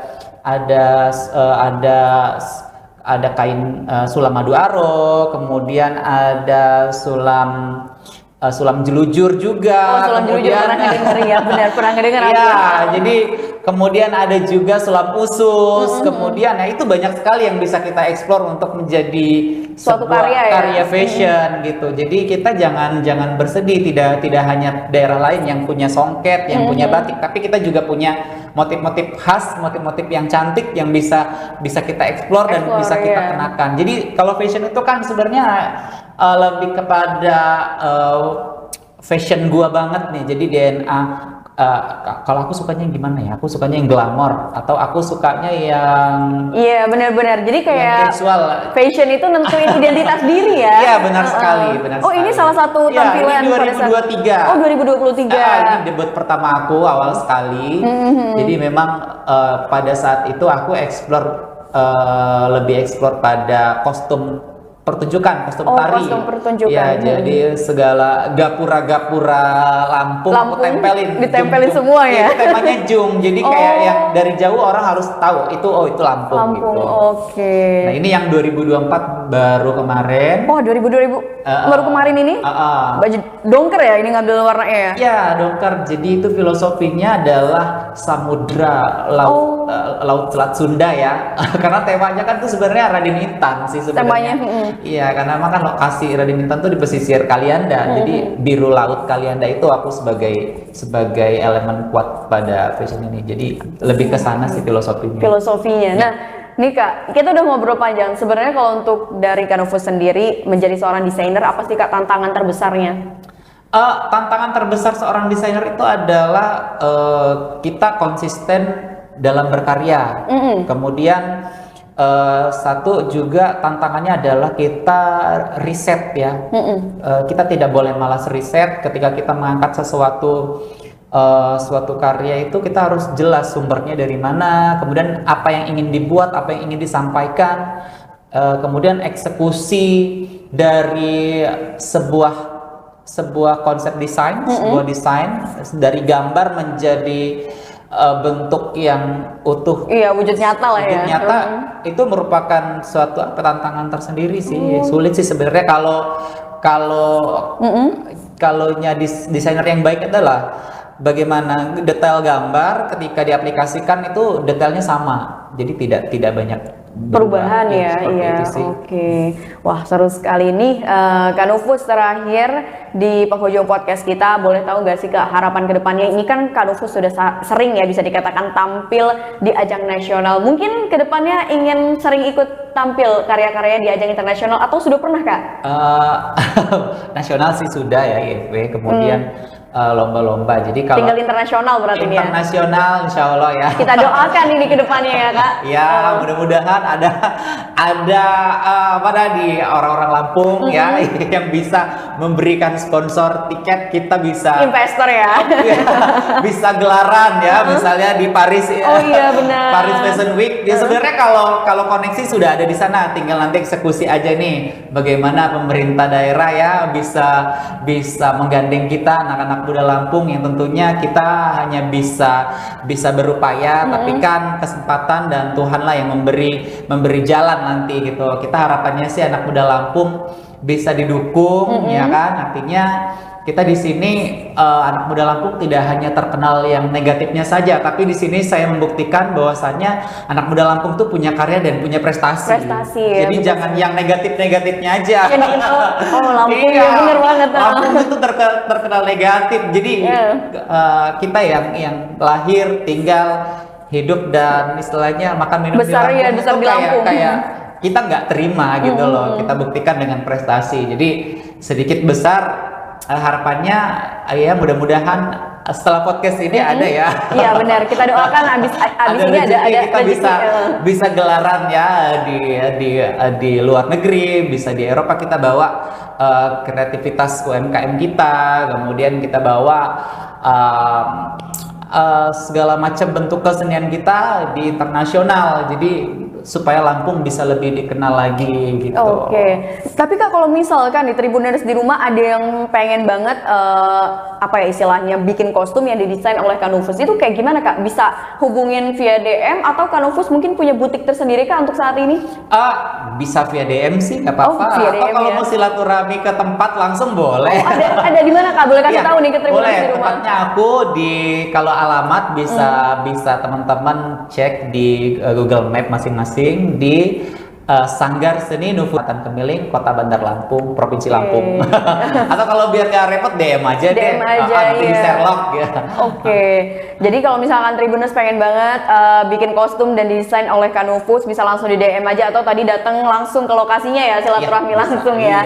Nah, Kak Nufus ini terakhir deh, dari tadi terakhir mulu ya. Kak Nufus untuk menutup perjumpaan podcast kita kali ini bisa berikan pesan dan kesan mungkin kepada para desainer pemula atau yang baru banget mau merambah ke dunia desain, boleh banget nih Kak dikasih saran ataupun pesannya lah. Ya, untuk teman-teman semua yang memiliki bakat ya dalam bidang mendesain atau suka dengan bidang fashion, kemudian ingin mengeksplorasi diri. Jadi harapannya ke depan ya, sarannya dari aku terus saja berkreasi, terus saja berkarya, kemudian jangan pernah berhenti untuk berkarya, karena aku cuma bisa berkata di saat ini pengkarya semakin sedikit, penggibah semakin banyak.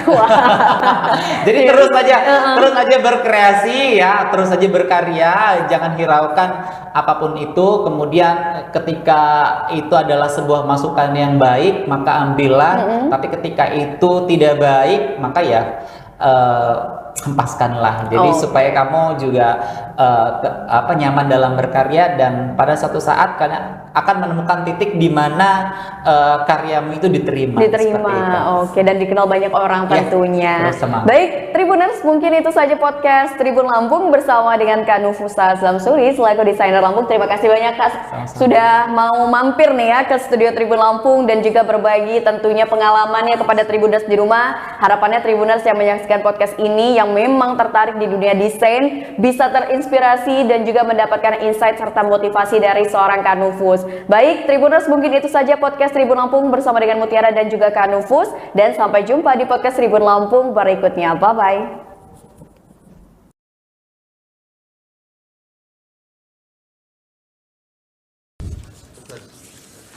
Sudah terlambat, minta cepat pula, belum disumpah pula. Terima kasih Yang Mulia atas kebijaksanaan. Pak Heru, berikutnya siapa? Yang Mulia, mohon izin. Sebelum melanjutkan ke ahli berikutnya, ada permintaan dari saksi satu orang karena akan menguji di Universitas Sriwijaya pukul 15. Mohon satu didahulukan jika diperkenankan Yang Mulia. Satu orang. Gimana? Silahkan. Iya, terima kasih Yang Mulia. Saudara Arif Patramwijaya minta izin di.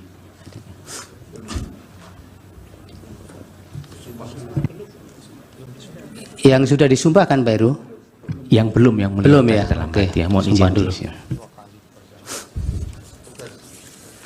Sudah terlambat, minta cepat pula, belum disumpah pula. Terima kasih Yang Mulia atas kebijaksanaan.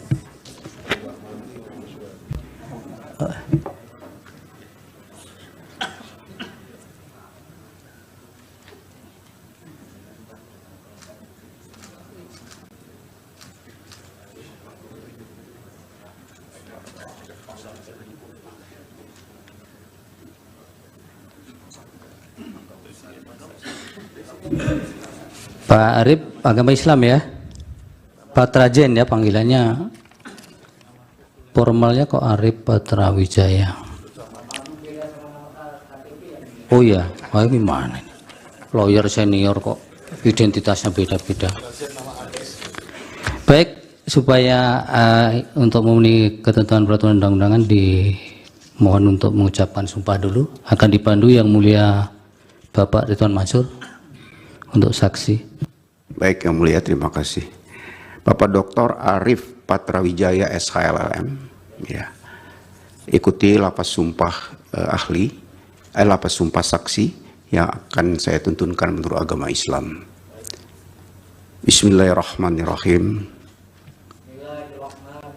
Demi Allah, saya bersumpah sebagai saksi akan memberikan keterangan yang sebenarnya, tidak lain dari yang sebenarnya. Terima kasih Yang Mulia Ketua. Terima kasih Yang Mulia. Silakan di podium Pak Patra. Ini mau menjelaskan berkaitan dengan kesalahan KPU dalam penetapan pasangan calon. Izin Yang Mulia, saya ambil. Berikutnya siapa nanti Pak Heru setelah ini? Baik, Yang Mulia. Majelis. Terima kasih. Termohon, karena ini fakta dan kami juga ada dalam peristiwa itu, penting kami klarifikasi satu hal. Tidak usah, nanti Bapak punya instrumen untuk mengkanter itu. Baik. Itu yang pertama. Yang kedua, proses persidangan DKPP memanggil Bawaslu. DKPP memanggil juga Dirjen Peraturan Perundang-undangan. Pada saat persidangan, jelas Bawaslu menyampaikan dalam proses verifikasi Bawaslu tidak dapat melakukan pengawasan. Kenapa? Karena sistem silonnya tidak dapat diakses. Begitu juga waktu Dirjen DKPP dihadirkan, fakta persidangan bisa dibuka dalam putusan tanggal 5 tadi, disampaikan oleh Dirjen, ya, pernah KPU mengirimkan surat untuk perubahan peraturan KPU 7 hari setelah tanggal 16 Oktober. Saya ulang, 7 hari. Lalu oleh Dirjen PP dikembalikan yang mulia. Nggak bisa begini KPU. Masa langsung minta draftnya diubah dan disahkan? Harus konsultasi dulu kepada DPR. Maka dikembalikan nih sama Pak Hasim. Tolong dulu ya, prosesnya konsultasi. Proses itu baru dijalankan setelah 7 hari, barulah ketemu tanggal 3 November, tanggal 3 ya, itu diterbitkan peraturan KPU nomor 23. Ya. Majelis mohon ini klarifikasi di peraturan mana yang diminta untuk diubah itu Majelis. Tadi ada disebutkan oleh saksi peraturannya dimintaan KPU untuk diubah. Tahu tapi tidak peraturan mana yang minta diubah? Jadi yang mulia, pada waktu KPU ini menerima berkas, Bawaslu menyatakan dalam persidangan mereka menggunakan pedoman pengawasannya dengan menggunakan peraturan nomor 19. Itu yang dia gunakan. Begitu juga KPU. Jadi pada waktu itu, berdasarkan peraturan nomor 19 tahun 2023, syarat capres dan syarat cawapres itu harus paling rendah 40 tahun belum diganti. Ya itu tidak ditanyakan tadi. Ya itu tadi yang ditanyakan. Makanya KPU ya bilang bahwa tolong ini saya mau ubah yang mulia. Kepada Dirjen PP, oleh Dirjen PP dikembaliin, nggak bisa, harus konsultasi ke DPR, DPR dulu. Ulang itu ya. Iya, gitu. Oke, yang pertanyaan Pak Yani satu lagi. Yang kedua, ini terkait dengan asas ya. Kalau dalam putusan kita baca, yang dilanggar oleh KPU ini tentu saja asas profesional dan asas menjamin ketidakpastian Pak Bambang. Jadi KPU ini waktu bekerja tidak menjamin kepastian hukum, itu maksud asasnya. Ya, silakan kuasa pemohon mengecek peraturan. Ya, yang dari Pak Bambang, yang ada tidak sekarang, pembahasan etik itu. Ya, KPU apakah ya menyatakan tidak sah ya di KPP ya? Seperti saya sampaikan, di dalam putusannya hanya dikabulkan sebagian. Jadi DKPP tegas menyatakan bahwa Pak Hasyim Asyari dan anggotanya semua itu telah melanggar 3 pasal. Karena melanggar 3 pasal itu diberi teguran keras terakhir. Di luar itu nggak ada putusan DKPP. Makanya diajukan ke PT UN atau di sini mungkin. Yang ketiga, fakta apakah KPU membatalkan ya? Di dalam putusan DKPP tidak ada amar putusan yang lain-lain. Hanya itu. Ya sudah, itu terus dengan ulang-ulang. Ya. Cukup. Cukup. Baik. Yang mulia. Majelis. Terima kasih. Termohon. Karena ini fakta dan kami juga ada dalam peristiwa itu, penting kami klarifikasi satu hal. Tidak usah, nanti Bapak punya instrumen untuk mengkanter itu. Baik, makasih. Terima kasih Pak Putra. Lebih kurang saya mohon maaf, kalau ada kekurangan saya juga mohon maaf, kalau ada kebenaran semua datang dari Allah Subhanahu wa taala. Wassalamualaikum warahmatullahi wabarakatuh. Baik, terima kasih. Bagaimana ahli bisa menerangkan kekalahan Megawati dengan SBY dalam Pilpres tahun 2004? Ada 2 yang akan mengajukan pertanyaan, saya dan saudara Rifai di belakang. 2 pertanyaan saya. Saudara ahli mengatakan satu kesimpulan dari penelitiannya bahwa petahana atau calon yang didukung oleh petahana akan mendapatkan suara lebih dibandingkan dengan calon yang lain.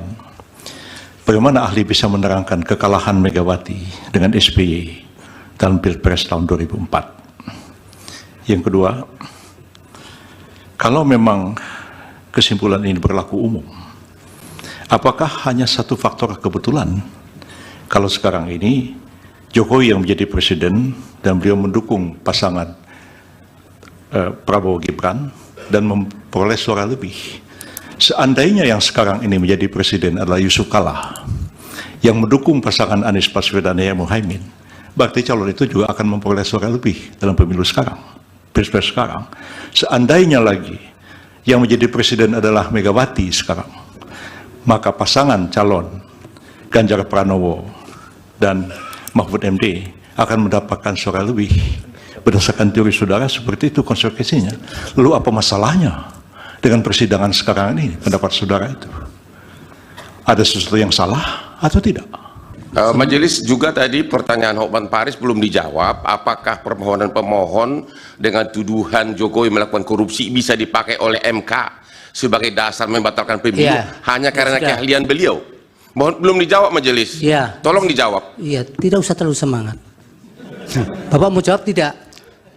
Saya itu serahkan karena keputusannya adalah di mahkamah. Jadi saya menyerahkannya kepada mahkamah. Iya itu Pak Hotman. Bukan wewenang saya.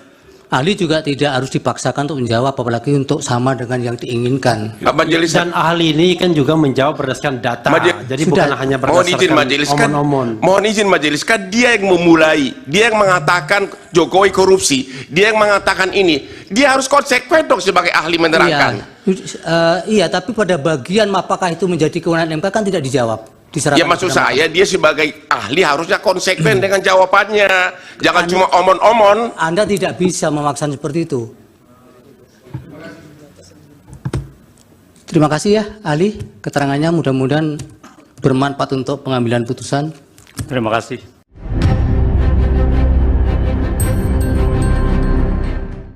Sebanyak 10 saksi dari kubu Anies Baswedan dan Muhaimin Iskandar atau Amin mengundurkan diri dari sidang pembuktian perselisihan hasil pemilihan umum atau PHPU pada Senin 1 April 2024. Timnas Amin mengklaim pengunduran diri ini karena para saksi takut dipecat dari pekerjaan hingga adanya intimidasi. Dilansir dari tribunnews.com, hal itu diungkapkan oleh Ketua Tim Hukum Amin, Ari Yusuf Amir pada Senin 1 April 2024. Ari mengatakan 10 dari 19 saksi yang disiapkan dan dibawa pihaknya ke gedung MK telah mengundurkan diri untuk memberikan kesaksian di persidangan. Ia menjelaskan dari 10 saksi tersebut terdiri dari kepala desa, petugas pemilu, dan ASN di wilayah Jawa Tengah. Ari pun mengaku 5 dari 10 saksi itu mengundurkan diri sebelum persidangan di MK dimulai. Sedangkan 5 orang lainnya mengundurkan diri ketika sidang berlangsung. Ari menilai saksi Timnas Amin ini mundur karena khawatir akan dipecat dari pekerjaannya. Meski demikian, Ari menekankan bahwa pihaknya akan tetap melanjutkan sidang sengketa Pilpres 2024 dengan sisa saksi yang ada. Terima kasih. Pak Mirsa dijawab apa yang dari KPU tadi tidak mengajukan pertanyaan. Majelis, satu lagi dari kami. Masih ada satu lagi. Silakan. Ya, terima kasih. Biar sekaligus dijawab nanti mohon izin. Kepada 5 saksi fakta. Tadi dari keterangan 5 saksi fakta, hampir semua menyatakan katanya dari call center, tidak mengalami dan tidak melihat sendiri. Ya, sebagai perbandingan, sebagai kuasa hukum saya ini menerima pengaduan ribuan ke Kopi Joni, tapi saya tidak mungkin jadi saksi karena saya hanya menerima pengaduan.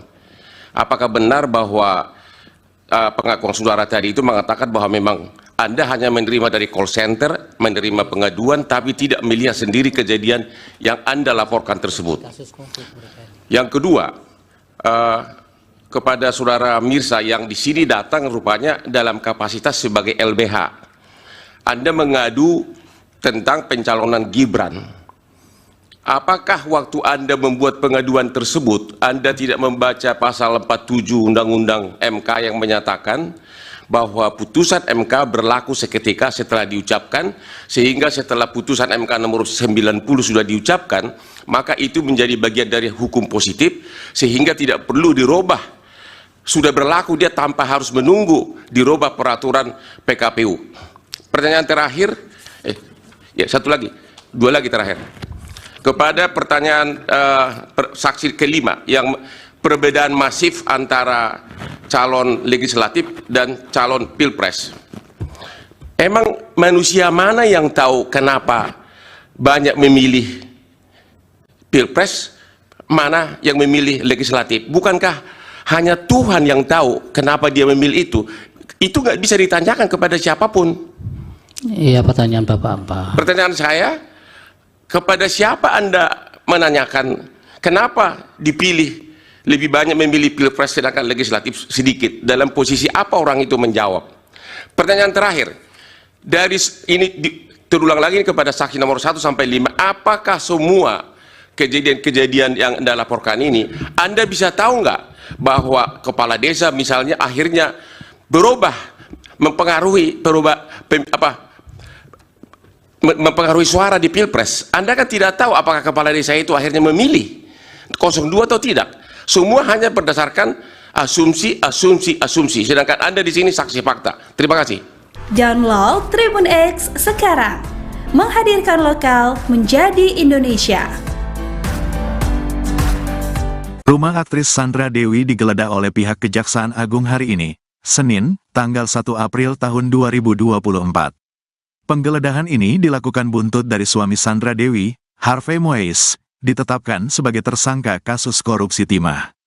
Hal itu disampaikan DIR, penyidik di kantor Kejaksaan Agung, Senin, tanggal 1 April tahun 2024.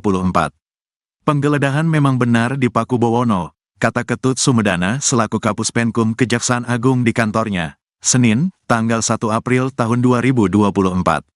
Saat ini penggeledahan masih berlangsung. Sementara penggeledahan masih berlangsung, sambung Kuntadi selaku DIR penyidikan. Hingga kini, pihak Kejaksaan Agung belum bisa menjelaskan secara rinci terkait hasil penggeledahan rumah Sandra Dewi dan Harvey Moise. Nanti hasilnya akan kita lihat, pungkas Kuntadi. Diketahui, suami Sandra Dewi telah ditetapkan sebagai tersangka kasus korupsi timah yang merugikan negara mencapai 271 triliun rupiah. Harvey Moise ditahan oleh penyidik setelah ditetapkan sebagai tersangka, Rabu, tanggal 27 Maret tahun 2024. Pada hari ini memang sengaja kita doorstop, tidak mengundang rekan media, tapi media yang mengundang kita. Tapi menggunakan media yang ya, ada beberapa perkembangan yang memang ditanyakan oleh media terkait dengan pemeriksaan hari ini, terkait dengan perkembangan perkara timah 2015-2022, dan sampai saat ini belum saja ketahui bahwa kita sudah melakukan pemeriksaan lebih dari 170 saksi. Dan hari ini juga kita melakukan satu pemeriksaan 4 saksi terhadap perkara timah. Untuk lebih lengkapnya nanti Pak Kuntadi menyampaikan hal-hal yang penting, mungkin nanti ada disini kita jawabnya. Silakan Pak Direktur Penyidikan. Terima kasih. Assalamualaikum warahmatullahi wabarakatuh. Waalaikumsalam. Selamat siang, saudara kita semua. Sebagaimana kita ketahui, beberapa hari yang lalu kita melakukan serangkaian tindakan penyidikan, di antaranya melakukan kegiatan penggeledahan di rumah saudara ALN, dan kemudian beberapa saat kemudian kita melakukan tindakan penahanan terhadap saudara ALN dan diikuti dengan penahanan saudara HM. Tindak lanjut dari pemeriksaan tersebut, sebagaimana telah kami sampaikan, semua pihak yang menurut hemat kami untuk kepentingan penyidikan sangat signifikan keterangannya untuk dimintai keterangan untuk membuat terang peristiwa pidananya, maka pada hari ini kami memanggil dan memeriksa saudara RGS selaku saksi. Nah, kita harapkan keterangan-keterangan itu akan membuat terang peristiwa pidana yang sedang terjadi dalam tindak pidana tata kelola timah di wilayah PT Timah. Ya, selain itu pada hari ini juga kami sudah melakukan kegiatan penggeledahan di kediaman saudara HN dan sedang berlangsung. Hasilnya apa nanti kita lihat, kita tunggu, nanti akan kita sampaikan apa saja yang kita lakukan. Mungkin itu yang bisa kami sampaikan. Selanjutnya terkait dengan saksi si A, si B apa harus diperiksa dan sebagainya, kembali lagi mohon berikan kepada kami bahwa siapapun sepanjang itu ada urgensinya dalam rangka membuat peristiwa pidana, pasti akan kami minta klarifikasinya, ya.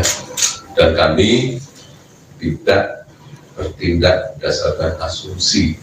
Semua tindakan kami transparan dan akuntabel. Ya, kami dibatasi oleh undang-undang untuk memanggil seseorang untuk mengambil tindakan hukum tertentu. Mungkin itu yang bisa kami sampaikan. Terima kasih. Assalamualaikum warahmatullahi wabarakatuh. Terima kasih Pak Deddy. Ini pertanyaan dari media yang ditujukan kepada saya, Pak Deddy. Satu pertanyaan, apakah saudara HM yang sudah ditetapkan sebagai tersangka dan sudah dilakukan penahanan, kapan mulai bisa dijenguk oleh keluarga atau pengacaranya? Ibu Pak Deddy dijawab Pak Deddy. Terima kasih. Sesuai dengan ketentuan yang berlaku, semua tahanan kami untuk 7 hari pertama harus dilakukan tindakan isolasi, sehingga nanti hari ke-7 baru dimungkinkan untuk dilakukan penjemputan. Kecuali ketika ada tindakan pemeriksaan khusus untuk penasihat hukum akan tidak beri akses. Ya, itu hak yang bersangkutan. Demikian. Ada pertanyaan rekan-rekan media, silakan. Ayo yang maju. Saya kasih kesempatan yang pakai topi. Selamat siang Pak Titi dan Pak. Saya Ari dari Rian Kompas, mau tanya Pak, konfirmasi terkait dengan RBS ini, apakah bisa dielaborasi Pak, ini RBS ini hubungannya dengan ini, apakah terkait dengan PT Refine Bangkatin itu Pak? Sementara di PT Refine Bangkatin itu kan beliaunya tidak masuk dalam jajaran direksi maupun komisaris. Terima kasih Pak. Oke, terima kasih atas pertanyaannya. Justru itu yang bersangkutan kami periksa untuk memastikan keterkaitan yang bersangkutan dengan PT RBT. Ya, apakah yang bersangkutan sebagai pengurus, apakah yang bersangkutan sebagai PO, atau memang tidak ada kaitannya sama sekali. Ini untuk menghindari praduga, maka kami lakukan pemeriksaan untuk klarifikasi sejauh mana keterkaitan yang bersangkutan. Ya. Sepanjang tidak ada alat bukti yang cukup, ya tentu saja kita tidak akan bertindak. Demikian. Pak, artinya apakah pemeriksaan terhadap RBS ini pengembangan dari tersangka atau saksi lain pernah menyebut namanya gitu? Kami selalu mencermati hasil penyidikan. Apakah pemanggilan ini kaitannya dengan saksi atau alat bukti yang lain, tentu saja kami tidak bisa menyampaikan di forum ini. Ya, yang jelas kami melihat ada urgensi yang harus kami klarifikasi pada yang bersangkutan untuk membuat terang peristiwa dari demikian. Silakan tadi yang kacamata. Ya Pak, selamat siang. Perkenalkan saya Thomas dari Kumparan. Mau tanya Pak, yang terkait kasus korupsi timah dari tersangka Harvey Mois sama Helen Halim ini. Nah, Harvey Mois ini kan punya jet pribadi hingga mobil Rolls Royce ya. Terus Helen Halim ini juga punya rumah mewah di PIK. Nah, kira-kira Pak ada kemungkinan akan disita nggak Pak aset mereka itu? Terus yang selanjutnya keduanya akan dijerat TPPU nggak Pak? Terima kasih. Terima kasih. Sebagaimana telah kami sampaikan bahwa dalam setiap penanganan perkara tindak pidana korupsi, kami selalu menelusuri juga potensi adanya TPPU, ya, sehingga itu sudah menjadi produk kami. TPPU sudah kita lakukan, bahkan Helen Halim memang sudah kita sampaikan dalam tindak pidana pencucian uang, tidak tertutup kemungkinan terhadap HM. Ya. Terkait dengan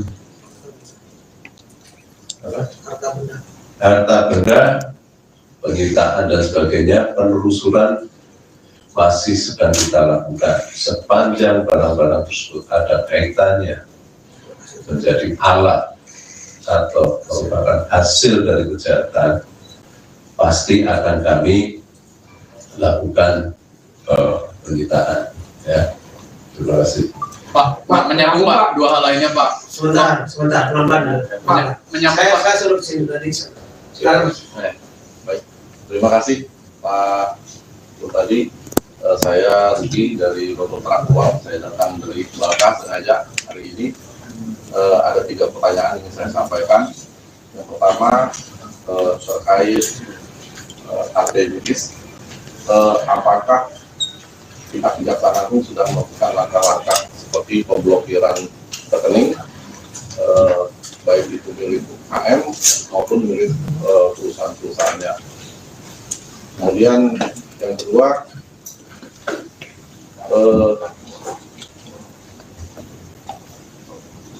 apakah ada kemungkinan Sandra Dewi itu selaku istri Harvey Muiz itu juga akan ikut terseret sebagai tersangka dalam perkara ini, ya, karena dia sebagai penerima pasif mungkin bisa terseret. Dan kalau Sandra Dewi bisa terkena, apakah istri atau keluarga dari para tersangka yang lebih dahulu dijerat sebagai tersangka juga akan ikut terseret ke dalamnya. Terus yang ketiga, apakah ada kemungkinan institusi penegak hukum juga terseret dalam perkara ini, ya, karena kalau mengacu dari pertemuan awal yang dilakukan di Hotel Borobudur pada Juni 2018 lalu, di situ juga terdapat beberapa aparat penegak hukum yang hadir dalam rapat tersebut, dan di situ juga ada saudara RBS yang juga hadir dalam rapat pertama tersebut. Mungkin itu pertanyaan dari saya, Pak Sudari. Terima kasih. Silakan Pak Undari. Terima kasih. Terkait dengan pertanyaan pertama, apakah sudah ada tindakan pemblokiran dan sebagainya terkait dengan rekening yang bersangkutan dan yang lain-lain, bahwa pemblokiran sudah lama kita lakukan pada saat awal-awal pendidikan ini, ya. Jadi bukan hanya baru sekarang ini, oke? Dan itu masih terus berkembang. Kedua, terkait dengan kemungkinan, kami tidak bicara terkait dengan kemungkinan. Tadi sudah kami sampaikan, penegakan hukum dasarnya adalah alat bukti, bukan asumsi. Jadi kami tidak akan berandai-andai. Oke.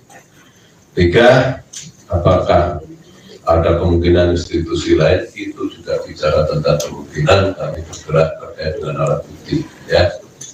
Jangan berasumsi dalam penegakan hukum. Saya kira itu ada terjawab, ya. Silakan yang pakai kacamata dulu, yang pakai topi. Pak, dari 271 triliun itu Herenalin terima berapa dan HM itu terima berapa? Terkait itu masih dalam proses penyidikan, ya. Kami tidak bisa menyampaikan di sini, ya. Nanti semua akan terang pada saat persidangan. Ujung dari perkara ini ada di persidangan dan semua akan kita pertanggungjawabkan di persidangan secara transparan. Ya. Mari kita kawal penegakan ini dan kita tunggu hasilnya di persidangan. Demikian. Pak, silakan yang baju yang kacamata dari Uban. Ya, Pak, izin menyambung Pak. Kan tadi masih ditelusuri lagi terkait kemungkinannya yang tadi itu. Tapi boleh tahu nggak Pak, keuntungan yang didapetin sama si Harvey Muiz dan Helena Lim ini berapa gitu? Miliaran kah atau berapa gitu Pak? Terus yang selanjutnya akan ada kemungkinan tersangka lain Pak? Terkait dengan keuntungan masih dalam proses penelusuran kami, ya. Tunggu saja, ini formulasi perhitungan, rumusannya, penghitungan masih kita koordinasikan dengan BPKP dan beberapa ahli terkait dengan keuangan negara. Terkait dengan bicara kemungkinan, sekali lagi kami tegaskan, kami tidak bertindak atas nama kemungkinan, atas nama asumsi. Semua kemungkinan selalu kami buka sepanjang alat buktinya ada. Ya, semua kemungkinan tetap kami buka sepanjang alat buktinya ada. Clear? Tapi sejauh ini udah terendus Pak. Kami tidak mau berandai-andai. Sejauh ini ada terendus. Kami tidak akan mengandai-andaikan. Yang lain silakan Bapak sebentar. Yang pertama Pak, ingin mengonfirmasi soal penggeledahan tadi yang kediaman HM, apa benar di Pakubono, nama itu. Yang kedua terkait TPPU. HL ini kan sudah diterapkan TPPU ya kan. Sejauh ini apakah ada ditemukan aliran ke partai politik atau paslon pada perspektif 2024? Karena kan isinya banyak sekali dana-dana kampanye ini aliran dari para pengusaha tambang. Sejauh ini apakah sudah ditemukan? Terima kasih untuk penggeledahan benar-benar di Pakubono sedang berlangsung. Terkait dengan aliran dan sebagainya kami tidak bisa menjawab di sini dan kami himbau untuk tidak berasumsi nanti menjadi kita. Ya, semua kami dasarkan pada fakta dan ditemukan berdasarkan alat bukti. Pak, silakan dari mana? Ansari dari bisnis.com. Mau bertanya Pak, apakah sudah ada pemeriksaan terhadap pemangku kebijakan atau regulator dalam kasus ini? Kita belum. Apa? Yang Anda maksud regulator pemangku kebijakan itu apa? Siapa? SDM atau kementerian terkait Pak? Silakan Pak. Dari penanganan perkara ini dari awal itu pasti sudah kami lakukan pemeriksaan, ya, karena kita harus melihat dari kepatuhan terhadap regulasi yang ada, itu sudah kita lakukan pemeriksaan, ya. Jadi dari 172 saksi yang sudah kita periksa termasuk di dalamnya itu, ya, ini sudah lama kita gulirkan proses bukan pada hari ini. Jadi hari ini baru 4 kita periksa terkait dengan saksi dan sekarang sudah berlangsung. Ada lagi? Cukup ya. Sekali lagi terima kasih rekan-rekan media. Apa yang diungkapkan oleh Pak Derbit dan saya berdasarkan fakta yang kita dapatkan dalam proses penyidikan. Kita tidak berasumsi, tidak berandai-andai. Sekali lagi ya. Kemudian nanti akan diuraikan secara detail dalam surat dakwaan ketika perkara tersebut sudah dilimpahkan ke pengadilan. Karena beberapa bagian tidak bisa kita sampaikan ke media karena itu bagian dari proses penyidikan tidak bisa terungkap. Sekian dan terima kasih. Assalamualaikum warahmatullahi wabarakatuh.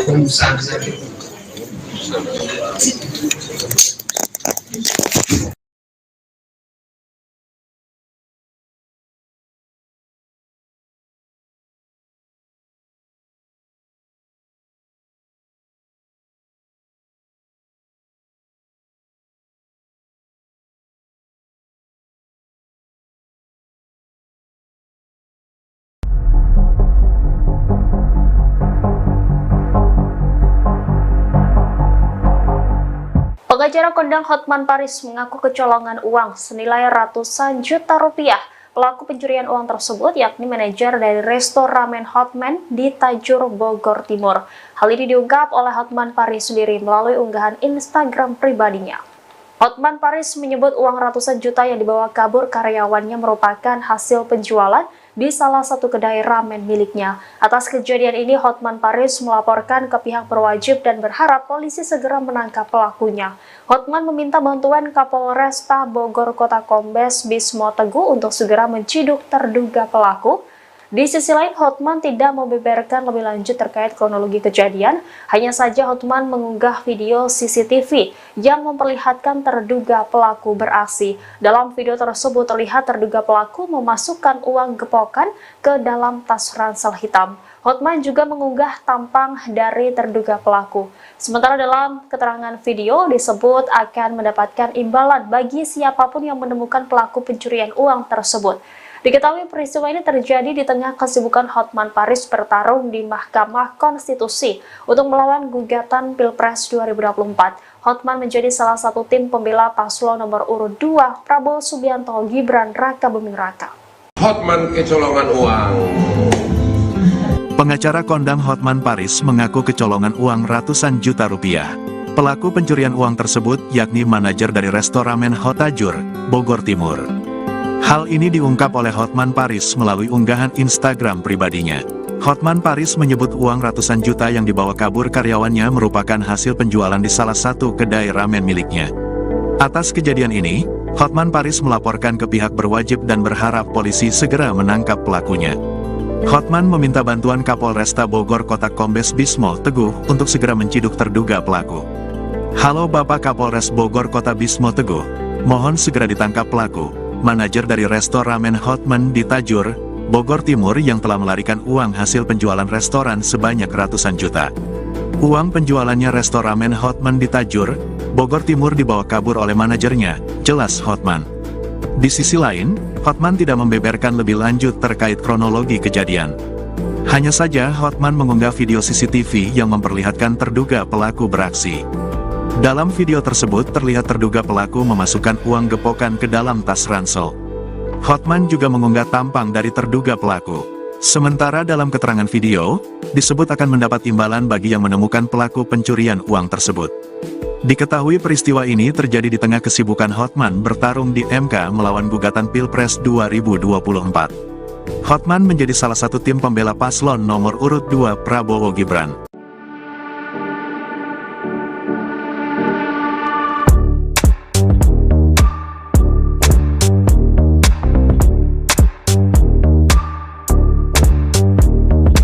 Pengacara kondang Hotman Paris mengaku kecolongan uang ratusan juta rupiah.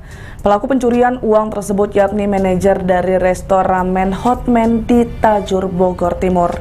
Hal ini diungkap oleh Hotman Paris melalui unggahan Instagram pribadinya. Hotman Paris menyebut, uang ratusan juta yang dibawa kabur karyawannya merupakan hasil penjualan di salah satu kedai ramen miliknya. Atas kejadian ini, Hotman Paris melaporkan ke pihak berwajib dan berharap polisi segera menangkap pelaku. Di sisi lain, Hotman tidak membeberkan lebih lanjut terkait kronologi kejadian. Hanya saja Hotman mengunggah video CCTV yang memperlihatkan terduga pelaku beraksi. Dalam video tersebut terlihat terduga pelaku memasukkan tumpukan uang ke dalam tas ransel. Sementara dalam keterangan video disebut akan mendapat imbalan bagi yang menemukan pelaku pencurian uang tersebut. Ikuti terus berita menarik lainnya. Jangan lupa like dan share seluruh akun Tribun Medan. Hotman kecolongan uang, pegawai Hotman mencuri uang Hotman Paris. Halo Bapak Kapolres Bogor Kota, mohon segera ditangkap pelaku manajer dari resto ramen Hotman di Tajur, Bogor Timur yang telah melarikan uang hasil penjualan restoran sebanyak ratusan juta uang penjualan restoran Hotman di Tajur, Bogor Timur dibawa kabur oleh manajernya. Bapak Kapolres Bogor Kota sangat mengucapkan terima kasih sekiranya pelakunya dapat ditangkap segera. God bless you, mohon dibantu. Salam Hotman Paris.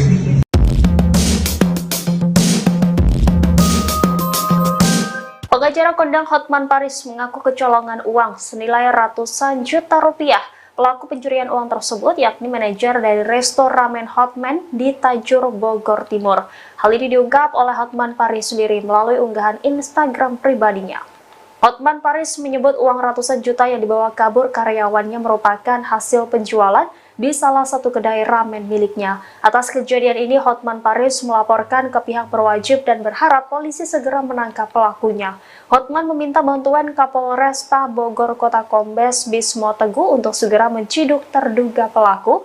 Di sisi lain, Hotman tidak membeberkan lebih lanjut terkait kronologi kejadian. Hanya saja Hotman mengunggah video CCTV yang memperlihatkan terduga pelaku beraksi. Dalam video tersebut terlihat terduga pelaku memasukkan uang gepokan ke dalam tas ransel hitam. Hotman juga mengunggah tampang dari terduga pelaku. Sementara dalam keterangan video disebut akan mendapatkan imbalan bagi siapapun yang menemukan pelaku pencurian uang tersebut. Diketahui peristiwa ini terjadi di tengah kesibukan Hotman Paris bertarung di Mahkamah Konstitusi untuk melawan gugatan Pilpres 2024. Hotman menjadi salah satu tim pembela paslon nomor urut 2 Prabowo Subianto Gibran Raka Buming Raka. Halo Tribuners, jumpa lagi bersama saya Mutiara dalam tayangan podcast Tribun Lampung. Kali ini Mutiara sudah kedatangan narasumber di studio Tribun Lampung yang akan berbincang bersama Mutiara selama 30 menit ke depan nih. Yaitu langsung saja Mutiara perkenalkan narasumber kita pada hari ini ada Kak Nufusa Samsuri selaku desainer Lampung. Halo Kak Nufus. Halo. Gimana kabarnya hari ini Kak? Baik, alhamdulillah. Puasanya lancar? Alhamdulillah. Iya, ini walaupun puasa kita harus tetap semangat ya, untuk berbagi kepada Tribuners di rumah. Nah, Kak Nufusa Samsuri ini kan sebagai desainer Lampung. Boleh diceritain Kak sedikit sekarang ini kesibukannya ngapain aja Kak? Ya, kesibukannya sih kalau saat ini memang kita aktifnya di dunia seni ya, kan karena memang Aku merupakan alumni dari S1 Pendidikan Seni Tari Unila gitu. Kemudian dari pendidikan seni tersebut dari bidang tari itu kita merambah di dunia fashion juga. Artinya sekarang saya lagi sedang fokus untuk pengembangan inovasi fashion lokal untuk lebih dikenal sih, seperti itu. Oke, ternyata basicnya sama-sama alumni di ini kita. Cuman beda jurusan aja. beda fakultas. Kalau Mutiara ilmu komunikasi kebetulan. Iya. Nah, Kak, boleh ceritain dong awal mulanya menjadi seorang desainer. Ini kan tadi kalau background jurusan sih kayaknya nggak ada desainer-desainernya ya, seni tari gitu. Atau emang itu dari SMA udah kayaknya punya bakat nih di bidang desain gitu. Boleh diceritain, Kak? Ya, sebenarnya kalau untuk desain sendiri itu adalah kayak sebenarnya kan kompleks ya. Kalau di bidang seni tari itu ada namanya kostum tari. Nah, jadi kan otomatis kita secara tidak langsung bersentuhan dengan dunia fashion gitu loh.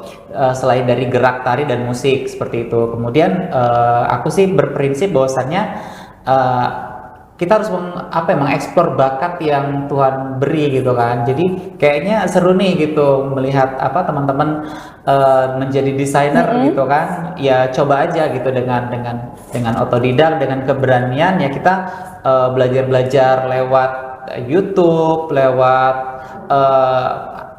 Instagram. Jadi itu aja kita manfaatin sosial media. Oke, jadi otodidak gitu. Iya, jadi sekarang apalagi lebih mudah ya dengan adanya media sosial itu kita bisa lebih explore. Jadi informasi apa aja kita bisa cepat dapat. Kemudian semua tergantung dari kita sih gitu kan. Kalau kita mau pasti kita bisa seperti itu. Oke, jadi memang belajarnya otodidak. Nah, kalau boleh tahu Kak, karya pertamanya gitu kan menjadi seorang desainer pada saat awal-awal itu pada tahun berapa dan karyanya itu dipakai di mana kostumnya kalau boleh tahu? Ya, untuk awal sih sebenarnya kalau awal sekali itu aku buat karya itu baju untuk pakaianku sendiri. Oh, untuk diri sendiri malah? Oke. Jadi sebelum kita menjadikan orang sebagai model ya? Karya kita coba kayaknya aku jadi desainer untuk badan diriku sendiri guys, seperti itu. Jadi kayak baju-baju pesta, baju-baju pokoknya buat aja sesuka hati aku gitu kan. Aku datang gitu kan ke penjahit. Aku punya rancangan, Kak aku punya seperti ini dibuat. Kemudian di satu waktu dipakai pesta kok bagus gitu kan. Terus dari situ teman-teman yang kayak, Kak aku mau sih gitu. Jadi ada yang satu waktu kayak aku mau sewa deh, boleh nggak buat acara ini? Ya boleh gitu. Kemudian Kak, aku mau dong buat custom baju yang seperti ini, cuman warnanya beda, detailnya agak dibedain. Ada juga yang seperti itu. Jadi dari situ kayak yang, kayaknya di sini juga jadi satu bisa dimanfaatkan gitu kan. Momen peluangnya momennya, peluangnya itu jadi ya alhamdulillah gitu. Debut pertama aku untuk prestasi di bidang fashion itu pertama kali aku dipercayakan untuk peserta Mister Indonesia perwakilan Kalimantan Selatan pada tahun 2017 dan itu menjadi sebuah tonggak pertama gitu, titik awal ya. Kemudian belajar lagi terus kemudian kita mengikuti sebuah kompetisi gitu kan, iseng-iseng kompetisi dan akhirnya menang. Kemudian ada pelatihan yang diberikan dari bank, kemudian kita ikuti seperti apa mood board, seperti apa cara pemasaran, bagaimana membaca peluang bisnis, membaca pasar ya seperti itu. Jadi udah ngalir aja gitu. Nah, dan katanya kabar terbarunya kemarin ini baru aja karyanya tampil ya di Indonesia Fashion Week. Ya benar sekali, dan alhamdulillah di tahun 2024 itu ada kali keduanya saya mengikuti. Oh, kali kedua? Iya, Indonesia Fashion Week. Jadi di 2023 saya juga pernah perdana mengikuti, dan yang tahun ini 2024 itu yang kedua.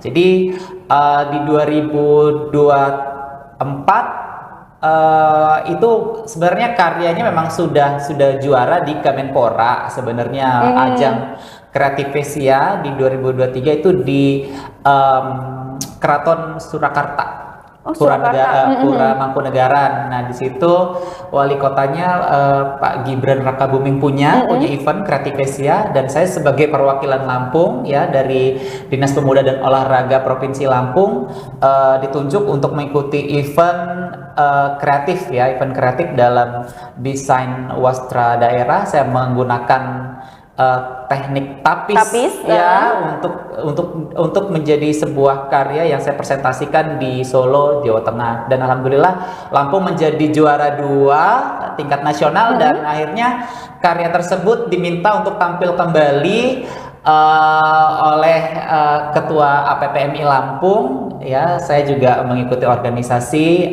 APPMI Lampung dan ditunjukkan kembali untuk diperagakan di Indonesia Fashion Week 2024 yang baru saja dilaksanakan. Ya.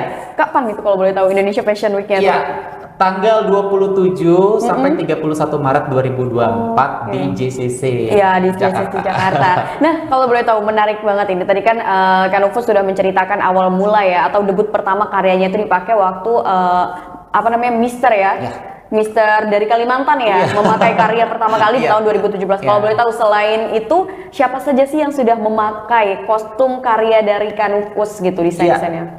Jadi kalau aku sih sebenarnya juga dulu karena juga kita perlu ya membranding diri dengan promosi. Akhirnya kita juga support dengan putra-putri daerah Lampung yang ingin ke nasional. Ya, jadi aku pernah support Miss Earth dari Provinsi Lampung, pernah, kemudian putra-putri kebudayaan, kemudian putra-putri ekowisata, terus ya teman-teman yang perlu bantuan lah untuk ajang nasional kemudian ajang duta genre, kemudian duta kopi, banyak sekali pageant. Akhirnya kan kita bisa dengan kemampuan kita juga kita sedikit bisa support untuk teman-teman yang ingin berprestasi gitu loh. Kemudian ya udah akhirnya ngalir aja, apa yang bisa kita bantu seperti itu. Selagi untuk kemajuan Provinsi Lampung tercinta, untuk prestasi teman-teman ya selagi kita bisa support ya support.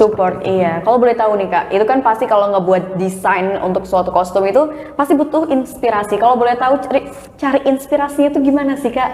Sebenarnya kalau inspirasi itu banyak ya. Maksudnya kalau kayak aku sendiri sih biasanya setelah sholat atau ketika santai itu muncul imajinasi atau kita bisa lihat referensi ketika kita scroll Instagram atau melihat pagelaran orang lain, atau juga ketika kita jalan-jalan ke satu daerah tertentu biasanya mendapatkan inspirasi itu seperti kita mendapatkan ilham sih gitu. Jadi sering explore ya, explore, baca gitu kan, karena dari situ akhirnya dapat ide-ide baru untuk karyanya. Artinya ketika kita mendapatkan ide yang memang benar-benar kita miliki itu ya udah eksekusi aja gitu ya.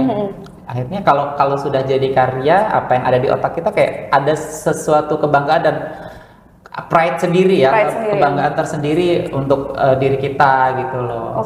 Apalagi kalau lebih bangga lagi ketika karyanya itu diapresiasi bagus oleh orang lain. Jadi kayak yang kita bisa juga ternyata gitu. Tapi sebenarnya ada suka dan dukanya tentu kan jadi seorang desainer. Boleh ceritain nggak sih Tak? Apa sih suka dan dukanya menjadi seorang desainer? Ya, kalau suka dan duka seorang desainer itu banyak sekali. Jadi ketika yang aku alami adalah ketika kita harus berkejar-kejaran dengan deadline seperti itu. Kemudian ada juga ketika karya kita ditolak, tidak sesuai dengan ekspektasi orang lain, itu kan kita juga kadang ngerasa gimana ya, kita sudah habis-habisan waktu, tenaga, dan ngeluarin ide pikiran ya. Ya, kemudian kita karya kita hanya dipandang karya kita tidak layak seperti itu jadi merupakan duka juga sih. Tapi dari seperti itu kita menjadi acuan supaya kita harus berkarya itu lebih baik lagi. Jadi itu adalah pengalaman, itu adalah guru yang paling berharga buat kita gitu. Dan salah satu bagian dari proses untuk menjadi lebih baik ya dengan adanya komen-komen seperti itu. Kalau sukanya sih banyak. Jadi kalau ketika kita mempunyai karya yang bagus, kita bisa dikenal orang seperti itu. Kemudian kita diapresiasi baik oleh orang, seperti itu sih dengan kita mempunyai karya. Nah ini kan kalau berbicara seputar kostum ataupun karya, kalau kita berbicara di Lampung ini kan kita tahu lah ya tapis gitu kan yang menjadi andalannya. Tapi sekarang ini di masa saat ini tapis ini tidak hanya dipakai untuk acara adat aja gitu, tapi bahkan ternyata sudah dipadu-padankan menjadi suatu kostum untuk ajang-ajang besar, ajang-ajang nasional seperti Putri Indonesia dan sebagainya ya.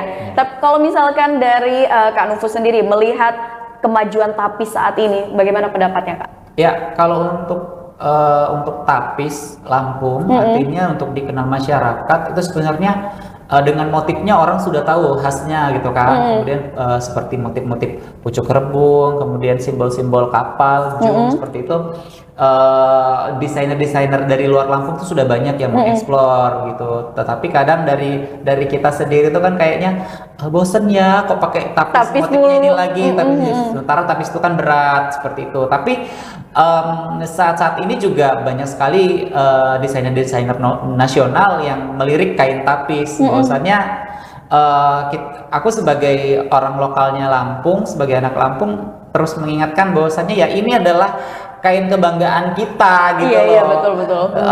Jadi apa ya, yang memang punya ciri khas tersendiri, kemudian pengerjaannya lama gitu kan. Ini adalah kain adat kita gitu loh, yang harus kita jadi kebanggaan tersendiri buat orang Lampung. Jadi kita pesannya sih buat teman-teman yang ada di Lampung, ya udah jangan bosen-bosen gitu kan. Jadi kalau tiap kesempatan itu kalau memang ciri khasnya harus pakai kain tapis ya kita keluarin kain tapis kita gitu. Dan eksplorasi aku pada Indonesia Fashion Week pada tahun ini itu kan mengangkat temanya tapis. Tapi tapisku itu penuh dengan apa ya, penuh dengan inovasi. Jadi nanti bisa dilihat di Instagramku di @nufusa. Kemudian di situ pada Indonesia Fashion Week tahun ini tuh aku mengangkat sulam tapis, teknik sulam tapis, pada kreasi jas ya, jas pria. Kemudian di situ aku gambar sosok Raden Intan dengan 12 tuping pengawalnya gitu. Jadi kayak supaya secara teknik sulap tapisnya dapat, kemudian secara historis sejarahnya juga dapat gitu. Jadi kita sebagai pemuda Lampung ketika kita menggunakan outfit tidak hanya berbicara outfitnya aja kelihatan bagus, tapi di situ maknanya dalam dari outfitnya itu ya. Kemudian ada di satu sisi, aku nggak bawa sih bajunya, nanti bisa dilihat di satu sisi tapisannya itu aku aku menggunakan benang dari karung goni, dari serat kelapa. Itu aku buat. Jadi itu yang menjadi daya tarik. Bahwasannya itu menjadi momentum ya. Kita harus mengingat kepedihan dan perjuangan masyarakat kita dulu itu nggak mampu memakai wastra kain. Jadi pembalut badan pribumi zaman dulu ketika zaman kolonial itu ketika aku riset mereka menggunakan karung goni seperti itu untuk pembalut tubuh. Jadi kita bersyukurlah bisa udah hidup, bisa di zaman sekarang ya. Tinggal pilih. Tinggal ada uangnya apa enggak gitu kan. Tinggal klik kalau sekarang ya. Iya benar. Nah, Kak Nufus ini menarik sekali. Jadi memang pada saat di Indonesia Fashion Week Kak Nufus ini memang mengangkat tapis ya. Tadi juga sudah dijelaskan karya-karya yang ditampilkan pada saat Indonesian Fashion Week itu di bulan Maret kemarin ya? Maret kemarin. Nah, Kak Nufus, ini kalau misalkan kita berbicara tentang wastra ya, ini ternyata kalau untuk saat ini kan anak muda kayaknya sudah mulai melirik gitu. Yang tadinya mereka kayaknya anti banget nih pakai wastra-wastra, tapi kayaknya sekarang sudah banyak di media sosial anak-anak muda ini yang udah mulai tertarik gitu. Nah, kalau menurut Kak Nufus sendiri gimana sih Kak anak muda di Lampung khususnya kalau untuk masalah mengenakan wastra gitu Kak? Ya, untuk masalah wastra sih anak muda di Lampung sekarang sedang bergeliat sih. Kalau banyak banget tuh tidak, tapi ada beberapa memang komunitas-komunitas anak muda yang sekarang sudah mulai ya. Artinya sudah mulai aku kayaknya harus ada Lampung Pride-nya nih ketika memakai outfit gitu. Jadi kayak banyak sekali sekarang brand-brand lokal yang sudah mengangkat misalnya kaos tapis, kemudian UMKM itu sudah banyak juga yang eksplorasi ya. Kemudian juga aku juga tergabung dalam APPMI. Apa itu sih Kak? Ya, APPMI itu adalah Asosiasi Perancang Pengusaha Mode Indonesia, APPMI. Jadi kalau organisasi asosiasi desainer lah. Ya, gitu. Kalau kita di lokal Lampung ya di Provinsi Lampung itu diketuai oleh Ibu Ida Giris ya. Jadi beliau juga salah satu ketua dari Provinsi Lampung yang menghimpun desainer-desainer yang ada di Lampung. Iya, desainer-desainer senior ataupun yang masih junior dihimpun dalam satu organisasi untuk mengeksplor wastra-wastra lokal untuk menjadi sebuah karya, dan beliau juga yang menentukan layak atau tidak layaknya sebuah karya untuk ditampilkan di Indonesia Fashion Week. Jadi kalau kita tahu kalau Presiden desainer ya atau ketua APPMI pusat itu Ibu Poppy Darsono. Beliau yang menjadi presiden atau yang mengkrit IFW ya. Indonesia Fashion Week itu. Ya, Ibu Poppy Darsono. Jadi kita sebagai anggota APPMI ikut melestarikan wastra lokal khususnya wastra-wastra di Provinsi Lampung sangat banyak, dan itu masih banyak sekali. Jadi tidak hanya tapis, ternyata Lampung itu ada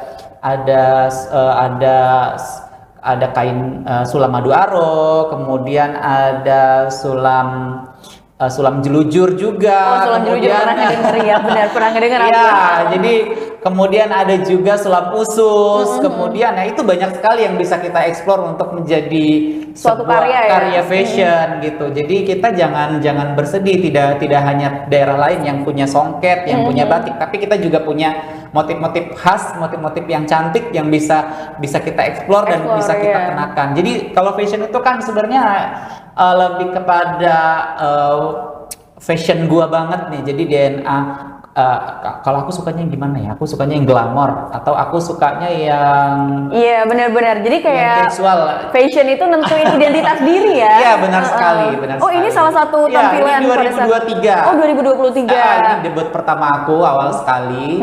Jadi memang pada saat itu aku lebih eksplor pada kostum tari. Kostum pertunjukan. Ya, jadi segala gapura-gapura Lampung aku ditempelin semua ya. Itu temanya jung. Jadi kayak yang dari jauh orang harus tahu itu Lampung gitu. Oke. Nah, ini yang 2024 baru kemarin. Wah, 2000 baru kemarin ini?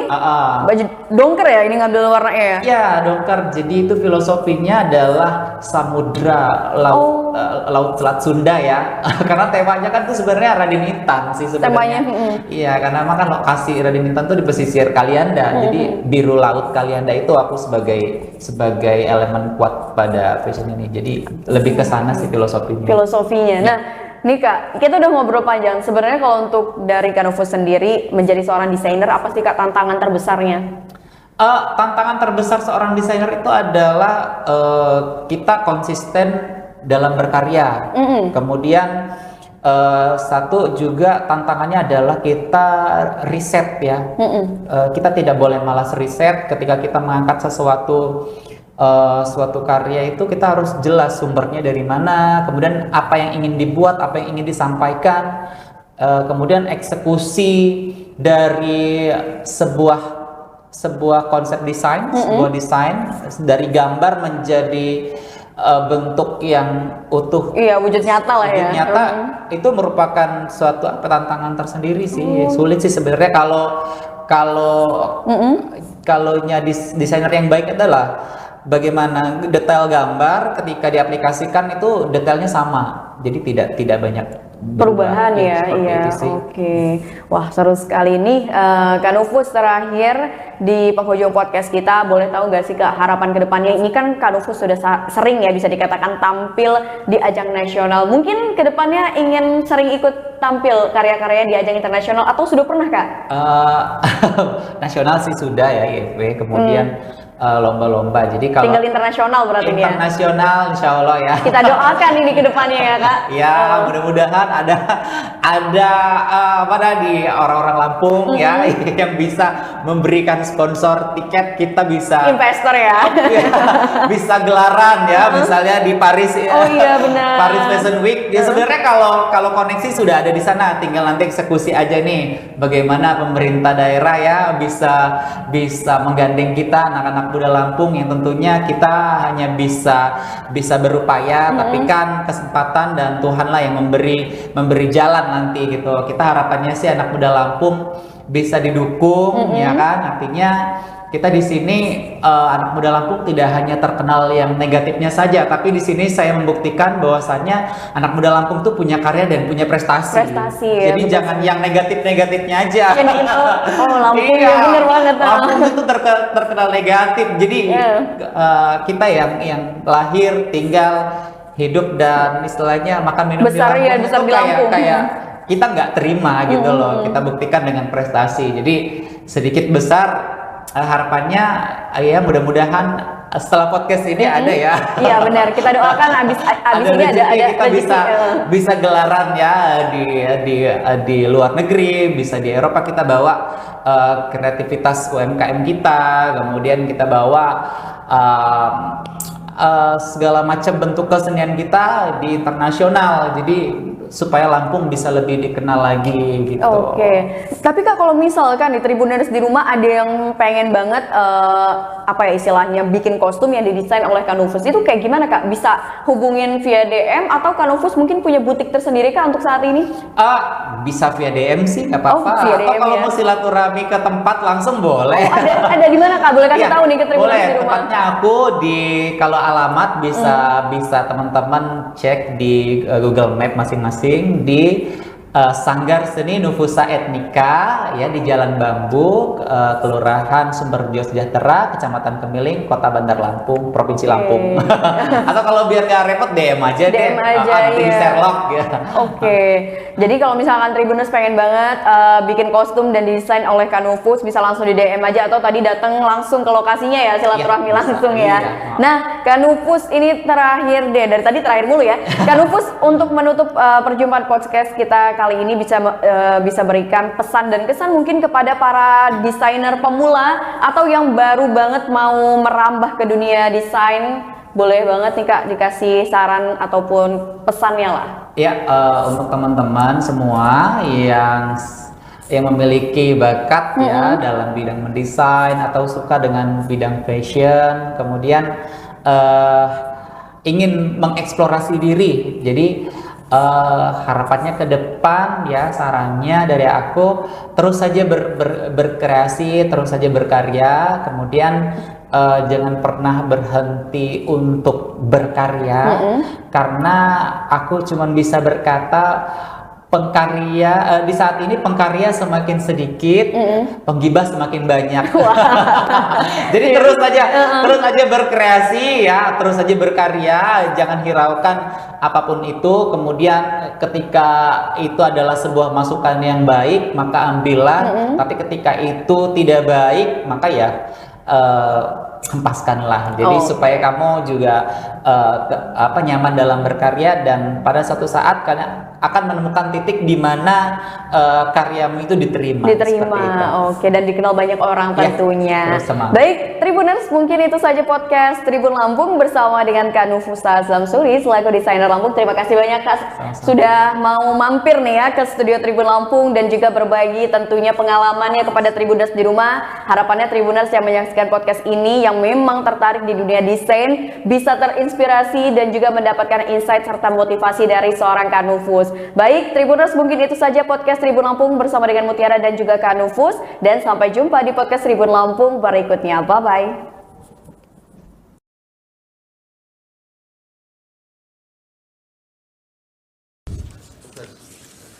Sudah terlambat, minta cepat pula, belum disumpah pula. Terima kasih Yang Mulia atas kebijaksanaan. Pak Heru, berikutnya siapa? Yang Mulia, mohon izin.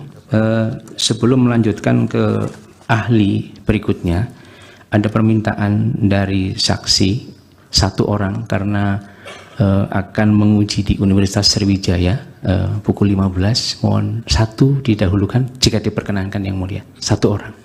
Gimana? Silahkan. Iya, terima kasih Yang Mulia. Saudara Arif Patramwijaya minta izin di.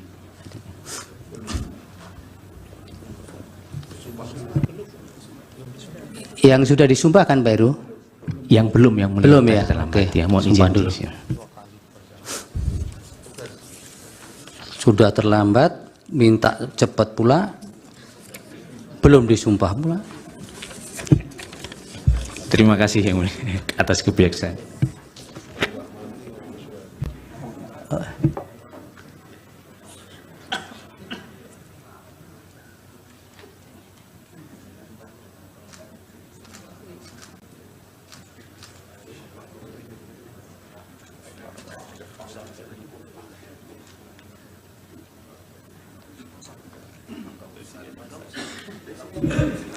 Pak Arif, agama Islam ya?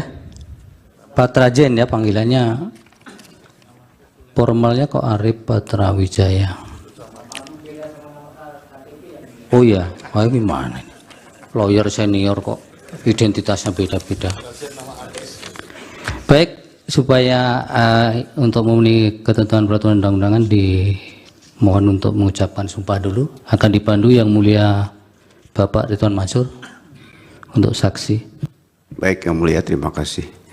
Bapak Dr. Arif Patramwijaya SHLLM, ya, ikuti lapas sumpah lapas sumpah saksi yang akan saya tuntunkan menurut agama Islam.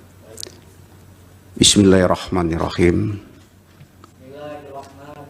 Demi Allah, saya bersumpah sebagai saksi akan memberikan keterangan yang sebenarnya, tidak lain dari yang sebenarnya. Terima kasih Yang Mulia Ketua. Terima kasih Yang Mulia. Silakan di podium Pak Patra. Ini mau menjelaskan berkaitan dengan kesalahan KPU dalam penetapan pasangan calon. Izin Yang Mulia, saya ambil. Berikutnya siapa nanti Pak Heru setelah ini? Baik, Yang Mulia. Majelis. Terima kasih. Termohon, Bapak. Karena ini fakta dan kami juga ada dalam peristiwa itu, penting kami klarifikasi satu hal. Tidak usah, nanti Bapak punya instrumen untuk mengkanter itu. Baik. Itu yang pertama. Yang kedua, proses persidangan DKPP memanggil Bawaslu. DKPP memanggil juga Dirjen Peraturan Perundang-undangan. Pada saat persidangan, jelas Bawaslu menyampaikan dalam proses verifikasi Bawaslu tidak dapat melakukan pengawasan. Kenapa? Karena sistem silonnya tidak dapat diakses. Begitu juga waktu Dirjen DKPP dihadirkan, fakta persidangan bisa dibuka dalam putusan tanggal 5 tadi, disampaikan oleh Dirjen, ya, pernah KPU mengirimkan surat untuk perubahan peraturan KPU 7 hari setelah tanggal 16 Oktober. Saya ulang, 7 hari. Lalu oleh Dirjen PP dikembalikan Yang Mulia. Nggak bisa begini KPU. Masa langsung minta draftnya diubah dan disahkan? Harus konsultasi dulu kepada DPR. Maka dikembalikan nih sama Pak Hasim. Tolong dulu ya, prosesnya konsultasi. Proses itu baru dijalankan setelah 7 hari, barulah ketemu tanggal 3 November, tanggal 3 ya, itu diterbitkan peraturan KPU nomor 23. Ya. Majelis mohon ini klarifikasi di peraturan mana yang diminta untuk diubah itu Majelis. Tadi ada disebutkan oleh saksi peraturannya dimintaan KPU untuk diubah. Tahu tidak peraturan mana yang minta diubah? Jadi Yang Mulia, pada waktu KPU ini menerima berkas, Bawaslu menyatakan dalam persidangan mereka menggunakan pedoman pengawasannya dengan menggunakan peraturan nomor 19. Itu yang dia gunakan. Begitu juga KPU. Jadi pada waktu itu, berdasarkan peraturan nomor 19 tahun 2023, syarat capres dan syarat cawapres itu harus paling rendah 40 tahun belum diganti. Ya itu tidak ditanyakan tadi. Ya itu tadi yang ditanyakan. Makanya KPU ya bilang bahwa tolong ini saya mau ubah yang mulia kepada Dirjen PP. Oleh Dirjen PP dikembaliin.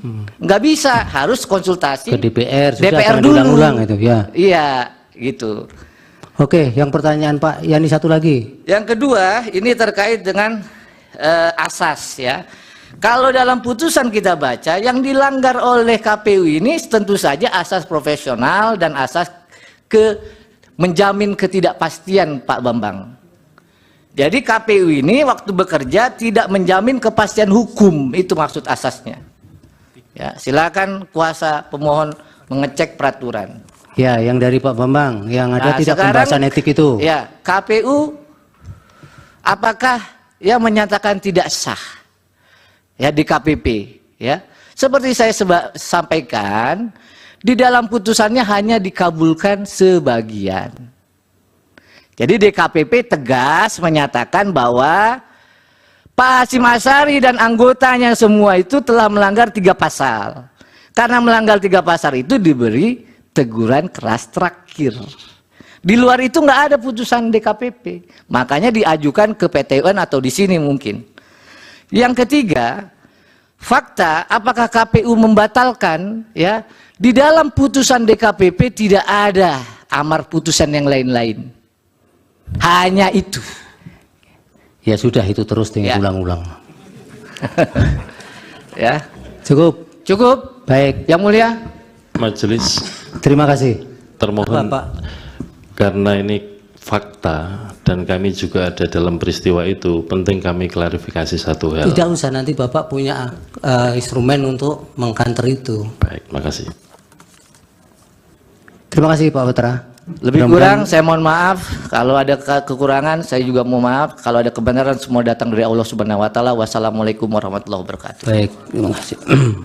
Bagaimana ahli bisa menerangkan kekalahan Megawati dengan SBY dalam Pilpres tahun 2004? Ada dua yang akan mengajukan pertanyaan, saya dan saudara Rifai di belakang. Dua pertanyaan saya. Saudara ahli mengatakan satu kesimpulan dari penelitiannya bahwa petahana atau calon yang didukung oleh petahana akan mendapatkan suara lebih dibandingkan dengan calon yang lain.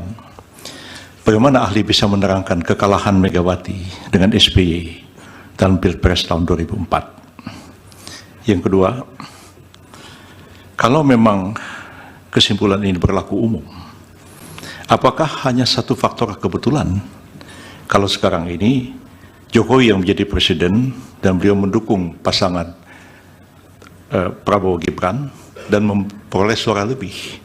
Seandainya yang sekarang ini menjadi presiden adalah Yusuf Kalla yang mendukung pasangan Anies Baswedan dan Muhaimin, berarti calon itu juga akan memperoleh suara lebih dalam pemilu sekarang, pilpres sekarang. Seandainya lagi yang menjadi presiden adalah Megawati sekarang, maka pasangan calon Ganjar Pranowo dan Mahfud MD akan mendapatkan suara lebih. Berdasarkan teori saudara seperti itu konsekuensinya.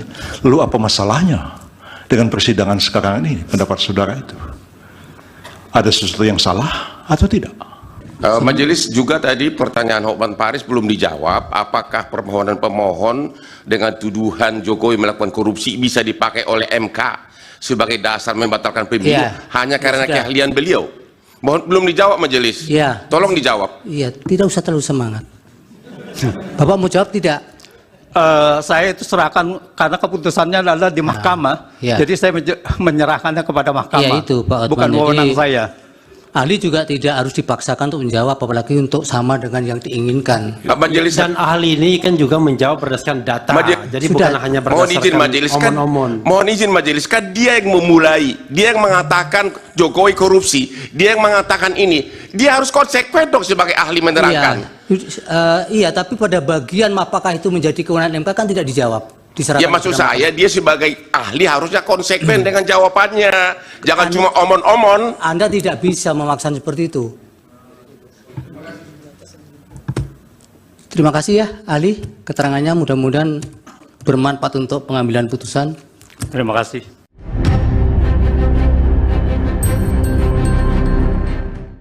Sebanyak 10 saksi dari kubu Anies Baswedan dan Muhaimin Iskandar atau Amin mengundurkan diri dari sidang pembuktian perselisihan hasil pemilihan umum atau PHPU pada Senin 1 April 2024. Timnas Amin mengklaim pengunduran diri ini karena para saksi takut dipecat dari pekerjaan hingga adanya intimidasi.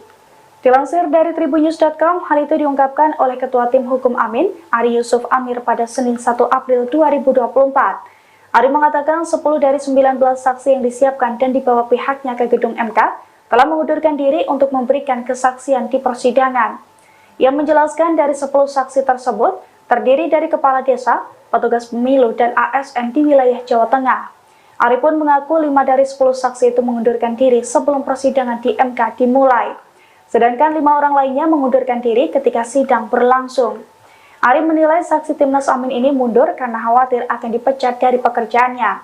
Meski demikian, Ari menekankan bahwa pihaknya akan tetap melanjutkan sidang sengketa Pilpres 2024 dengan sisa saksi yang ada. Terima kasih. Pak Mirsa dijawab apa yang dari KPU tadi tidak mengajukan pertanyaan. Majelis, satu lagi dari KPU. Masih ada satu lagi. Silakan. Ya, terima kasih. Biar sekaligus dijawab, nanti mohon izin. Kepada 5 saksi fakta. Tadi dari keterangan 5 saksi fakta, hampir semua menyatakan katanya dari call center, tidak mengalami dan tidak melihat sendiri. Ya, sebagai perbandingan, sebagai kuasa hukum saya ini menerima pengaduan ribuan ke Kopi Joni, tapi saya tidak mungkin jadi saksi karena saya hanya menerima pengaduan. Apakah benar bahwa pengakuan saudara tadi itu mengatakan bahwa memang Anda hanya menerima dari call center, menerima pengaduan, tapi tidak melihat sendiri kejadian yang Anda laporkan tersebut? Yang kedua, kepada saudara Mirsa yang di sini datang rupanya dalam kapasitas sebagai LBH, Anda mengadu tentang pencalonan Gibran. Apakah waktu Anda membuat pengaduan tersebut, Anda tidak membaca pasal 47 Undang-Undang MK yang menyatakan bahwa putusan MK berlaku seketika setelah diucapkan, sehingga setelah putusan MK nomor 90 sudah diucapkan, maka itu menjadi bagian dari hukum positif, sehingga tidak perlu dirubah. Sudah berlaku dia tanpa harus menunggu dirubah peraturan PKPU. Pertanyaan terakhir, dua lagi terakhir. Kepada pertanyaan saksi kelima yang perbedaan masif antara calon legislatif dan calon pilpres. Emang manusia mana yang tahu kenapa banyak memilih pilpres, mana yang memilih legislatif? Bukankah hanya Tuhan yang tahu kenapa dia memilih itu? Itu nggak bisa ditanyakan kepada siapapun. Iya, pertanyaan Bapak apa? Pertanyaan saya, kepada siapa Anda menanyakan kenapa dipilih lebih banyak memilih pilpres sedangkan legislatif sedikit? Dalam posisi apa orang itu menjawab? Pertanyaan terakhir, dari ini terulang lagi kepada saksi nomor 1 sampai 5, apakah semua kejadian-kejadian yang Anda laporkan ini Anda bisa tahu nggak bahwa kepala desa misalnya akhirnya berubah, mempengaruhi mempengaruhi suara di pilpres? Anda kan tidak tahu apakah kepala desa itu akhirnya memilih 02 atau tidak. Semua hanya berdasarkan asumsi. Sedangkan Anda di sini saksi fakta. Terima kasih. Download Tribun X sekarang. Menghadirkan lokal menjadi Indonesia. Rumah aktris Sandra Dewi digeledah oleh pihak Kejaksaan Agung hari ini, Senin, tanggal 1 April tahun 2024.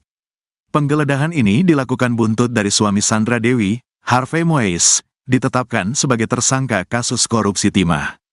Hal itu disampaikan DIR, penyidik di kantor Kejaksaan Agung, Senin, tanggal 1 April tahun 2024. Penggeledahan memang benar di Paku Bowono, kata Ketut Sumedana selaku Kapus Penkum Kejaksaan Agung di kantornya, Senin, tanggal 1 April tahun 2024. Saat ini penggeledahan masih berlangsung. Sementara penggeledahan masih berlangsung, sambung Kuntadi selaku Dir Penyidikan. Hingga kini, pihak Kejaksaan Agung belum bisa menjelaskan secara rinci terkait hasil penggeledahan rumah Sandra Dewi dan Harvey Moise. Nanti hasilnya akan kita lihat, pungkas Kuntadi. Diketahui, suami Sandra Dewi telah ditetapkan sebagai tersangka kasus korupsi timah yang merugikan negara mencapai 271 triliun rupiah. Harvey Moise ditahan oleh penyidik setelah ditetapkan sebagai tersangka, Rabu, tanggal 27 Maret tahun 2024. Pada hari ini memang sengaja kita doorstop, tidak mengundang rekan media, tapi media yang mengundang kita. Tapi menggunakan media yang ya. Ada beberapa perkembangan yang memang ditanyakan oleh media terkait dengan pemeriksaan hari ini, terkait dengan perkembangan penanganan perkara timah 2015-2022, dan sampai saat ini belum media ketahui bahwa kita sudah melakukan pemeriksaan lebih dari 170 saksi. Dan hari ini juga kita melakukan pemeriksaan 4 saksi terhadap perkara timah. Untuk lebih lengkapnya nanti Pak Kuntadi menyampaikan hal-hal yang penting, mungkin nanti ada di sini saya jawabnya. Silakan Pak Direktur Penyidikan. Terima kasih. Assalamualaikum warahmatullahi wabarakatuh. Waalaikumsalam. Selamat siang, saudara kita semua. Sebagaimana kita ketahui, beberapa hari yang lalu kita melakukan serangkaian tindakan penyidikan, di antaranya melakukan kegiatan penggeledahan di rumah saudara ALN, dan kemudian beberapa saat kemudian kita melakukan tindakan penahanan terhadap saudara ALN dan diikuti dengan penahanan saudara HM. Tindak lanjut dari pemeriksaan tersebut, sebagaimana telah kami sampaikan, semua pihak yang menurut hemat kami untuk kepentingan penyidikan sangat signifikan keterangannya untuk mintai keterangan untuk membuat terang peristiwa pidananya, maka pada hari ini kami memanggil dan memeriksa saudara RGS selaku saksi. Kita harapkan keterangan-keterangan itu akan membuat terang peristiwa pidana yang sedang terjadi dalam tindak pidana tata kelola timah di IUP wilayah PT Timah. Ya, selain itu pada hari ini juga kami sudah melakukan kegiatan penggeledahan di kediaman saudara HN, dan sedang berlangsung. Hasilnya apa nanti kita lihat, kita tunggu, nanti akan kita sampaikan apa saja yang telah kita lakukan. Mungkin itu yang bisa kami sampaikan. Selanjutnya terkait dengan saksi si A, si B apa harus diperiksa dan sebagainya, kembali lagi mohon berikan kepada kami bahwa siapapun sepanjang itu ada urgensinya dalam rangka membuat peristiwa pidana, pasti akan kami minta klarifikasinya, ya. Dan kami tidak bertindak berdasarkan asumsi. Semua tindakan kami transparan dan akuntabel. Ya, kami dibatasi oleh undang-undang untuk memanggil seseorang untuk mengambil tindakan hukum tertentu. Mungkin itu yang bisa kami sampaikan. Terima kasih. Assalamualaikum warahmatullahi wabarakatuh. Terima kasih Pak Deddy. Ini pertanyaan dari media yang sudah ditujukan kepada saya, Pak Deddy. Satu pertanyaan, apakah saudara HM yang sudah ditetapkan sebagai tersangka dan sudah dilakukan penahanan, kapan mulai bisa dijenguk oleh keluarga atau pengacaranya? Ibu Pak Deddy, dijawab Pak Deddy. Terima kasih. Sesuai dengan ketentuan yang berlaku, semua tahanan kami untuk 7 hari pertama harus dilakukan tindakan isolasi sehingga nanti hari ke-7 baru dimungkinkan untuk dilakukan penyelidikan, kecuali ketika ada tindakan pemeriksaan khusus untuk penasihat hukum akan tidak beri akses. Ya, itu hak yang bersangkutan. Demikian. Ada pertanyaan rekan-rekan media, silakan. Ayo yang maju. Saya kasih kesempatan yang pakai topi. Selamat siang Pak Didi dan Pak Ketut. Saya Ari dari Rian Kompas, mau tanya Pak, konfirmasi terkait dengan RBS ini, apakah bisa dielaborasi Pak, ini RBS ini hubungannya dengan ini, apakah terkait dengan PT Refine Bangkatin itu Pak? Sementara di PT Refine Bangkatin itu kan beliaunya tidak masuk dalam jajaran direksi maupun komisaris. Terima kasih Pak. Oke, terima kasih atas pertanyaannya. Justru itu yang bersangkutan kami periksa untuk memastikan keterkaitan yang bersangkutan dengan PT RBT. Ya, apakah yang bersangkutan sebagai pengurus, apakah yang bersangkutan sebagai PO, atau memang tidak ada kaitannya sama sekali. Ini untuk menghindari praduga, maka kami lakukan pemeriksaan untuk klarifikasi sejauh mana keterkaitan yang bersangkutan. Ya, sepanjang tidak ada alat bukti yang cukup, ya tentu saja kita tidak akan bertindak. Demikian. Pak, artinya apakah pemeriksaan terhadap RBS ini pengembangan dari tersangka atau saksi lain pernah menyebut namanya gitu? Kami selalu mencermati hasil penyidikan. Apakah pemanggilan ini kaitannya dengan saksi atau alat bukti yang lain, tentu saja kami tidak bisa menyampaikan di forum ini. Ya, yang jelas kami melihat ada urgensi yang harus kami klarifikasi pada yang bersangkutan untuk membuat terang peristiwa pidana. Demikian. Silakan tadi yang kacamata. Ya Pak, selamat siang.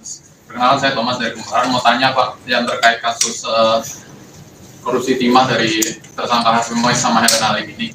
Nah, Harvey Mois ini kan punya jet pribadi hingga mobil Rolls Royce ya. Terus Helen Halim ini juga punya rumah mewah di PIK. Nah, kira-kira Pak ada kemungkinan akan disita nggak Pak aset mereka itu? Terus yang selanjutnya, keduanya akan dijerat TPPU nggak Pak? Terima kasih. Terima kasih. Sebagaimana telah kami sampaikan bahwa dalam setiap penanganan perkara tindak pidana korupsi, kami selalu menelusuri juga potensi adanya TPPU. Ya, sehingga itu sudah menjadi produk kami. TPPU sudah kita lakukan, bahkan Helen Halim memang sudah kita sampaikan dalam tindak pidana pencucian uang, tidak tertutup kemungkinan terhadap HM. Ya. Terkait dengan harta benda, penyitaan dan sebagainya, penelusuran masih sedang kita lakukan. Sepanjang barang-barang tersebut ada kaitannya menjadi alat atau merupakan hasil dari kejahatan, pasti akan kami lakukan penyitaan. Ya, terima kasih. Pak, menyambung Pak, dua hal lainnya Pak. Sebentar, pelan-pelan. Menyambung Pak. Saya suruh kesini tadi. Silakan. Baik, terima kasih Pak. Itu tadi saya Rudi dari Roto Traktual. Saya datang dari Balka sengaja hari ini. Ada 3 pertanyaan yang saya sampaikan. Yang pertama terkait ATBIS. Apakah pihak Kejaksaan Agung sudah melakukan langkah-langkah seperti pemblokiran rekening, baik itu milik HM maupun milik perusahaan-perusahaannya. Kemudian yang kedua,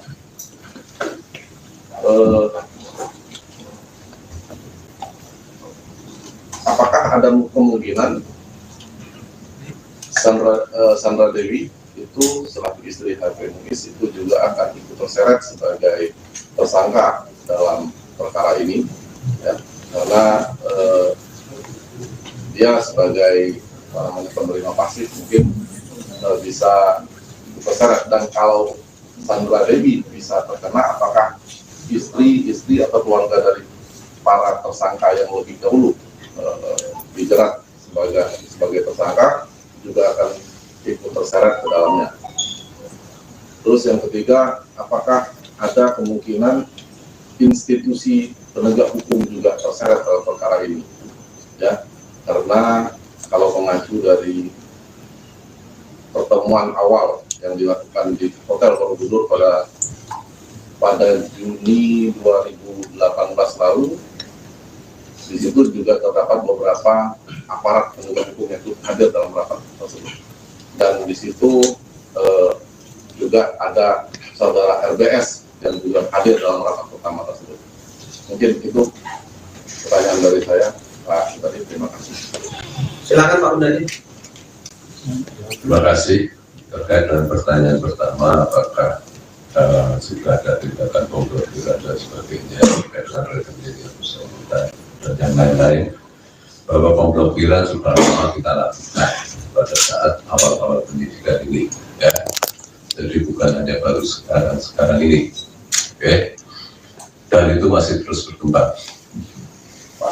Kedua, terkait dengan kemungkinan, kami tidak bicara terkait dengan kemungkinan.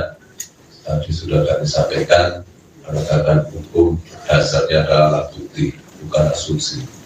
Jadi kami tidak akan berandai-andai. Oke. Tiga, apakah ada kemungkinan institusi lain, itu juga bicara tentang kemungkinan kami bergerak terkait dengan alat bukti, ya. Jangan berasumsi dalam penegakan hukum. Saya kira itu ada terjawab ya. Silakan yang pakai kacamata dulu, yang pakai topi. Pak, dari 271 triliun itu Nadiem terima berapa dan HM itu terima berapa? Terkait itu masih dalam proses penyidikan, ya. Kami tidak bisa menyampaikan di sini, ya. Nanti semua akan terang pada saat persidangan. Ujung dari perkara ini ada di persidangan dan semua akan kita pertanggungjawabkan di persidangan secara transparan. Ya. Mari kita kawal penegakan ini dan kita tunggu hasilnya di persidangan. Demikian. Pak, silakan yang baju yang kacamata tadi kembali. Ya, Pak, izin menyambung Pak. Kan tadi masih ditelusuri lagi terkait kemungkinannya yang tadi itu. Tapi boleh tahu nggak Pak, keuntungan yang didapetin sama si Harvey Mois dan Helen Halim ini berapa gitu? Miliaran kah atau berapa gitu Pak? Terus yang selanjutnya akan ada kemungkinan tersangka lain Pak? Terkait dengan keuntungan masih dalam proses penelusuran kami, ya. Tunggu saja, ini formulasi penghitungan, rumusannya, penghitungan masih kita koordinasikan dengan BPKP dan beberapa ahli terkait dengan keuangan negara. Terkait dengan bicara kemungkinan, sekali lagi kami tegaskan, kami tidak bertindak atas nama kemungkinan, atas nama asumsi.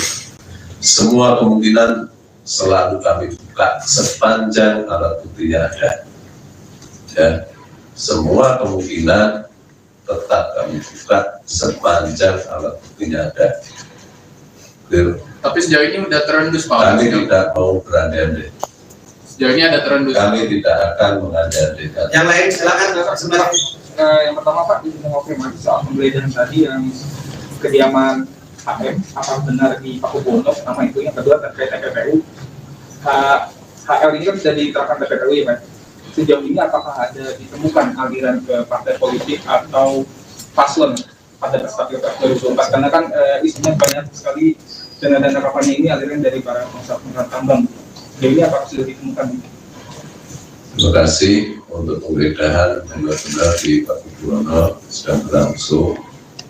Terkait dengan aliran dan sebagainya, kami tidak bisa menjawab di sini dan kami himbau untuk tidak berasumsi nanti menjadi fitnah, ya. Semua kami dasarkan pada fakta dan ditemukan berdasarkan alat bukti. Pak, silakan dari mana? Ansari dari bisnis.com. Mau bertanya Pak, apakah sudah ada pemeriksaan terhadap pemangku kebijakan atau regulator dalam kasus ini? Kita belum. Apa yang Anda maksud regulator pemangku kebijakan itu apa? Siapa? SDM atau Kementerian terkait, Pak. Silakan Pak. Dari penanganan perkara ini dari awal itu pasti sudah kami lakukan pemeriksaan, ya, karena kita harus melihat dari kepatuhan terhadap regulasi yang ada, itu sudah kita lakukan pemeriksaan, ya. Jadi dari 172 saksi yang sudah kita periksa termasuk di dalamnya itu, ya, ini sudah lama kita gulirkan proses, bukan pada hari ini. Jadi hari ini baru 4 kita periksa terkait dengan saya saksi, dan sekarang sudah berlangsung. Ada lagi? Cukup ya. Sekali lagi terima kasih kepada rekan-rekan media. Apa yang diungkapkan oleh Pak Derbit dan saya berdasarkan fakta yang kita dapatkan dalam proses penyidikan. Kita tidak berasumsi, tidak berandai-andai. Sekali lagi ya. Kemudian nanti akan diuraikan secara detail dalam surat dakwaan ketika perkara tersebut sudah dilimpahkan ke pengadilan. Karena beberapa bagian tidak bisa kita sampaikan ke media, karena itu bagian dari proses penyidikan tidak bisa terungkap. Sekian dan terima kasih. Assalamualaikum warahmatullahi wabarakatuh.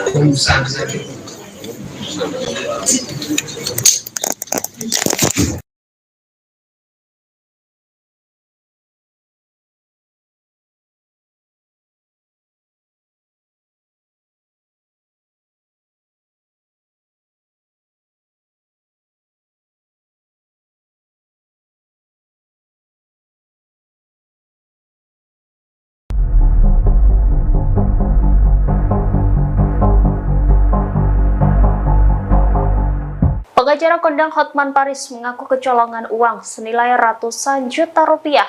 Pelaku pencurian uang tersebut yakni manajer dari resto ramen Hotman di Tajur, Bogor Timur. Hal ini diungkap oleh Hotman Paris sendiri melalui unggahan Instagram pribadinya.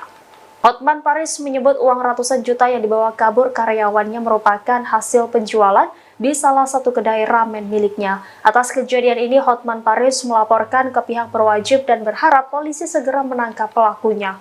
Hotman meminta bantuan Kapolresta Bogor Kota Kombes Bismo Teguh untuk segera menciduk terduga pelaku. Di sisi lain, Hotman tidak membeberkan lebih lanjut terkait kronologi kejadian. Hanya saja Hotman mengunggah video CCTV yang memperlihatkan terduga pelaku beraksi. Dalam video tersebut terlihat terduga pelaku memasukkan uang gepokan ke dalam tas ransel hitam. Hotman juga mengunggah tampang dari terduga pelaku. Sementara dalam keterangan video disebut akan mendapatkan imbalan bagi siapapun yang menemukan pelaku pencurian uang tersebut. Diketahui peristiwa ini terjadi di tengah kesibukan Hotman Paris bertarung di Mahkamah Konstitusi untuk melawan gugatan Pilpres 2024. Hotman menjadi salah satu tim pembela paslon nomor urut 2 Prabowo Subianto Gibran Raka Buming Raka. Hotman kecolongan uang. Pengacara kondang Hotman Paris mengaku kecolongan uang ratusan juta rupiah. Pelaku pencurian uang tersebut yakni manajer dari resto ramen Hotman di Tajur, Bogor Timur. Hal ini diungkap oleh Hotman Paris melalui unggahan Instagram pribadinya. Hotman Paris menyebut uang ratusan juta yang dibawa kabur karyawannya merupakan hasil penjualan di salah satu kedai ramen miliknya. Atas kejadian ini, Hotman Paris melaporkan ke pihak berwajib dan berharap polisi segera menangkap pelakunya. Hotman meminta bantuan Kapolresta Bogor Kota Kombes Bismo Teguh untuk segera menciduk terduga pelaku. Halo Bapak Kapolres Bogor Kota Bismo Teguh, mohon segera ditangkap pelaku, manajer dari resto ramen Hotman di Tajur, Bogor Timur yang telah melarikan uang hasil penjualan restoran sebanyak ratusan juta. Uang penjualannya resto ramen Hotman di Tajur, Bogor Timur dibawa kabur oleh manajernya, jelas Hotman. Di sisi lain, Hotman tidak membeberkan lebih lanjut terkait kronologi kejadian.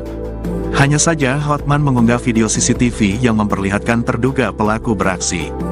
Dalam video tersebut terlihat terduga pelaku memasukkan uang gepokan ke dalam tas ransel. Hotman juga mengunggah tampang dari terduga pelaku. Sementara dalam keterangan video, disebut akan mendapat imbalan bagi yang menemukan pelaku pencurian uang tersebut. Diketahui peristiwa ini terjadi di tengah kesibukan Hotman bertarung di MK melawan gugatan Pilpres 2024. Hotman menjadi salah satu tim pembela paslon nomor urut 2 Prabowo Gibran.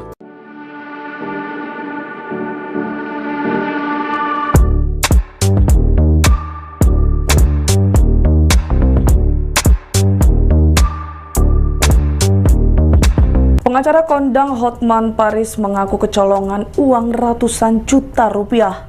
Pelaku pencurian uang tersebut yakni manajer dari restoran ramen Hotman di Tajur, Bogor Timur. Hal ini diungkap oleh Hotman Paris melalui unggahan Instagram pribadinya. Hotman Paris menyebut uang ratusan juta yang dibawa kabur karyawannya merupakan hasil penjualan di salah satu kedai ramen miliknya. Atas kejadian ini, Hotman Paris melaporkan ke pihak berwajib dan berharap polisi segera menangkap pelaku. Di sisi lain, Hotman tidak membeberkan lebih lanjut terkait kronologi kejadian. Hanya saja Hotman mengunggah video CCTV yang memperlihatkan terduga pelaku beraksi. Dalam video tersebut terlihat terduga pelaku memasukkan tumpukan uang ke dalam tas ransel. Sementara dalam keterangan video disebut akan mendapat imbalan bagi yang menemukan pelaku pencurian uang tersebut. Ikuti terus berita menarik lainnya. Jangan lupa like dan share seluruh akun Tribun Medan.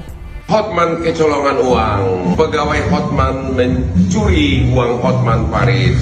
Halo Bapak Kapolres Bogor Kota, mohon segera ditangkap pelaku manajer dari resto ramen Hotman di Tajur, Bogor Timur yang telah melarikan uang hasil penjualan restoran sebanyak ratusan juta uang penjualan restoran Hotman di Tajur, Bogor Timur dibawa kabur oleh manajernya. Bapak Kapolres Bogor Kota sangat mengucapkan terima kasih sekiranya pelakunya dapat ditangkap segera. God bless you, mohon dibantu. Salam Hotman Paris.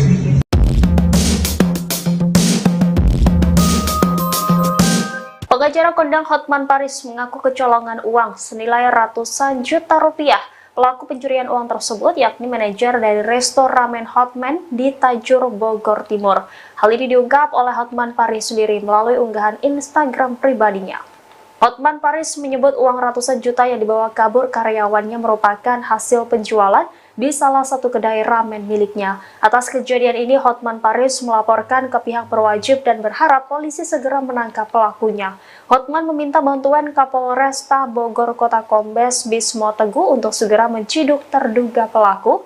Di sisi lain, Hotman tidak membeberkan lebih lanjut terkait kronologi kejadian. Hanya saja Hotman mengunggah video CCTV yang memperlihatkan terduga pelaku beraksi. Dalam video tersebut terlihat terduga pelaku memasukkan uang gepokan ke dalam tas ransel hitam. Hotman juga mengunggah tampang dari terduga pelaku. Sementara dalam keterangan video disebut akan mendapatkan imbalan bagi siapapun yang menemukan pelaku pencurian uang tersebut.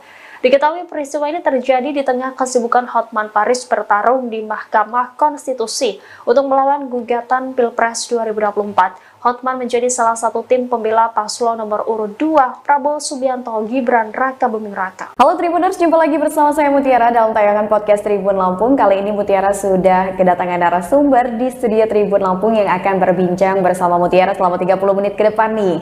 Yaitu langsung saja Mutiara perkenalkan narasumber kita pada hari ini ada Kak Nufusa Samsuri selaku desainer Lampung. Halo Kak Nufus. Halo. Gimana kabarnya hari ini Kak? Baik, alhamdulillah. Puasanya lancar? Alhamdulillah.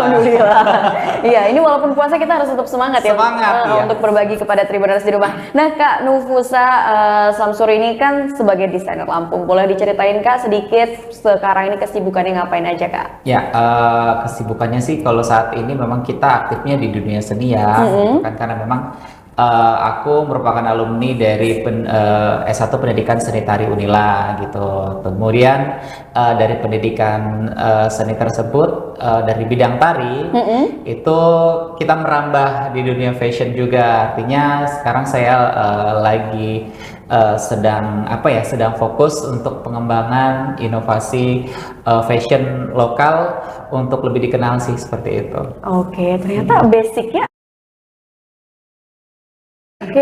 sama-sama alumni di ini kita. Cuman beda jurusan aja. beda fakultas. Kalau Mutiara ilmu komunikasi kebetulan. Iya. Nah, Kak boleh ceritain dong awal mulanya menjadi seorang desainer. Ini kan tadi kalau background jurusan sih kayaknya nggak ada desainernya ya, seni tari gitu. Atau emang itu dari SMA udah kayaknya punya bakat nih di bidang desain gitu. Boleh diceritain Kak? Ya, sebenarnya kalau desain sendiri itu adalah kayak sebenarnya kan kompleks ya. Kalau di bidang seni tari itu ada namanya kostum tari. Nah, jadi kan otomatis kita secara tidak langsung bersentuhan dengan dunia fashion gitu loh. Selain dari gerak tari dan musik seperti itu. Kemudian aku sih berprinsip bahwasannya kita harus mengeksplor bakat yang Tuhan beri gitu kan. Jadi kayaknya seru nih gitu melihat teman-teman menjadi desainer gitu kan. Ya coba aja gitu dengan otodidak, dengan keberanian ya kita belajar lewat YouTube, lewat Instagram. Jadi itu aja kita manfaatin sosial media. Oke, jadi otodidak gitu. Iya, jadi sekarang apalagi lebih mudah ya dengan adanya media sosial itu kita bisa lebih explore. Jadi informasi apa aja kita bisa cepet dapat. Kemudian semua tergantung dari kita sih gitu kan. Kalau kita mau pasti kita bisa seperti itu. Oke, jadi memang belajarnya otodidak. Nah, kalau boleh tahu Kak, karya pertamanya gitu kan menjadi seorang desainer pada saat awal-awal itu pada tahun berapa dan karyanya itu dipakai di mana kostumnya kalau boleh tahu? Ya, untuk awal sih sebenarnya kalau awal sekali itu aku buat karya itu baju untuk pakaianku sendiri. Oh, untuk diri sendiri malah? Oke. Jadi sebelum kita menjadikan orang sebagai model karya kita coba kayaknya aku jadi desainer untuk badan diriku sendiri kayak seperti itu. Jadi kayak baju-baju pesta, baju-baju pokoknya buat aja sesuka hati aku gitu kan. Aku datang gitu kan ke penjahit. Aku punya rancangan, Kak aku punya seperti ini dibuat. Kemudian di satu waktu dipakai pesta kok bagus gitu kan. Terus dari situ teman-teman yang kayak, Kak aku mau sih gitu.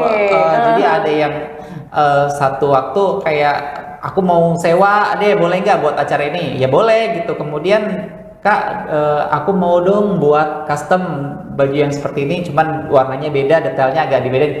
Ada juga yang seperti itu. Jadi dari situ kayak yang, kayaknya di sini juga jadi satu bisa dimanfaatkan gitu kan. Momen peluangnya momennya, peluangnya itu jadi ya alhamdulillah gitu. Debut pertama aku untuk prestasi di bidang fashion itu pertama kali aku dipercayakan untuk peserta Mister Indonesia perwakilan Kalimantan Selatan pada tahun 2017 dan itu menjadi sebuah tonggak pertama gitu titik awal ya. Kemudian belajar lagi terus kemudian kita mengikuti sebuah kompetisi gitu kan, iseng-iseng kompetisi dan akhirnya menang. Kemudian ada pelatihan yang diberikan dari bank, kemudian kita ikuti seperti apa mood board, seperti apa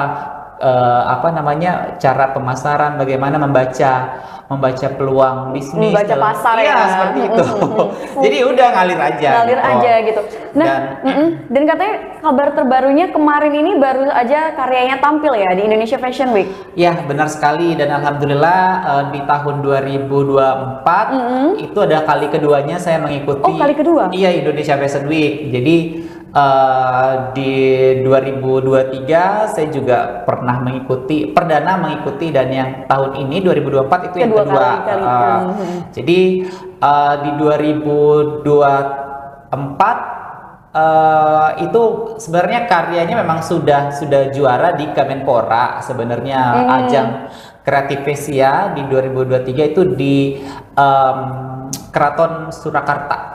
Pura Mangkunegaran. Nah di situ wali kotanya Pak Gibran Rakabuming punya event Kreativesia, dan saya sebagai perwakilan Lampung ya dari Dinas Pemuda dan Olahraga Provinsi Lampung ditunjuk untuk mengikuti event kreatif dalam desain wastra daerah. Saya menggunakan teknik tapis ya untuk menjadi sebuah karya yang saya presentasikan di Solo, Jawa Tengah, dan alhamdulillah Lampung menjadi juara 2 tingkat nasional. Dan akhirnya karya tersebut diminta untuk tampil kembali oleh Ketua APPMI Lampung ya. Saya juga mengikuti organisasi APPMI Lampung dan ditunjukkan kembali untuk diperagakan di Indonesia Fashion Week 2024 yang baru saja dilaksanakan. kapan itu kalau boleh tahu Indonesia Fashion Week-nya? Iya, tanggal 27 sampai 31 Maret 2024 di JCC. Iya, di JCC Jakarta. Nah, kalau boleh tahu, menarik banget ini. Tadi kan Kak Nufus sudah menceritakan awal mula ya, atau debut pertama karyanya itu dipakai waktu Mister ya. Mister dari Kalimantan ya, memakai karya pertama kali di tahun 2017. Kalau boleh tahu, selain itu siapa saja sih yang sudah memakai kostum karya dari Kak Nufus gitu desain-desainnya? Jadi kalau aku sih sebenarnya juga dulu karena juga kita perlu ya membranding diri dengan promosi. Akhirnya kita juga support dengan putra-putri daerah Lampung yang ingin ke nasional. Ya, jadi aku pernah support Miss Earth dari Provinsi Lampung, pernah, kemudian putra-putri kebudayaan, kemudian putra-putri ekowisata, terus ya teman-teman yang perlu bantuan lah untuk ajang nasional kemudian ajang duta genre, kemudian duta kopi, banyak sekali pageant. Akhirnya kan kita bisa dengan kemampuan kita juga kita sedikit bisa support untuk teman-teman yang ingin berprestasi gitu loh. Kemudian ya udah, akhirnya ngalir aja, apa yang bisa kita bantu seperti itu. Selagi untuk kemajuan Provinsi Lampung tercinta, untuk prestasi teman-teman ya selagi kita bisa support ya support. Iya. Kalau boleh tahu nih Kak, itu kan pasti kalau ngebuat desain untuk suatu kostum itu pasti butuh inspirasi. Kalau boleh tahu cari inspirasinya itu gimana sih Kak? Sebenarnya kalau inspirasi itu banyak ya. Maksudnya kalau kayak aku sendiri sih biasanya setelah sholat atau ketika santai itu muncul aja imajinasi, atau kita bisa lihat referensi ketika kita scroll Instagram atau melihat pagelaran orang lain, atau juga ketika kita jalan-jalan ke satu daerah tertentu, biasanya mendapatkan inspirasi itu seperti kita mendapatkan ilham sih gitu. Jadi sering explore ya, explore, baca gitu kan, karena dari situ akhirnya dapat ide-ide baru untuk karyanya. Artinya ketika kita mendapatkan ide yang memang benar-benar kita miliki itu ya udah eksekusi aja gitu ya. Akhirnya kalau sudah jadi karya, apa yang ada di otak kita kayak ada sesuatu kebanggaan dan pride sendiri ya, kebanggaan tersendiri untuk diri kita gitu loh. Apalagi kalau lebih bangga lagi ketika karyanya itu diapresiasi bagus oleh orang lain. Jadi kayak kita bisa juga ternyata gitu. Tapi sebenarnya ada suka dan dukanya tentu kan jadi seorang desainer. Boleh ceritain nggak sih Tak? Apa sih suka dan dukanya menjadi seorang desainer? Ya, kalau suka dan duka seorang desainer itu banyak sekali. Jadi ketika yang aku alami adalah ketika kita harus berkejar-kejaran dengan deadline seperti itu. Kemudian ada juga ketika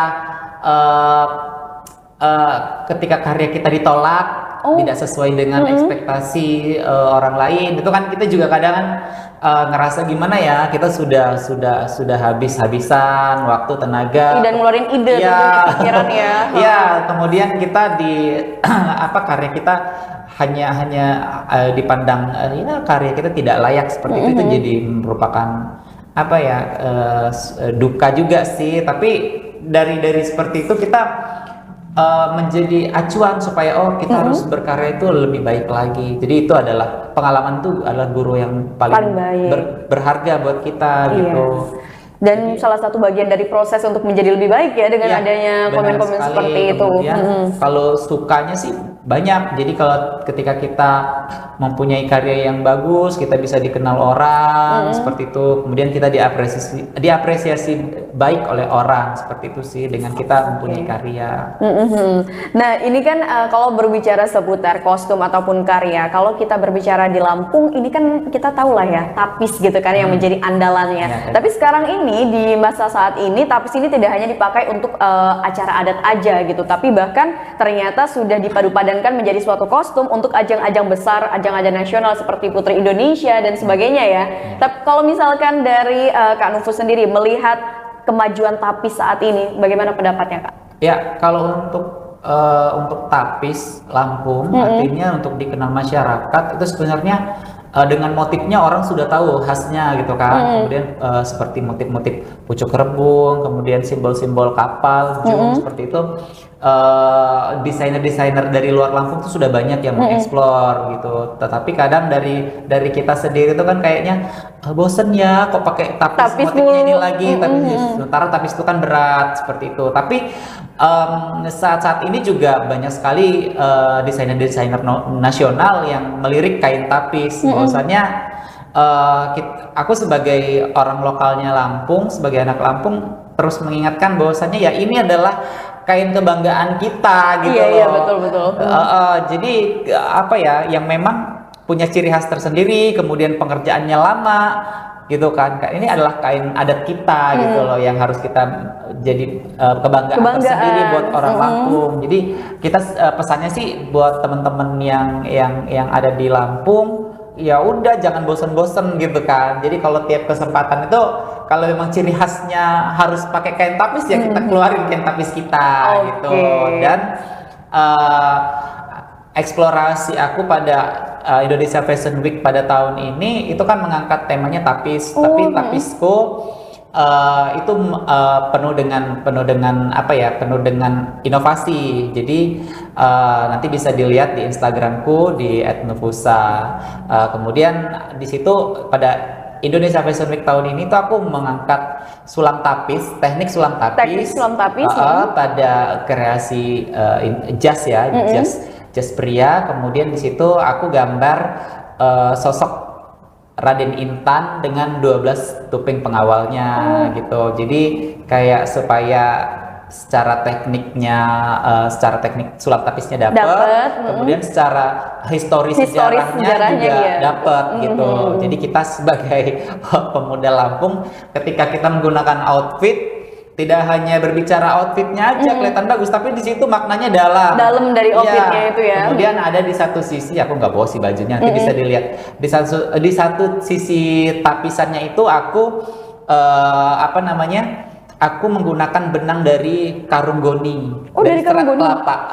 Itu aku buat. Jadi itu yang menjadi daya tarik. Bahwasannya itu menjadi momentum ya. Kita harus mengingat kepedihan dan perjuangan masyarakat kita dulu itu nggak mampu memakai wastra kain. Jadi pembalut badan pribumi zaman dulu ketika zaman kolonial itu. Ketika aku riset, mereka menggunakan karung goni seperti itu untuk membalut tubuh. Jadi kita bersyukurlah bisa udah ada di Jawa sekarang ya. Tinggal pilih. Tinggal ada uangnya apa enggak gitu kan? Tinggal klik kalau sekarang ya. Iya benar. Nah, Kak Nufus ini menarik sekali. Jadi memang pada saat di Indonesia Fashion Week, Kak Nufus ini memang mengangkat tapis ya. Tadi juga sudah dijelaskan karya-karya yang ditampilkan pada saat Indonesian Fashion Week itu di bulan Maret kemarin ya? Maret kemarin. Nah, Kak Nufus, ini kalau misalkan kita berbicara tentang wastra ya, ini ternyata kalau untuk saat ini kan anak muda kayaknya sudah mulai melirik gitu. Yang tadinya mereka kayaknya anti banget nih pakai wastra-wastra, tapi kayaknya sekarang sudah banyak di media sosial anak-anak muda ini yang udah mulai tertarik gitu. Nah, kalau menurut Kak Nufus sendiri gimana sih Kak anak muda di Lampung khususnya kalau untuk masalah mengenakan wastra gitu Kak? Ya, untuk masalah wastra sih anak muda di Lampung sekarang sedang bergeliat sih. Kalau banyak banget tuh tidak, tapi ada beberapa memang komunitas-komunitas anak muda yang sekarang sudah mulai ya. Artinya sudah mulai aku kayaknya harus ada Lampung Pride-nya nih ketika memakai outfit gitu. Jadi kayak banyak sekali sekarang brand-brand lokal yang sudah mengangkat misalnya kaos tapis, kemudian UMKM itu sudah banyak juga yang eksplorasi ya. Kemudian aku juga tergabung dalam APPMI. Apa itu sih Kak? Ya, APPMI itu adalah Asosiasi Perancang Pengusaha Mode Indonesia, APPMI. Jadi kalau organisasi asosiasi desainer lah. Ya, gitu. Kalau kita di lokal Lampung ya, di Provinsi Lampung itu diketuai oleh Ibu Ida Giris ya. Jadi beliau juga salah satu ketua dari Provinsi Lampung yang menghimpun desainer-desainer yang ada di Lampung. Iya, desainer-desainer senior ataupun yang masih junior dihimpun dalam satu organisasi untuk mengeksplor wastra-wastra lokal untuk menjadi sebuah karya, dan beliau juga yang menentukan layak atau tidak layaknya sebuah karya untuk ditampilkan di Indonesia Fashion Week. Jadi kalau kita tahu kalau presiden desainer ya atau ketua APPNI pusat itu Ibu Poppy Darsono, beliau yang menjadi presiden atau yang mengkrit IFW ya, Indonesia Fashion Week itu. Ya, Ibu Poppy Darsono. Jadi kita sebagai anggota APPNI ikut melestarikan wastra lokal khususnya wastra-wastra di Provinsi Lampung sangat banyak, dan itu masih banyak sekali. Jadi tidak hanya tapis, ternyata Lampung itu ada kain sulam madu aro, kemudian ada sulam jelujur juga. Sulam jelujur pernah dengar ya, benar pernah dengar. Iya, jadi kemudian ada juga sulam usus, kemudian itu banyak sekali yang bisa kita eksplor untuk menjadi suatu sebuah karya ya? fashion gitu. Jadi kita jangan bersedih, tidak hanya daerah lain yang punya songket, yang punya batik, tapi kita juga punya motif-motif khas, motif-motif yang cantik yang bisa kita eksplor dan bisa kita kenakan. Jadi kalau fashion itu kan sebenarnya lebih kepada fashion gua banget nih. Jadi DNA kalau aku sukanya yang gimana ya? Aku sukanya yang glamor atau aku sukanya yang benar-benar. Jadi kayak casual. Fashion itu nentuin identitas diri ya. Iya, benar sekali, benar sekali. Ini salah satu tampilan ini 2023. 2023. Ini debut pertama aku awal sekali. Jadi memang pada saat itu aku lebih explore pada kostum pertunjukan, kostum tari. Kostum pertunjukan. Ya, jadi segala gapura-gapura Lampung aku ditempelin semua ya. Itu temanya jung. Jadi kayak yang dari jauh orang harus tahu itu Lampung gitu. Oke. Nah, ini yang 2024 baru kemarin. 2000 baru kemarin ini? Baju dongker ya, ini ngambil warnanya ya? Ya, dongker. Jadi itu filosofinya adalah samudra laut Selat Sunda ya. Karena temanya kan tuh sebenarnya Raden Intan sih sebenarnya. Temanya. Iya, karena kan lokasi Raden Intan tuh di pesisir Kalianda. Jadi biru laut Kalianda itu aku sebagai elemen kuat pada fashion ini. Jadi lebih ke sana sih filosofinya. Nah, nih Kak, kita udah ngobrol panjang. Sebenarnya kalau untuk dari Kak Nufus sendiri menjadi seorang desainer, apa sih Kak tantangan terbesarnya? Tantangan terbesar seorang desainer itu adalah kita konsisten dalam berkarya. Kemudian satu juga tantangannya adalah kita riset ya. Kita tidak boleh malas riset ketika kita mengangkat suatu karya itu. Kita harus jelas sumbernya dari mana, kemudian apa yang ingin dibuat, apa yang ingin disampaikan, kemudian eksekusi dari sebuah konsep desain, sebuah desain dari gambar menjadi bentuk yang utuh. Iya, wujud nyata lah ya. Wujud nyata itu merupakan suatu tantangan tersendiri sih. Sulit sih sebenarnya kalau desainer yang baik adalah bagaimana detail gambar ketika diaplikasikan itu detailnya sama. Jadi tidak banyak perubahan ya. Iya, oke. Wah, seru sekali nih. Kak Nufus, terakhir di penghujung podcast kita, boleh tahu nggak sih Kak harapan kedepannya? Ini kan Kak Nufus sudah sering ya bisa dikatakan tampil di ajang nasional. Mungkin kedepannya ingin sering ikut tampil karya-karya di ajang internasional atau sudah pernah Kak? Nasional sih sudah ya, IFW. Kemudian lomba-lomba. Jadi kalau tinggal internasional berarti ya. Internasional insya Allah ya. Kita doakan ini ke depannya ya Kak. Ya, mudah-mudahan ada di orang-orang Lampung ya yang bisa memberikan sponsor tiket, kita bisa investor ya. Bisa gelaran ya, misalnya di Paris. Oh iya benar. Paris Fashion Week. Ya sebenarnya kalau koneksi sudah ada di sana, tinggal nanti eksekusi aja nih bagaimana pemerintah daerah ya bisa menggandeng kita anak-anak muda Lampung yang tentunya kita hanya bisa berupaya, tapi kan kesempatan dan Tuhanlah yang memberi jalan nanti gitu. Kita harapannya sih anak muda Lampung bisa didukung ya kan, artinya kita di sini anak muda Lampung tidak hanya terkenal yang negatifnya saja, tapi di sini saya membuktikan bahwasannya anak muda Lampung tuh punya karya dan punya prestasi. Jadi ya, jangan yang negatif-negatifnya aja. Oh, Lampung Iya, ya bener banget. Lampung itu terkenal negatif. Jadi kita yang lahir, tinggal, hidup dan istilahnya makan minum Besar di ya, Lampung besar itu di Lampung. kayak kita nggak terima gitu loh. Kita buktikan dengan prestasi. Jadi sedikit besar harapannya ya mudah-mudahan setelah podcast ini ada ya. Iya benar, kita doakan abis ini ada kita bisa gelaran ya di luar negeri, bisa di Eropa, kita bawa kreativitas UMKM kita, kemudian kita bawa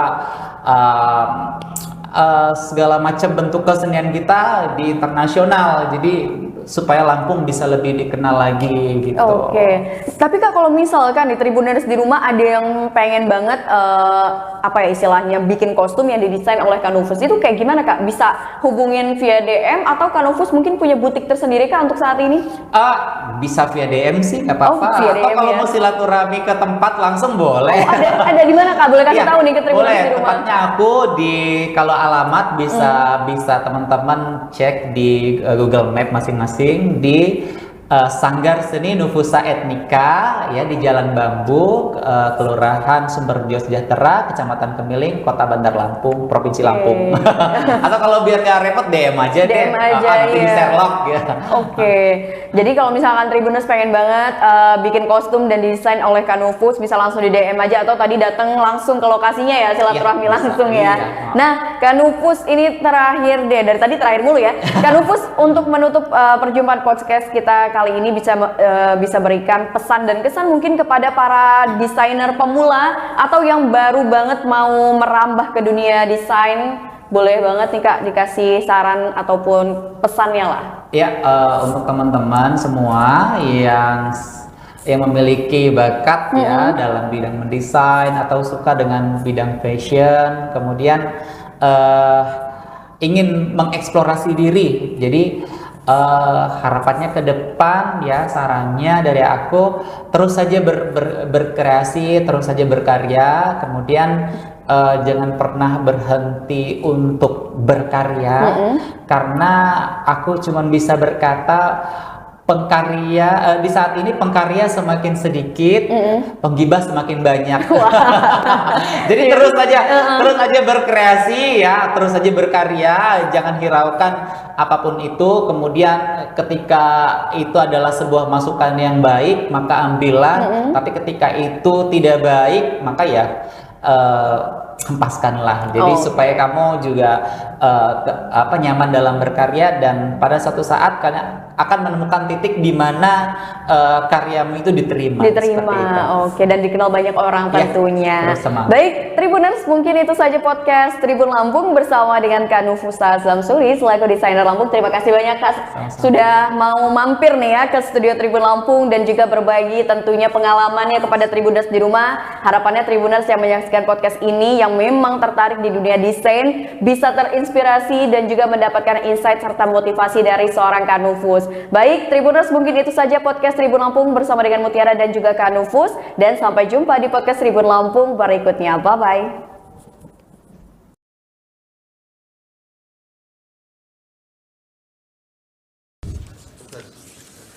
Sudah terlambat, minta cepat pula, belum disumpah pula.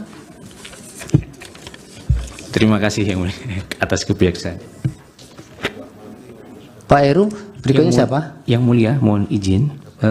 Sebelum melanjutkan ke ahli berikutnya, ada permintaan dari saksi satu orang karena akan menguji di Universitas Sriwijaya pukul 15. Mohon satu didahulukan jika diperkenankan Yang Mulia. Satu orang. Gimana? Silahkan. Iya, terima kasih Yang Mulia. Saudara Arif Patramijaya minta izin di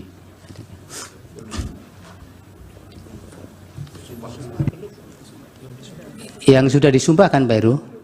Yang belum, Yang Mulia. Belum ya? Oke, ya, mohon izin dulu. Sudah terlambat, minta cepat pula, belum disumpah pula. Terima kasih Yang Mulia atas kebijaksanaan.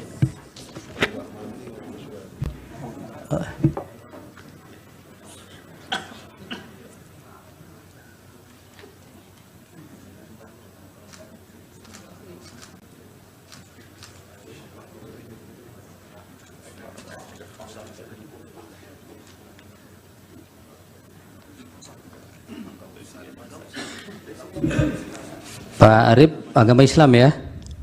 Patrajen ya panggilannya. Formalnya kok Arif Patrawijaya. Oh iya, wah ini mana ini? Lawyer senior kok identitasnya beda-beda. Baik, supaya untuk memenuhi ketentuan peraturan undang-undangan dimohon untuk mengucapkan sumpah dulu. Akan dipandu Yang Mulia Bapak Ridwan Mansur untuk saksi. Baik Yang Mulia, terima kasih. Bapak Dr. Arif Patrawijaya SHLLM, ya. Ikuti lapas sumpah lapas sumpah saksi yang akan saya tuntunkan menurut agama Islam. Bismillahirrahmanirrahim. Demi Allah, saya bersumpah sebagai saksi akan memberikan keterangan yang sebenarnya, tidak lain dari yang sebenarnya. Terima kasih Yang Mulia Ketua. Terima kasih Yang Mulia. Silakan di podium Pak Patra. Ini mau menjelaskan berkaitan dengan kesalahan KPU dalam penetapan pasangan calon. Izin Yang Mulia, saya ambil. Berikutnya siapa nanti Pak Heru setelah ini? Baik, Yang Mulia. Majelis. Terima kasih. Termohon, karena ini fakta dan kami juga ada dalam peristiwa itu, penting kami klarifikasi satu hal. Tidak usah, nanti Bapak punya instrumen untuk mengkanter itu. Baik. Itu yang pertama. Yang kedua, proses persidangan DKPP memanggil Bawaslu. DKPP memanggil juga Dirjen Peraturan Perundang-undangan. Pada saat persidangan, jelas Bawaslu menyampaikan dalam proses verifikasi, Bawaslu tidak dapat melakukan pengawasan. Kenapa? Karena sistem silonnya tidak dapat diakses. Begitu juga, waktu Dirjen DKPP dihadirkan, fakta persidangan bisa dibuka dalam putusan tanggal 5 tadi, disampaikan oleh Dirjen, ya, pernah KPU mengirimkan surat untuk perubahan peraturan KPU 7 hari setelah tanggal 16 Oktober. Saya ulang, 7 hari. Lalu oleh Dirjen PP dikembalikan Yang Mulia. Nggak bisa begini KPU. Masa langsung minta draftnya diubah dan disahkan? Harus konsultasi dulu kepada DPR. Maka dikembalikan nih sama Pak Hasim. Tolong dulu, ya, prosesnya konsultasi. Proses itu baru dijalankan setelah 7 hari, barulah ketemu tanggal 3 November, tanggal 3, ya, itu diterbitkan peraturan KPU nomor 23. Ya. Majelis mohon ini klarifikasi di peraturan mana yang diminta untuk diubah itu Majelis. Tadi ada disebutkan oleh saksi peraturannya dimintaan KPU untuk diubah. Tahu tidak peraturan mana yang minta diubah? Ya, jadi Yang Mulia, pada waktu KPU ini menerima berkas, Bawaslu menyatakan dalam persidangan mereka menggunakan pedoman pengawasannya dengan menggunakan peraturan nomor 19. Itu yang dia gunakan. Begitu juga KPU. Jadi pada waktu itu, berdasarkan peraturan nomor 19 tahun 2023, syarat capres dan syarat cawapres itu harus paling rendah 40 tahun, belum diganti. Ya, itu tidak ditanyakan tadi. Ya, itu tadi yang ditanyakan. Makanya KPU ya bilang bahwa tolong ini saya mau ubah Yang Mulia. kepada Dirjen PP. Oleh Dirjen PP dikembaliin. Nggak bisa, harus konsultasi Ke DPR, sudah, DPR jangan dulu. diulang-ulang itu, ya. Iya, gitu. Oke, yang pertanyaan Pak Yani satu lagi. Yang kedua, ini terkait dengan asas ya. Kalau dalam putusan kita baca, yang dilanggar oleh KPU ini tentu saja asas profesional dan asas menjamin ketidakpastian, Pak Bambang. Jadi KPU ini waktu bekerja tidak menjamin kepastian hukum, itu maksud asasnya. Ya, silakan kuasa pemohon mengecek peraturan. Ya, yang dari Pak Bambang, yang ada Nah, tidak sekarang, pembahasan etik itu. Ya, KPU apakah yang menyatakan tidak sah ya di KPP ya? Seperti saya sampaikan, di dalam putusannya hanya dikabulkan sebagian. Jadi DKPP tegas menyatakan bahwa Pak Hasyim Asyari dan anggotanya semua itu telah melanggar 3 pasal. Karena melanggar 3 pasal itu diberi teguran keras terakhir. Di luar itu nggak ada putusan DKPP. Makanya diajukan ke PT UN atau di sini mungkin. Yang ketiga, fakta apakah KPU membatalkan ya? Di dalam putusan DKPP tidak ada amar putusan yang lain-lain. Hanya itu. Ya sudah, itu terus diulang-ulang. Ya. Cukup. Cukup. Baik. Yang mulia. Majelis. Terima kasih. Termohon. Pak. Karena ini fakta dan kami juga ada dalam peristiwa itu, penting kami klarifikasi satu hal. Tidak usah, nanti Bapak punya instrumen untuk mengkanter itu. Baik, makasih. Terima kasih Pak Putra.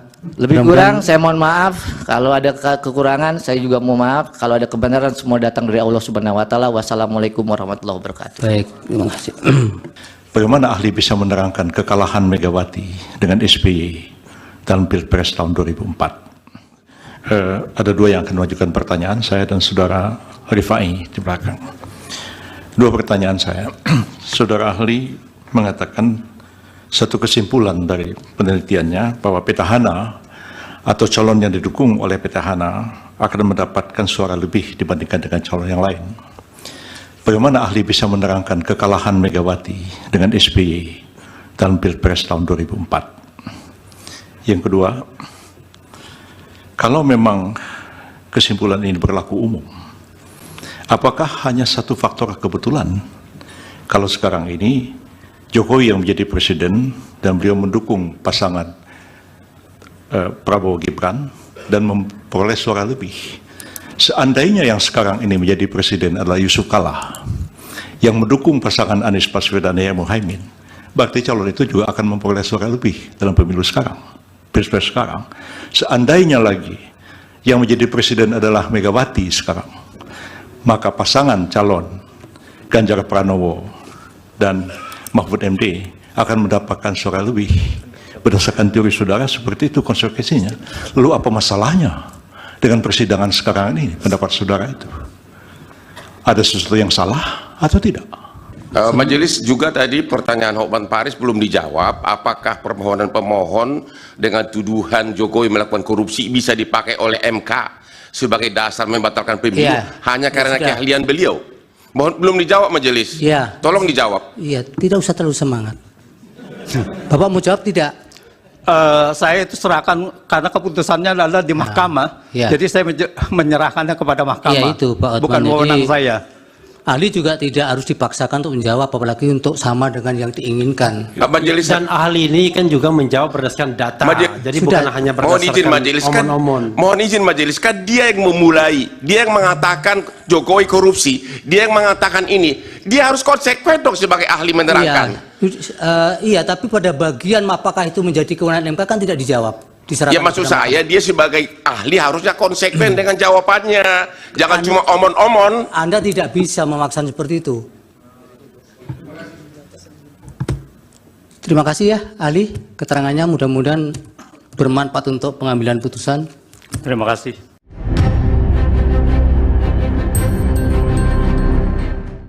Sebanyak 10 saksi dari kubu Anies Baswedan dan Muhaimin Iskandar atau Amin mengundurkan diri dari sidang pembuktian perselisihan hasil pemilihan umum atau PHPU pada Senin 1 April 2024. Timnas Amin mengklaim pengunduran diri ini karena para saksi takut dipecat dari pekerjaan hingga adanya intimidasi. Dilansir dari tribunnews.com, hal itu diungkapkan oleh Ketua Tim Hukum Amin, Ari Yusuf Amir pada Senin 1 April 2024. Ari mengatakan 10 dari 19 saksi yang disiapkan dan dibawa pihaknya ke gedung MK telah mengundurkan diri untuk memberikan kesaksian di persidangan. Ia menjelaskan dari 10 saksi tersebut terdiri dari kepala desa, petugas pemilu, dan ASN di wilayah Jawa Tengah. Ari pun mengaku 5 dari 10 saksi itu mengundurkan diri sebelum persidangan di MK dimulai. Sedangkan 5 orang lainnya mengundurkan diri ketika sidang berlangsung.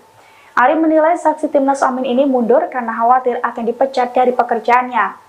Meski demikian, Ari menekankan bahwa pihaknya akan tetap melanjutkan sidang sengketa Pilpres 2024 dengan sisa saksi yang ada. Terima kasih.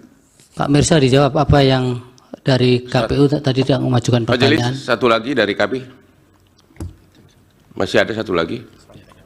Silakan. Ya, terima kasih. Biar sekaligus dijawab, nanti mohon izin. Kepada 5 saksi fakta. Tadi dari keterangan 5 saksi fakta, hampir semua menyatakan katanya dari call center, tidak mengalami dan tidak melihat sendiri. Ya, sebagai perbandingan, sebagai kuasa hukum saya ini menerima pengaduan ribuan ke Kopi Joni, tapi saya tidak mungkin jadi saksi karena saya hanya menerima pengaduan. Apakah benar bahwa pengakuan saudara tadi itu mengatakan bahwa memang Anda hanya menerima dari call center, menerima pengaduan, tapi tidak melihat sendiri kejadian yang Anda laporkan tersebut? Yang kedua, kepada saudara Mirsa yang di sini datang rupanya dalam kapasitas sebagai LBH. Anda mengadu tentang pencalonan Gibran. Apakah waktu Anda membuat pengaduan tersebut, Anda tidak membaca pasal 47 Undang-Undang MK yang menyatakan bahwa putusan MK berlaku seketika setelah diucapkan, sehingga setelah putusan MK nomor 90 sudah diucapkan, maka itu menjadi bagian dari hukum positif, sehingga tidak perlu dirubah. Sudah berlaku dia tanpa harus menunggu dirubah peraturan PKPU. Pertanyaan terakhir, dua lagi terakhir. Kepada pertanyaan saksi kelima, yang perbedaan masif antara calon legislatif dan calon pilpres. Emang manusia mana yang tahu kenapa banyak memilih pilpres, mana yang memilih legislatif? Bukankah hanya Tuhan yang tahu kenapa dia memilih itu? Itu nggak bisa ditanyakan kepada siapapun. Iya, pertanyaan Bapak apa? Pertanyaan saya, kepada siapa Anda menanyakan kenapa dipilih lebih banyak memilih pilpres sedangkan legislatif sedikit? Dalam posisi apa orang itu menjawab? Pertanyaan terakhir, dari ini terulang lagi kepada saksi nomor 1 sampai 5, apakah semua kejadian-kejadian yang Anda laporkan ini, Anda bisa tahu nggak bahwa kepala desa misalnya akhirnya berubah, mempengaruhi mempengaruhi suara di pilpres? Anda kan tidak tahu apakah kepala desa itu akhirnya memilih 02 atau tidak. Semua hanya berdasarkan asumsi, sedangkan Anda di sini saksi fakta. Terima kasih. Download Tribun X sekarang, menghadirkan lokal menjadi Indonesia. Rumah aktris Sandra Dewi digeledah oleh pihak Kejaksaan Agung hari ini, Senin, tanggal 1 April tahun 2024. Penggeledahan ini dilakukan buntut dari suami Sandra Dewi, Harvey Moise, ditetapkan sebagai tersangka kasus korupsi timah. Hal itu disampaikan Dir, penyidik di kantor Kejaksaan Agung, Senin, tanggal 1 April tahun 2024. Penggeledahan memang benar di Paku Bowono, kata Ketut Sumedana selaku Kapus Penkum Kejaksaan Agung di kantornya, Senin, tanggal 1 April tahun 2024. Saat ini penggeledahan masih berlangsung. Sementara penggeledahan masih berlangsung, sambung Kuntadi selaku Dir penyidikan. Hingga kini, pihak Kejaksaan Agung belum bisa menjelaskan secara rinci terkait hasil penggeledahan rumah Sandra Dewi dan Harvey Moise. Nanti hasilnya akan kita lihat, pungkas Kuntadi. Diketahui, suami Sandra Dewi telah ditetapkan sebagai tersangka kasus korupsi timah yang merugikan negara mencapai 271 triliun rupiah. Harvey Moise ditahan oleh penyidik setelah ditetapkan sebagai tersangka, Rabu, tanggal 27 Maret tahun 2024. pada hari ini memang sengaja kita doorstop, tidak mengundang rekan media, tapi media yang mengundang kita, tapi menggunakan medianya Puspenkum. Ya, ada beberapa perkembangan yang memang ditanyakan oleh media terkait dengan pemeriksaan hari ini, terkait dengan perkembangan penanganan perkara timah 2015-2022, dan sampai saat ini belum media ketahui bahwa kita sudah melakukan pemeriksaan lebih dari 170 saksi. Dan hari ini juga kita melakukan satu pemeriksaan 4 saksi terhadap perkara timah. Untuk lebih lengkapnya nanti Pak Kundadi menyampaikan hal-hal yang penting, mungkin nanti ada di sini saya jawabnya. Silakan Pak Kun, Pak Direktur Penyidikan. Terima kasih. Assalamualaikum warahmatullahi wabarakatuh. Waalaikumsalam. Selamat siang, saudara saudara kita semua. Sebagaimana kita ketahui, beberapa hari yang lalu kita melakukan serangkaian tindakan penyidikan, di antaranya melakukan kegiatan penggeledahan di rumah saudara ALN, dan kemudian beberapa saat kemudian kita melakukan tindakan penahanan terhadap saudara ALN dan diikuti dengan penahanan saudara HM. Tindak lanjut dari pemeriksaan tersebut, sebagaimana telah kami sampaikan, semua pihak yang menurut hemat kami untuk kepentingan penyidikan sangat signifikan keterangannya untuk minta keterangan untuk membuat terang peristiwa pidananya, maka pada hari ini kami memanggil dan memeriksa saudara RGS selaku saksi. Kita harapkan keterangan-keterangan itu akan membuat terang peristiwa pidana yang sedang terjadi dalam tindak pidana tata kelola timah di IUP wilayah PT Timah. Ya, selain itu pada hari ini juga kami sudah melakukan kegiatan penggeledahan di kediaman saudara HN dan sedang berlangsung. Hasilnya apa nanti kita lihat, kita tunggu, nanti akan kita sampaikan apa-apa saja yang kita lakukan. Mungkin itu yang bisa kami sampaikan. Selanjutnya terkait dengan saksi si A, si B apa harus diperiksa dan sebagainya, kembali lagi mohon berikan kepada kami bahwa siapapun sepanjang itu ada urgensinya dalam rangka membuat peristiwa pidana, pasti akan kami minta klarifikasinya, ya. Dan kami tidak bertindak berdasarkan asumsi. Semua tindakan kami transparan dan akuntabel, ya. Kami dibatasi oleh undang-undang untuk memanggil seseorang untuk mengambil tindakan hukum tertentu. Mungkin itu yang bisa kami sampaikan. Terima kasih.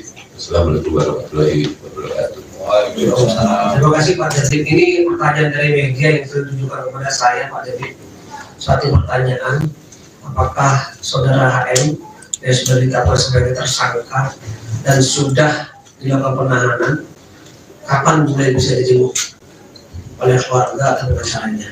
Ibu Pak David, dijawab Pak David. Terima kasih. Sesuai dengan ketentuan yang berlaku, semua tahanan kami untuk 7 hari pertama harus dilakukan tindakan isolasi, sehingga nanti hari ke-7 baru dimungkinkan untuk dilakukan penjemputan. Kecuali ketika ada tindakan pemeriksaan khusus untuk penasihat hukum akan kita beri akses. Ya, itu hak yang bersangkutan. Demikian.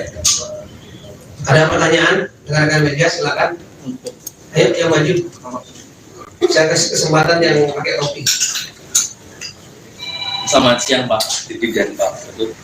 Saya Ari dari Rian Kompas, mau tanya Pak, konfirmasi terkait dengan RBS ini, apakah bisa dielaborasi Pak, ini RBS ini hubungannya dengan ini, apakah terkait dengan PT Refine Bangkatin itu Pak? Sementara di PT Refine Bangkatin itu kan beliaunya tidak masuk dalam jajaran direksi maupun komisaris. Terima kasih. Oke, terima kasih atas pertanyaannya.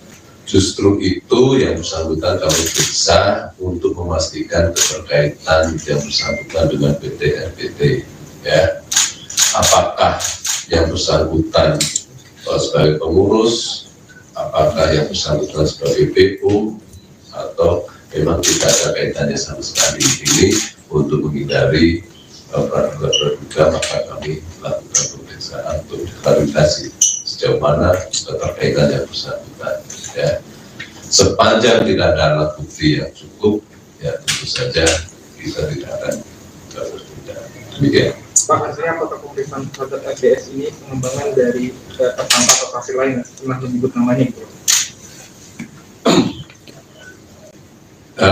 Kami selalu mencermati hasil penyidikan. Apakah pemanggilan ini kaitannya dengan saksi atau alat bukti yang lain? Tentu saja kami tidak bisa menyampaikan di forum ini. Ya, yang jelas kami melihat ada urgensi yang harus kami klarifikasi pada yang bersangkutan untuk membuat terang peristiwa dari demikian. Silakan tadi yang kacamata. Ya Pak, selamat siang. Perkenalkan saya Thomas dari Kumparan. Mau tanya Pak, yang terkait kasus korupsi timah dari tersangka Harvey Mois sama Helen Halim ini. Nah, Harvey Mois ini kan punya jet pribadi hingga mobil Rolls Royce ya. Terus Helen Halim ini juga punya rumah mewah di PIK. Nah, kira-kira Pak ada kemungkinan akan disita nggak Pak aset mereka itu? Terus yang selanjutnya keduanya akan dijerat TPPU nggak Pak? Terima kasih. Terima kasih. Sebagaimana telah kami sampaikan bahwa dalam setiap penanganan perkara tindak pidana korupsi, kami selalu menelusuri juga potensi adanya TPPU. Ya, sehingga itu sudah menjadi produk kami. TPPU sudah kita lakukan, bahkan Helen Halim memang sudah kita sampaikan dalam tindak pidana pencucian uang, tidak tertutup kemungkinan terhadap HM. Ya. Terkait dengan harta benda, penyitaan dan sebagainya, penelusuran masih sedang kita lakukan. Sepanjang barang-barang tersebut ada kaitannya menjadi alat atau merupakan hasil dari kejahatan, pasti akan kami lakukan penyitaan. Ya, terima kasih. Pak, menyambung Pak, dua hal lainnya Pak. Sebentar, pelan-pelan. Menyambung Pak. Saya suruh kesini tadi. Silakan. Baik, terima kasih Pak. Tadi saya Rudi dari Roto Terakuang. Saya datang dari Belaka sengaja hari ini. Ada 3 pertanyaan yang saya sampaikan. Yang pertama terkait AT Judis. Apakah pihak Kejaksaan Agung sudah melakukan langkah-langkah seperti pemblokiran rekening, baik itu milik HM maupun milik perusahaan-perusahaannya. Kemudian yang kedua,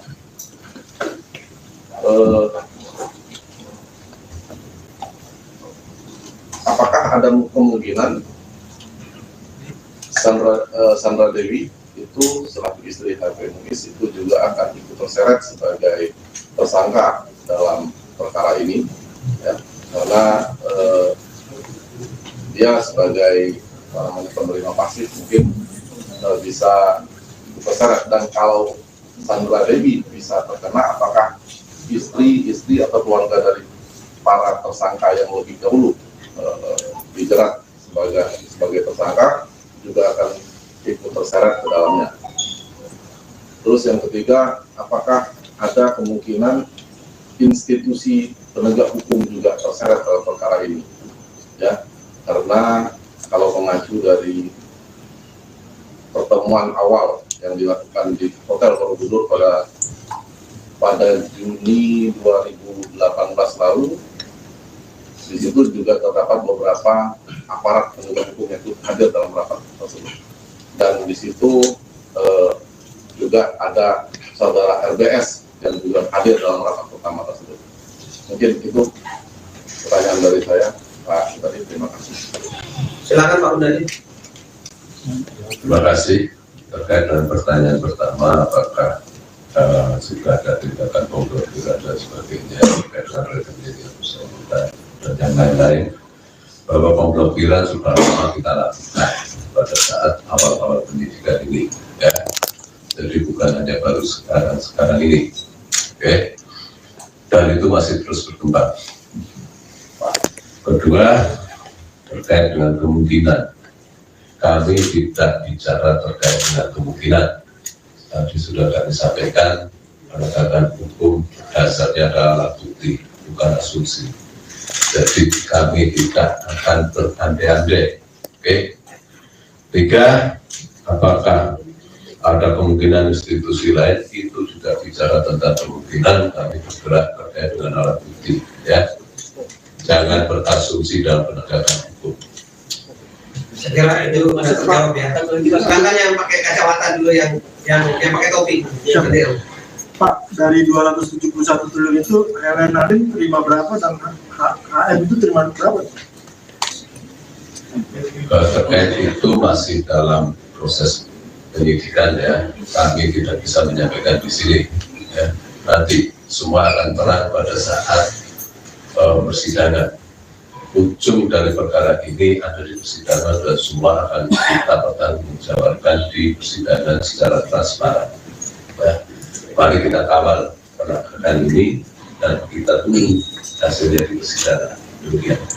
Pak, silakan yang wajib yang kacamata dari Pak. Ya, Pak, izin menyambung Pak. Kan tadi masih ditelusuri lagi terkait kemungkinannya yang tadi itu. Tapi boleh tahu nggak Pak, keuntungan yang didapetin sama si Harvey Moise dan Helena Lim ini berapa gitu? Miliaran kah atau berapa gitu Pak? Terus yang selanjutnya akan ada kemungkinan tersangka lain Pak? Terkait dengan keuntungan masih dalam proses penelusuran kami, ya. Tunggu saja, ini formulasi penghitungan, perumusannya, penghitungan masih kita koordinasikan dengan BPKP dan beberapa ahli terkait dengan keuangan negara.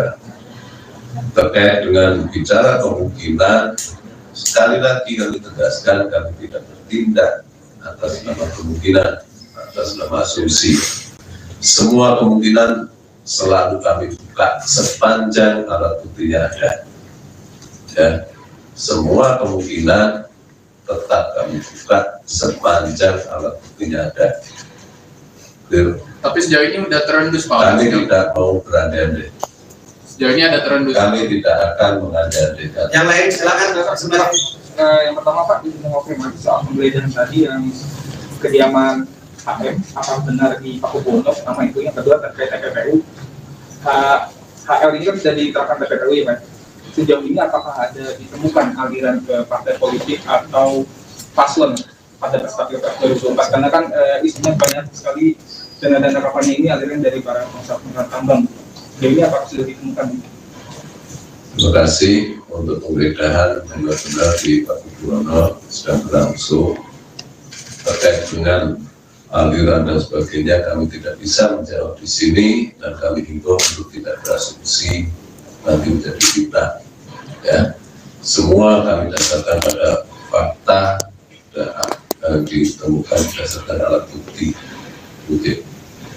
Pak, silakan dari mana? Ansari dari bisnis.com. Mau bertanya Pak, apakah sudah ada pemeriksaan terhadap pemangku kebijakan atau regulator dalam kasus ini? Yang Anda maksud regulator pemangku kebijakan itu apa? Siapa? SDM atau kementerian terkait Pak? Silakan Pak. Dari penanganan perkara ini dari awal itu pasti sudah kami lakukan pemeriksaan, ya, karena kita harus melihat dari kepatuhan terhadap regulasi yang ada, itu sudah kita lakukan pemeriksaan, ya. Jadi dari 172 saksi yang sudah kita periksa termasuk di dalamnya itu, ya, ini sudah lama kita gulirkan proses, bukan pada hari ini. Jadi hari ini baru 4 kita periksa terkait dengan saksi dan sekarang sudah berlangsung. Ada lagi? Cukup ya. Sekali lagi terima kasih kepada rekan-rekan media. Apa yang diungkapkan oleh Pak Dirbit dan saya berdasarkan fakta yang kita dapatkan dalam proses penyidikan. Kita tidak berasumsi, tidak berandai-andai, saya lagi ya. Kemudian nanti akan diuraikan secara detail dalam surat dakwaan ketika perkara tersebut sudah dilimpahkan ke pengadilan. Karena beberapa bagian tidak bisa kita sampaikan ke media, karena itu bagian dari proses penyidikan tidak bisa terungkap. Sekian dan terima kasih. Assalamualaikum warahmatullahi wabarakatuh.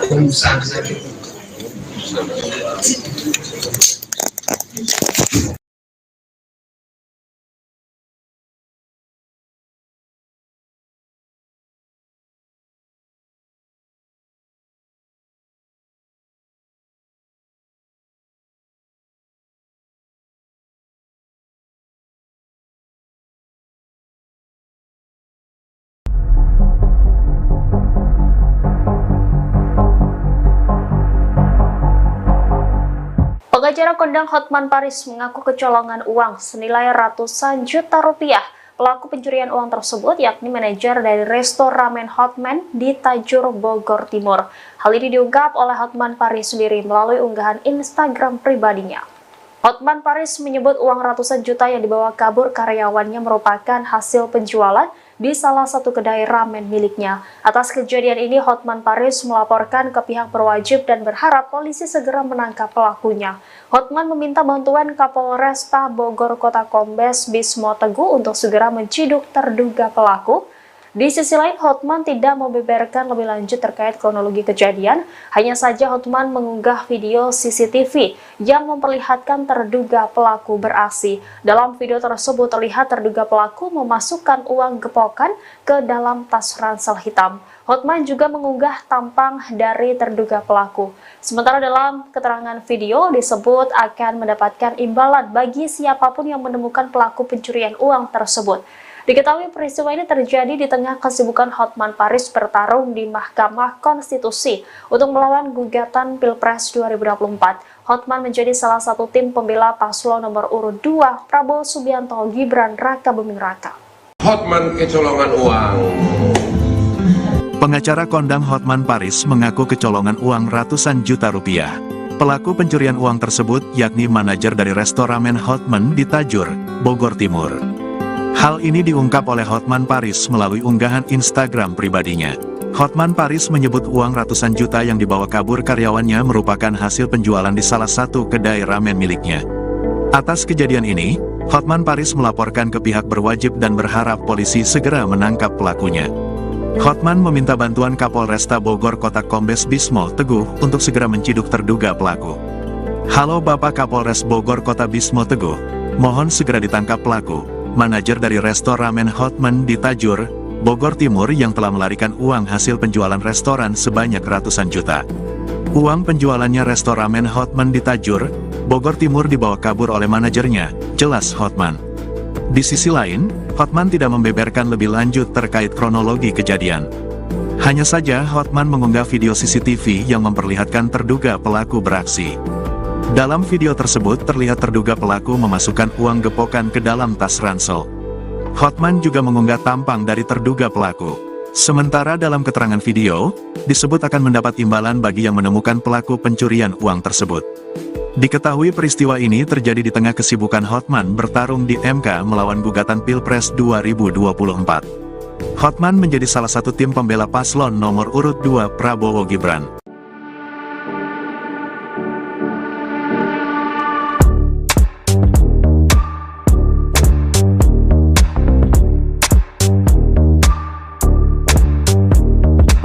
Pengacara kondang Hotman Paris mengaku kecolongan uang ratusan juta rupiah.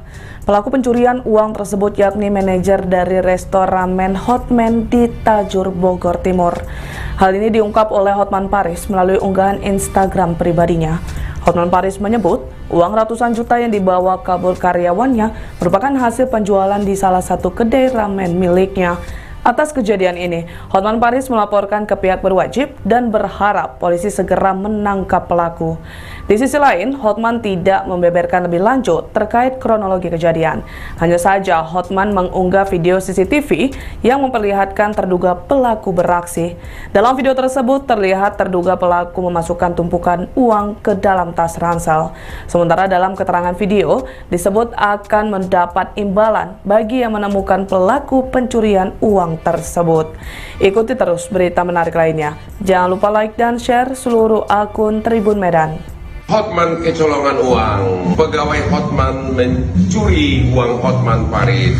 Halo Bapak Kapolres Bogor Kota, mohon segera ditangkap pelaku manajer dari resto ramen Hotman di Tajur Bogor Timur yang telah melarikan uang hasil penjualan restoran sebanyak ratusan juta uang penjualan restoran Hotman di Tajur Bogor Timur dibawa kabur oleh manajernya. Bapak Kapolres Bogor Kota sangat mengucapkan terima kasih sekiranya pelakunya dapat ditangkap segera. God bless you, mohon dibantu. Salam Hotman Paris.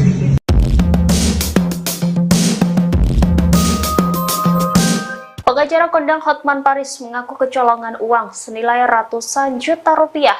Pelaku pencurian uang tersebut yakni manajer dari resto ramen Hotman di Tajur Bogor Timur. Hal ini diungkap oleh Hotman Paris sendiri melalui unggahan Instagram pribadinya. Hotman Paris menyebut uang ratusan juta yang dibawa kabur karyawannya merupakan hasil penjualan di salah satu kedai ramen miliknya. Atas kejadian ini, Hotman Paris melaporkan ke pihak berwajib dan berharap polisi segera menangkap pelakunya. Hotman meminta bantuan Kapolresta Bogor Kota Kombes Bismo Teguh untuk segera menciduk terduga pelaku. Di sisi lain, Hotman tidak membeberkan lebih lanjut terkait kronologi kejadian. Hanya saja Hotman mengunggah video CCTV yang memperlihatkan terduga pelaku beraksi. Dalam video tersebut terlihat terduga pelaku memasukkan uang gepokan ke dalam tas ransel hitam. Hotman juga mengunggah tampang dari terduga pelaku. Sementara dalam keterangan video disebut akan mendapatkan imbalan bagi siapapun yang menemukan pelaku pencurian uang tersebut. Diketahui peristiwa ini terjadi di tengah kesibukan Hotman Paris bertarung di Mahkamah Konstitusi untuk melawan gugatan Pilpres 2024. Hotman menjadi salah satu tim pembela paslon nomor urut 2 Prabowo Subianto Gibran Raka Buming Raka. Halo Tribuners, jumpa lagi bersama saya Mutiara dalam tayangan podcast Tribun Lampung. Kali ini Mutiara sudah kedatangan narasumber di studio Tribun Lampung yang akan berbincang bersama Mutiara selama 30 menit ke depan nih. Yaitu langsung saja Mutiara perkenalkan narasumber kita pada hari ini ada Kak Nufusa Samsuri selaku desainer Lampung. Halo Kak Nufus. Halo. Gimana kabarnya hari ini Kak? Baik, alhamdulillah. Puasanya lancar? Alhamdulillah. Iya, ini walaupun puasa kita harus tetap semangat ya, untuk berbagi kepada Tribuners di rumah. Nah, Kak Nufusa Samsuri ini kan sebagai desainer Lampung. Boleh diceritain Kak sedikit sekarang ini kesibukannya ngapain aja Kak? Ya, kesibukannya sih kalau saat ini memang kita aktifnya di dunia seni ya, kan karena memang aku merupakan alumni dari S1 Pendidikan Seni Tari Unila gitu. Kemudian dari pendidikan seni tersebut dari bidang tari itu kita merambah di dunia fashion juga. Artinya sekarang saya lagi sedang fokus untuk pengembangan inovasi fashion lokal untuk lebih dikenal sih seperti itu. Oke, ternyata basicnya sama-sama alumni di ini kita. Cuman beda jurusan aja. beda fakultas. Kalau Mutiara ilmu komunikasi kebetulan. Iya. Nah, Kak, boleh ceritain dong awal mulanya menjadi seorang desainer. Ini kan tadi kalau background jurusan sih kayaknya nggak ada desainer-desainernya ya, seni tari gitu.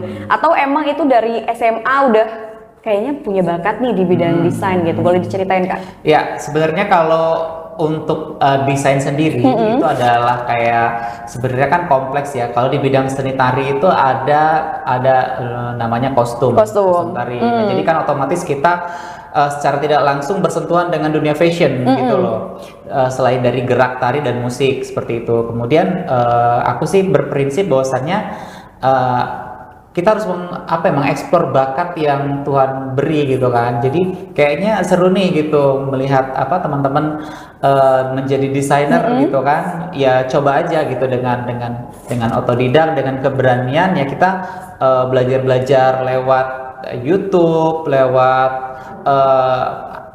Instagram. Jadi itu aja kita manfaatin sosial media. Oke, jadi otodidak gitu. Iya, jadi sekarang apalagi lebih mudah ya dengan adanya media sosial itu kita bisa lebih explore. Jadi informasi apa aja kita bisa cepet dapat. Kemudian semua tergantung dari kita sih gitu kan. Kalau kita mau pasti kita bisa seperti itu. Oke, jadi memang belajarnya otodidak. Nah kalau boleh tahu Kak, karya pertamanya gitu kan menjadi seorang desainer pada saat awal-awal itu pada tahun berapa dan karyanya itu dipakai di mana kostumnya kalau boleh tahu? Ya untuk awal sih sebenarnya kalau awal sekali itu aku buat karya itu baju untuk pakaianku sendiri. Oh, untuk diri sendiri iya. Oke. Jadi sebelum kita menjadikan orang sebagai model karya kita, kita coba kayaknya aku jadi desainer untuk badan diriku sendiri kayak seperti itu. Jadi kayak baju-baju pesta, baju-baju pokoknya buat aja sesuka hati aku gitu kan. Aku datang gitu kan ke penjahit. Aku punya rancangan, Kak aku punya seperti ini dibuat. Kemudian di satu waktu dipakai pesta kok bagus gitu kan. Terus dari situ teman-teman yang kayak Kak aku mau sih gitu. Jadi ada yang satu waktu kayak aku mau sewa deh, boleh nggak buat acara ini? Ya boleh gitu. Kemudian Kak, aku mau dong buat custom baju yang seperti ini, cuman warnanya beda, detailnya agak dibedain.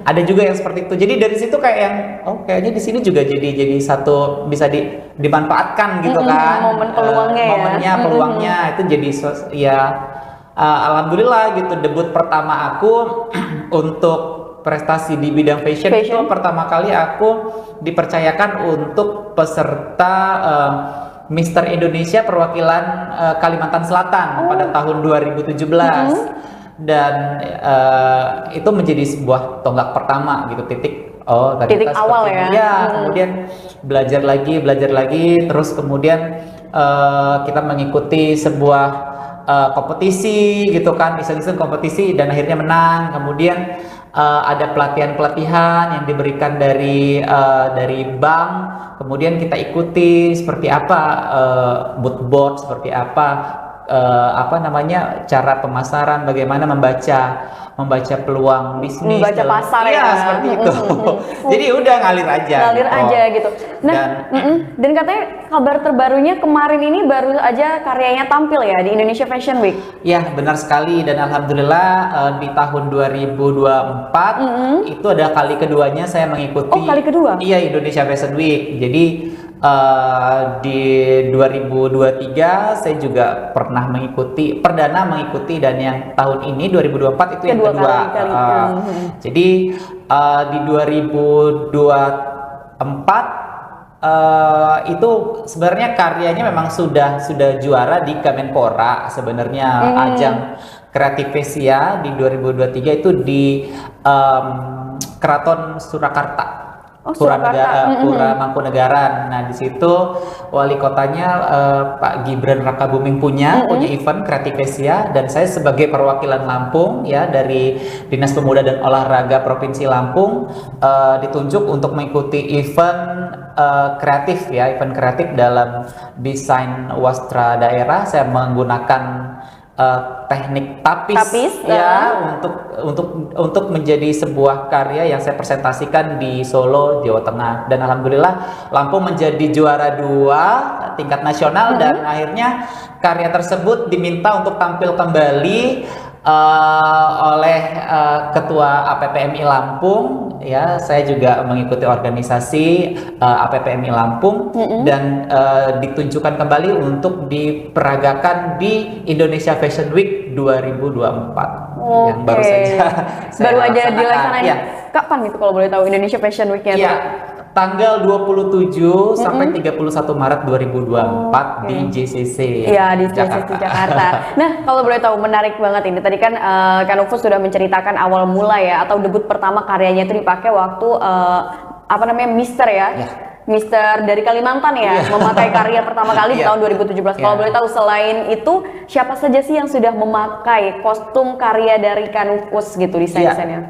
Jadi kalau aku sih sebenarnya juga dulu karena juga kita perlu ya membranding diri dengan promosi, akhirnya kita juga support dengan putra-putri daerah Lampung yang ingin ke nasional.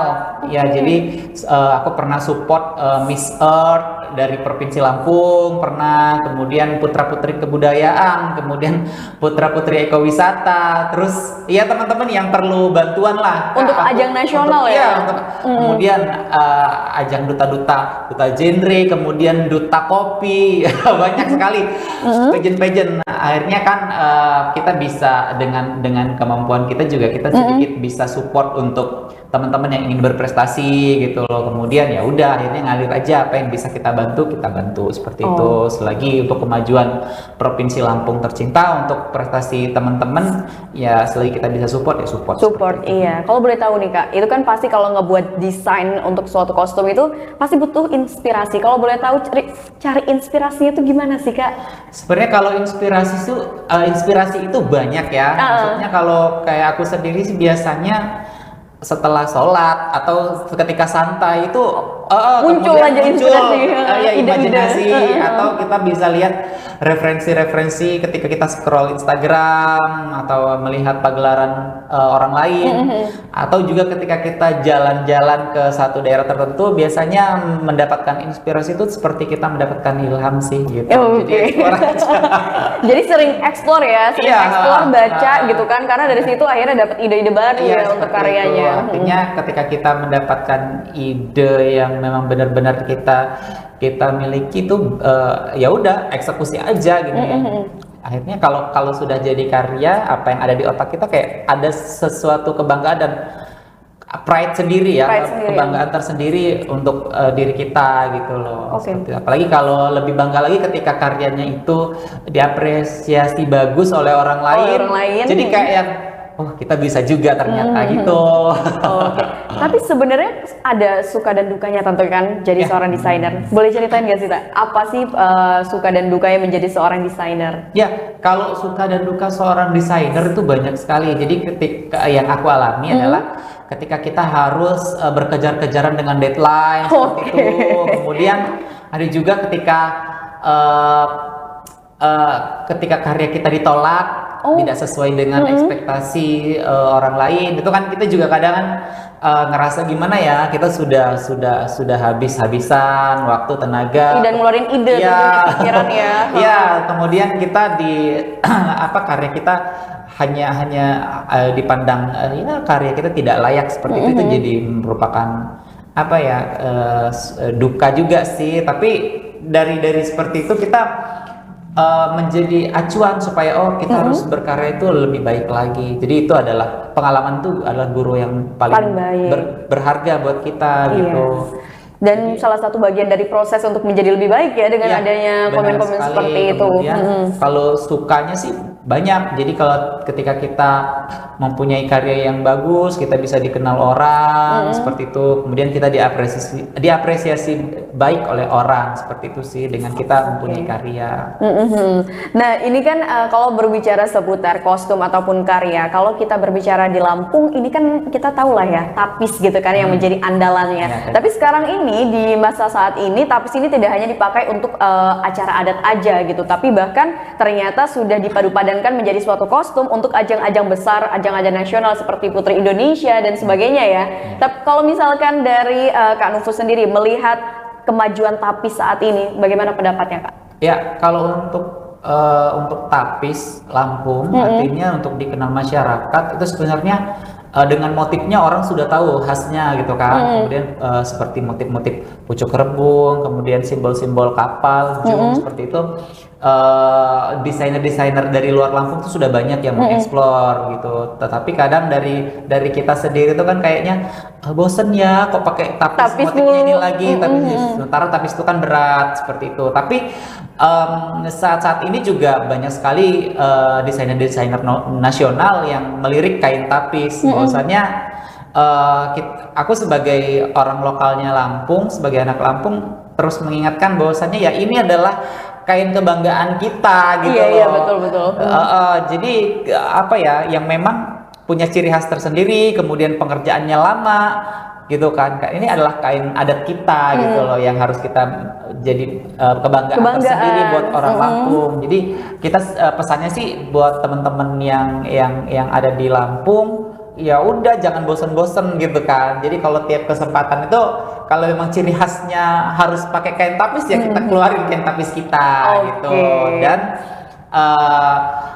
eksplorasi aku pada Indonesia Fashion Week pada tahun ini itu kan mengangkat temanya tapis, tapi tapisku itu penuh dengan apa ya, penuh dengan inovasi. Jadi nanti bisa dilihat di Instagramku di @nufusa. Kemudian di situ pada Indonesia Fashion Week tahun ini tuh aku mengangkat sulam tapis, teknik sulam tapis, pada kreasi jas ya, jas pria. Kemudian di situ aku gambar sosok Raden Intan dengan 12 tupeng pengawalnya gitu. Jadi kayak supaya secara teknik sulam tapisnya dapat, kemudian secara historis sejarahnya juga dapat gitu. Jadi kita sebagai pemuda Lampung, ketika kita menggunakan outfit, tidak hanya berbicara outfitnya aja kelihatan bagus, tapi di situ maknanya dalam dari outfitnya itu ya. Kemudian ada di satu sisi, aku nggak bawa sih bajunya, nanti bisa dilihat di satu sisi tapisannya itu aku aku menggunakan benang dari karung goni, dari serat kelapa. Itu aku buat. Jadi itu yang menjadi daya tarik. Bahwasannya itu menjadi momentum ya, kita harus mengingat kepedihan dan perjuangan masyarakat kita dulu itu nggak mampu memakai wastra kain. Jadi pembalut badan pribumi zaman dulu, ketika zaman kolonial itu ketika aku riset, mereka menggunakan karung goni seperti itu untuk membalut tubuh. Jadi kita bersyukurlah bisa udah hidup, bisa di zaman sekarang ya. Tinggal pilih. Tinggal ada uangnya apa enggak gitu kan. Tinggal klik kalau sekarang ya. Iya benar. Nah, Kak Nufus ini menarik sekali. Jadi memang pada saat di Indonesia Fashion Week, Kak Nufus ini memang mengangkat tapis ya. Tadi juga sudah dijelaskan karya-karya yang ditampilkan pada saat Indonesian Fashion Week itu di bulan Maret kemarin ya? Maret kemarin. Nah, Kak Nufus, ini kalau misalkan kita berbicara tentang wastra ya, ini ternyata kalau untuk saat ini kan anak muda kayaknya sudah mulai melirik gitu. Yang tadinya mereka kayaknya anti banget nih pakai wastra-wastra, tapi kayaknya sekarang sudah banyak di media sosial anak-anak muda ini yang udah mulai tertarik gitu. Nah, kalau menurut Kak Nufus sendiri gimana sih Kak, anak muda di Lampung khususnya kalau untuk masalah mengenakan wastra gitu Kak? Ya, untuk masalah wastra sih anak muda di Lampung sekarang sedang bergeliat sih. Kalau banyak banget tuh tidak, tapi ada beberapa memang komunitas-komunitas anak muda yang sekarang sudah mulai ya. Artinya sudah mulai aku kayaknya harus ada Lampung Pride-nya nih ketika memakai outfit gitu. Jadi kayak banyak sekali sekarang brand-brand lokal yang sudah mengangkat misalnya kaos tapis, kemudian UMKM itu sudah banyak juga yang eksplorasi ya. Kemudian aku juga tergabung dalam APPMI. Apa itu sih Kak? Ya, APPMI itu adalah Asosiasi Perancang Pengusaha Mode Indonesia, APPMI. Jadi kalau organisasi asosiasi desainer lah. Ya, gitu. Kalau kita di lokal Lampung ya, di Provinsi Lampung itu diketuai oleh Ibu Ida Giris ya. Jadi beliau juga salah satu ketua dari Provinsi Lampung yang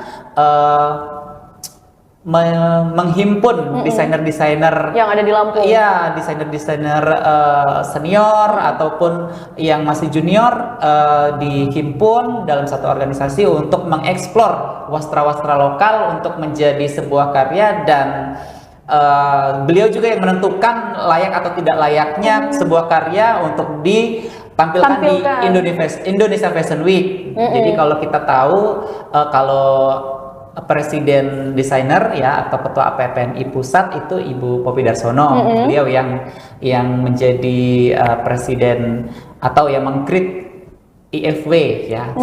Indonesia Fashion Week itu. Ya, Ibu Kopi Darsono. Jadi kita sebagai anggota APPMI ikut melestarikan wastra lokal juga. khususnya wastra-wastra di Provinsi Lampung sangat banyak dan itu masih banyak sekali. Jadi tidak hanya tapis, ternyata Lampung itu ada kain sulam madu aro, kemudian ada sulam jelujur juga. Sulam jelujur pernah ngedenger ya, benar pernah ngedenger. Iya, jadi kemudian ada juga sulam usus, kemudian itu banyak sekali yang bisa kita eksplor untuk menjadi suatu sebuah karya fashion gitu. Jadi kita jangan bersedih, tidak hanya daerah lain yang punya songket, yang punya batik, tapi kita juga punya motif-motif khas, motif-motif yang cantik yang bisa kita eksplor dan bisa kita kenakan. Jadi kalau fashion itu kan sebenarnya lebih kepada fashion gua banget nih. Jadi DNA kalau aku sukanya yang gimana ya? Aku sukanya yang glamor atau aku sukanya yang benar-benar. Jadi kayak casual. Fashion itu nentuin identitas diri ya. Iya, benar sekali, benar sekali. Ini salah satu tampilan ini 2023. 2023. Ini debut pertama aku awal sekali. Jadi memang pada saat itu aku lebih explore pada kostum pertunjukan, kostum tari. Kostum pertunjukan. Ya, jadi segala gapura-gapura Lampung aku ditempelin semua ya. Itu temanya jung. Jadi kayak yang dari jauh orang harus tahu itu itu Lampung gitu. Oke. Nah, ini yang 2024 baru kemarin. 2000 baru kemarin ini? Baju dongker ya, ini ngambil warnanya ya? Ya, dongker. Jadi itu filosofinya adalah samudra laut Selat Sunda ya. Karena temanya kan itu sebenarnya Raden Intan sih sebenarnya. Temanya. Iya, karena kan lokasi Raden Intan tuh di pesisir Kalianda. Jadi biru laut Kalianda itu aku sebagai elemen kuat pada fashion ini. Jadi lebih ke sana sih filosofinya. Nah, nih Kak, kita udah ngobrol panjang. Sebenarnya kalau untuk dari Kak Nufus sendiri menjadi seorang desainer, apa sih Kak tantangan terbesarnya? Tantangan terbesar seorang desainer itu adalah kita konsisten dalam berkarya. Kemudian satu juga tantangannya adalah kita riset ya. Kita tidak boleh malas riset ketika kita mengangkat suatu karya itu kita harus jelas sumbernya dari mana, kemudian apa yang ingin dibuat, apa yang ingin disampaikan, kemudian eksekusi dari sebuah konsep desain, sebuah desain dari gambar menjadi bentuk yang utuh. Iya, wujud nyata lah ya. Wujud nyata itu merupakan suatu tantangan tersendiri sih. Sulit sih sebenarnya kalau desainer yang baik adalah bagaimana detail gambar ketika diaplikasikan itu detailnya sama. Jadi tidak banyak perubahan ya. Iya. Oke. Wah, seru sekali nih. Kak Nufus, terakhir di penghujung podcast kita, boleh tahu nggak sih Kak harapan kedepannya? Ini kan Kak Nufus sudah sering ya bisa dikatakan tampil di ajang nasional. Mungkin kedepannya ingin sering ikut tampil karya-karya di ajang internasional atau sudah pernah Kak? Nasional sih sudah ya IFW. Kemudian lomba-lomba. Jadi kalau tinggal internasional berarti ya. Internasional insya Allah ya. Kita doakan ini ke depannya ya Kak. Ya, mudah-mudahan ada di orang-orang Lampung ya yang bisa memberikan sponsor tiket, kita bisa investor ya. Bisa gelaran ya, misalnya di Paris. Oh iya benar. Paris Fashion Week. Ya sebenarnya kalau koneksi sudah ada di sana, tinggal nanti eksekusi aja nih bagaimana pemerintah daerah ya bisa menggandeng kita anak-anak muda Lampung yang tentunya kita hanya bisa berupaya, tapi kan kesempatan dan Tuhanlah yang memberi jalan nanti gitu. Kita harapannya sih anak muda Lampung bisa didukung ya kan. Artinya kita di sini anak muda Lampung tidak hanya terkenal yang negatifnya saja, tapi di sini saya membuktikan bahwasannya anak muda Lampung tuh punya karya dan punya prestasi. Jadi ya, jangan yang negatif-negatifnya aja. Lampung ya bener banget. Lampung itu terkenal negatif. Jadi kita yang lahir, tinggal, hidup dan istilahnya makan minum besar di Lampung besar di Lampung. Kayak kita nggak terima gitu loh. Kita buktikan dengan prestasi. Jadi sedikit besar harapannya ya mudah-mudahan setelah podcast ini ada ya. Iya benar, kita doakan abis ini ada kita bisa gelaran ya di luar negeri, bisa di Eropa, kita bawa kreativitas UMKM kita, kemudian kita bawa segala macam bentuk kesenian kita di internasional, jadi supaya Lampung bisa lebih dikenal lagi gitu. Oke. Tapi Kak, kalau misalkan di Tribuners di rumah ada yang pengen banget apa ya istilahnya bikin kostum yang didesain oleh Kanufus, itu kayak gimana Kak? Bisa hubungin via DM atau Kanufus mungkin punya butik tersendiri Kak untuk saat ini? Bisa via DM sih nggak apa-apa. Via DM, atau kalau ya. mau silaturahmi ke tempat langsung boleh. Ada di mana Kak? Boleh kasih tahu nih ke Tribuners boleh, di rumah. tempatnya aku kalau alamat bisa teman-teman cek di Google Map masing-masing di Sanggar Seni Nufusa Etnika ya di Jalan Bambu, Kelurahan Sumberjo Sejahtera, Kecamatan Kemiling, Kota Bandar Lampung, Provinsi Lampung. Atau kalau biar nggak repot DM aja deh. Di Sherlock ya. Oke. Jadi kalau misalkan Tribuners pengen banget bikin kostum dan didesain oleh Kanufus, bisa langsung di DM aja atau tadi datang langsung ke lokasinya ya, silaturahmi langsung ya.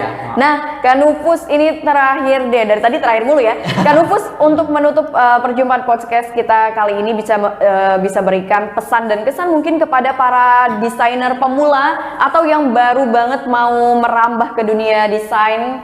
Boleh banget nih Kak dikasih saran ataupun pesannya lah. Ya, untuk teman-teman semua yang memiliki bakat ya dalam bidang mendesain atau suka dengan bidang fashion, kemudian ingin mengeksplorasi diri. Jadi harapannya ke depan ya, sarannya dari aku terus saja berkreasi, terus saja berkarya, kemudian jangan pernah berhenti untuk berkarya, karena aku cuma bisa berkata pengkarya di saat ini pengkarya semakin sedikit, penggibah semakin banyak. Jadi terus aja berkreasi ya, terus aja berkarya, jangan hiraukan apapun itu. Kemudian ketika itu adalah sebuah masukan yang baik, maka ambillah. Tapi ketika itu tidak baik, maka ya hempaskanlah. Jadi supaya kamu juga nyaman dalam berkarya, dan pada suatu saat kalian akan menemukan titik di mana karyamu itu diterima. Oke, dan dikenal banyak orang tentunya. Baik, Tribuners, mungkin itu saja podcast Tribun Lampung bersama dengan Kak Nufusa Zamsuri selaku desainer Lampung. Terima kasih banyak Kak sudah mau mampir nih ya ke studio Tribun Lampung dan juga berbagi tentunya pengalamannya kepada Tribuners di rumah. Harapannya Tribuners yang menyaksikan podcast ini yang memang tertarik di dunia desain bisa terinspirasi dan juga mendapatkan insight serta motivasi dari seorang Kak Nufus. Baik, Tribuners, mungkin itu saja podcast Tribun Lampung bersama dengan Mutiara dan juga Kak Nufus, dan sampai jumpa di podcast Tribun Lampung berikutnya. Bye-bye.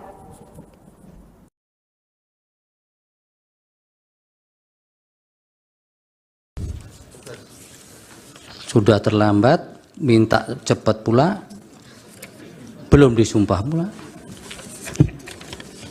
Terima kasih yang mulia atas kebijaksanaan. Pak Heru, berikutnya siapa? Yang mulia, mohon izin. Sebelum melanjutkan ke ahli berikutnya, ada permintaan dari saksi satu orang karena akan menguji di Universitas Sriwijaya pukul 15. Mohon satu didahulukan jika diperkenankan yang mulia. Satu orang. Gimana? Silakan. Iya, terima kasih yang mulia. Saudara Arif Patramijaya minta izin di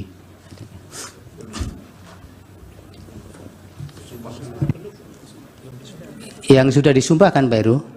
Yang belum, yang mulia. Belum ya. Oke, ya, mohon izin dulu.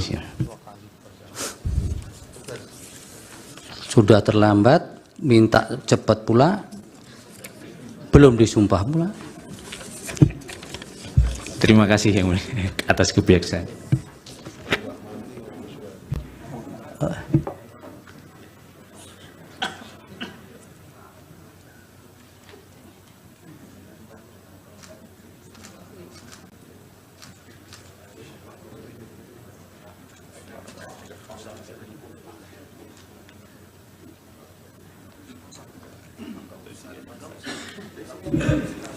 Pak Arif, agama Islam ya? Patrajen ya panggilannya. Formalnya kok Arif Patrawijaya. Oh iya, ini mana? Lawyer senior kok identitasnya beda-beda.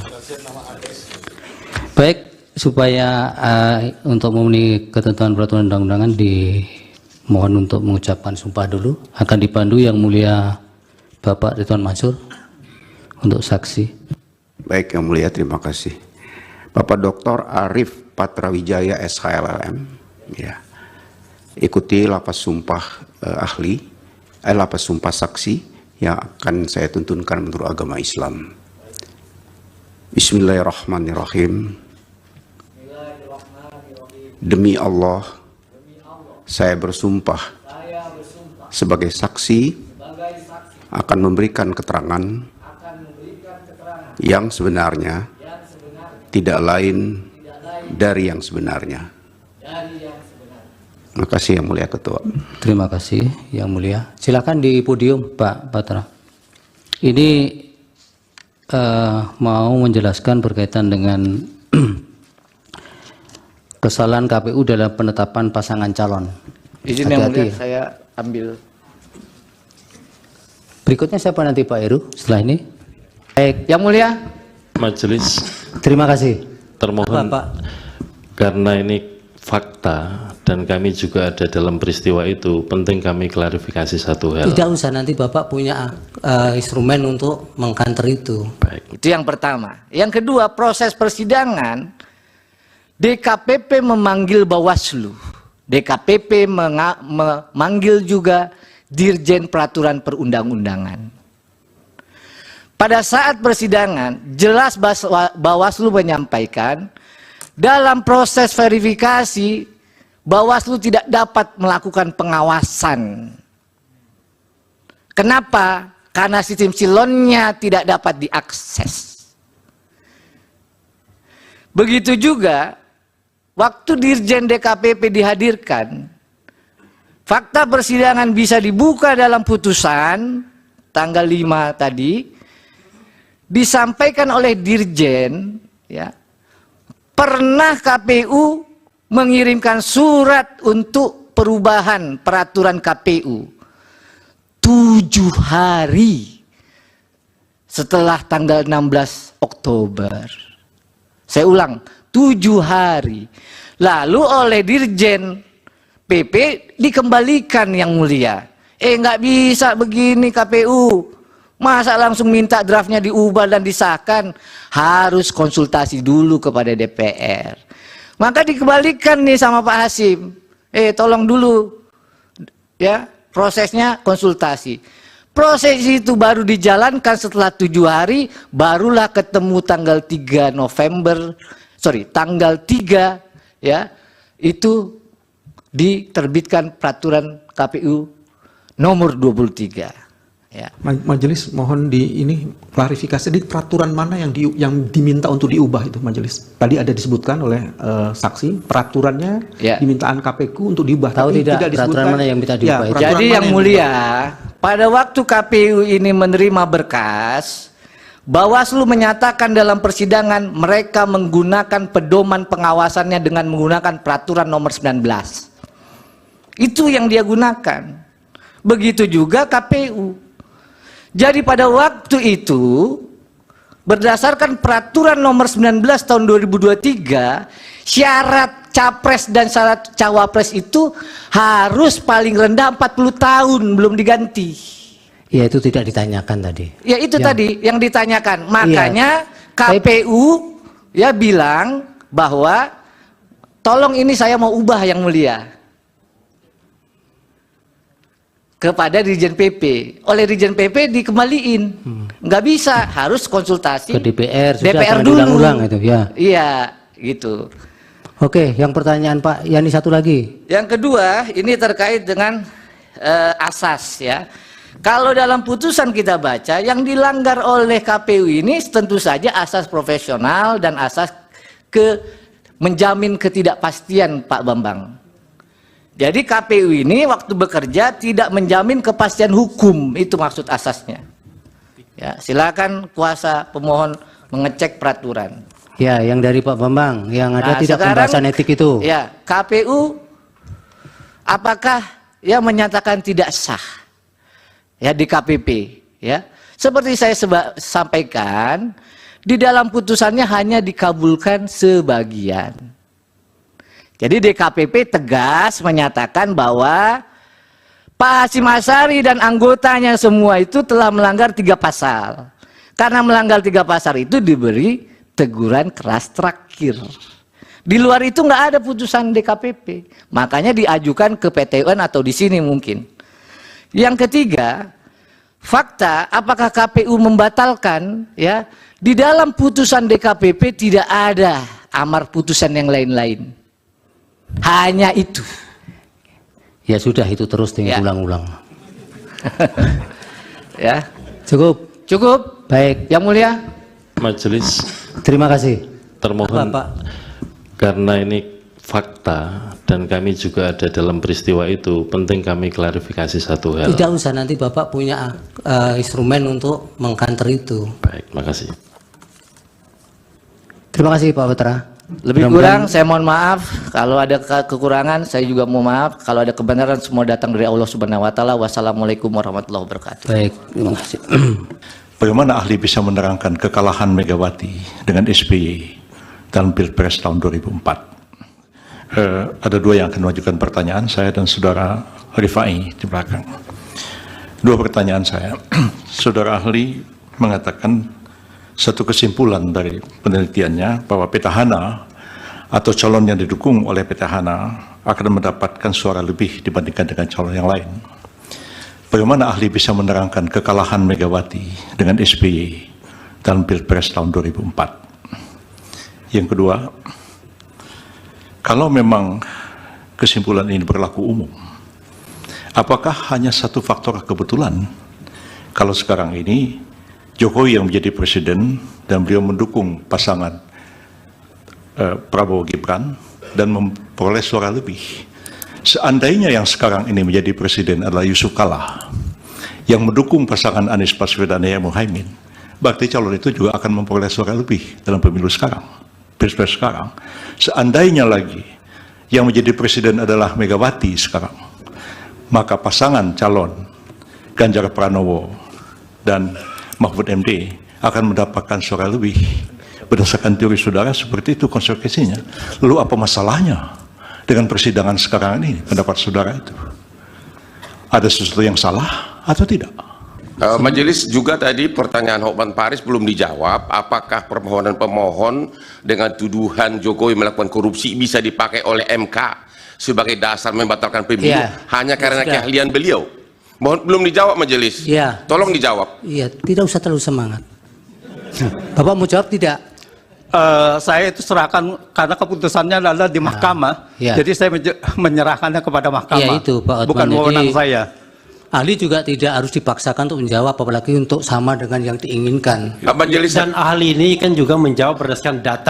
Jadi bukan hanya berdasarkan mohon izin majelis kan dia yang memulai, dia yang mengatakan Jokowi korupsi, dia yang mengatakan ini, dia harus konsekuen dong sebagai ahli menerangkan. Iya, tapi pada bagian apakah itu menjadi kewenangan MK kan tidak dijawab. Ya maksud saya dia sebagai ahli harusnya konsekuen dengan jawabannya, jangan cuma omon-omon. Anda tidak bisa memaksa seperti itu. Terima kasih ya ahli, keterangannya mudah-mudahan bermanfaat untuk pengambilan putusan. Terima kasih.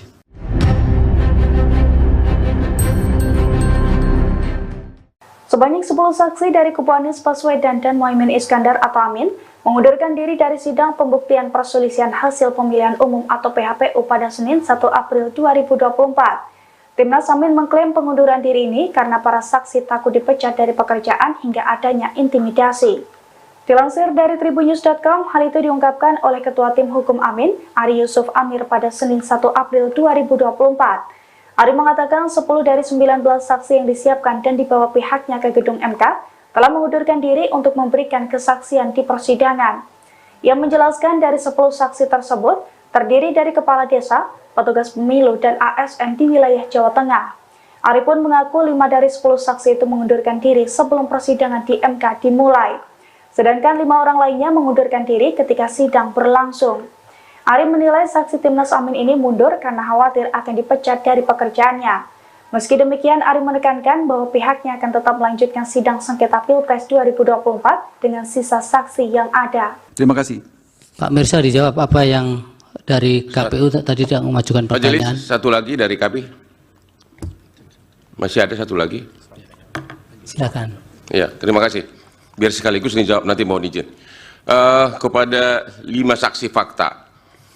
Tadi dari keterangan 5 saksi fakta, hampir semua menyatakan katanya dari call center, tidak mengalami dan tidak melihat sendiri. Ya, sebagai perbandingan, sebagai kuasa hukum saya ini menerima pengaduan ribuan ke Kopi Joni, tapi saya tidak mungkin jadi saksi karena saya hanya menerima pengaduan. Apakah benar bahwa pengakuan saudara tadi itu mengatakan bahwa memang Anda hanya menerima dari call center, menerima pengaduan, tapi tidak melihat sendiri kejadian yang Anda laporkan tersebut? Yang kedua, kepada saudara Mirsa yang di sini datang rupanya dalam kapasitas sebagai LBH, Anda mengadu tentang pencalonan Gibran. Apakah waktu Anda membuat pengaduan tersebut, Anda tidak membaca pasal 47 Undang-Undang MK yang menyatakan bahwa putusan MK berlaku seketika setelah diucapkan, sehingga setelah putusan MK nomor 90 sudah diucapkan, maka itu menjadi bagian dari hukum positif, sehingga tidak perlu dirubah. Sudah berlaku dia tanpa harus menunggu dirubah peraturan PKPU. Pertanyaan terakhir, satu lagi, 2 lagi terakhir. Kepada pertanyaan saksi kelima yang perbedaan masif antara calon legislatif dan calon pilpres. Emang manusia mana yang tahu kenapa banyak memilih pilpres, mana yang memilih legislatif? Bukankah hanya Tuhan yang tahu kenapa dia memilih itu? Itu nggak bisa ditanyakan kepada siapapun. Iya, pertanyaan Bapak apa? Pertanyaan saya, kepada siapa Anda menanyakan kenapa dipilih lebih banyak memilih pilpres sedangkan legislatif sedikit? Dalam posisi apa orang itu menjawab? Pertanyaan terakhir, dari ini terulang lagi kepada saksi nomor 1 sampai 5, apakah semua kejadian-kejadian yang Anda laporkan ini, Anda bisa tahu nggak bahwa kepala desa misalnya akhirnya berubah, mempengaruhi mempengaruhi suara di pilpres? Anda kan tidak tahu apakah kepala desa itu akhirnya memilih 02 atau tidak. Semua hanya berdasarkan asumsi, sedangkan Anda di sini saksi fakta. Terima kasih. Download Tribun X sekarang. Menghadirkan lokal menjadi Indonesia. Rumah aktris Sandra Dewi digeledah oleh pihak Kejaksaan Agung hari ini, Senin, tanggal 1 April tahun 2024. Penggeledahan ini dilakukan buntut dari suami Sandra Dewi, Harvey Moise, ditetapkan sebagai tersangka kasus korupsi timah. Hal itu disampaikan Dir, penyidik di kantor Kejaksaan Agung, Senin, tanggal 1 April tahun 2024. Penggeledahan memang benar di Paku Bowono, kata Ketut Sumedana selaku Kapus Penkum Kejaksaan Agung di kantornya, Senin, tanggal 1 April tahun 2024. Saat ini penggeledahan masih berlangsung. Sementara penggeledahan masih berlangsung, sambung Kuntadi selaku Dir penyidikan, hingga kini, pihak Kejaksaan Agung belum bisa menjelaskan secara rinci terkait hasil penggeledahan rumah Sandra Dewi dan Harvey Moise. Nanti hasilnya akan kita lihat, pungkas Kuntadi. Diketahui, suami Sandra Dewi telah ditetapkan sebagai tersangka kasus korupsi timah yang merugikan negara mencapai 271 triliun rupiah. Harvey Moise ditahan oleh penyidik setelah ditetapkan sebagai tersangka, Rabu, tanggal 27 Maret tahun 2024. Pada hari ini memang sengaja kita stop, tidak mengundang rekan media, tapi media yang mengundang kita. Tapi menggunakan medianya itu. Ya. Ada beberapa perkembangan yang memang ditanyakan oleh media terkait dengan pemeriksaan hari ini, terkait dengan perkembangan perkara timah 2015-2022, dan sampai saat ini belum media ketahui bahwa kita sudah melakukan pemeriksaan lebih dari 170 saksi. Dan hari ini juga kita melakukan pemeriksaan 4 saksi terhadap perkara timah. Untuk lebih lengkapnya nanti Pak Penggaji menyampaikan hal-hal yang penting, mungkin nanti ada di sini kita jawabnya. Silakan Pak Pun, Pak Direktur Penyidikan. Terima kasih. Assalamualaikum warahmatullahi wabarakatuh. Waalaikumsalam. Selamat siang, salam sejahtera bagi kita semua.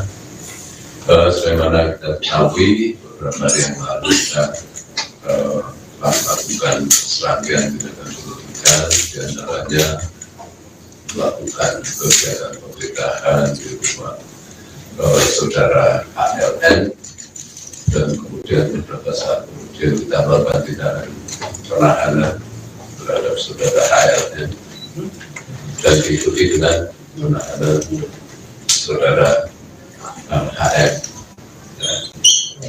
Tindak lanjut dari pemeriksaan tersebut, sebagaimana telah kami sampaikan, semua pihak yang menurut hemat kami untuk kepentingan penyidikan sangat signifikan keterangannya untuk minta keterangan untuk membuat terang peristiwa pidananya, maka pada hari ini kami memanggil dan memeriksa saudara RPS selaku saksi.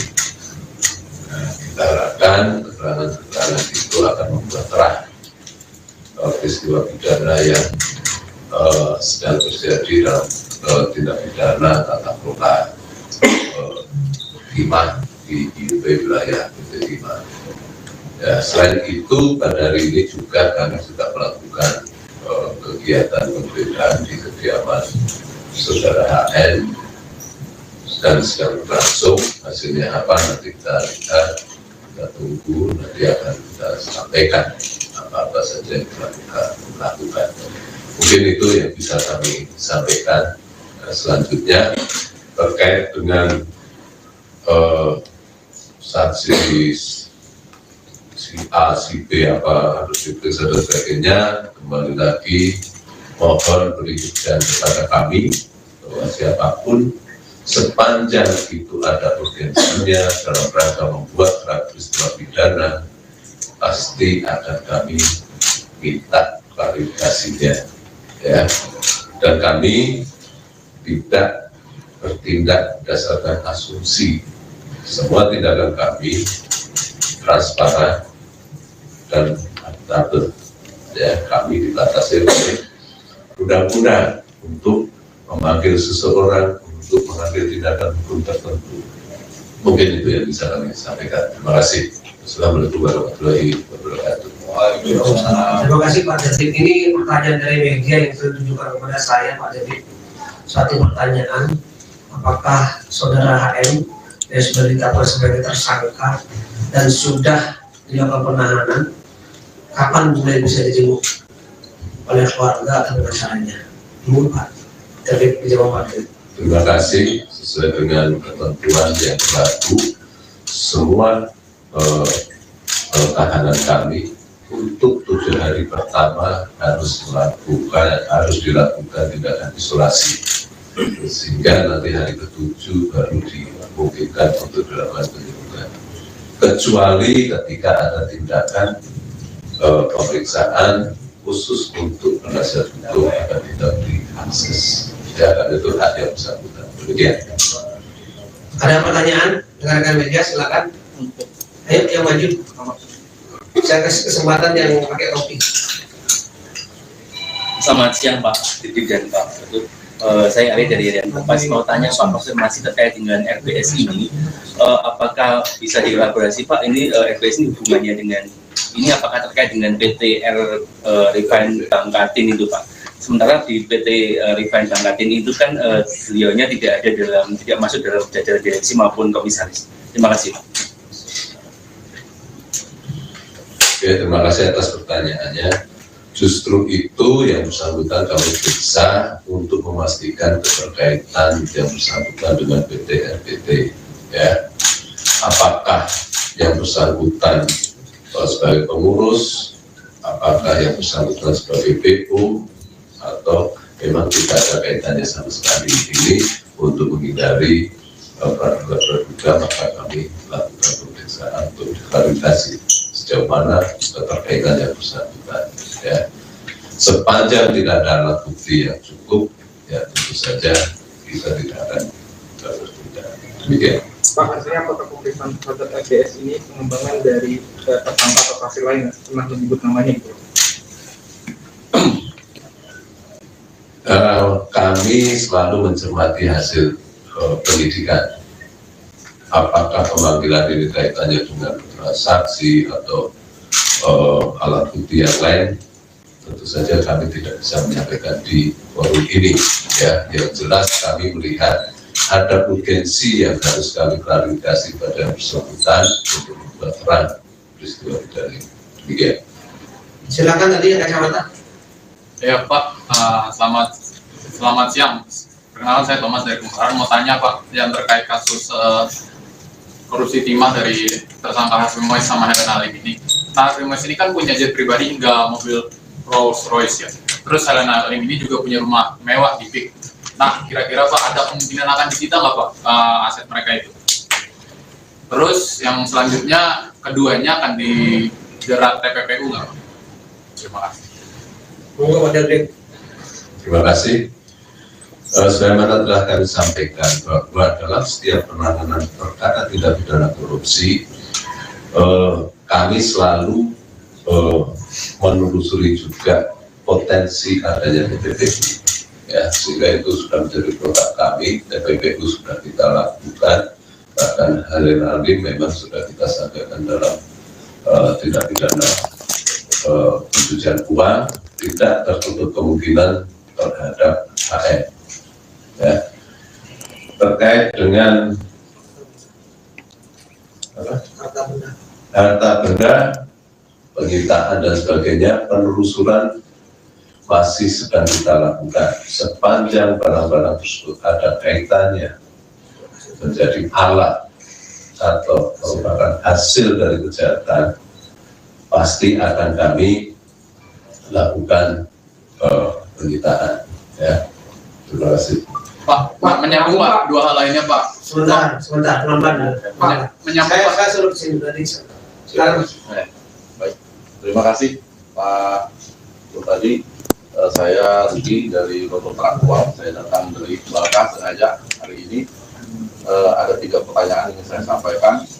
Yang pertama terkait aktivitas. Apakah pihak Kejaksaan Agung sudah melakukan langkah-langkah seperti pemblokiran rekening, baik itu milik HM maupun milik perusahaan-perusahaannya. Kemudian yang kedua,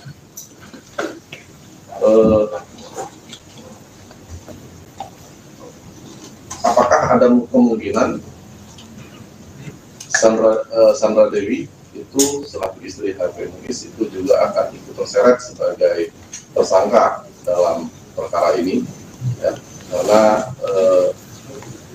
dia sebagai penerima pasif mungkin bisa terseret. Dan kalau Sandra Dewi bisa terkena, apakah istri atau keluarga dari para tersangka yang lebih dahulu dijerat sebagai tersangka juga akan ikut terseret ke dalamnya.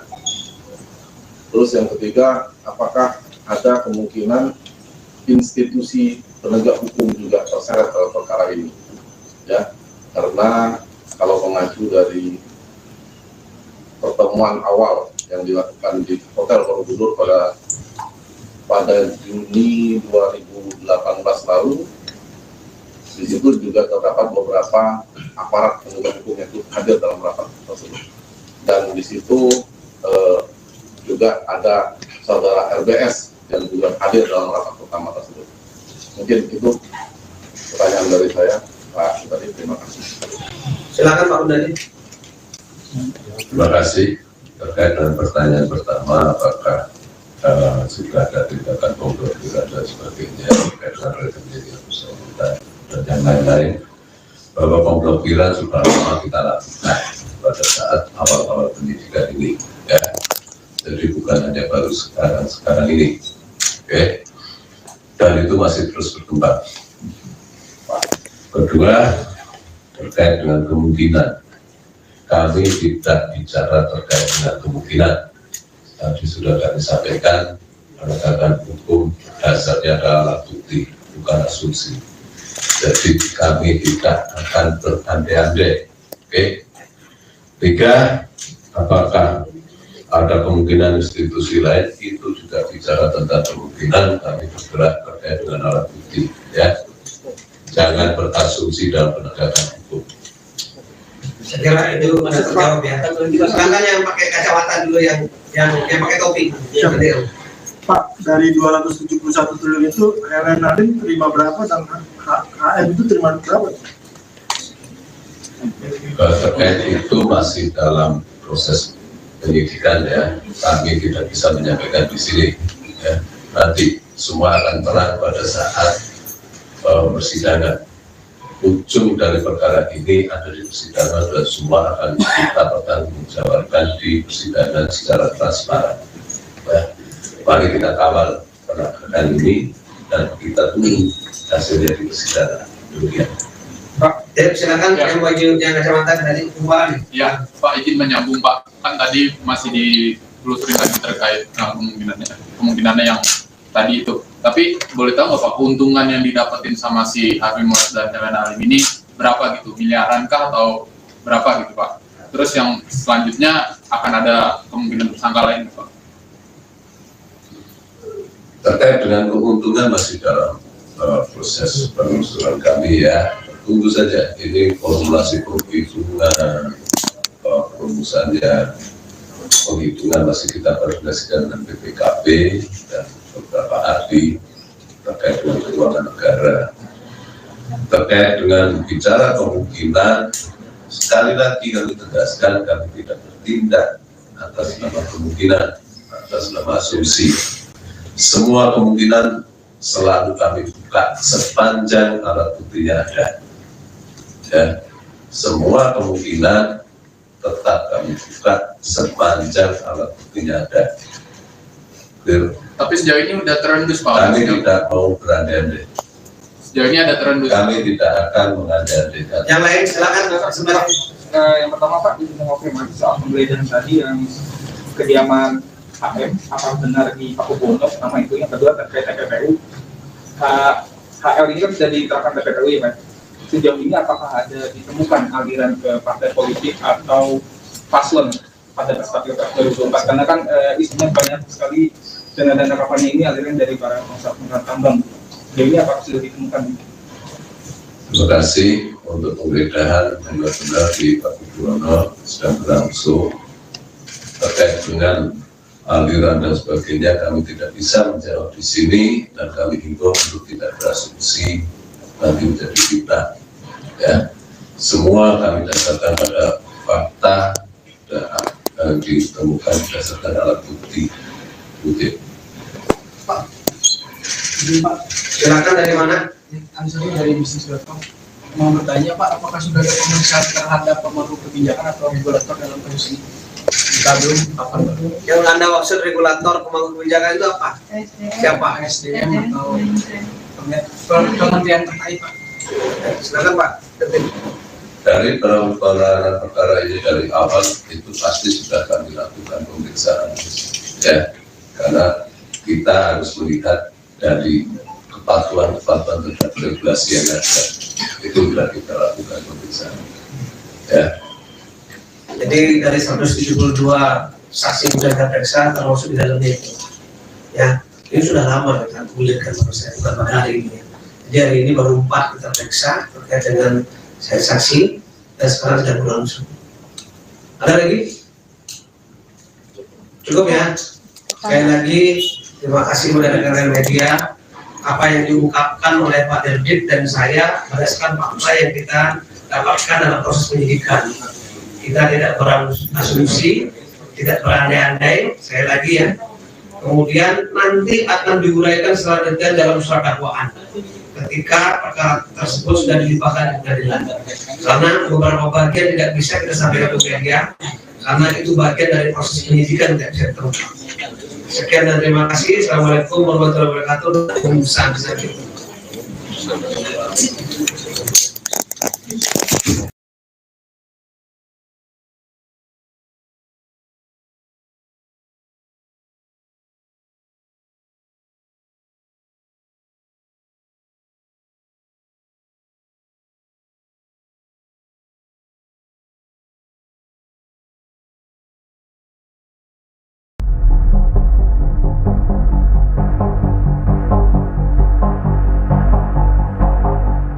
Pengacara kondang Hotman Paris mengaku kecolongan uang senilai ratusan juta rupiah.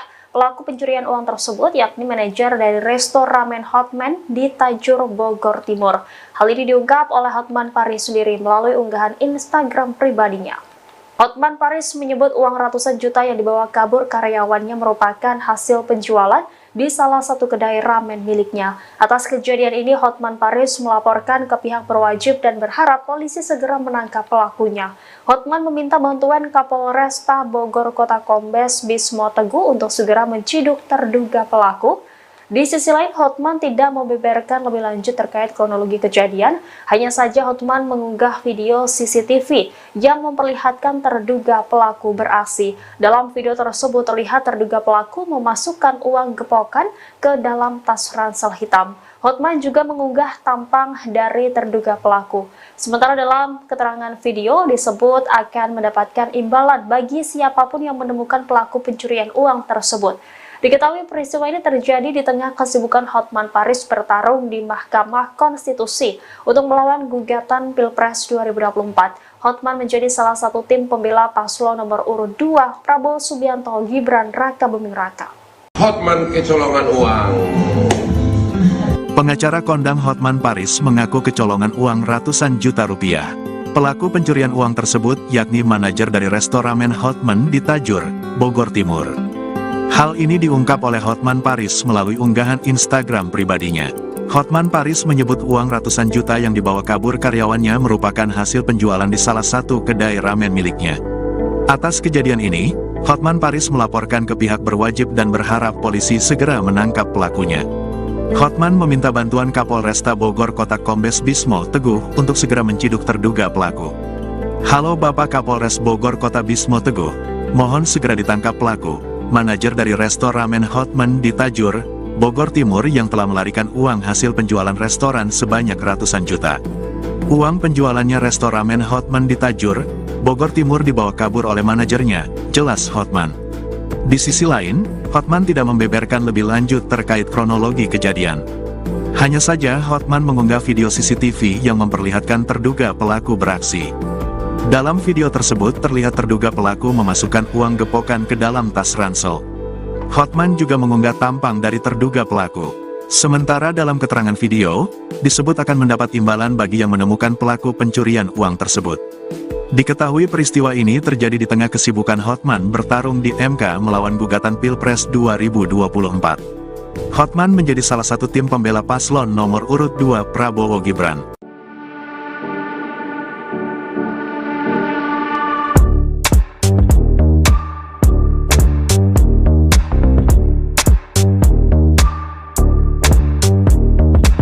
Pengacara kondang Hotman Paris mengaku kecolongan uang ratusan juta rupiah.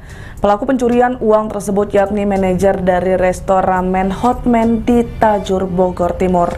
Hal ini diungkap oleh Hotman Paris melalui unggahan Instagram pribadinya. Hotman Paris menyebut uang ratusan juta yang dibawa kabur karyawannya merupakan hasil penjualan di salah satu kedai ramen miliknya. Atas kejadian ini, Hotman Paris melaporkan ke pihak berwajib dan berharap polisi segera menangkap pelaku. Di sisi lain, Hotman tidak membeberkan lebih lanjut terkait kronologi kejadian. Hanya saja, Hotman mengunggah video CCTV yang memperlihatkan terduga pelaku beraksi. Dalam video tersebut, terlihat terduga pelaku memasukkan tumpukan uang ke dalam tas ransel. Sementara dalam keterangan video, disebut akan mendapat imbalan bagi yang menemukan pelaku pencurian uang tersebut. Ikuti terus berita menarik lainnya. Jangan lupa like dan share seluruh akun Tribun Medan. Hotman kecolongan uang. Pegawai Hotman mencuri uang Hotman Paris.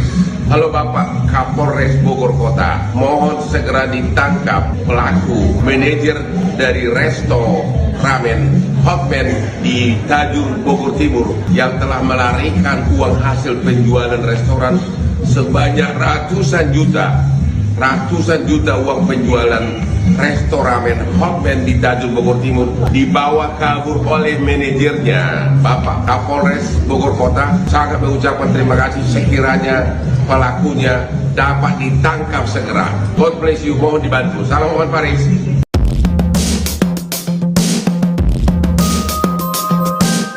Pengacara kondang Hotman Paris mengaku kecolongan uang senilai ratusan juta rupiah. Pelaku pencurian uang tersebut yakni manajer dari resto ramen Hotman di Tajur, Bogor Timur. Hal ini diungkap oleh Hotman Paris sendiri melalui unggahan Instagram pribadinya. Hotman Paris menyebut uang ratusan juta yang dibawa kabur karyawannya merupakan hasil penjualan di salah satu kedai ramen miliknya. Atas kejadian ini, Hotman Paris melaporkan ke pihak berwajib dan berharap polisi segera menangkap pelakunya. Hotman meminta bantuan Kapolresta Bogor Kota Kombes Bismo Teguh untuk segera menciduk terduga pelaku. Di sisi lain, Hotman tidak membeberkan lebih lanjut terkait kronologi kejadian. Hanya saja Hotman mengunggah video CCTV yang memperlihatkan terduga pelaku beraksi. Dalam video tersebut terlihat terduga pelaku memasukkan uang gepokan ke dalam tas ransel hitam. Hotman juga mengunggah tampang dari terduga pelaku. Sementara dalam keterangan video disebut akan mendapatkan imbalan bagi siapapun yang menemukan pelaku pencurian uang tersebut. Diketahui peristiwa ini terjadi di tengah kesibukan Hotman Paris bertarung di Mahkamah Konstitusi untuk melawan gugatan Pilpres 2024. Hotman menjadi salah satu tim pembela paslon nomor urut 2 Prabowo Subianto Gibran Raka Buming Raka. Halo Tribuners, jumpa lagi bersama saya Mutiara dalam tayangan podcast Tribun Lampung. Kali ini Mutiara sudah kedatangan narasumber di studio Tribun Lampung yang akan berbincang bersama Mutiara selama 30 menit ke depan nih. Yaitu langsung saja Mutiara perkenalkan narasumber kita pada hari ini ada Kak Nufusa Samsuri selaku desainer Lampung. Halo Kak Nufus. Halo. Gimana kabarnya hari ini Kak? Baik, alhamdulillah. Puasanya lancar? Alhamdulillah.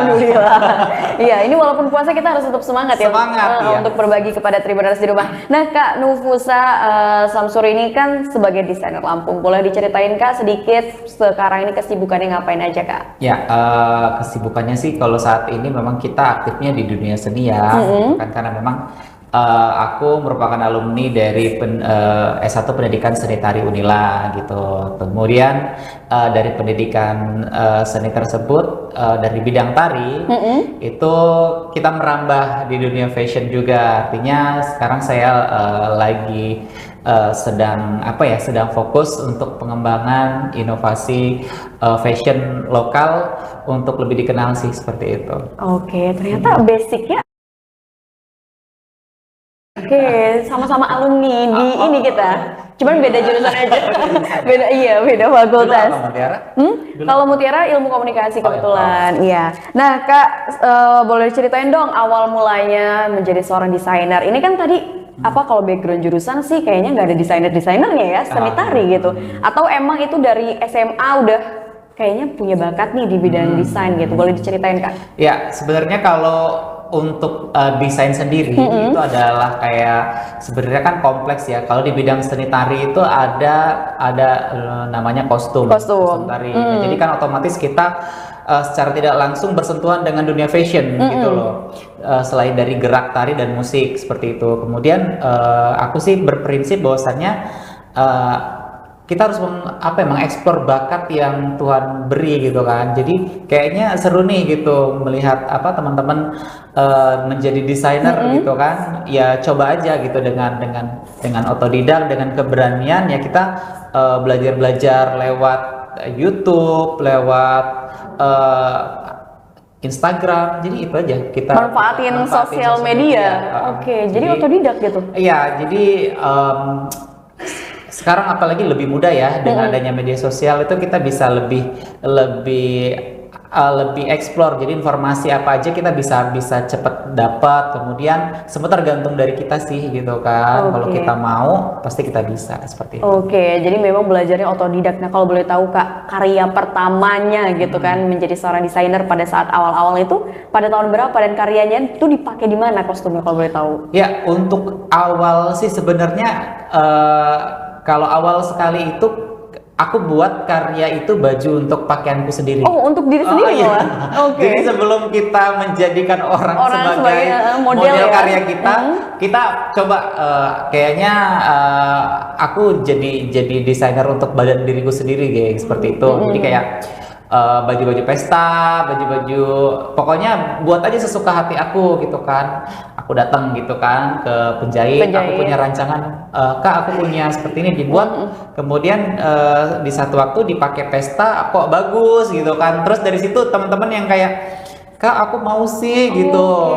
Jadi ada yang satu waktu kayak aku mau sewa deh, boleh nggak buat acara ini? Ya boleh gitu. Kemudian Kak, aku mau dong buat custom baju yang seperti ini, cuman warnanya beda, detailnya agak dibedain.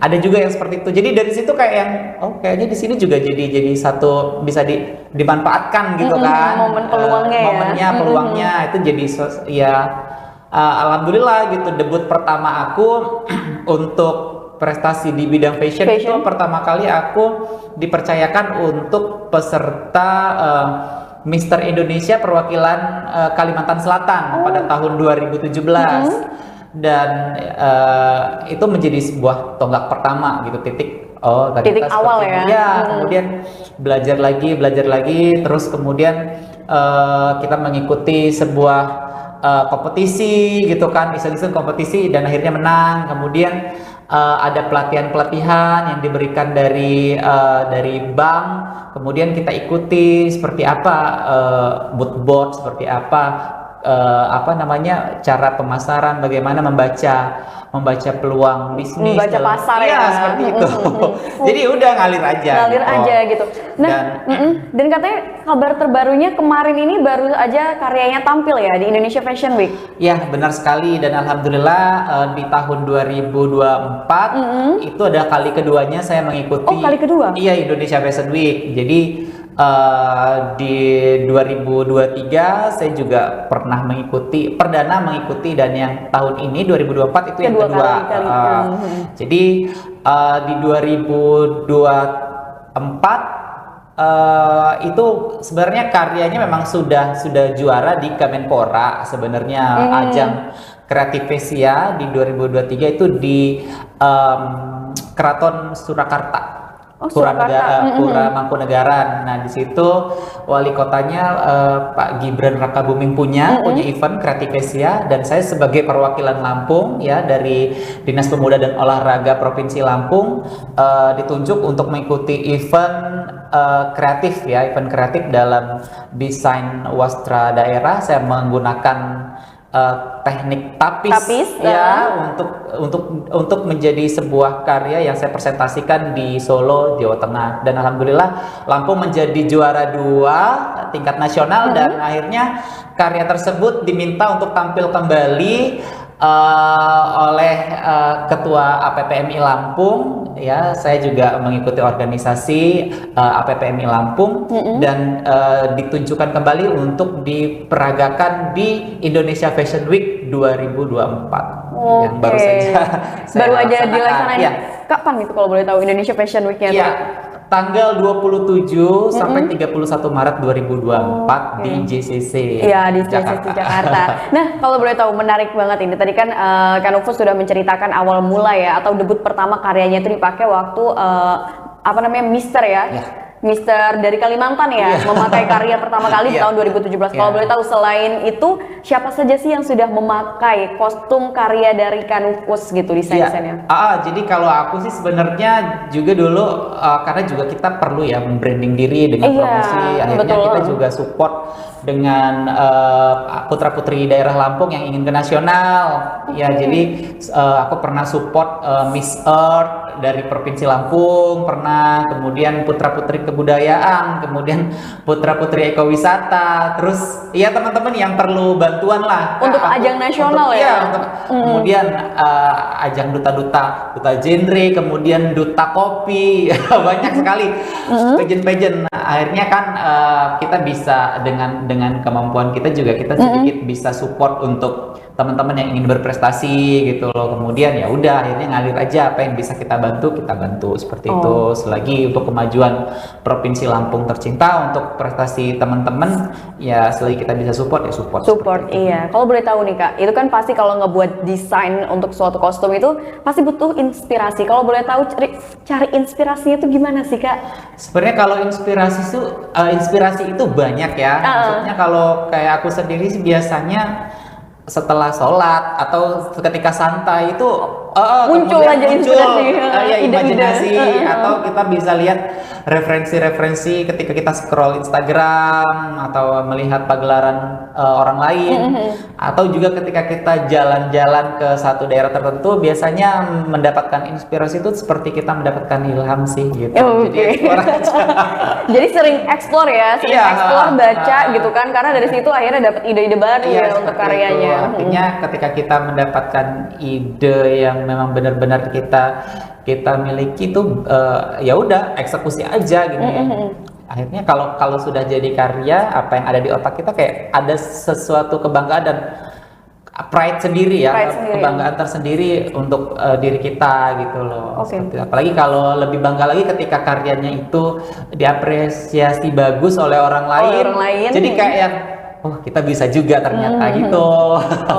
Tapi sebenarnya ada suka dan dukanya tentu kan jadi seorang desainer. Boleh ceritain gak sih Tak? Apa sih suka dan dukanya menjadi seorang desainer? Ya, kalau suka dan duka seorang desainer itu banyak sekali. Jadi ketika yang aku alami adalah ketika kita harus berkejar-kejaran dengan deadline seperti itu. Kemudian ada juga ketika karya kita ditolak, tidak sesuai dengan ekspektasi orang lain, itu kan kita juga kadang ngerasa gimana ya, kita sudah habis-habisan waktu, tenaga, dan ngeluarin ide, pikiran ya. Ya, kemudian kita karya kita hanya dipandang ya karya kita tidak layak seperti itu jadi merupakan duka juga sih. Tapi dari seperti itu kita menjadi acuan supaya kita harus berkarya itu lebih baik lagi. Jadi itu adalah pengalaman, itu adalah guru yang paling berharga buat kita gitu. Dan salah satu bagian dari proses untuk menjadi lebih baik ya dengan adanya komen-komen seperti itu. Kalau sukanya sih banyak. Jadi kalau ketika kita mempunyai karya yang bagus, kita bisa dikenal orang seperti itu. Kemudian kita diapresiasi baik oleh orang seperti itu sih dengan kita mempunyai karya. Nah ini kan kalau berbicara seputar kostum ataupun karya, kalau kita berbicara di Lampung ini kan kita tahu lah ya tapis gitu kan yang menjadi andalannya. Tapi sekarang ini di masa saat ini tapis ini tidak hanya dipakai untuk acara adat aja gitu, tapi bahkan ternyata sudah dipadupadankan menjadi suatu kostum untuk ajang-ajang besar, ajang-ajang nasional seperti Putri Indonesia dan sebagainya ya. Tapi kalau misalkan dari Kak Nufus sendiri melihat kemajuan tapis saat ini, bagaimana pendapatnya Kak? Ya, kalau untuk tapis Lampung, artinya untuk dikenal masyarakat itu sebenarnya dengan motifnya orang sudah tahu khasnya gitu kan. Kemudian seperti motif-motif pucuk rebung, kemudian simbol-simbol kapal, jung seperti itu. Desainer-desainer dari luar Lampung tuh sudah banyak yang mengeksplor gitu. Tetapi kadang dari kita sendiri tuh kan kayaknya bosen ya kok pakai tapis motifnya ini lagi. Tapi sementara tapis itu kan berat seperti itu. Tapi saat ini juga banyak sekali desainer-desainer nasional yang melirik kain tapis. Bahwasanya aku sebagai orang lokalnya Lampung, sebagai anak Lampung terus mengingatkan bahwasanya ya ini adalah kain kebanggaan kita gitu loh. Iya, betul. Jadi yang memang punya ciri khas tersendiri, kemudian pengerjaannya lama gitu kan. Ini adalah kain adat kita gitu loh yang harus kita jadi kebanggaan tersendiri buat orang Lampung. Jadi kita pesannya sih buat teman-teman yang ada di Lampung, ya udah jangan bosen-bosen gitu kan. Jadi kalau tiap kesempatan itu kalau memang ciri khasnya harus pakai kain tapis ya kita keluarin kain tapis kita gitu. Dan eksplorasi aku pada Indonesia Fashion Week pada tahun ini itu kan mengangkat temanya tapis. Tapi tapisku itu penuh dengan inovasi. Jadi nanti bisa dilihat di Instagramku di @nufusa. Kemudian di situ pada Indonesia Fashion Week tahun ini tuh aku mengangkat sulam tapis, teknik sulam tapis, pada kreasi jas ya, jas pria. Kemudian di situ aku gambar sosok Raden Intan dengan 12 tuping pengawalnya gitu. Jadi kayak supaya secara teknik sulap tapisnya dapat, kemudian secara historis sejarahnya juga dapat gitu. Jadi kita sebagai pemuda Lampung, ketika kita menggunakan outfit, tidak hanya berbicara outfitnya aja kelihatan bagus, tapi di situ maknanya dalam dari outfitnya itu ya. Kemudian ada di satu sisi, aku nggak bawa sih bajunya, nanti bisa dilihat di satu sisi tapisannya itu aku aku menggunakan benang dari karung goni. Dari karung goni. Kelapa. Itu aku buat. Jadi itu yang menjadi daya tarik. Bahwasannya itu menjadi momentum ya, kita harus mengingat kepedihan dan perjuangan masyarakat kita dulu itu nggak mampu memakai wastra kain. Jadi pembalut badan pribumi zaman dulu ketika zaman kolonial itu ketika aku riset mereka menggunakan karung goni seperti itu untuk membalut tubuh. Jadi kita bersyukurlah bisa udah ada hidup, di Jawa. Iya benar, bisa di zaman sekarang ya. Tinggal pilih. Tinggal ada uangnya apa enggak gitu kan. Tinggal klik kalau sekarang ya. Iya benar. Nah, Kak Nufus ini menarik sekali. Jadi memang pada saat di Indonesia Fashion Week, Kak Nufus ini memang mengangkat tapis ya. Tadi juga sudah dijelaskan karya-karya yang ditampilkan pada saat Indonesian Fashion Week itu di bulan Maret kemarin ya? Maret kemarin. Nah, Kak Nufus, ini kalau misalkan kita berbicara tentang wastra ya, ini ternyata kalau untuk saat ini kan anak muda kayaknya sudah mulai melirik gitu. Yang tadinya mereka kayaknya anti banget nih pakai wastra-wastra, tapi kayaknya sekarang sudah banyak di media sosial anak-anak muda ini yang udah mulai tertarik gitu. Nah, kalau menurut Kak Nufus sendiri gimana sih Kak anak muda di Lampung khususnya kalau untuk masalah mengenakan wastra gitu Kak? Ya, untuk masalah wastra sih anak muda di Lampung sekarang sedang bergeliat sih. Kalau banyak banget tuh tidak, tapi ada beberapa memang komunitas-komunitas anak muda yang sekarang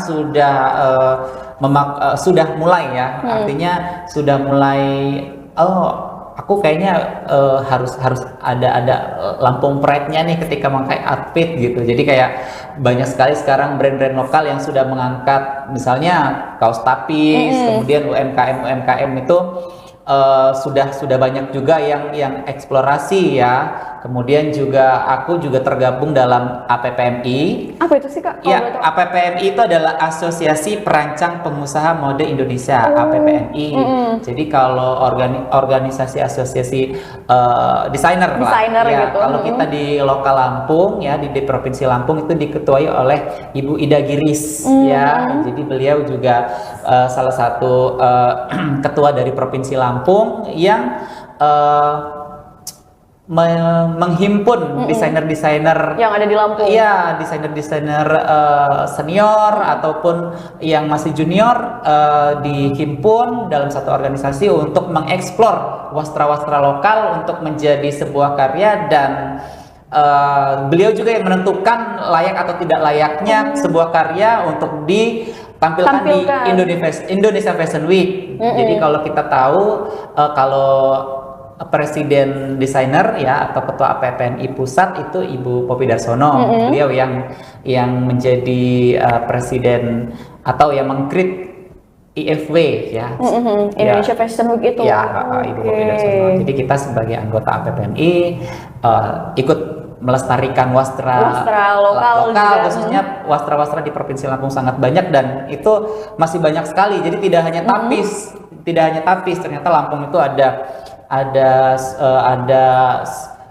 kain sulam madu aro, kemudian ada sulam jelujur juga. Sulam jelujur pernah dengar ya, benar pernah dengar. Iya, jadi kemudian ada juga sulam usus, kemudian itu banyak sekali yang bisa kita eksplor untuk menjadi suatu sebuah karya ya? fashion gitu. Jadi kita jangan bersedih, tidak hanya daerah lain yang punya songket, yang punya batik, tapi kita juga punya motif-motif khas, motif-motif yang cantik yang bisa kita eksplor dan bisa kita kenakan. Jadi kalau fashion itu kan sebenarnya lebih kepada fashion gua banget nih. Jadi DNA kalau aku sukanya yang gimana ya? Aku sukanya yang glamor atau aku sukanya yang Iya, benar-benar. Jadi kayak casual. fashion itu nentuin identitas diri ya. Iya, benar sekali, benar Oh, ini sekali. salah satu Iya, tampilan ini pada saat- 2023. Oh, 2023. Ini debut pertama aku awal sekali.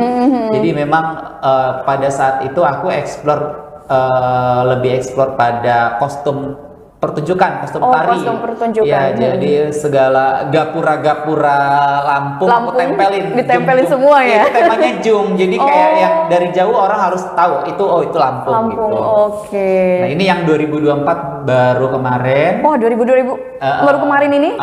Baju dongker ya, ini ngambil warnanya ya? Ya, dongker. Jadi itu filosofinya adalah samudra laut Selat Sunda ya. Karena temanya kan itu sebenarnya Raden Intan sih sebenarnya. Temanya. Iya, karena emang kan lokasi Raden Intan tuh di pesisir Kalianda. Jadi biru laut Kalianda itu aku sebagai elemen kuat pada fashion ini. Jadi lebih ke sana sih filosofinya. Nah, nih Kak, kita udah ngobrol panjang. Sebenarnya kalau untuk dari Kanufus sendiri menjadi seorang desainer, apa sih Kak tantangan terbesarnya? Tantangan terbesar seorang desainer itu adalah kita konsisten dalam berkarya. Kemudian satu juga tantangannya adalah kita riset ya. Kita tidak boleh malas riset ketika kita mengangkat suatu karya itu kita harus jelas sumbernya dari mana, kemudian apa yang ingin dibuat, apa yang ingin disampaikan, kemudian eksekusi dari sebuah konsep desain, sebuah desain dari gambar menjadi bentuk yang utuh. Iya, wujud nyata lah ya. Wujud nyata itu merupakan suatu tantangan tersendiri sih. Sulit sih sebenarnya kalau desainer yang baik adalah bagaimana detail gambar ketika diaplikasikan itu detailnya sama. Jadi tidak banyak perubahan ya. Iya. Oke. Wah, seru sekali nih. Kanufus terakhir di penghujung podcast kita, boleh tahu nggak sih Kak harapan kedepannya? Ini kan Kanufus sudah sering ya bisa dikatakan tampil di ajang nasional. Mungkin kedepannya ingin sering ikut tampil karya-karyanya di ajang internasional atau sudah pernah Kak? Nasional sih sudah ya IFW. Kemudian lomba-lomba. Jadi kalau tinggal internasional berarti ya. Internasional insya Allah ya. Kita doakan ini kedepannya ya Kak. Ya, mudah-mudahan ada di orang-orang Lampung ya yang bisa memberikan sponsor tiket, kita bisa investor ya. Bisa gelaran ya, misalnya di Paris ya. Oh iya benar. Paris Fashion Week. Ya sebenarnya kalau koneksi sudah ada di sana, tinggal nanti eksekusi aja nih bagaimana pemerintah daerah ya bisa menggandeng kita anak-anak muda Lampung yang tentunya kita hanya bisa berupaya, tapi kan kesempatan dan Tuhanlah yang memberi jalan nanti gitu. Kita harapannya sih anak muda Lampung bisa didukung ya kan. Artinya kita di sini anak muda Lampung tidak hanya terkenal yang negatifnya saja, tapi di sini saya membuktikan bahwasannya anak muda Lampung tuh punya karya dan punya prestasi. Jadi ya, jangan yang negatif-negatifnya aja. Lampung iya, ya bener banget. Lampung itu terkenal negatif. Jadi kita yang lahir, tinggal, hidup dan istilahnya makan minum besar di Lampung ya, besar itu di Lampung. kayak kita nggak terima gitu loh. Kita buktikan dengan prestasi. Jadi sedikit besar harapannya ya mudah-mudahan setelah podcast ini ada ya. Iya benar, kita doakan abis ini ada kita bisa gelaran ya di luar negeri, bisa di Eropa kita bawa kreativitas UMKM kita, kemudian kita bawa segala macam bentuk kesenian kita di internasional. Jadi supaya Lampung bisa lebih dikenal lagi gitu. Oke. Tapi Kak kalau misalkan di Tribuners di rumah ada yang pengen banget apa ya istilahnya bikin kostum yang didesain oleh Kanufus, itu kayak gimana Kak? Bisa hubungin via DM atau Kanufus mungkin punya butik tersendiri Kak untuk saat ini? Bisa via DM sih nggak apa-apa. Atau kalau mau silaturahmi ke tempat langsung boleh. Ada di mana Kak? Boleh kasih tahu nih ke Tribuners boleh. di rumah. Tempatnya aku kalau alamat bisa teman-teman cek di Google Map masing-masing di Sanggar Seni Nufusa Etnika ya di Jalan Bambu, Kelurahan Sumberjo Sejahtera, Kecamatan Kemiling, Kota Bandar Lampung, Provinsi Lampung. Atau kalau biar gak repot DM aja deh. DM aja Nanti di ya. Sherlock ya. Oke. Jadi kalau misalkan Tribuners pengen banget bikin kostum dan desain oleh Kanufus, bisa langsung di DM aja atau tadi datang langsung ke lokasinya ya, silaturahmi langsung ya. Nah, Kanufus ini terakhir deh, dari tadi terakhir mulu ya. Kanufus untuk menutup perjumpaan podcast kita kali ini bisa berikan pesan dan kesan mungkin kepada para desainer pemula atau yang baru banget mau merambah ke dunia desain. Boleh banget nih Kak dikasih saran ataupun pesannya lah. Ya, untuk teman-teman semua yang memiliki bakat ya dalam bidang mendesain atau suka dengan bidang fashion, kemudian ingin mengeksplorasi diri. Jadi harapannya ke depan ya, sarannya dari aku terus saja berkreasi, terus saja berkarya, kemudian jangan pernah berhenti untuk berkarya, karena aku cuma bisa berkata pengkarya di saat ini pengkarya semakin sedikit, penggibah semakin banyak. Jadi terus aja berkreasi ya, terus aja berkarya, jangan hiraukan apapun itu. Kemudian ketika itu adalah sebuah masukan yang baik, maka ambillah. Tapi ketika itu tidak baik, maka ya hempaskanlah. Jadi supaya kamu juga nyaman dalam berkarya, dan pada suatu saat kalian akan menemukan titik di mana karyamu itu diterima. Oke, dan dikenal banyak orang tentunya. Baik, Tribuners, mungkin itu saja podcast Tribun Lampung bersama dengan Kanufusa Zamsuri selaku desainer Lampung. Terima kasih banyak Kak sudah mau mampir nih ya ke studio Tribun Lampung dan juga berbagi tentunya pengalamannya kepada Tribuners di rumah. Harapannya Tribuners yang menyaksikan podcast ini yang memang tertarik di dunia desain bisa terinspirasi dan juga mendapatkan insight serta motivasi dari seorang Kanufus. Baik, Tribuners, mungkin itu saja podcast Tribun Lampung bersama dengan Mutiara dan juga Kanufus, dan sampai jumpa di podcast Tribun Lampung berikutnya. Bye-bye.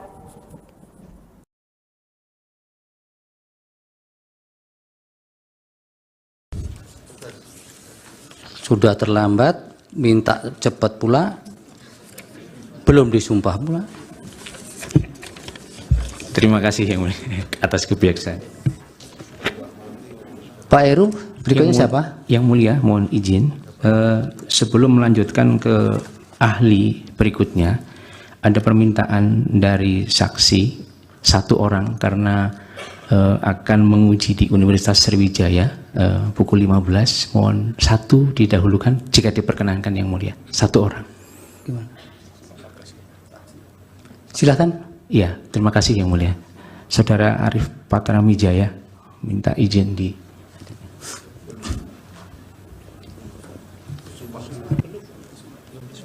Yang sudah disumpahkan Pak Heru?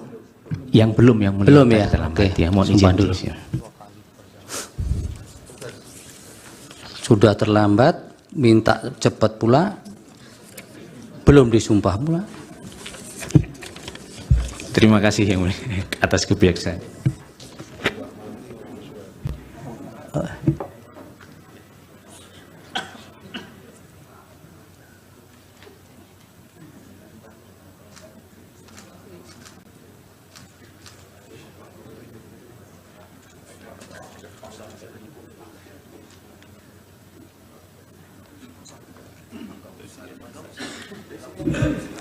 Pak Arif, agama Islam ya?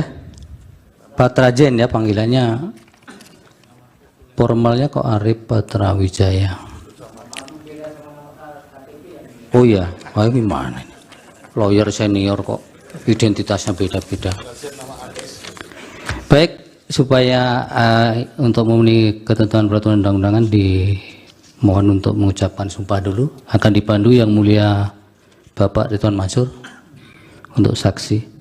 Baik yang mulia, terima kasih.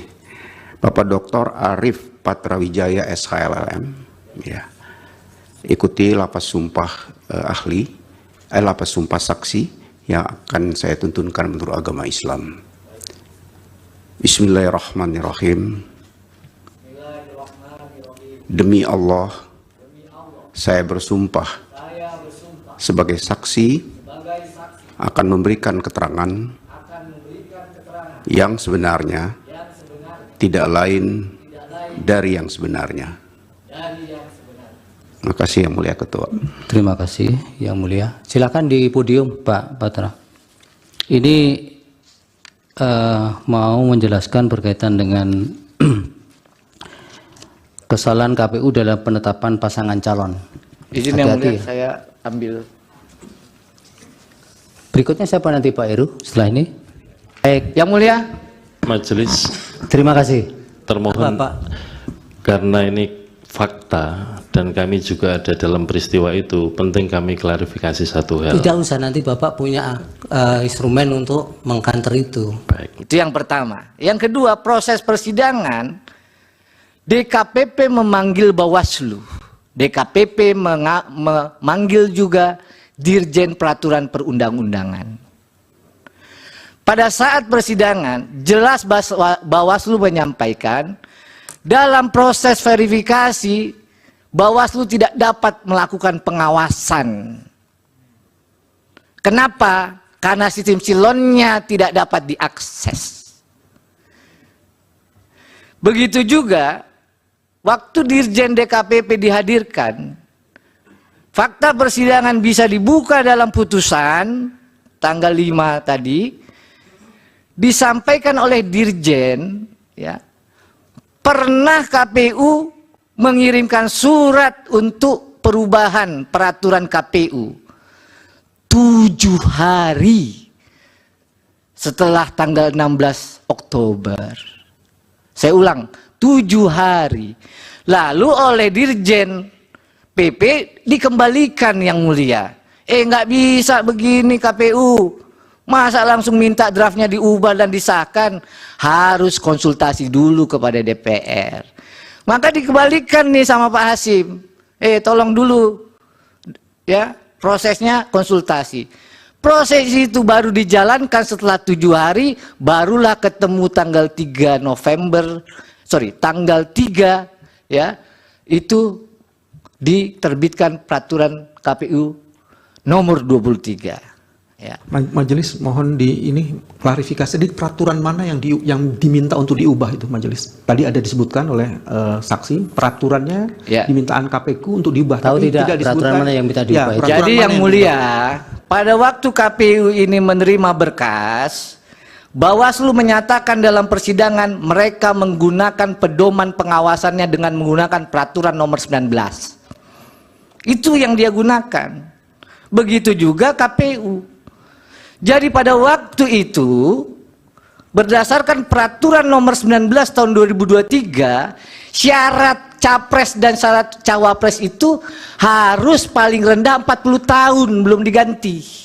Ya itu tidak ditanyakan tadi. Ya itu tadi yang ditanyakan. Makanya KPU ya bilang bahwa tolong ini saya mau ubah Yang Mulia. Kepada Dirjen PP, oleh Dirjen PP dikembaliin, nggak bisa, harus konsultasi ke DPR, DPR dulu. Diulang-ulang itu ya. Iya, gitu.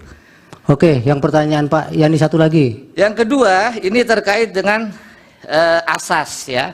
Kalau dalam putusan kita baca, yang dilanggar oleh KPU ini tentu saja asas profesional dan asas menjamin ketidakpastian Pak Bambang.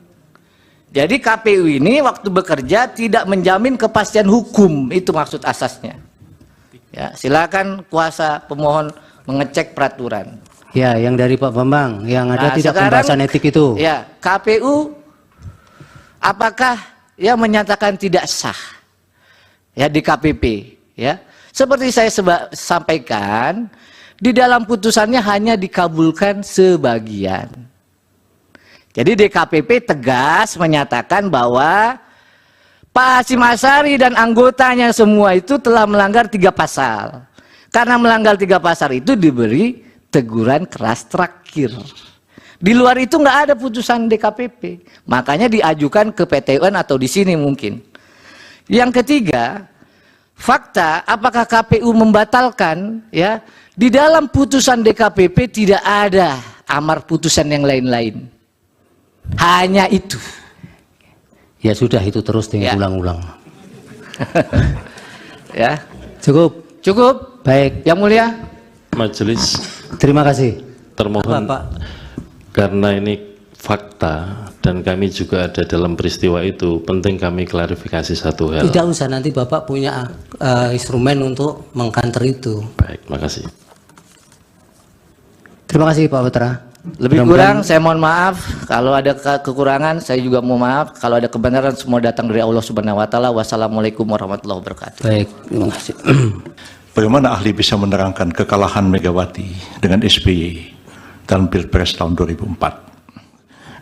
Ada dua yang akan mengajukan pertanyaan, saya dan saudara Rifai di belakang. Dua pertanyaan saya.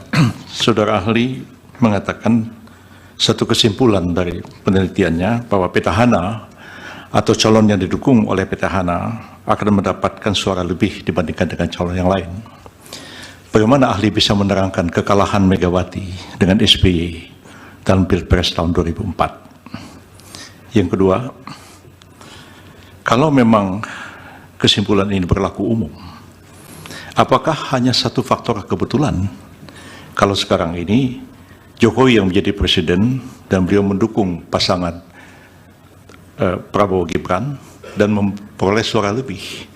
Seandainya yang sekarang ini menjadi presiden adalah Yusuf Kalla yang mendukung pasangan Anies Baswedan dan Muhaimin, berarti calon itu juga akan memperoleh suara lebih dalam pemilu sekarang, pilpres sekarang.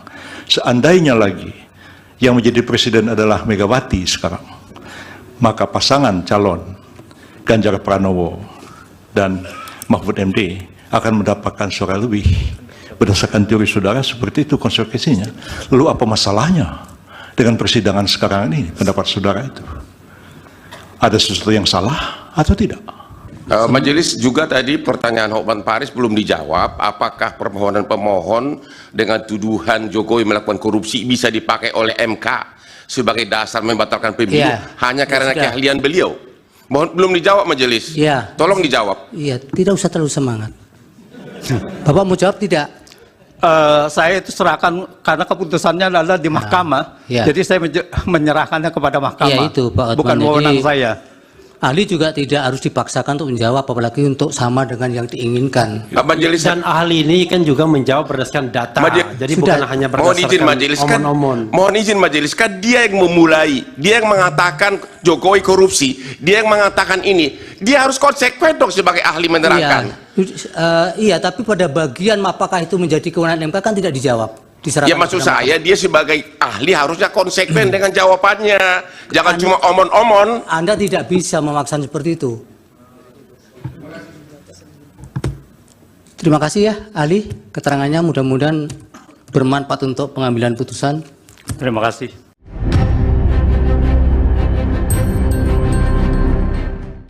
Sebanyak 10 saksi dari kubu Anies Baswedan dan Muhaimin Iskandar atau Amin mengundurkan diri dari sidang pembuktian perselisihan hasil pemilihan umum atau PHPU pada Senin 1 April 2024. Timnas Amin mengklaim pengunduran diri ini karena para saksi takut dipecat dari pekerjaan hingga adanya intimidasi. Dilansir dari tribunnews.com, hal itu diungkapkan oleh Ketua Tim Hukum Amin, Ari Yusuf Amir pada Senin 1 April 2024. Ari mengatakan 10 dari 19 saksi yang disiapkan dan dibawa pihaknya ke gedung MK telah mengundurkan diri untuk memberikan kesaksian di persidangan. Ia menjelaskan dari 10 saksi tersebut terdiri dari kepala desa, petugas pemilu, dan ASN di wilayah Jawa Tengah. Ari pun mengaku 5 dari 10 saksi itu mengundurkan diri sebelum persidangan di MK dimulai. Sedangkan 5 orang lainnya mengundurkan diri ketika sidang berlangsung. Ari menilai saksi Timnas Amin ini mundur karena khawatir akan dipecat dari pekerjaannya. Meski demikian, Ari menekankan bahwa pihaknya akan tetap melanjutkan sidang sengketa Pilpres 2024 dengan sisa saksi yang ada. Terima kasih. Pak Mirsa dijawab apa yang dari KPU tadi tidak mengajukan pertanyaan. Majelis, satu lagi dari KPU. Masih ada satu lagi. Silakan. Ya, terima kasih. Biar sekaligus dijawab, nanti mohon izin. Kepada 5 saksi fakta. Tadi dari keterangan 5 saksi fakta, hampir semua menyatakan katanya dari call center, tidak mengalami dan tidak melihat sendiri. Ya, sebagai perbandingan, sebagai kuasa hukum saya ini menerima pengaduan ribuan ke Kopi Joni, tapi saya tidak mungkin jadi saksi karena saya hanya menerima pengaduan. Apakah benar bahwa pengakuan saudara tadi itu mengatakan bahwa memang Anda hanya menerima dari call center, menerima pengaduan, tapi tidak melihat sendiri kejadian yang Anda laporkan tersebut. Yang kedua, kepada saudara Mirsa yang di sini datang rupanya dalam kapasitas sebagai LBH. Anda mengadu tentang pencalonan Gibran. Apakah waktu Anda membuat pengaduan tersebut, Anda tidak membaca pasal 47 Undang-Undang MK yang menyatakan bahwa putusan MK berlaku seketika setelah diucapkan, sehingga setelah putusan MK nomor 90 sudah diucapkan, maka itu menjadi bagian dari hukum positif, sehingga tidak perlu dirubah. Sudah berlaku dia tanpa harus menunggu dirubah peraturan PKPU. Pertanyaan terakhir, dua lagi terakhir. Kepada pertanyaan saksi kelima yang perbedaan masif antara calon legislatif dan calon pilpres. Emang manusia mana yang tahu kenapa banyak memilih pilpres, mana yang memilih legislatif? Bukankah hanya Tuhan yang tahu kenapa dia memilih itu? Itu nggak bisa ditanyakan kepada siapapun. Iya, pertanyaan Bapak apa? Pertanyaan saya, kepada siapa Anda menanyakan kenapa dipilih lebih banyak memilih pilpres sedangkan legislatif sedikit? Dalam posisi apa orang itu menjawab? Pertanyaan terakhir, dari ini terulang lagi kepada saksi nomor 1 sampai 5, apakah semua kejadian-kejadian yang Anda laporkan ini, Anda bisa tahu nggak bahwa kepala desa misalnya akhirnya berubah, mempengaruhi mempengaruhi suara di pilpres? Anda kan tidak tahu apakah kepala desa itu akhirnya memilih 02 atau tidak. Semua hanya berdasarkan asumsi, sedangkan Anda di sini saksi fakta. Terima kasih. Download Tribun X sekarang, menghadirkan lokal menjadi Indonesia. Rumah aktris Sandra Dewi digeledah oleh pihak Kejaksaan Agung hari ini, Senin, tanggal 1 April tahun 2024. Penggeledahan ini dilakukan buntut dari suami Sandra Dewi, Harvey Moise, ditetapkan sebagai tersangka kasus korupsi timah. Hal itu disampaikan DIR, penyidik di kantor Kejaksaan Agung, Senin, tanggal 1 April tahun 2024. Penggeledahan memang benar di Paku Bowono, kata Ketut Sumedana selaku Kapus Penkum Kejaksaan Agung di kantornya, Senin, tanggal 1 April tahun 2024. Saat ini penggeledahan masih berlangsung. Sementara penggeledahan masih berlangsung, sambung Kuntadi selaku DIR penyidikan. Hingga kini, pihak Kejaksaan Agung belum bisa menjelaskan secara rinci terkait hasil penggeledahan rumah Sandra Dewi dan Harvey Moise. Nanti hasilnya akan kita lihat, pungkas Kuntadi.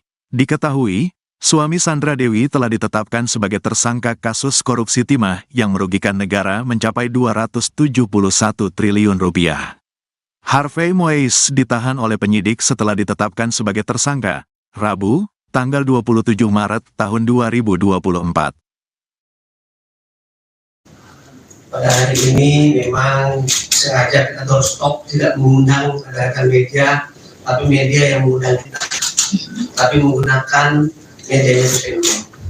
Ya, ada beberapa perkembangan yang memang ditanyakan oleh media terkait dengan pemeriksaan hari ini, terkait dengan perkembangan penanganan perkara timah 2015-2022, dan sampai saat ini belum media ketahui bahwa kita sudah melakukan pemeriksaan lebih dari 170 saksi.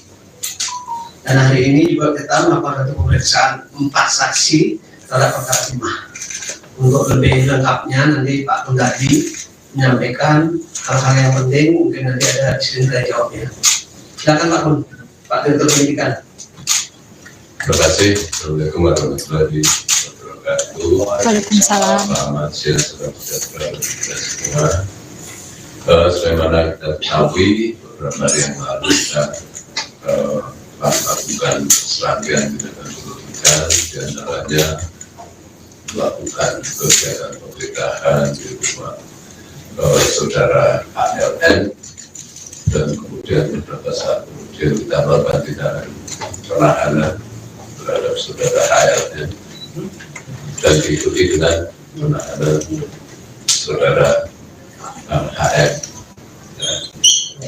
Tindak lanjut dari pemeriksaan tersebut, sebagaimana telah kami sampaikan, semua pihak yang menurut hemat kami untuk kepentingan penyidikan sangat signifikan keterangannya untuk minta keterangan untuk membuat terang peristiwa pidananya, maka pada hari ini kami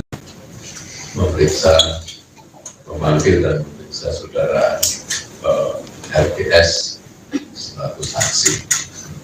Nah, kita harapkan keterangan-keterangan itu akan membuat terang peristiwa pidana yang sedang terjadi dalam tindak pidana tata kelola timah di IUP wilayah PT Timah. Ya, selain itu pada hari ini juga kami sudah melakukan kegiatan penggeledahan di kediaman saudara HN dan sedang berlangsung. Hasilnya apa nanti kita lihat, kita tunggu, nanti akan kita sampaikan apa saja yang telah kita lakukan. Mungkin itu yang bisa kami sampaikan. Selanjutnya terkait dengan saksi si A, si B apa harus diperiksa dan sebagainya, kembali lagi mohon berikan kepada kami bahwa siapapun sepanjang itu ada urgensinya dalam rangka membuat peristiwa pidana, pasti akan kami minta klarifikasinya, ya. Dan kami tidak bertindak berdasarkan asumsi. Semua tindakan kami transparan dan akuntabel. Ya, kami dibatasi oleh undang-undang untuk memanggil seseorang untuk mengambil tindakan hukum tertentu. Mungkin itu yang bisa kami sampaikan. Terima kasih. Assalamualaikum warahmatullahi wabarakatuh. Terima kasih Pak David. Ini pertanyaan dari media yang ditujukan kepada saya, Pak David. Satu pertanyaan, apakah saudara HM yang sudah ditetapkan sebagai tersangka dan sudah dilakukan penahanan, kapan mulai bisa dijenguk oleh keluarga atau masyarakat? Mohon Pak David dijawab Pak David. Terima kasih. Sesuai dengan ketentuan yang berlaku, semua tahanan kami untuk 7 hari pertama harus dilakukan tindakan isolasi, sehingga nanti hari ke-7 baru dimungkinkan untuk dilakukan penjemputan.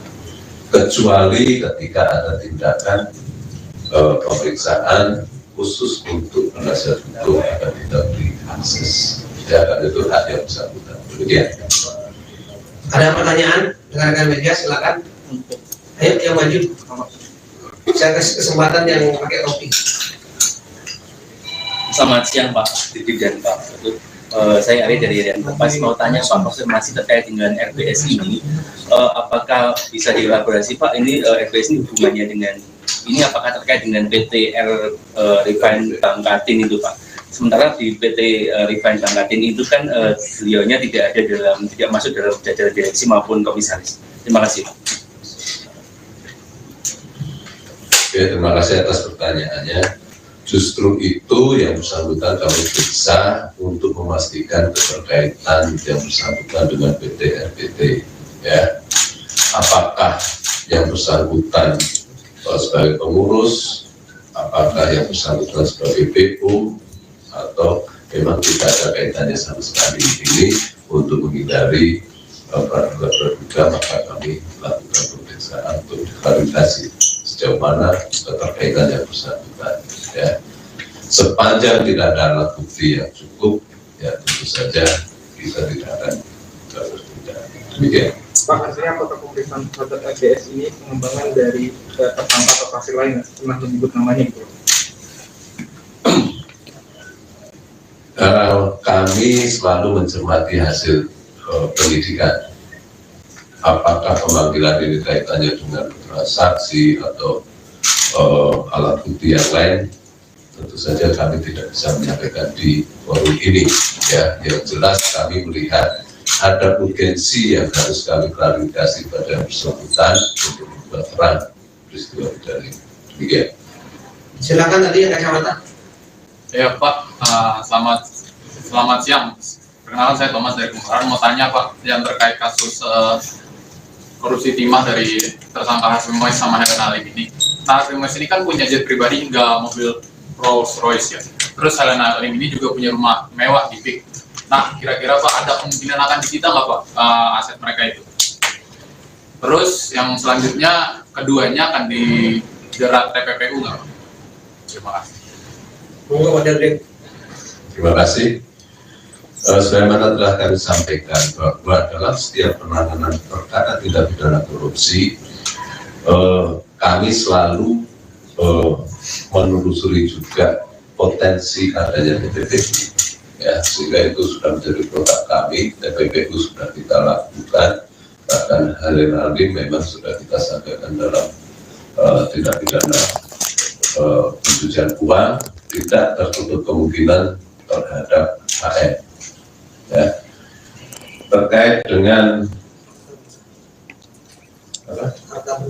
harta benda, penyitaan dan sebagainya, penelusuran masih sedang kita lakukan. Sepanjang barang-barang tersebut ada kaitannya menjadi alat atau merupakan hasil dari kejahatan, pasti akan kami lakukan penyitaan. Ya, terima kasih.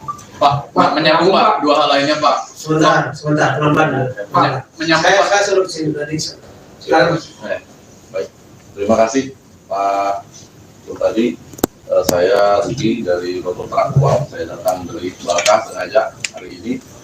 Ada 3 pertanyaan yang saya sampaikan. Yang pertama terkait ATBIS. Apakah pihak Kejaksaan Agung sudah melakukan langkah-langkah seperti pemblokiran rekening, baik itu milik HM maupun milik perusahaan-perusahaannya. Kemudian yang kedua,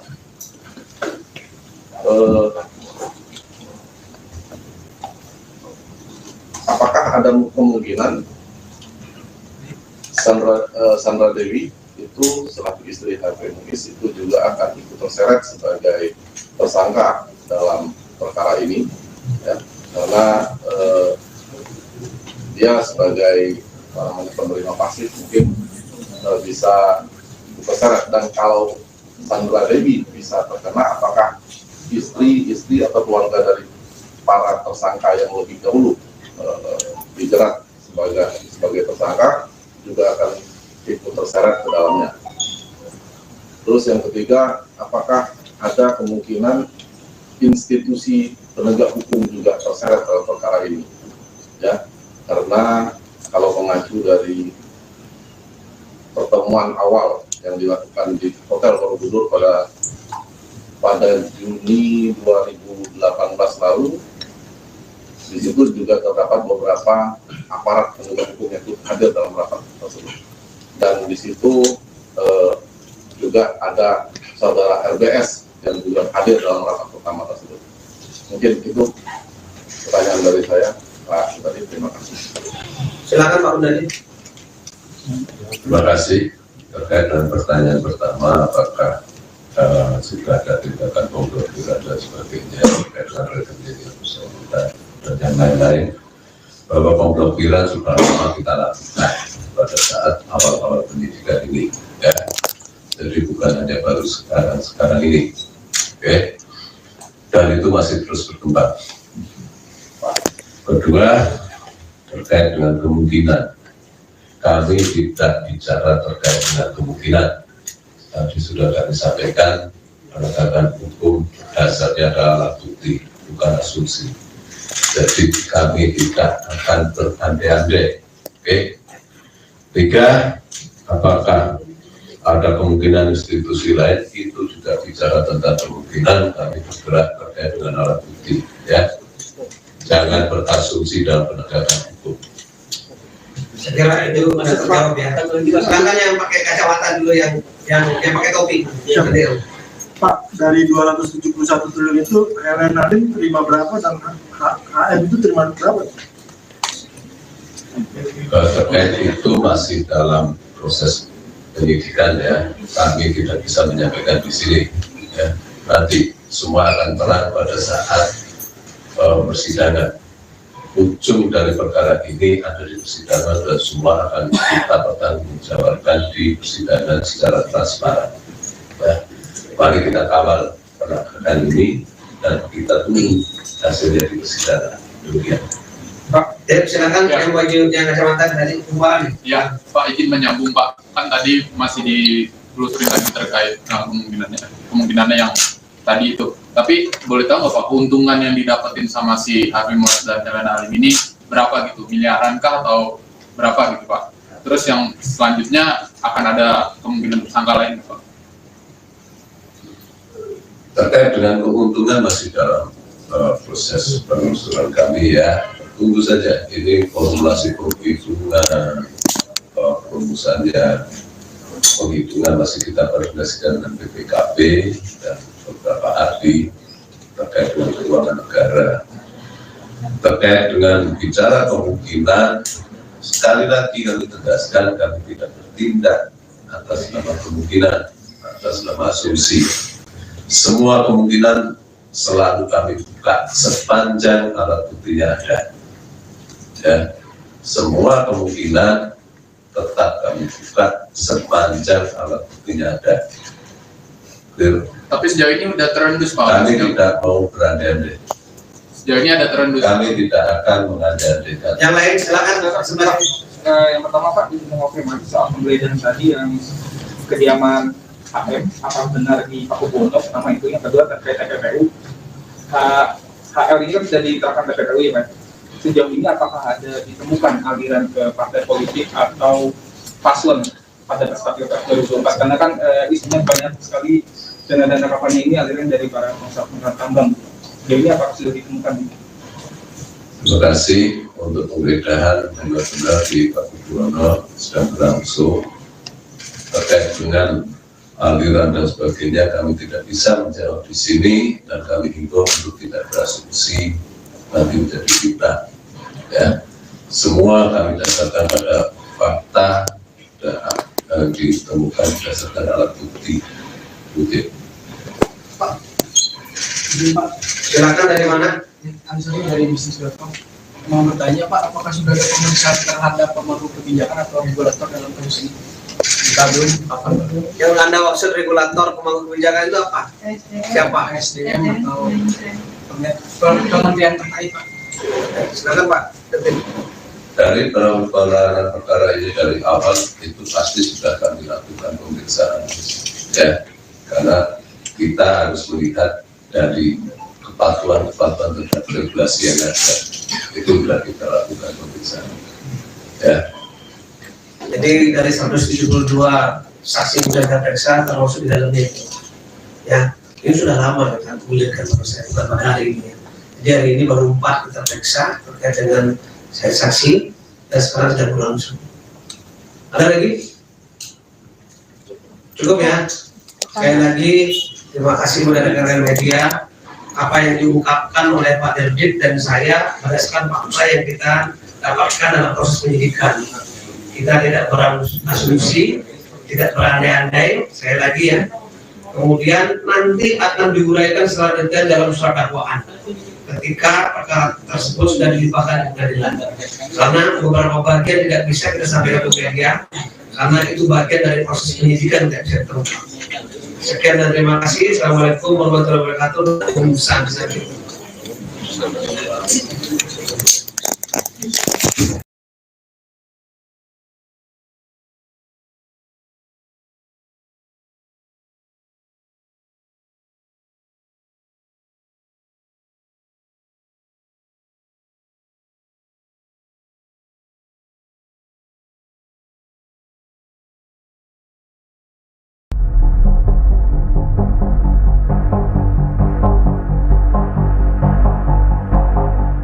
Pengacara kondang Hotman Paris mengaku kecolongan uang senilai ratusan juta rupiah. Pelaku pencurian uang tersebut yakni manajer dari resto ramen Hotman di Tajur, Bogor Timur. Hal ini diungkap oleh Hotman Paris sendiri melalui unggahan Instagram pribadinya. Hotman Paris menyebut uang ratusan juta yang dibawa kabur karyawannya merupakan hasil penjualan di salah satu kedai ramen miliknya. Atas kejadian ini, Hotman Paris melaporkan ke pihak berwajib dan berharap polisi segera menangkap pelakunya. Hotman meminta bantuan Kapolresta Bogor Kota Kombes Bismo Teguh untuk segera menciduk terduga pelaku.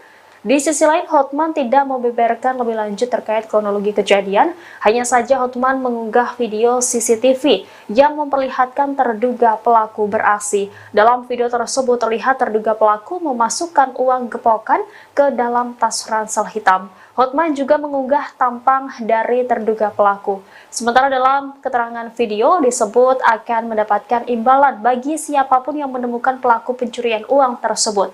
Diketahui peristiwa ini terjadi di tengah kesibukan Hotman Paris bertarung di Mahkamah Konstitusi untuk melawan gugatan Pilpres 2024. Hotman menjadi salah satu tim pembela paslon nomor urut 2 Prabowo Subianto Gibran Raka Buming Raka. Hotman kecolongan uang. Pengacara kondang Hotman Paris mengaku kecolongan uang ratusan juta rupiah. Pelaku pencurian uang tersebut yakni manajer dari restoran Hotman di Tajur, Bogor Timur. Hal ini diungkap oleh Hotman Paris melalui unggahan Instagram pribadinya. Hotman Paris menyebut uang ratusan juta yang dibawa kabur karyawannya merupakan hasil penjualan di salah satu kedai ramen miliknya. Atas kejadian ini, Hotman Paris melaporkan ke pihak berwajib dan berharap polisi segera menangkap pelakunya. Hotman meminta bantuan Kapolresta Bogor Kota Kombes Bismo Teguh untuk segera menciduk terduga pelaku. Halo Bapak Kapolres Bogor Kota Bismo Teguh, mohon segera ditangkap pelaku, manajer dari restoran Hotman di Tajur, Bogor Timur yang telah melarikan uang hasil penjualan restoran sebanyak ratusan juta. Uang penjualannya restoran Hotman di Tajur, Bogor Timur dibawa kabur oleh manajernya, jelas Hotman. Di sisi lain, Hotman tidak membeberkan lebih lanjut terkait kronologi kejadian. Hanya saja Hotman mengunggah video CCTV yang memperlihatkan terduga pelaku beraksi. Dalam video tersebut terlihat terduga pelaku memasukkan uang gepokan ke dalam tas ransel. Hotman juga mengunggah tampang dari terduga pelaku. Sementara dalam keterangan video, disebut akan mendapat imbalan bagi yang menemukan pelaku pencurian uang tersebut. Diketahui peristiwa ini terjadi di tengah kesibukan Hotman bertarung di MK melawan gugatan Pilpres 2024. Hotman menjadi salah satu tim pembela paslon nomor urut 2 Prabowo Gibran.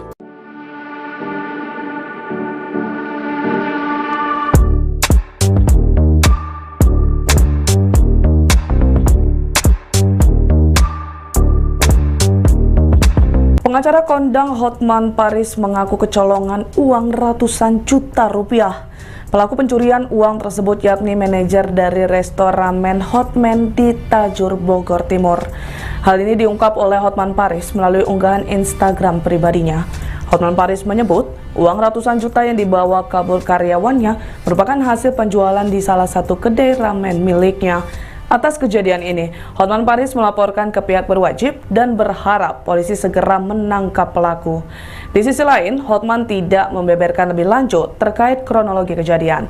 Hanya saja Hotman mengunggah video CCTV yang memperlihatkan terduga pelaku beraksi. Dalam video tersebut terlihat terduga pelaku memasukkan tumpukan uang ke dalam tas ransel. Sementara dalam keterangan video disebut akan mendapat imbalan bagi yang menemukan pelaku pencurian uang tersebut. Ikuti terus berita menarik lainnya. Jangan lupa like dan share seluruh akun Tribun Medan. Hotman kecolongan uang. Pegawai Hotman mencuri uang Hotman Paris. Halo Bapak Kapolres Bogor Kota, mohon segera ditangkap pelaku manajer dari resto ramen Hotman di Tajur, Bogor Timur yang telah melarikan uang hasil penjualan restoran sebanyak ratusan juta uang penjualan restoran Hotman di Tajur, Bogor Timur dibawa kabur oleh manajernya. Bapak Kapolres Bogor Kota sangat mengucapkan terima kasih sekiranya pelakunya dapat ditangkap segera. God bless you, mohon dibantu. Salam Hotman Paris.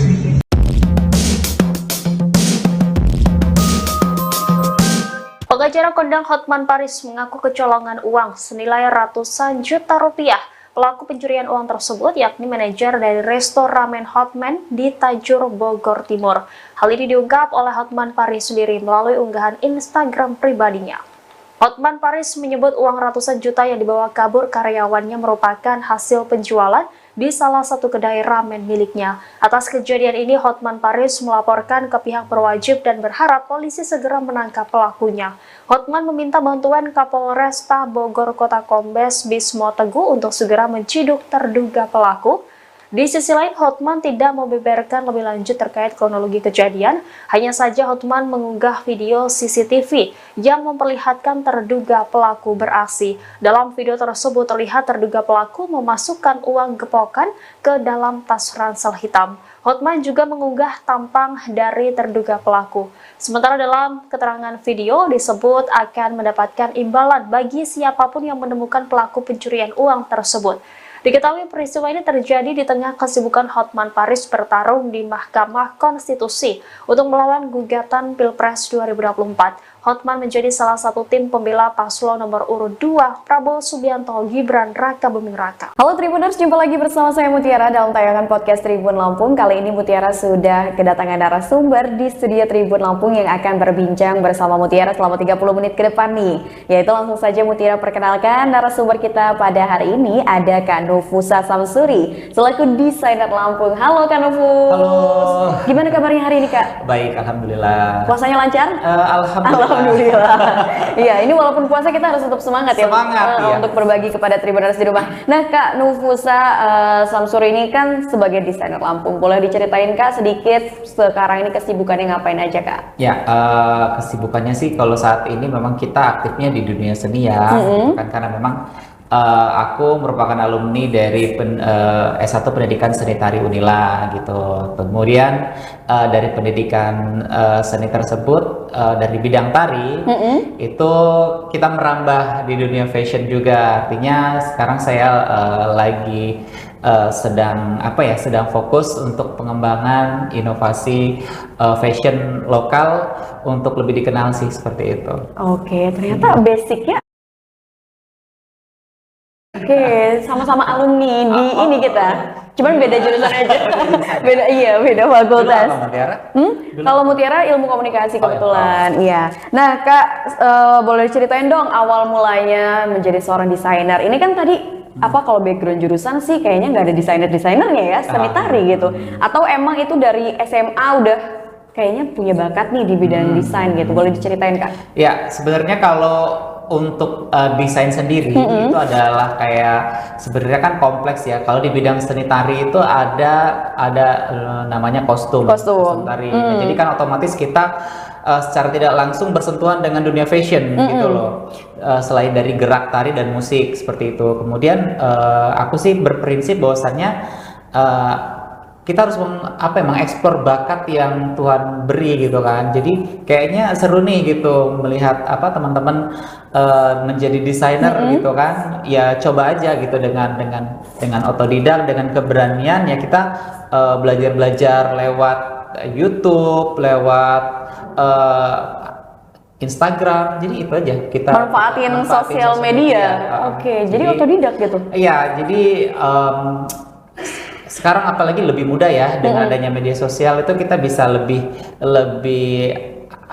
explore. Jadi informasi apa aja kita bisa cepat dapat. Kemudian semua tergantung dari kita sih gitu kan. Kalau kita mau pasti kita bisa seperti itu. Oke, jadi memang belajarnya otodidak. Nah, kalau boleh tahu Kak, karya pertamanya gitu kan menjadi seorang desainer pada saat awal-awal itu pada tahun berapa dan karyanya itu dipakai di mana kostumnya kalau boleh tahu? Ya, untuk awal sih sebenarnya kalau awal sekali itu aku buat karya itu baju untuk pakaianku sendiri. Oh, untuk diri sendiri iya.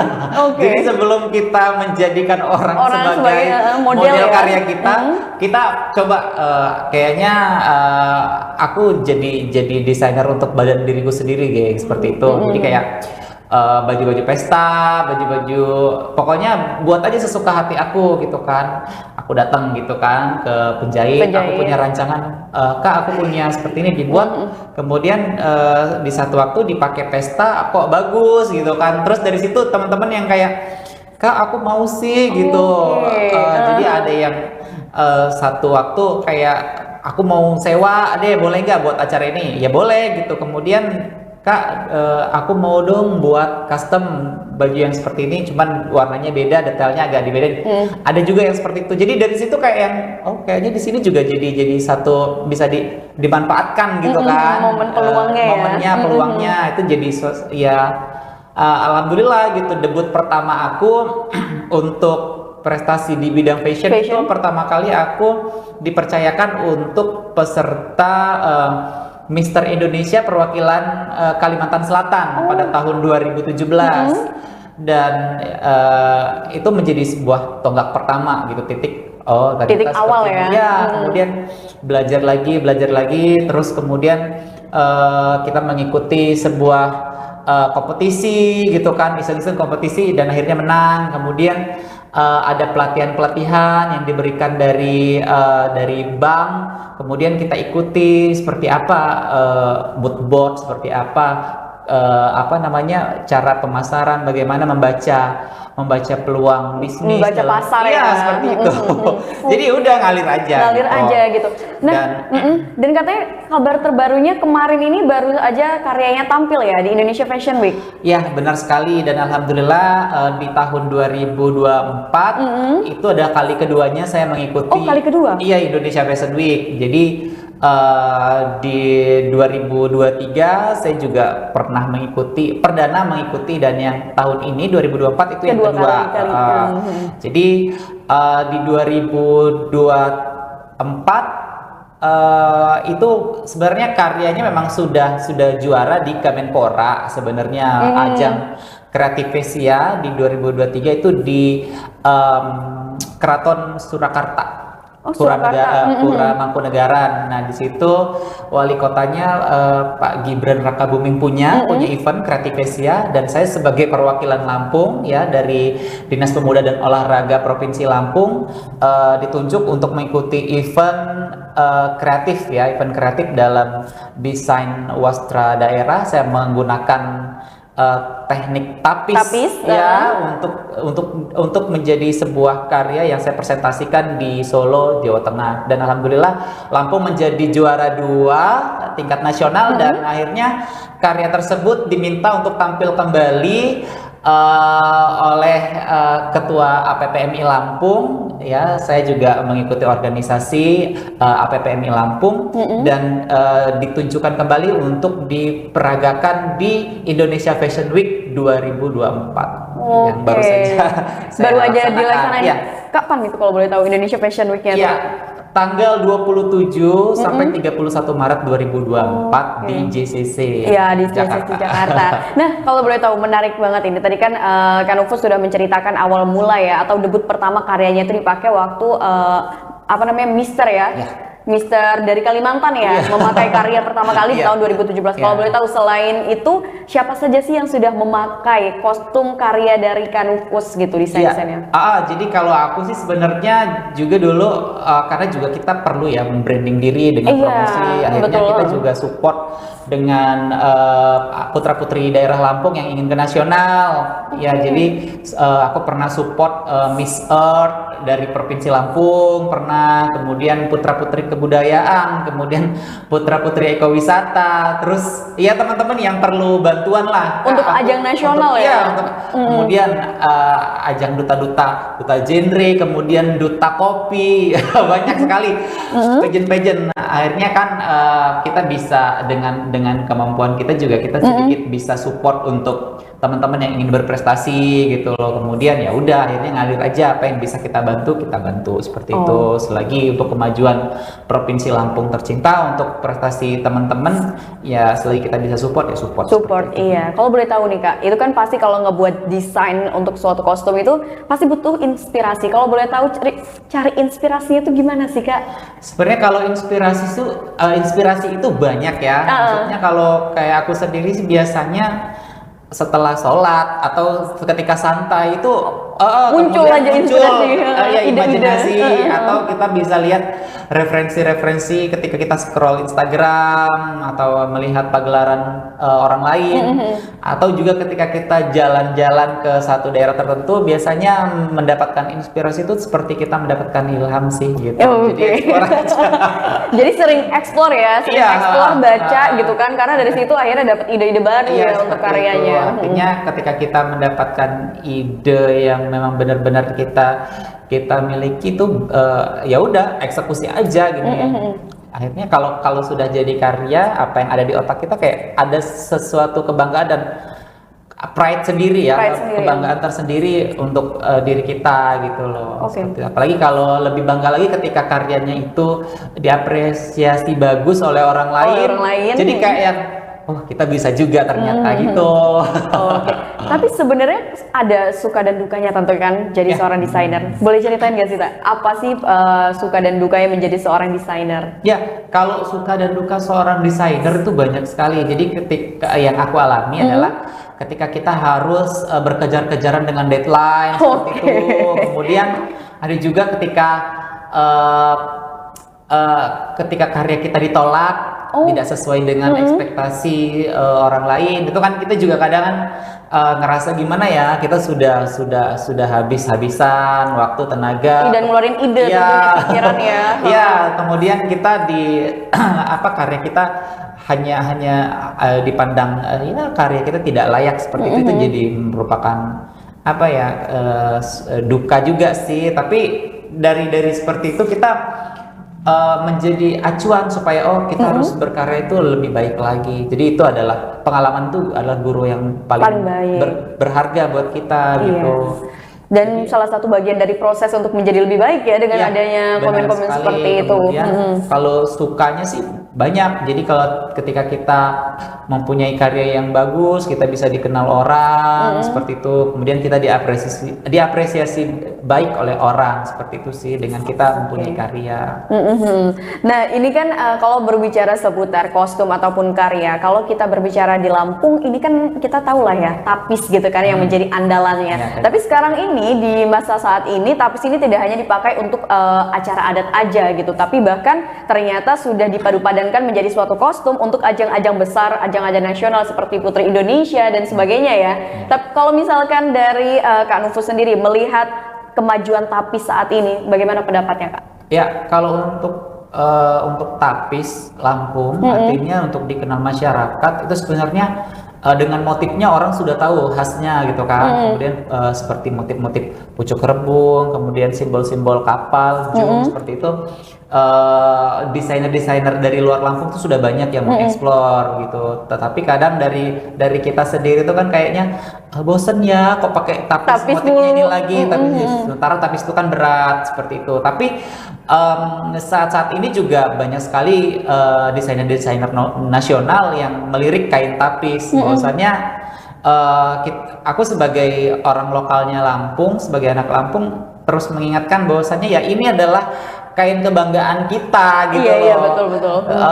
Jadi yang memang punya ciri khas tersendiri, kemudian pengerjaannya lama gitu kan. Ini adalah kain adat kita gitu loh yang harus kita jadi kebanggaan tersendiri buat orang Lampung. Jadi kita pesannya sih buat teman-teman yang ada di Lampung, ya udah jangan bosen-bosen gitu kan. Jadi kalau tiap kesempatan itu kalau memang ciri khasnya harus pakai kain tapis ya kita keluarin kain tapis kita gitu. Dan eksplorasi aku pada Indonesia Fashion Week pada tahun ini itu kan mengangkat temanya tapis. Tapi tapisku itu penuh dengan inovasi. Jadi nanti bisa dilihat di Instagramku di @nufusa. Kemudian di situ pada Indonesia Fashion Week tahun ini tuh aku mengangkat sulam tapis, teknik sulam tapis, pada kreasi jas ya, jas pria. Kemudian di situ aku gambar sosok Raden Intan dengan 12 tuping pengawalnya gitu. Jadi kayak supaya secara teknik sulap tapisnya dapat, kemudian secara historis sejarahnya juga dapat gitu. Jadi kita sebagai pemuda Lampung ketika kita menggunakan outfit tidak hanya berbicara outfitnya aja kelihatan bagus, tapi di situ maknanya dalam. Dalam dari outfitnya itu ya. Kemudian ada di satu sisi, aku nggak bawa sih bajunya, nanti bisa dilihat di satu sisi tapisannya itu aku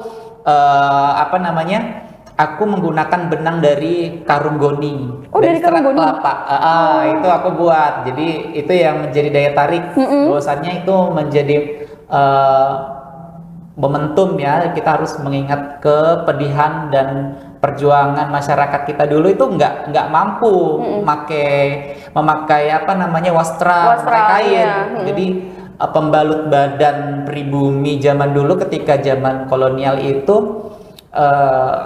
ketika aku riset mereka menggunakan karung goni seperti itu untuk pembalut tubuh. Jadi kita bersyukurlah bisa udah hidup, iya benar, hidup bisa di Jawa sekarang ya.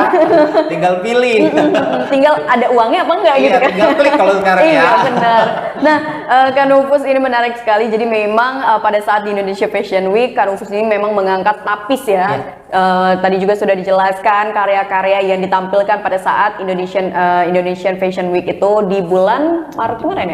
Maret kemarin. Nah, Kak Nufus, ini kalau misalkan kita berbicara tentang wastra ya, ini ternyata kalau untuk saat ini kan anak muda kayaknya sudah mulai melirik gitu. Yang tadinya mereka kayaknya anti banget nih pakai wastra-wastra, tapi kayaknya sekarang sudah banyak di media sosial anak-anak muda ini yang udah mulai tertarik gitu. Nah, kalau menurut Kak Nufus sendiri gimana sih Kak anak muda di Lampung khususnya kalau untuk masalah mengenakan wastra gitu Kak? Ya, untuk masalah wastra sih anak muda di Lampung sekarang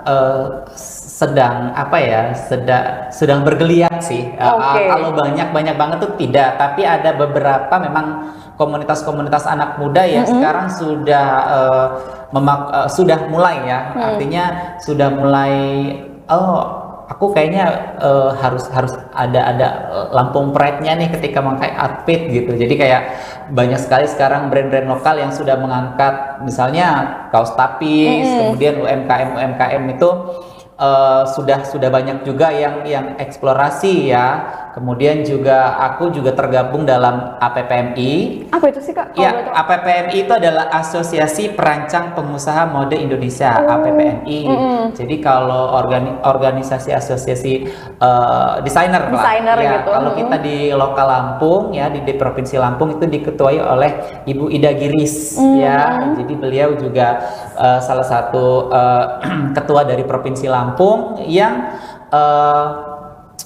menghimpun desainer-desainer yang ada di Lampung. Iya, desainer-desainer senior ataupun yang masih junior dihimpun dalam satu organisasi untuk mengeksplor wastra-wastra lokal untuk menjadi sebuah karya dan beliau juga yang menentukan layak atau tidak layaknya sebuah karya untuk ditampilkan di Indonesia Fashion Week. Jadi kalau kita tahu kalau Presiden desainer ya atau ketua APPMI pusat itu Ibu Poppy Darsono. Beliau yang menjadi presiden atau yang mengkrit IFW ya. Indonesia Fashion Week itu. Ya, Ibu Poppy Darsono. Jadi kita sebagai anggota APPMI ikut melestarikan wastra lokal khususnya wastra-wastra di Provinsi Lampung sangat banyak dan itu masih banyak sekali. Jadi tidak hanya tapis, ternyata Lampung itu ada kain sulam madu aro, kemudian ada sulam jelujur juga. Sulam jelujur pernah dengar ya, benar pernah dengar. Ya, jadi kemudian ada juga sulam usus, kemudian itu banyak sekali yang bisa kita eksplor untuk menjadi suatu sebuah karya ya? fashion gitu. Jadi kita jangan bersedih, tidak hanya daerah lain yang punya songket, yang punya batik, tapi kita juga punya motif-motif khas, motif-motif yang cantik yang bisa kita eksplor dan bisa kita kenakan. Jadi kalau fashion itu kan sebenarnya lebih kepada fashion gua banget nih. Jadi DNA kalau aku sukanya yang gimana ya? Aku sukanya yang glamor atau aku sukanya yang iya benar-benar. Jadi kayak casual. Fashion itu nentuin identitas diri ya. Iya benar sekali, benar sekali. Ini salah satu tampilan ini 2023. Oh 2023. Ini debut pertama aku awal sekali. Jadi memang pada saat itu aku lebih eksplor pada kostum pertunjukan, kostum Oh, tari. kostum pertunjukan. Ya, jadi segala gapura-gapura Lampung aku tempelin. Ditempelin Jum. semua ya? Itu temanya Jum. Jadi kayak yang dari jauh orang harus tahu itu itu Lampung. Lampung, gitu. oke. Nah, ini yang 2024 baru kemarin. Oh, 2000 baru kemarin ini? Baju dongker ya, ini ngambil warnanya ya? Ya, dongker. Jadi itu filosofinya adalah samudra laut Selat Sunda ya. Karena temanya kan tuh sebenarnya Raden Intan sih sebenarnya. Temanya. Iya, karena emang kan lokasi Raden Intan tuh di pesisir Kalianda. Jadi biru laut Kalianda itu aku sebagai elemen kuat pada fashion ini. Jadi lebih ke sana sih filosofinya. Nah, nih Kak, kita udah ngobrol panjang. Sebenarnya kalau untuk dari Kak Nufus sendiri menjadi seorang desainer, apa sih Kak tantangan terbesarnya? Tantangan terbesar seorang desainer itu adalah kita konsisten dalam berkarya. Kemudian satu juga tantangannya adalah kita riset ya. Kita tidak boleh malas riset ketika kita mengangkat suatu karya itu kita harus jelas sumbernya dari mana, kemudian apa yang ingin dibuat, apa yang ingin disampaikan, kemudian eksekusi dari